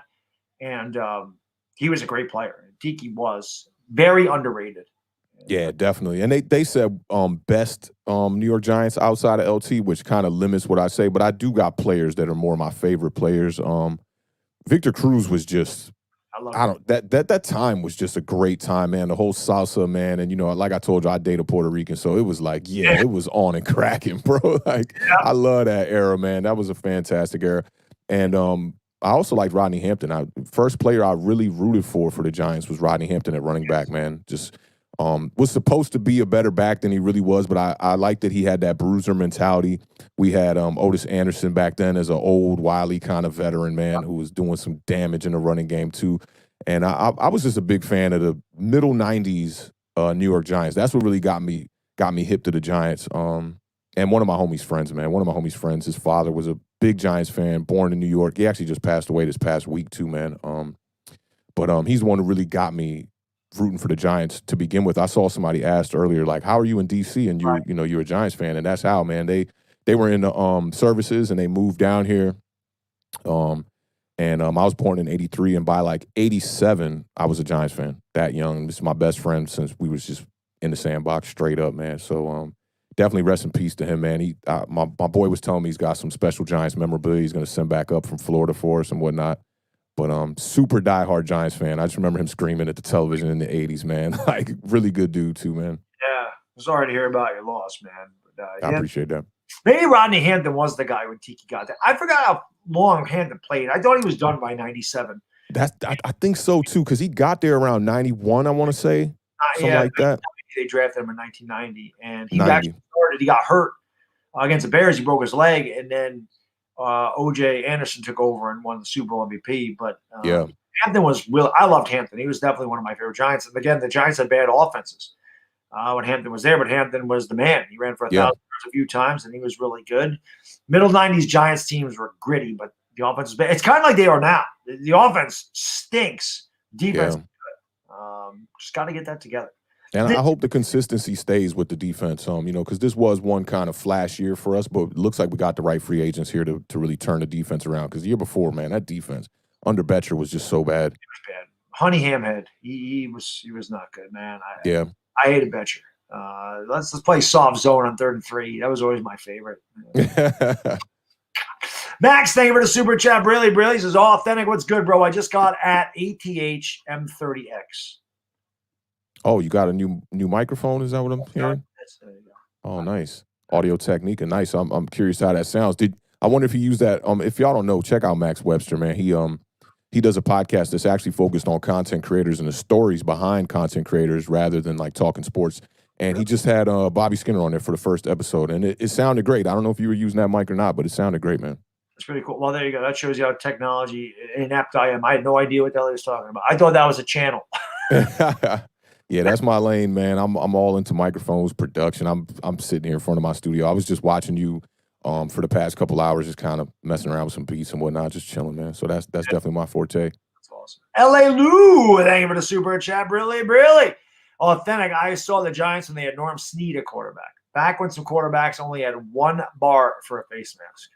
That's way back. That's way back. I only saw maybe 2 or 3 players that rocked the 1 bar, and they was all kickers. I don't know, Morton Anderson was one. That bar wore one too, yeah. That bar had one. And Sean Landetta. Both our kickers had a 1 bar face mask. Max, thank you again for the super chat, brother. I really appreciate it. Really, my man says the 1/4 inch headset. Ah, got you. Oh, the ATH 50s. Yeah, I use them same joints. I should have known that. I wasn't listening to the numbers you were saying after it. It's all Latin to me. I don't know what. Nah, they're good. They're good headsets. I use them for gaming. I use them for my studio stuff. I use them for podcasts sometimes. Yeah. No, that's pretty awesome. But yeah, man, the 1990 Giants team, that was great. I always bought a Rodney Hampton jersey, but I was in high school, so I never did. But I always liked Rodney Hampton a lot. When I had I do that all the time. When I had Uncle Lou on the channel, I should have asked him about Rodney Hampton. Oh yeah, Georgia guy, and obviously would probably have some thoughts around him that I should have asked him about that. That was back when I was still watching a good chunk of college football. Like Lawrence Phillips, Tommy Frazier. I was a big Nebraska Cornhuskers fan because I played ball and I was just a fan of the option. And Frazier, man, he was one of the quarterbacks that I really wanted to see him excel in the NFL. And I remember he had like a blood clot.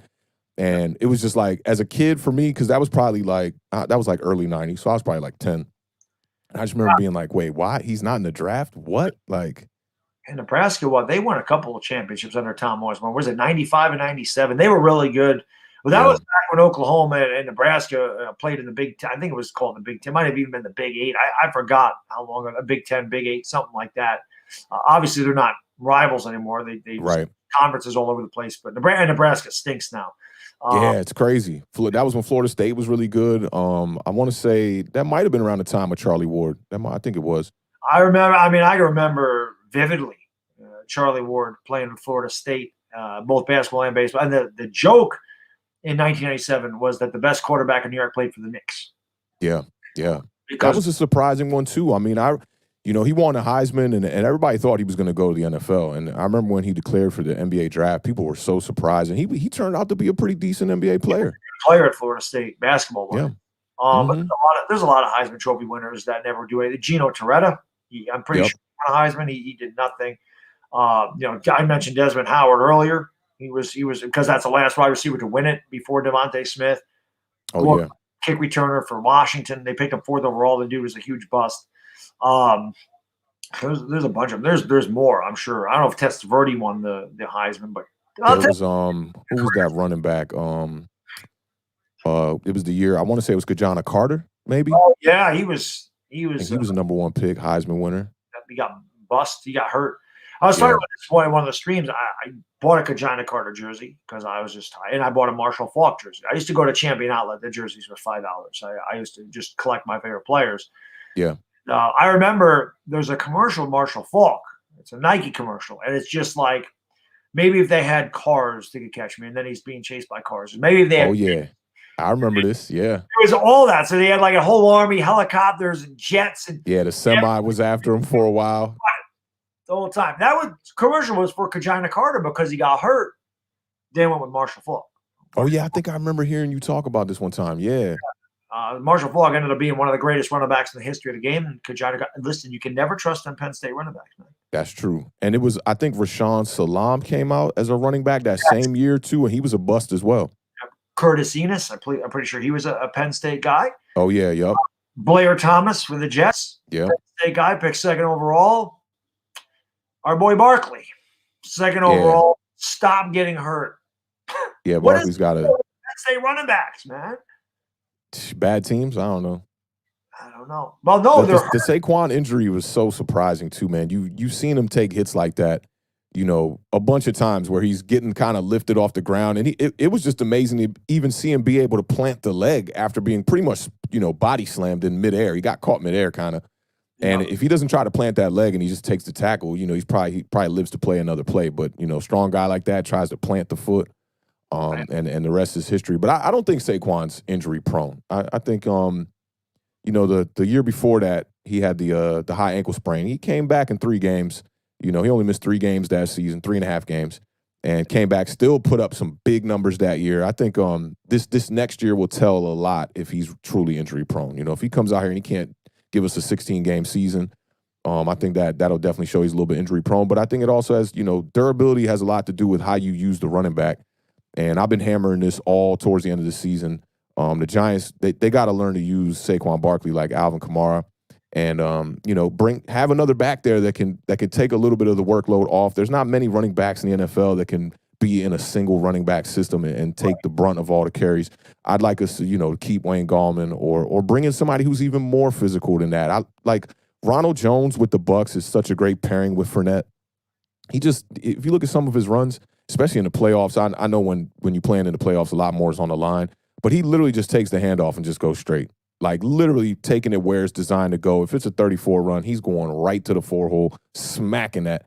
And that's what I want to see out of a secondary back with Saquon Barkley and limit the touches. I mean, I compare him to Alvin Kamara, who's never had a 1,000-yard season in the NFL. And he only had one 100-yard game this past season. That was the one against the Vikings where he put up the 6 touchdowns. You keep your running back healthy like that, you know? Right. I mean, but the thing of it is, again, I mean, I'm not saying he's injury prone, but I'm just saying there've been a couple of serious injuries here the first 2 years, and that are the 2 out of the first 3 years. But again, it's not like Blair Thomas is a bad running back. It was injuries. It's not like Johnny Carter was a bad. It was just injuries got these guys. So hopefully Barkley's not that guy. I have talked about this before too. You notice there's so many more torn ACLs. It didn't happen in the 80s. It just, and the reason that is, and I say this all the time, is because there's too much muscle on the tendon. Your tendon 100%. don't get strong. No matter how much you lift, it don't matter how strong you get. Your tendons are your tendons. Right. They only get weaker. So when you have a guy that's built like Saquon Barkley, and you're talking, I mean, his legs are dumb. Yeah. When you have Saquon. all that weight on those legs, all that muscle mass, which weighs a lot, all that, and those tendons are trying to hold that, and you make the wrong cut. That's why this happens to so many of them. They are so huge. And again, doesn't matter if you're 140 pounds or 240 pounds, your tendon is going to be your tendon. So right. It's different. It's the same thing in the pitchers. All this strain that they put on these guys all throw 100 miles an hour now. All this strain that you're throwing on your freaking your UCL in here. That's why there's so many times. Just why there's so many torn ligaments in the elbow. It's the same thing. And then the curveball, see, they snap them off so hard now. It is the way it is. Guys back. Nolan Ryan threw how many innings in his career? The dude never had a torn ACL, UCL. Yeah, bigger, faster, stronger, quicker. It's just crazy. More pressure on the tendons for sure. And you definitely seen it in the NFL. And they tried to clean it up with the hits, but now they're realizing that it's not just the hits. I mean, these players, they're going out there with no knee pads. They're ripped, completely cutting, going fast as you've ever seen football players go. That's why I think a lot of old school football was tougher for sure, but the game now is just faster. Everything is faster. Way, way, way faster. Yeah. It's insane, but muscular guys are going to get hurt. It's just, but there was a guy, I forget who said it. I was an announcer. I can't remember, but he just said, I never, like they're talking about pulled hamstrings and strained muscles. Like I never had to worry about doing that because you can't pull fat. Right. Remember that. L.A. Lou, thank you for the super chat. Really, this is the very first Heisman winner was Jay Burwanger. And he never played pro ball because he got a job at a rubber plant that paid him more. That is insane. That's crazy. Yeah, that's before all them deals, the TV and all that. They didn't know that this game was going to be this popular. That's why winning championships and getting into the playoffs was so much more important. Most of these guys had jobs in the offseason, but you got into that World Series, man, it paid you a lot of money. Yeah, that's facts. These guys. Nowadays, what do you get for winning the Super Bowl? $150,000? These guys blow that in a night. Yeah, I know, right? Cocaine off the hooker. Tom Brady got for beating the Packers, he got the $500,000, and then for winning the Super Bowl, he got another $500,000 from incentives in the contract. And for him, it's just like, another cool meal. Yeah, it's $1 million. I'm gonna throw the Lombardi Trophy to another boat over the water. Yeah, I know that footage was hilarious. Seeing that, man, it was good to see him like loose like that. Listen, man, I say Tom Brady, yeah, he's a competitor. That's why he wins. Yeah. That guy don't like lose. Somebody mentioned I don't like him because he gets pissed off when he loses. You should. When you're at that level, you better be pissed off. It actually makes me mad when guys are like, hey, good game, and they're laughing. You get blown out 38-3, and they're giggling and think it's a joke. I'm pissed. Right. Like, how are you laughing? You just got embarrassed. You should be pissed off. That's facts. Guys get in their teammates' face. I'm like, good. Yeah. Good. Get it out. And Tom Brady is I think he rides the line of professionalism really well too, because he the losing doesn't allow him to get out of his character like Odell Beckham was. Odell Beckham was so trying to win that when he didn't win, you saw a guy who would lose his character and be throwing stuff at the nets, and he was just doing all kind of off the field stuff when they would lose. Whereas Tom Brady is like, you won't even see. I was telling the Beard this. Tom Brady don't even smile during the game until they got the game in hand. Yep. He's literally serious, all business, and I think it goes back to what you were saying, kind of about your personality, like. Not everybody's going to like that guy, but that guy's going to make people win games. Yeah, that's just what it is. And I think that's part of the reason I am, though, because, obviously I'm not a professional athlete. I never came close. I wouldn't even sniff like a Division III college in anything that I did.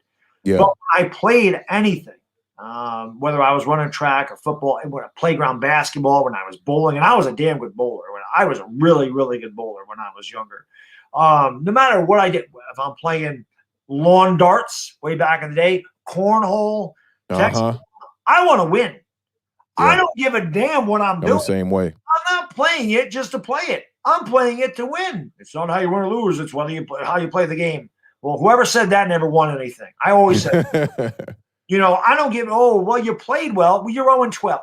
Right. I'd rather play piss poor and win the game than, hey, I went 3 for 3 with 3 homers and 7 RBIs. And we lost 12-7.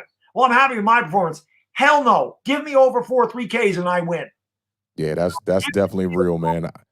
I've been staying off the golf course a little bit because of that, because I like to enjoy sports that I have a chance to win at. And the beard owns me on the golf course. It's crazy. Dude has no technique, pigeon-footed while he's swinging, but he can hit it like 300 yards, 250, 300 yards. And when I first started golfing, probably 10, 12 years ago, I would enjoy it. You get to get out there, have a beer, you can have a smoke out there on the course, whatever you want to do. And the more and more I played it, I'm like, man, I'm paying to play this expensive hobby that I keep getting my ass kicked at. And it started to make it a little bit of a sour experience for me. So now I haven't golfed in it's been years for me for real. I suck at golf. LA Lou, thank you for the super chat. Really, really says Jay Berwanger is the guy on the Heisman Trophy. I did not know that. That is awesome. Oh, that's real. What? LA Lou, dude, people think I know a lot. I have a good memory, and I know that guy knows way more than me. I learn things from LA Lou all the time. Now, of course, now I'm older, I forget half of them, but I do learn stuff from them as the thing goes on. But talking about golfing, I always use golf as an excuse to drink. I mean, let's face it. I would just sit there and bring a 6-pack and just ride around in the cart, slap it around. I would play, if the hole was 340 yards, I would play it it'd be like a 1,200 yarder because I'd hit it 200 yards this way, 200 yards that way. Yeah. You drive for show, putt for dough. I was always good off the tee. I have long arms and long legs, so I always had the leverage. Yeah. But when I got to chipping, forget it. I can't chip. Oh, man. So inconsistent for me with chipping. And I'll start the day all right, it's a new day, and I'll play a couple of holes, and then I'll use alcohol as a reason. Once the game goes sour, I'm like, I'm going to have a couple beers, and then, the back 9, I can blame it on the alcohol. Yeah. Well, I mean, for me, none of my friends run it either. But now what we found is the indoor golf, the golf simulator. Oh, yeah, those are dope. You chase the ball around, you slap it into a screen, you walk 4 feet, you pick it up, you walk 4 feet behind you, you get a beer at the bar. That's the way of golfing. Ellie Lou says, I know all that because I'm old. You know that stuff because you know it. Has L.A. Lou's a Rams fan, right? Has he always been a Rams fan since even the St. Louis days? I don't know. It's a good question. I know he's in L.A. I don't know if that got him to rooting for them or not. Were you L.A. Lou? Were you – because it was St. Louis, right? No. I think it was Los Angeles. Then they moved to St. Louis. That was what it was, yeah. Yeah, L.A. was there, and then they moved to St. Louis. They were originally – because Eric Dickerson Rams were L.A. Rams. Yeah, they were the L.A. Rams way back. Makes sense. What the hell am I talking about? They were playing the Vikings in the NFC Championship game every year. Roman Gabriel was playing for the Rams back then. So, yeah, L.A. moved to St. Louis was the Cardinals. That's what the Cardinals were in Arizona. That's Jim Everett, a few others. Yeah. Oh, God, those Giants. The Rams and the Giants always met up. The Rams always beat the damn Giants, except for 84 playoffs, which was my first year starting watching. The first game the Rams and the Giants played, I remember the Rams won 33-12. I don't remember the final score, but they had 3 safeties in the game. The Rams had 3 safeties. Yeah, that's domination right there. But then they got into the playoffs. Dickerson was great, but Dickerson fumbled a lot. I remember. Yeah, he did. He had a big fumble against the Giants in that game. He also had a big fumble against the Bears in '85 in the NFC Championship game. But Dickerson was great.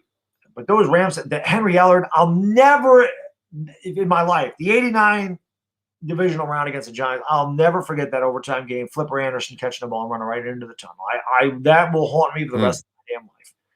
That '89 Giants team was 12-4. They were really good.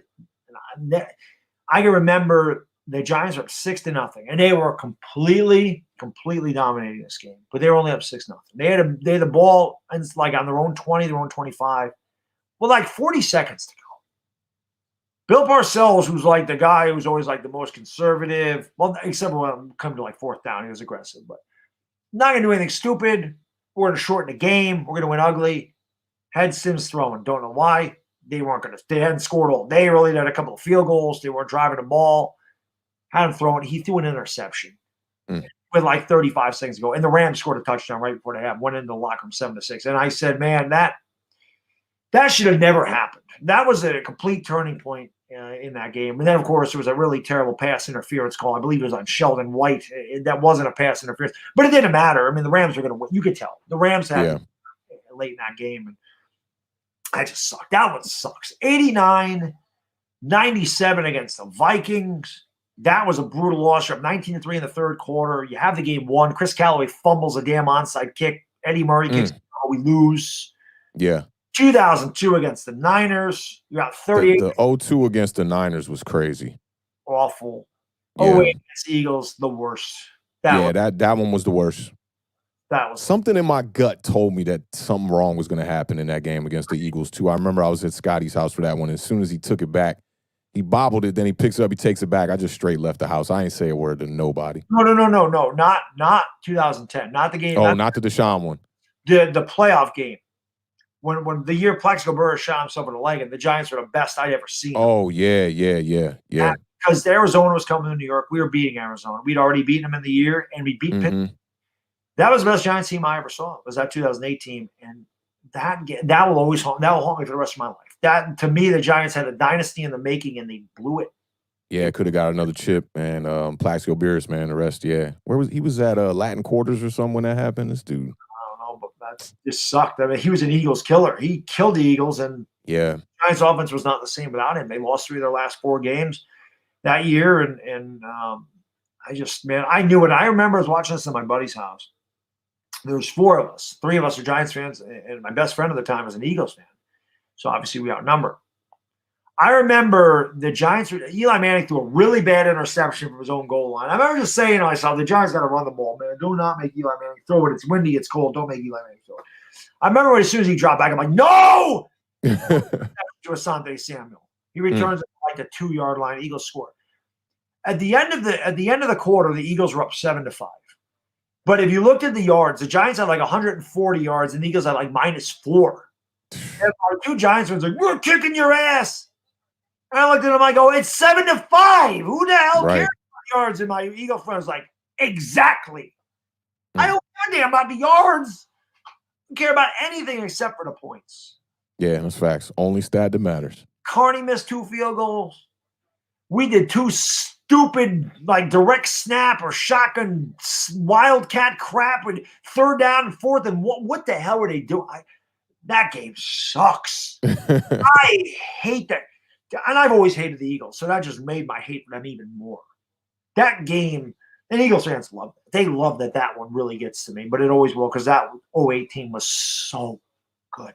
Yeah, it definitely was looking like we was going to repeat. We should have repeated. We crushed the Ravens that year. We beat the Steelers in Pittsburgh that year. We destroyed everybody we played that year until Burress got hurt, or until Burress shot himself. And around what time of the season was that when he shot himself? It was right at, I think we were 11-1. Oh, so it was towards the end of the year too. Wow. I remember that happened. Yeah. They never were the same. LA Lou, you're the man. Thanks so much for the super chat, brother. Brilly says, when the Rams moved to St. Louis, they could have dropped into the ocean for all I care. I'm glad they changed their unis. I'm an Angelino. I go all the way back to the tail end of the Deacon Jones career. Ooh. I think he was 57 or 58. I remember. That's what's up. Who got me the shirt, too. I speak fluent baseball. Oh, that's dope. Yeah, I love it because, somebody would say to me, like, baseball fans know, 6 + 4 + 3 = 2. Unless you're a baseball fan, you don't know what the hell that means. Because you're like, what are you talking about? So 6 + 4? + 3 = 2. Yeah, and why is that? Because the position numbers. Short number 6, second base is number 2, or second base is number 4, first base is number 3. 6, 4, 3 is 2 outs. It's a double. Yeah. They'll be like, how new, has that always been a saying, or is that relatively like newer? Or I honestly don't know, but somebody asked me that, and I was like, oh, I know that = 2. And baseball, 6 + 4 + 3 = 2. That's witty. That's witty. 5.5 hole. That's another one. What the hell is a 5.5 hole? That's the big hole between third and short. That's where Tony Gwynn always used to hit the ball. The opposite field between third and shortstop. Big hole there. Yeah, always knocked it through there. That's why the guy hit 340 in his career. Yeah, I mean, baseball's money. I freaking love baseball. I love calling the Laker games. I definitely get the most excited about that. I'm the most hyper. I love calling the Giants. But baseball is that game where I'm just that is relaxing to me. It's just the weather's nice. The windows are open. It's slower paced. But when the Yankees are doing something stupid, I'm going to get as mad as I get on anything that I do. I so pissed off when the Yankees, because to me, they underachieve. Giants, I get mad, but I know that they got a long ways to go. Yeah. The Yankees, there's just no excuse to me. The Giants have been a letdown. I always, when entertainers doing his play-by-plays and y'all doing y'all play-by-play and whatnot, there's always a moment when I know the game is out of reach, and it's when Tanner goes, I know it's over. And I do that all the time, yo. Like, with the Giants, they'll have you holding on for the last limb of life, Like, you're like, it's 7 minutes left in the game. We're down by 2 touchdowns, but there's a chance. You know what I'm saying? And I know when Tanner let out that sigh, game's over. When you get that, game's over. What was the LA Lewis said Tony Gwynn had 5.5 cents on spikes. That's awesome. Tony, I mentioned earlier, most underrated baseball player that I know. Him and Stan Musial are the two most underrated players. Yeah, you did say that. For how good they are. I forgot what game. Oh, it was the game against Tampa. This guy. It was the game against Tampa when it was the game against Tampa. Yeah, this dude. When they picked up the pass interference on the 2-point conversion, and he broke the beer. That was funny. Yeah. He got so mad. I don't know if he threw something or he pounded something, whatever it was. He knocked over. Oh, yeah, he threw his Heineken. And I go, yes. I'm like, yes, that's something I would do. Get pissed, Chris. It's okay. I remember that. Man, it's okay. Because Chris said, that's why we work so well together. Yeah. Chris is that guy, like, bad dog. Just relax. Yeah, calm down. Okay. It's, this. It's all right. Yeah, it's okay. Yeah, he's not playing well, but you know what? Give him a chance. Me, you suck! Throw the ball! That's just why we work well together. And on his reaction on the draft for Daniel Jones was very similar to that. He was so angry when we drafted Daniel Jones. We all were. Yeah, that was tough. I go back to that. I go back. I laugh so hard. I remember I have a Knicks book that's like a coffee table book. And I took the book and I threw it. Somebody thought I threw my laptop. I'm like, wow. Listen, I ain't that man. I would never do that. I'm not breaking a laptop over Daniel Jones. I've never been a rager like that. 20 years ago, yes. Oh, yeah. God. Dude, I remember in 2004, Yankees, Red Sox, ALCS, that's like the 2008 Eagles Giants game. It just makes me sick to my stomach to talk about it. Game 5, I remember they lost in 14 innings. The Yankees did, and I remember when Ortiz got the hit, I took my remote and I threw that thing as hard as I could at the wall. Of course, the remote shattered. I put a hole in the wall. I didn't. Again, when I'm 26, I still have a bad temper, but I can control it much better. I know better than to break my own stuff. Yeah, fact. God, it'll make you feel worse when you got to buy some new stuff. Yeah, because it doesn't change the outcome. Right. Then all I do is, I got to buy a new remote now. I got to patch my wall up. Nice job, stupid. Yeah, the patching the wall is probably the more difficult part. Yes. Yeah. I was pissed when he drafted Daniel Jones. Yeah. I was not happy about that. I think I almost prepared myself because I was hearing a lot of rumors about it that we was going to draft him. And I went out and I scouted him and I scouted Dwayne Haskins. And I think I convinced myself I liked Daniel Jones more. And I think the tape helped me definitely because, Haskins seemed like a lot of short routes that just went to the house with him. A lot of, just – it didn't show me he was an NFL quarterback. I wasn't sold on him. And I just convinced myself. I didn't hear anything about Daniel Jones until going into the draft, and I just convinced myself. So when they did draft him, it wasn't a huge letdown. My boy Patrick was so angry about that, and I was just like, man, he's all right, man. I scouted him. I thought that he could at least get the job done, but the pick was a reach for sure. But I like the intangibles, and for him And for the Giants, I just hope his career just pans out. I hope he just changes all the doubt and people can get behind him, starting with his play. Yeah. Well, when I went back and watched a film on Daniel Jones, I was sold after the draft. But again, I thought smokescreen. I'm not thinking they're actually going to do it. I never thought Josh Allen would fall to us. So when they passed on him, oh my God, that was it. Yeah. I wanted the next level rage.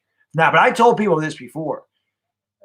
If you would have saw me in 2016 when they drafted Eli Apple, my reaction was way worse than the Daniel Jones reaction. Real, who are you looking for in that draft that year? Leonard Floyd. Yeah. Matt Conklin. 2 teams traded up ahead of us to get them.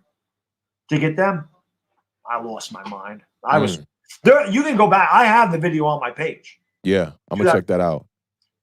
And this is the day after. I am so mad in that video. And this is the day after the fact. So imagine what happened when I remember, this is the truth. When the Bears traded up, I'm like, oh God, no. They took Leonard Floyd. I swear to God, I yelled so loud my neighbor heard me. I was like, fuck. I was on the phone, they're like, what is that? Like, that's Kevin getting mad at the draft. Yeah. Yeah, that was me. I saw a dire Giants fan. He said, what was it? What did he say about Rover's film review? He said, 20-minute film review on a pissed bad dog from Rover was gold. So I don't know if you know what Rover Sports is.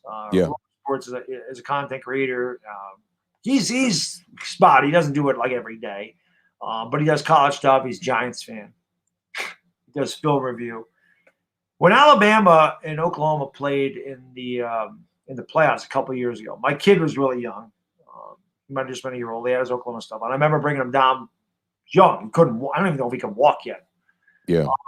I put him on my lap. He started crying. He just wouldn't. He started crying. I had the Oklahoma, and I go, "Oh God, I hope that's not a portent of things to come." Well, before I knew it, Oklahoma's down 28-0. And I'm just sitting there going, I'm so disappointed that this isn't even a game.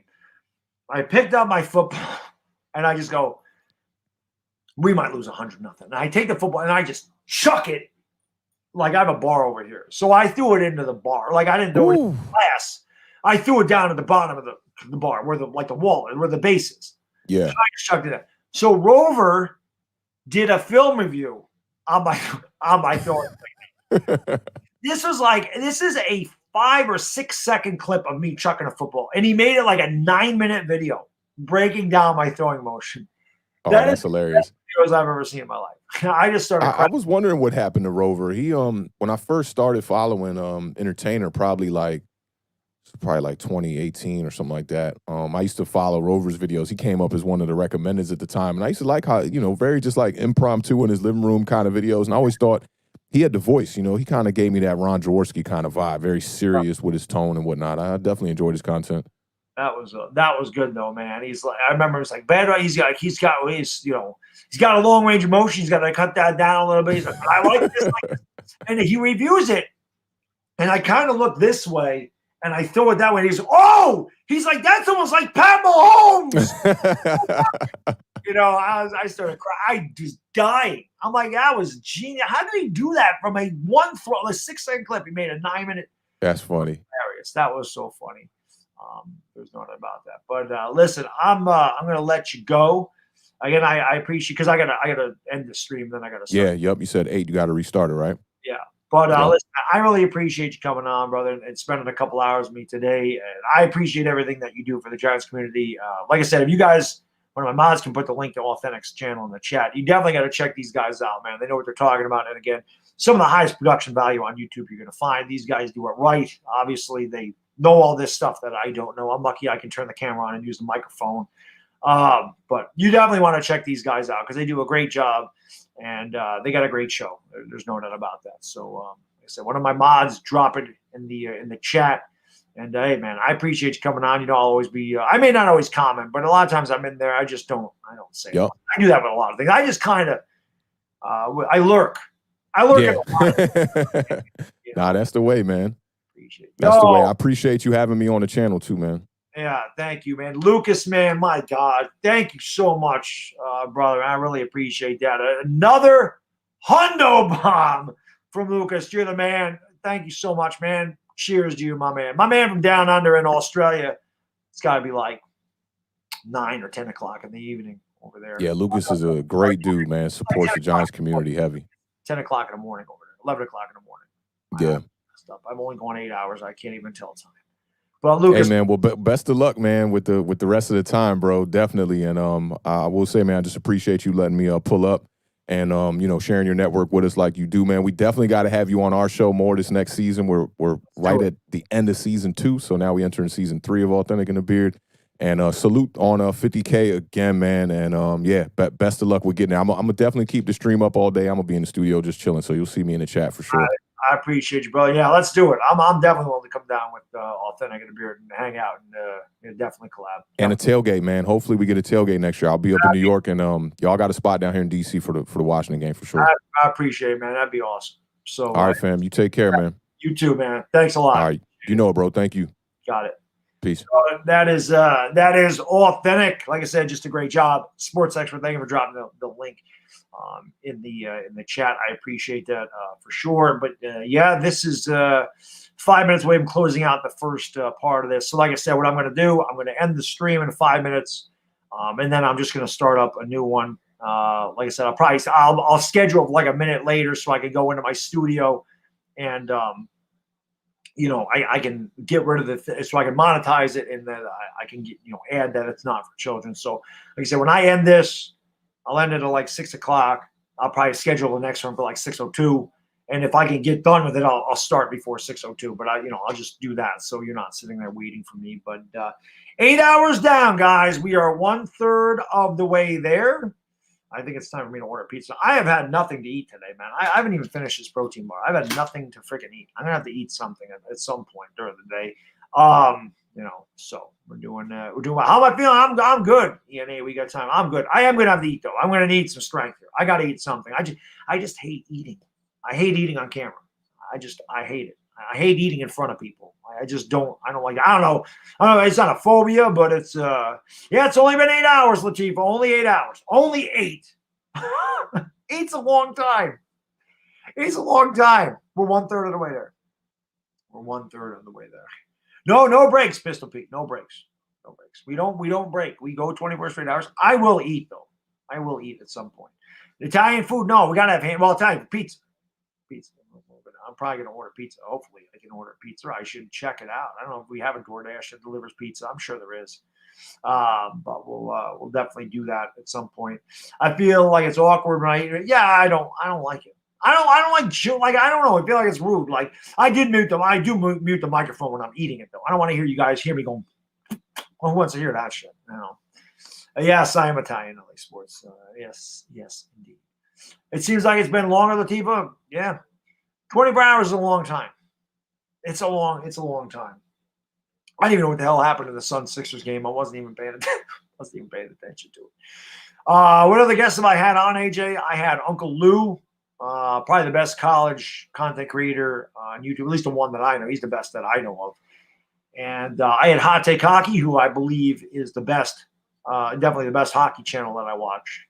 And obviously it's, then Authentic, I've had great guests, man. These guys all do such a great job on YouTube. And obviously it's an honor to me that they would come on and spend, part of their Saturday with me. So I appreciate, those guys taking time out of their day to help me out with the 24-hour stream. Definitely. I'm from Sicily. Well, not me, but my ancestors are Sicilian. So I am Sicilian. There's no doubt about that. So, slumber doesn't exist in my life, right? I'm not just abundant with joy. I can be, but I'm not a lot of times. Not at all. Lucas is the freaking man. Let me go. So I'm going to do this now. Online Big Blue. No, the first 8 hours. The first 8 hours, Tim. 8 hours. I've been live for 8 hours. We started at 10 o'clock. So I'm actually going to end this stream. And like I said, guys, just come right back. I'm going to end the stream. I'm going to set up the second stream. We're going to go until 2 in the morning. And then at that point, we'll have to start another stream. And, hopefully you guys are there. So I will see you in a few. I'm going to get out of here, but come right back, guys. So I'll see you in a bit. First 8 hours are done. And diggity dizzle. See you for part 2 in a minute. We gone. Peace.